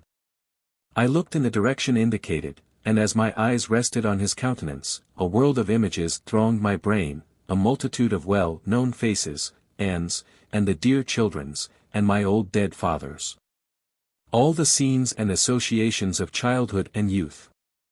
All the friends of other and happier days, appeared and disappeared, flitting and floating like dissolving shadows before the vision of my imagination, until at last the perfect memory of the man recurred to me. And throwing up my hands towards heaven, I exclaimed, in a voice louder than I could utter in a less exciting moment. Henry B. Northup. Thank God, thank God. In an instant I comprehended the nature of his business, and felt that the hour of my deliverance was at hand. I started towards him, but the sheriff stepped before me. "Stop a moment," said he. "Have you any other name than Platt?" "Solomon Northup is my name, master," I replied. "Have you a family?" he inquired. "I had a wife and 3 children." "What were your children's names?" "Elizabeth, Margaret and Alonzo." "And your wife's name before her marriage?" "Ann Hampton." "Who married you?" "Timothy Eddy, of Fort Edward." "Where does that gentleman live?" Again pointing to Northup, who remained standing in the same place where I had first recognized him. "He lives in Sandy Hill, Washington County, New York," was the reply. He was proceeding to ask further questions, but I pushed past him, unable longer to restrain myself. I seized my old acquaintance by both hands. I could not speak. I could not refrain from tears. "Soul," he said at length, "I'm glad to see you." I essayed to make some answer, but emotion choked all utterance, and I was silent. The slaves, utterly confounded, stood gazing upon the scene, their open mouths and rolling eyes indicating the utmost wonder and astonishment. For 10 years I had dwelt among them, in the field and in the cabin, borne the same hardships, partaken the same fare, mingled my griefs with theirs, participated in the same scanty joys. Nevertheless, not until this hour, the last I was to remain among them, had the remotest suspicion of my true name, or the slightest knowledge of my real history been entertained by any one of them. Not a word was spoken for several minutes, during which time I clung fast to Northup, looking up into his face, fearful I should awake and find it all a dream. "Throw down that sack," Northup added, finally, "your cotton-picking days are over. Come with us to the man you live with." I obeyed him, and walking between him and the sheriff, we moved towards the great house. It was not until we had proceeded some distance that I had recovered my voice sufficiently to ask if my family were all living. He informed me he had seen Anne, Margaret and Elizabeth but a short time previously. That Alonzo was also living, and all were well. My mother, however, I could never see again. As I began to recover in some measure from the sudden and great excitement which so overwhelmed me, I grew faint and weak, insomuch it was with difficulty I could walk. The sheriff took hold of my arm and assisted me, or I think I should have fallen. As we entered the yard, Epps stood by the gate, conversing with the driver.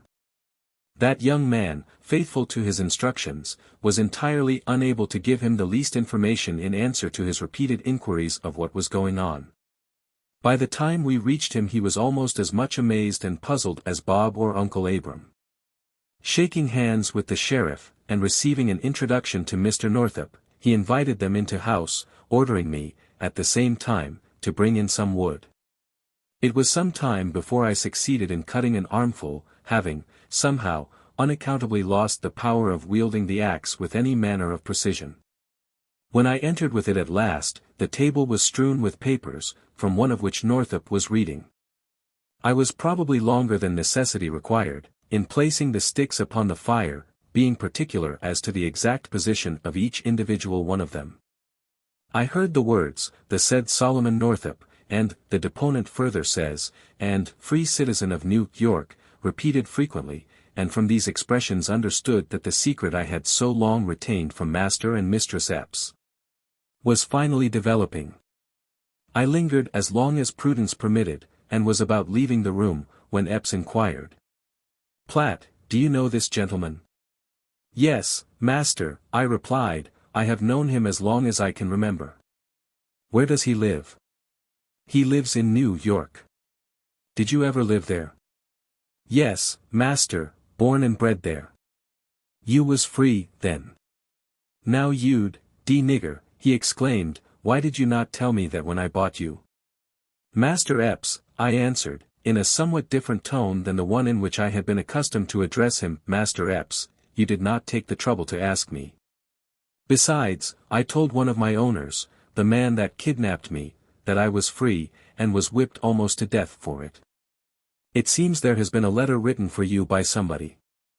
Now, who is it? He demanded, authoritatively. I made no reply. I say, who wrote that letter? He demanded again.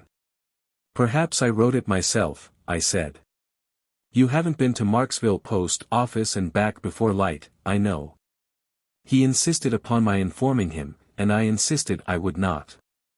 He made many vehement threats against the man, whoever he might be, and intimated the bloody and savage vengeance he would wreak upon him, when he found him out. His whole manner and language exhibited a feeling of anger towards the unknown person who had written for me, and of fretfulness at the idea of losing so much property. Addressing Mr. Northup, he swore if he had only had an hour's notice of his coming, he would have saved him the trouble of taking me back to New York. That he would have run me into the swamp, or some other place out of the way, where all the sheriffs on earth couldn't have found me. I walked out into the yard, and was entering the kitchen door, when something struck me in the back. Aunt Phoebe, emerging from the back door of the great house with a pan of potatoes, had thrown one of them with unnecessary violence, thereby giving me to understand that she wished to speak to me a moment confidentially. Running up to me, she whispered in my ear with great earnestness. Lord mighty, Platt. What d'ye think? Dem 2 men come after ye. Heard em tell mass you free, got wife and 3 children back there where you come from. Goin' wid em. Fool if ye don't, wish I could go, and Aunt Phoebe ran on in this manner at a rapid rate. Presently Mistress Epps made her appearance in the kitchen. She said many things to me, and wondered why I had not told her who I was. She expressed her regret, complimenting me by saying she had rather lose any other servant on the plantation. Had Patsy that day stood in my place, the measure of my mistress' joy would have overflowed. Now there was no one left who could mend a chair or a piece of furniture, no one who was of any use about the house, no one who could play for her on the violin, and Mistress Epps was actually affected to tears. Epps had called to Bob to bring up his saddle horse. The other slaves, also, overcoming their fear of the penalty, had left their work and come to the yard. They were standing behind the cabins, out of sight of Epps. They beckoned me to come to them, and with all the eagerness of curiosity, excited to the highest pitch, conversed with and questioned me. If I could repeat the exact words they uttered, with the same emphasis, if I could paint their several attitudes, and the expression of their countenances, it would be indeed an interesting picture. In their estimation, I had suddenly arisen to an immeasurable height, had become a being of immense importance. The legal papers having been served, and arrangements made with Epps to meet them the next day at Marksville, Northup and the sheriff entered the carriage to return to the latter place. As I was about mounting to the driver's seat, the sheriff said I ought to bid Mr. and Mrs. Epps goodbye. I ran back to the piazza where they were standing, and taking off my hat, said, "Good-bye, Mrs. "Good-bye, Platt," said Mrs. Epps, kindly. "Good-bye, master." "Ah! You'd, nigger," muttered Epps, in a surly, malicious tone of voice, "you needn't feel so cussed tickled, you ain't gone yet, I'll see about this business at Marksville to-morrow." I was only a nigger, and knew my place, but felt as strongly as if I had been a white man, that it would have been an inward comfort, had I dared to have given him a parting kick. On my way back toward the carriage, Patsy ran from behind a cabin and threw her arms about my neck. "Oh! Platt," she cried, tears streaming down her face, "you're goin' to be free, you're goin' way off yonder where we'll never see ye any more. You've saved me a good many whipping, Platt, I'm glad you're goin' to be free, but oh! De Lord, What'll become of me? I disengaged myself from her, and entered the carriage. The driver cracked his whip and away we rolled. I looked back and saw Patsy, with drooping head, half reclining on the ground. Mrs. Epps was on the piazza, Uncle Abram, and Bob, and Wiley, and Aunt Phoebe stood by the gate, gazing after me. I waved my hand, but the carriage turned a bend of the bayou, hiding them from my eyes forever. We stopped a moment at Carey's sugar house, where a great number of slaves were at work, such an establishment being a curiosity to a northern man. Epps dashed by us on horseback at full speed, on the way, as we learned next day, to the Pine Woods, to see William Ford, who had brought me into the country. Tuesday, the 4th of January, Epps and his counsel, the Honorable E. Taylor, Northup, Waddell, the judge and sheriff of Avoyelles, and myself, met in a room in the village of Marksville. Mr. Northup stated the facts in regard to me, and presented his commission, and the affidavits accompanying it. The sheriff described the scene in the cotton field. I was also interrogated at great length. Finally, Mr. Taylor assured his client that he was satisfied, and that litigation would not only be expensive, but utterly useless. In accordance with his advice, a paper was drawn up and signed by the proper parties, wherein Epps acknowledged he was satisfied of my right to freedom, and formally surrendered me to the authorities of New York. It was also stipulated that it be entered of record in the recorder's office of Avoyelles. 3. Mr. Northup and myself immediately hastened to the landing, and taking passage on the first steamer that arrived, were soon floating down Red River, up which, with such desponding thoughts, I had been borne 12 years before. Chapter 22. Arrival in New Orleans, glimpse of Freeman, Genois. The recorder, his description of Solomon, reached Charleston, interrupted by custom house officers, passed through Richmond, arrival in Washington, Birch arrested, Shekels and Thorne, their testimony, Birch acquitted, arrest of Solomon, Birch withdraws the complaint, the higher tribunal, departure from Washington, arrival at Sandy Hill, old friends and familiar scenes, proceed to Glens Falls, meeting with Anne Margaret and Elizabeth, Solomon Northup Staunton, incidents, conclusion. As the steamer glided on its way towards New Orleans. Perhaps I was not happy, perhaps there was no difficulty in restraining myself from dancing round the deck, perhaps I did not feel grateful to the man who had come so many 100 miles for me, perhaps I did not light his pipe. And wait and watch his word, and run at his slightest bidding. If I didn't, well, no matter. We tarried at New Orleans 2 days. During that time I pointed out the locality of Freeman's slave pen, and the room in which Ford purchased me. We happened to meet Theophilus in the street, but I did not think it worth while to renew acquaintance with him. From respectable citizens we ascertained he had become a low, miserable rowdy, a broken down, disreputable man. We also visited the recorder, Mr. Genois, to whom Senator Soule's letter was directed, and found him a man well deserving the wide and honorable reputation that he bears. He very generously furnished us with a sort of legal pass, over his signature and seal of office, and as it contains the recorder's description of my personal appearance, it may not be amiss to insert it here. The following is a copy. State of Louisiana, City of New Orleans. Recorder's Office, 2nd District. To all to whom these presents shall come. This is to certify that Henry B. Northup, Esquire, of the County of Washington, New York, has produced before me due evidence of the freedom of Solomon, a mulatto man, aged about 42 years, 5 feet, 7 inches and 6 lines, woolly hair, and chestnut eyes. Who is a native born of the state of New York. That the said Northup, being about bringing the said Solomon to his native place, through the southern routes, the civil authorities are requested to let the aforesaid colored man Solomon pass unmolested, he demeaning well and properly. Given under my hand and the seal of the City of New Orleans this January 7, 1853. L. S. Th. Genois, Recorder. On the 8th we came to Lake Pontchartrain, by railroad, and, in due time, following the usual route, reached Charleston. After going on board the steamboat, and paying our passage at this city, Mr. Northup was called upon by a custom house officer to explain why he had not registered his servant. He replied that he had no servant, that, as the agent of New York, he was accompanying a free citizen of that state from slavery to freedom, and did not desire nor intend to make any registry whatever. I conceived from his conversation and manner, though I may perhaps be entirely mistaken, that no great pains would be taken to avoid whatever difficulty the Charleston officials might deem proper to create. At length, however, we were permitted to proceed, and, passing through Richmond, where I caught a glimpse of Gooden's pen, arrived in Washington January 17, 1853. We ascertained that both Birch and Radburn were still residing in that city.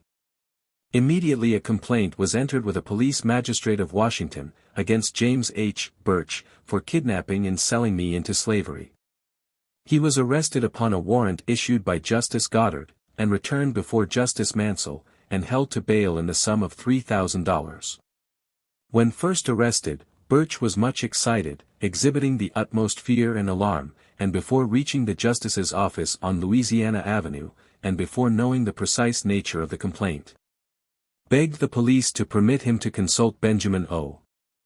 Shekels, a slave trader of 17 years, standing, and his former partner. The latter became his bail. At 10 o'clock, the 18th of January, both parties appeared before the magistrate. Senator Chase, of Ohio, Hon. Orville Clark, of Sandy Hill, and Mr. Northup acted as counsel for the prosecution, and Joseph H. Bradley for the defense. Gen. Orville Clark was called and sworn as a witness, and testified that he had known me from childhood, and that I was a free man, as was my father before me. Mr. Northup then testified to the same, and proved the facts connected with his mission to Avoyelles. Ebenezer Radburn was then sworn for the prosecution, and testified he was 48 years old. That he was a resident of Washington, and had known Birch 14 years, that in 1841 he was keeper of William's slave pen, that he remembered the fact of my confinement in the pen that year. At this point it was admitted by the defendant's counsel, that I had been placed in the pen by Birch in the spring of 1841, and hereupon the prosecution rested. Benjamin O. Shekels was then offered as a witness by the prisoner.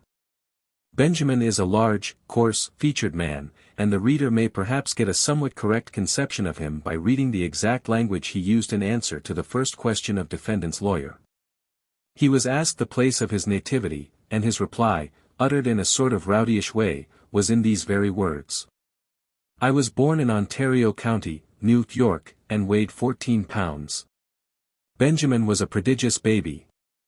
He further testified that he kept the Steamboat Hotel in Washington in 1841, and saw me there in the spring of that year. He was proceeding to state what he had heard two men say, when Senator Chase raised a legal objection, to wit, that the sayings of third persons, being hearsay, was improper evidence. The objection was overruled by the justice, and Shekels continued, stating that two men came to his hotel and represented they had a colored man for sale, that they had an interview with Birch. That they stated they came from Georgia, but he did not remember the county, that they gave a full history of the boy, saying he was a bricklayer, and played on the violin, that Birch remarked he would purchase if they could agree. That they went out and brought the boy in, and that I was the same person. He further testified, with as much unconcern as if it was the truth, that I represented I was born and bred in Georgia, that one of the young men with me was my master. That I exhibited a great deal of regret at parting with him, and he believed, got into tears. Nevertheless, that I insisted my master had a right to sell me, that he ought to sell me. And the remarkable reason I gave was, according to Shekels, because he, my master, had been gambling and on a spree. He continued, in these words, copied from the minutes taken on the examination. Birch interrogated the boy in the usual manner, told him if he purchased him he should send him south. The boy said he had no objection, that in fact he would like to go south. Birch paid $650 for him, to my knowledge. I don't know what name was given him, but think it was not Solomon. Did not know the name of either of the two men. They were in my tavern 2 or 3 hours, during which time the boy played on the violin. The bill of sale was signed in my bar room.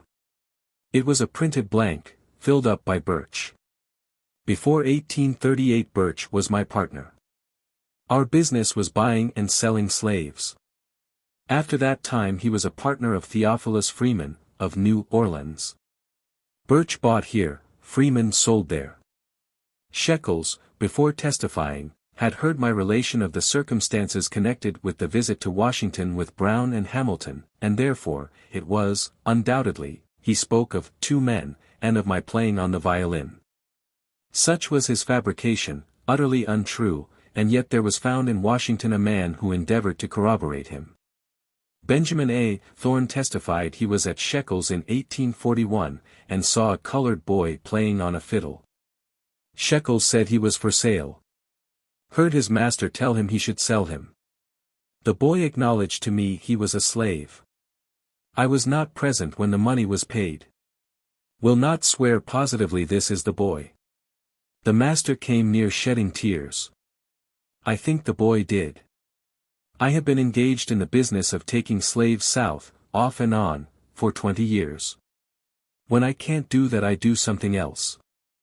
I was then offered as a witness, but, objection being made, the court decided my evidence inadmissible. It was rejected solely on the ground that I was a colored man, the fact of my being a free citizen of New York not being disputed. Shekels having testified there was a bill of sale executed, Birch was called upon by the prosecution to produce it, inasmuch as such a paper would corroborate the testimony of Thorne and Shekels. The prisoner's counsel saw the necessity of exhibiting it, or giving some reasonable explanation for its non-production. To effect the latter, Birch himself was offered as a witness in his own behalf. It was contended by counsel for the people, that such testimony should not be allowed, that it was in contravention of every rule of evidence, and if permitted would defeat the ends of justice. His testimony, however, was received by the court. He made oath that such a bill of sale had been drawn up and signed, but he had lost it, and did not know what had become of it. Thereupon the magistrate was requested to dispatch a police officer to Birch's residence, with directions to bring his books, containing his bills of sales for the year 1841. The request was granted, and before any measure could be taken to prevent it, the officer had obtained possession of the books, and brought them into court. The sales for the year 1841 were found, and carefully examined, but no sale of myself, by any name, was discovered. Upon this testimony the court held the fact to be established, that Birch came innocently and honestly by me, and accordingly he was discharged. An attempt was then made by Birch and his satellites, to fasten upon me the charge that I had conspired with the 2 white men to defraud him, with what success, appears in an extract taken from an article in the New York Times, published a day or 2 subsequent to the trial. The counsel for the defendant had drawn up, before the defendant was discharged, an affidavit, signed by Birch, and had a warrant out against the colored man for a conspiracy with the 2 white men before referred to defraud Birch out of $625. The warrant was served, and the colored man arrested and brought before Officer Goddard. Birch and his witnesses appeared in court, and H.B. Northup appeared as counsel for the colored man, stating he was ready to proceed as counsel on the part of the defendant, and asking no delay whatever. Birch, after consulting privately a short time with Shekels, stated to the magistrate that he wished him to dismiss the complaint, as he would not proceed farther with it. Defendant's counsel stated to the magistrate that if the complaint was withdrawn, it must be without the request or consent of the defendant. Birch then asked the magistrate to let him have the complaint and the warrant, and he took them. The counsel for the defendant objected to his receiving them, and insisted they should remain as part of the records of the court, and that the court should endorse the proceedings which had been had under the process. Birch delivered them up, and the court rendered a judgment of discontinuance by the request of the prosecutor, and filed it in his office.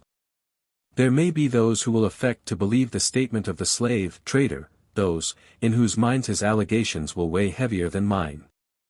I am a poor colored man, one of a down-trodden and degraded race, whose humble voice may not be heeded by the oppressor, but knowing the truth, and with a full sense of my accountability, I do solemnly declare before men, and before God, that any charge or assertion, that I conspired directly or indirectly with any person or persons to sell myself, that any other account of my visit to Washington, my capture and imprisonment in Williams' slave pen, shall is contained in these pages, is utterly and absolutely false.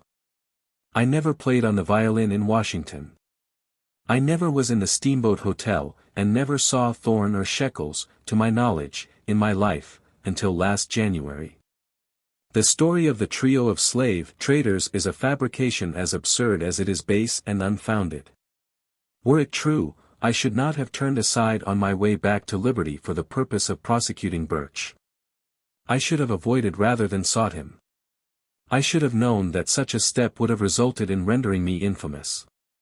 Under the circumstances, longing as I did to behold my family, and elated with the prospect of returning home, it is an outrage upon probability to suppose I would have run the hazard, not only of exposure, but of a criminal prosecution and conviction, by voluntarily placing myself in the position I did, if the statements of Birch and his confederates contain a particle of truth.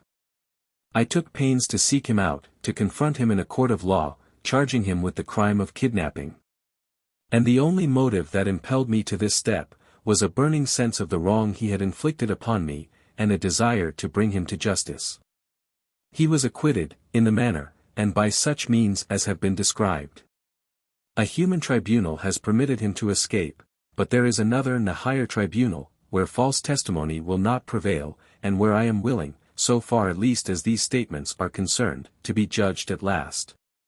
We left Washington on the 20th of January, and proceeding by the way of Philadelphia, New York, and Albany, reached Sandy Hill in the night of the 21st. My heart overflowed with happiness as I looked around upon old familiar scenes, and found myself in the midst of friends of other days. The following morning I started, in company with several acquaintances, for Glens Falls, the residence of Anne and our children. As I entered their comfortable cottage, Margaret was the first that met me. She did not recognize me.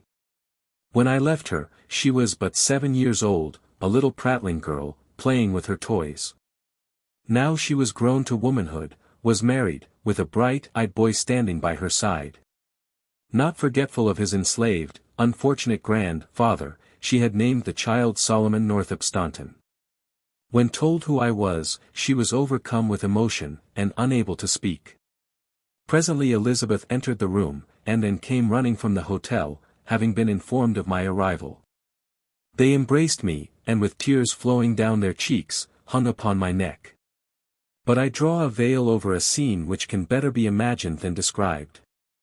When the violence of our emotions had subsided to a sacred joy, when the household gathered round the fire, that sent out its warm and crackling comfort through the room, we conversed of the thousand events that had occurred, the hopes and fears, the joys and sorrows, the trials and troubles we had each experienced during the long separation. Alonzo was absent in the western part of the state. The boy had written to his mother a short time previous, of the prospect of his obtaining sufficient money to purchase my freedom. From his earliest years, that had been the chief object of his thoughts and his ambition. They knew I was in bondage. The letter written on board the brig, and Clem Ray himself, had given them that information. But where I was, until the arrival of Base's letter, was a matter of conjecture. Elizabeth and Margaret once returned from school, so Anne informed me, weeping bitterly. On inquiring the cause of the children's sorrow, it was found that, while studying geography, their attention had been attracted to the picture of slaves working in the cotton field, and an overseer following them with his whip. It reminded them of the sufferings father might be, and, as it happened, actually was, enduring in the South. Numerous incidents, such as these, were related, incidents showing they still held me in constant remembrance, but not, perhaps, of sufficient interest to the reader, to be recounted. My narrative is at an end. I have no comments to make upon the subject of slavery. Those who read this book may form their own opinions of the peculiar institution. What it may be in other states, I do not profess to know. What it is in the region of Red River, is truly and faithfully delineated in these pages. This is no fiction, no exaggeration. If I have failed in anything, it has been in presenting to the reader too prominently the bright side of the picture. I doubt not hundreds have been as unfortunate as myself, that hundreds of free citizens have been kidnapped and sold into slavery, and are at this moment wearing out their lives on plantations in Texas and Louisiana. But I forbear. Chastened and subdued in spirit by the sufferings I have borne, and thankful to that good being through whose mercy I have been restored to happiness and liberty, I hope henceforward to lead an upright though lowly life. And rest at last in the churchyard where my father sleeps. A refrain of the Red River Plantation. Harper's Creek and Roarin' River. Thar, my dear, we'll live forber. Den we'll go to the Injun Nation. All I want in dis creation is pretty little wife and big plantation. Chorus. Up dat oak and down dat river. 2 overseers and 1 little nigger. Appendix A. An act more effectually to protect the free citizens of this state from being kidnapped or reduced to slavery. Passed May 14, 1840. The people of the state of New York, represented in Senate and Assembly, do enact as follows.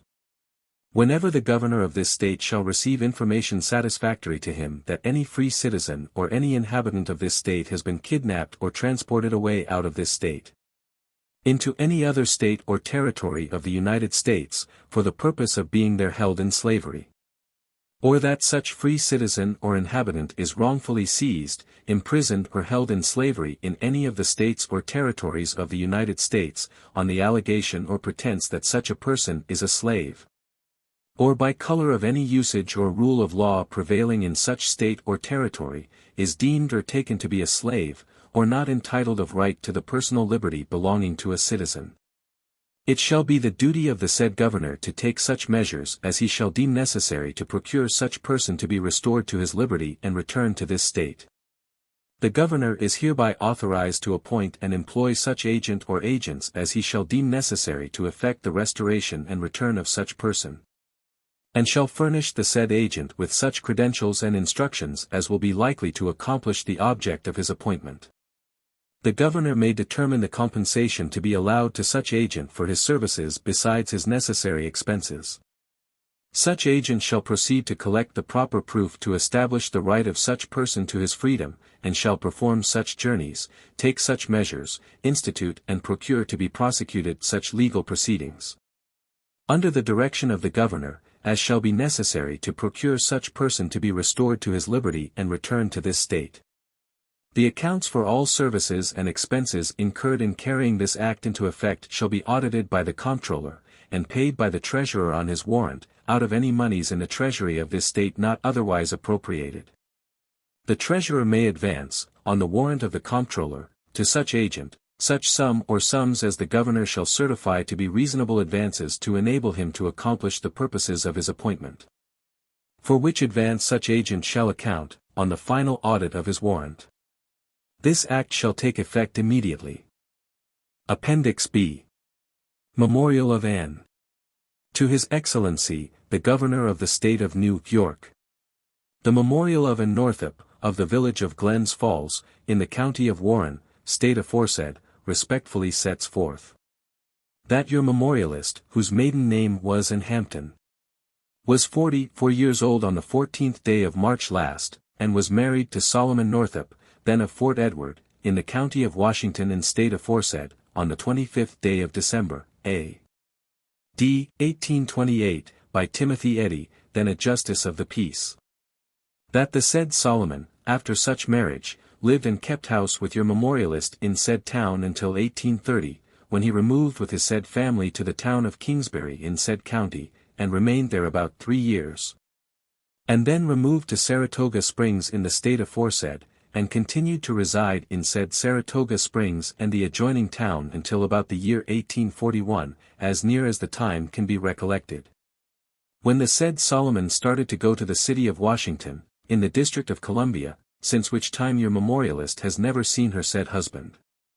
And your memorialist further states, that in the year 1841 she received information by a letter directed to Henry B. Northup, Esq., of Sandy Hill, Washington County, New York, and post marked at New Orleans, that said Solomon had been kidnapped in Washington, put on board of a vessel, and was then in such vessel in New Orleans, but could not tell how he came in that situation, nor what his destination was.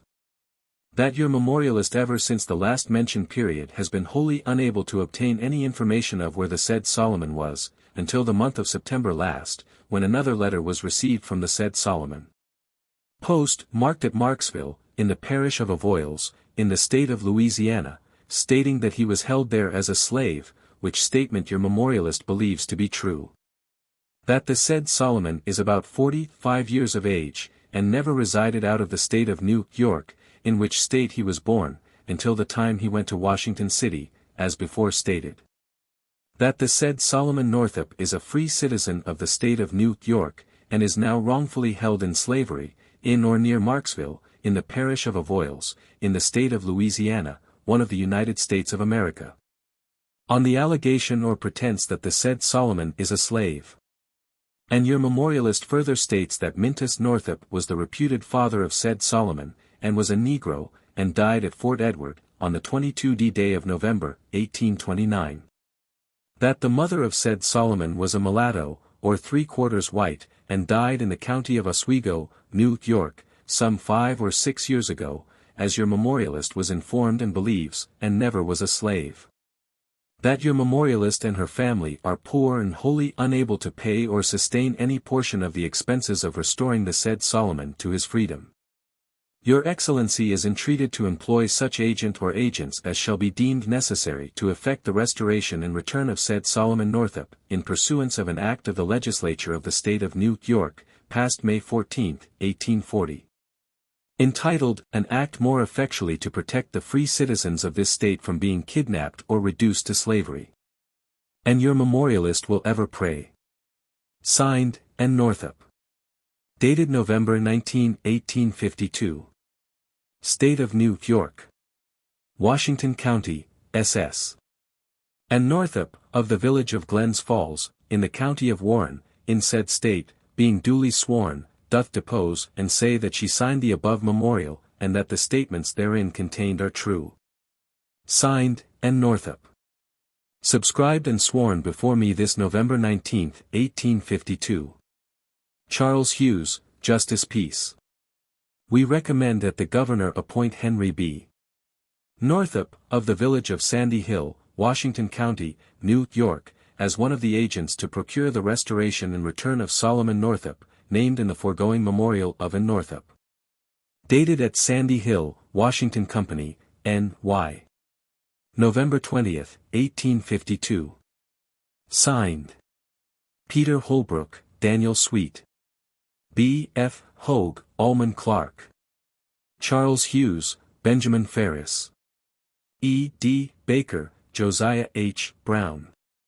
Orville Clark. State of New York. Washington County, SS.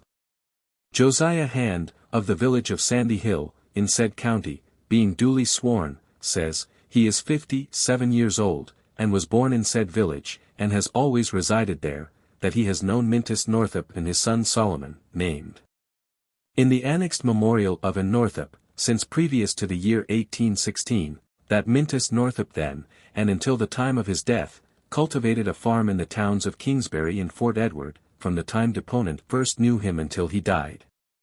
That said Mintus and his wife, the mother of said Solomon Northup, were reported to be free citizens of New York, and deponent believes they were so free. That said Solomon Northup was born in said county of Washington, as deponent believes, and was married December 25, 1828, in Fort Edward aforesaid, and his said wife and 3 children, 2 daughters and 1 son, are now living in Glens Falls, Warren County, New York, and that the said Solomon Northup always resided in said county of Washington and its immediate vicinity, until about 1841, since which time deponent has not seen him, but deponent has been credibly informed, and as he verily believes truly, the said Solomon is now wrongfully held as a slave in the state of Louisiana. And deponent further says that N. Northup, named in the said memorial, is entitled to credit, and deponent believes the statements contained in her said memorial are true. Signed, Josiah Hand. Subscribed and sworn before me this 19th day of November, 1852, Charles Hughes, Justice Peace. State of New York. Washington County, SS. Timothy Eddy, of Fort Edward, in said county, being duly sworn, says he is now over years old, and has been a resident of said town more than years last past, and that he was well acquainted with Solomon Northup, named in the annexed memorial of an Northup, and with his father, Mintus Northup, who was a Negro. The wife of said Mintus was a mulatto woman. That said Mintus Northup and his said wife and family, 2 sons, Joseph and Solomon, resided in said town of Fort Edward for several years before the year 1828, and said Mintus died in said town, d. 1829, as deponent believes. And deponent further says that he was a justice of the peace in said town in the year 1828, and as such justice of the peace, he, on the 25th day of Decar, 1828, joined the said Solomon Northup in marriage with in Hampton, who is the same person who has subscribed the annexed memorial. And deponent expressly says, that said Solomon was a free citizen of the state of New York, and always lived in said state, until about the year A.D. 1840, since which time deponent has not seen him, but has recently been informed, and as deponent believes truly, that said Solomon Northup is wrongfully held in slavery in or near Marksville, in the parish of Avoyelles, in the state of Louisiana. And deponent further says, that said Mintus Northup was nearly 60 years old at the time of his death, and was, for more than 30 years next prior to his death, a free citizen of the state of New York. And this deponent further says, that an Northup, the wife of said Solomon Northup, is of good character and reputation, and her statements, as contained in the memorial hereto annexed, are entitled to full credit. Signed, Timothy Eddy. Subscribed and sworn before me this 19th day of November, 1852, Tim Y. Stoughton, Justice. State of New York. Washington County, SS. Henry B. Northup, of the village of Sandy Hill, in said county, being duly sworn, says, that he is 47 years old, and has always lived in said county. That he knew Mintus Northup, named in the annexed memorial, from deponent's earliest recollection until the time of his death, which occurred at Fort Edward, in said county, in 1829.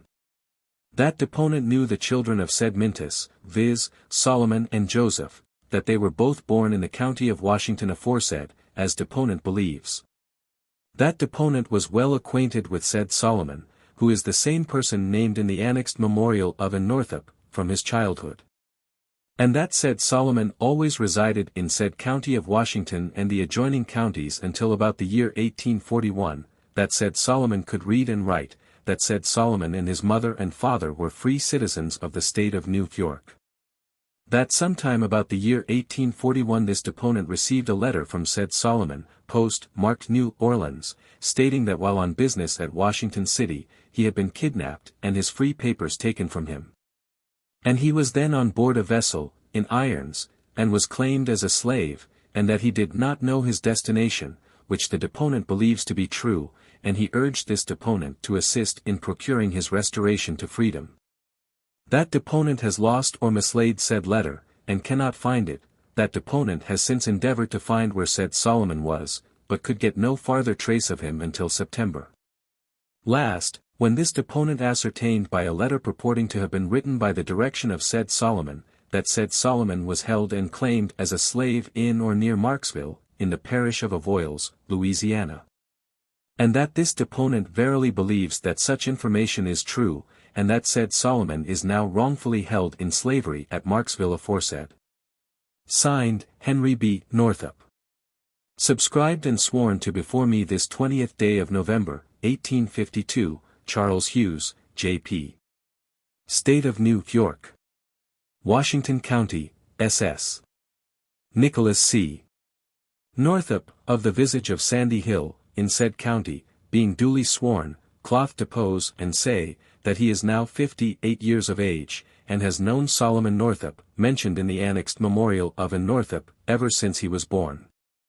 And this deponent saith that said Solomon is now about 45 years old, and was born in the county of Washington aforesaid, or in the county of Essex, in said state, and always resided in the state of New York until about the year 1841. Since which time deponent has not seen him or known where he was, until a few weeks since, deponent was informed, and believes truly, that said Solomon was held in slavery in the state of Louisiana. Deponent further says, that said Solomon was married in the town of Fort Edward, in said county, about 24 years ago, and that his wife and 2 daughters and 1 son now reside in the village of Glens Falls, county of Warren, in said state of New York. And this deponent swears positively that said Solomon N. Northup is a citizen of said state of New York, and was born free, and from his earliest infancy lived and resided in the counties of Washington, Essex, Warren and Saratoga, in the state of New York, and that his said wife and children have never resided out of said counties since the time said Solomon was married. That deponent knew the father of said Solomon Northup, that said father was a Negro named Mintus Northup, and died in the town of Fort Edward, in the county of Washington, state of New York, on the 22d day of November, d. 1829, and was buried in the grave yard in Sandy Hill aforesaid. That for more than 30 years before his death he lived in the counties of Essex, Washington and Rensselaer in state of New York, and left a wife, and 2 sons, Joseph and the said Solomon, him surviving. That the mother of said Solomon was a mulatto woman, and is now dead, and died, as deponent believes, in Oswego County, New York, within 5 or 6 years past. And this deponent further states, that the mother of the said Solomon Northup was not a slave at the time of the birth of said Solomon Northup, and has not been a slave at any time within the last 50 years. Signed, N. C. Northup.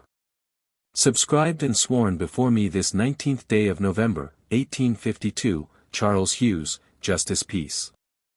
State of New York. Washington County, S.S. Orville Clark, of the village of Sandy Hill, in the county of Washington, state of New York, being duly sworn, doth depose and say, that he, this deponent, is over 50 years of age. That in the years 1810 and 1811, or most of the time of those years, this deponent resided at Sandy Hill, aforesaid, and at Glens Falls, that this deponent then no Mintus Northup, a black or colored man. He was then a free man, as this deponent believes and always understood, that the wife of said Mintus Northup, and mother of Solomon, was a free woman. That from the year 1818 until the time of the death of said Mintus Northup, about the year 1829, this deponent was very well acquainted with the said Mintus Northup. That he was a respectable man in the community in which he resided, and was a free man, so taken and esteemed by all his acquaintances. That this deponent has also been and was acquainted with his son Solomon Northup, from the said year 1818 until he left this part of the country, about the year 1840 or 1841. That he married in Hampton, daughter of William Hampton, a near neighbor of this deponent, that the said and wife of said Solomon, is now living and resides in this vicinity. That the said Mintus Northup and William Hampton were both reputed and esteemed in this community as respectable men. And this deponent saith that the said Mintus Northup and his family, and the said William Hampton and his family, from the earliest recollection and acquaintance of this deponent with him, as far back as 1810, were always reputed, esteemed, and taken to be, and this deponent believes, truly so, free citizens of the state of New York. This deponent knows the said William Hampton, under the laws of this state, was entitled to vote at our elections, and he believes the said Mintus Northup also was entitled as a free citizen with the property qualification. And this deponent further saith, that the said Solomon Northup, son of said Mintus, and husband of said in Hampton when he left this state, was at the time thereof a free citizen of the state of New York. And this deponent further saith, that said in Hampton, wife of Solomon Northup, is a respectable woman, of good character, and I would believe her statements, and do believe the facts set forth in her memorial to His Excellency, the Governor, in relation to her said husband, are true. Signed, Orville Clark. Sworn before me, November 19, 1852. U.G. Paris, Justice of the Peace. State of New York. Washington County, SS. Benjamin Ferris, of the village of Sandy Hill, in said county, being duly sworn, doth depose and say, that he is now 57 years old, and has resided in said village 45 years. That he was as well acquainted with Mintus Northup, named in the annexed memorial of an Northup, from the year 1816 to the time of his death, which occurred at Fort Edward, in the fall of 1829. That he knew the children of the said Mintus, namely, Joseph Northup and Solomon Northup, and that the said Solomon is the same person named in said memorial.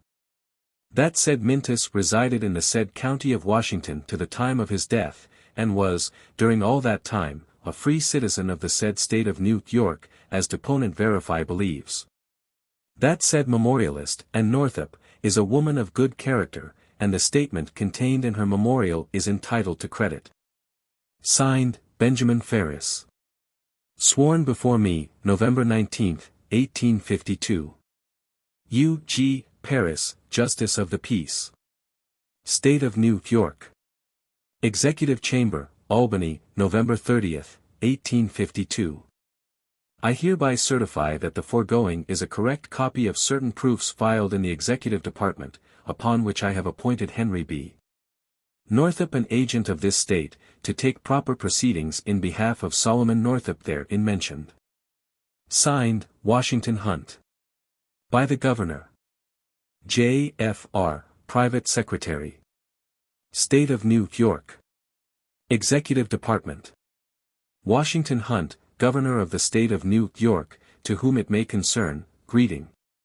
Whereas, I have received information on oath, which is satisfactory to me, that Solomon Northup, who is a free citizen of this state, is wrongfully held in slavery, in the state of Louisiana.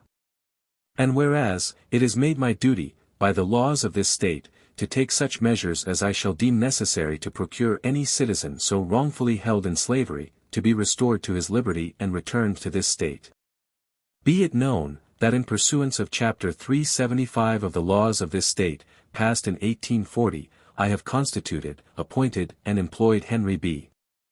Northup, Esquire, of the County of Washington, in this state, an agent, with full power to effect the restoration of said Solomon Northup, and the said agent is hereby authorized and empowered to institute such proper and legal proceedings, to procure such evidence, retain such counsel, and finally to take such measures as will be most likely to accomplish the object of his said appointment. He is also instructed to proceed to the state of Louisiana with all convenient dispatch, to execute the agency hereby created. In witness whereof, I have hereunto subscribed my name, L.S. and affixed the privy seal of the state, at Albany, this 23d day of November, in the year of our Lord 1852. Signed, Washington Hunt. James E. Ruggles, Private Secretary. Appendix C. State of Louisiana. Parish of Avoyelles. Before me, Aristide Barbin, Recorder of the Parish of Avoyelles, personally came and appeared Henry B. Northup, of the County of Washington, State of New York, who hath declared that by virtue of a commission to him as agent of the State of New York, given and granted by His Excellency, Washington Hunt, Governor of the said State of New York, bearing date the 23d day of November, 1852, authorizing and empowering him, the said Northup, to pursue and recover from slavery a free man of color, called Solomon Northup, who is a free citizen of the State of New York, and who was kidnapped and sold into slavery, in the State of Louisiana, and now in the possession of Edward Epps, of the State of Louisiana, of the Parish of Avoyelles. He, the said agent, hereto signing, acknowledges that the said Edwin has this day given and surrendered to him as such agent, the said Solomon Northup, free man of color, as aforesaid, in order that he be restored to his freedom, and carried back to the said State of New York, pursuant to said commission, the said Edwin Epps being satisfied from the proofs produced by said agent, that the said Solomon Northup is entitled to his freedom. The parties consenting that a certified copy of said power of attorney be annexed to this act. Done and signed at Marksville, Parish of Avoyelles, this 4th day of January, 1853, in the presence of the undersigned, legal and competent witnesses, who have also hereto signed. Signed. Henry B. Northup. Edward Epps. Ade. Barbin, Recorder. Witnesses, H. Taylor, John P. Waddell. State of Louisiana. Parish of Avoyelles. I do hereby certify the foregoing to be a true and correct copy of the original on file and of record in my office. Given under my hand and seal of office as Recorder, L.S., in and for the parish of Avoyelles, this 4th day of January, D. 1853. Signed, A.D. Barbin, Recorder.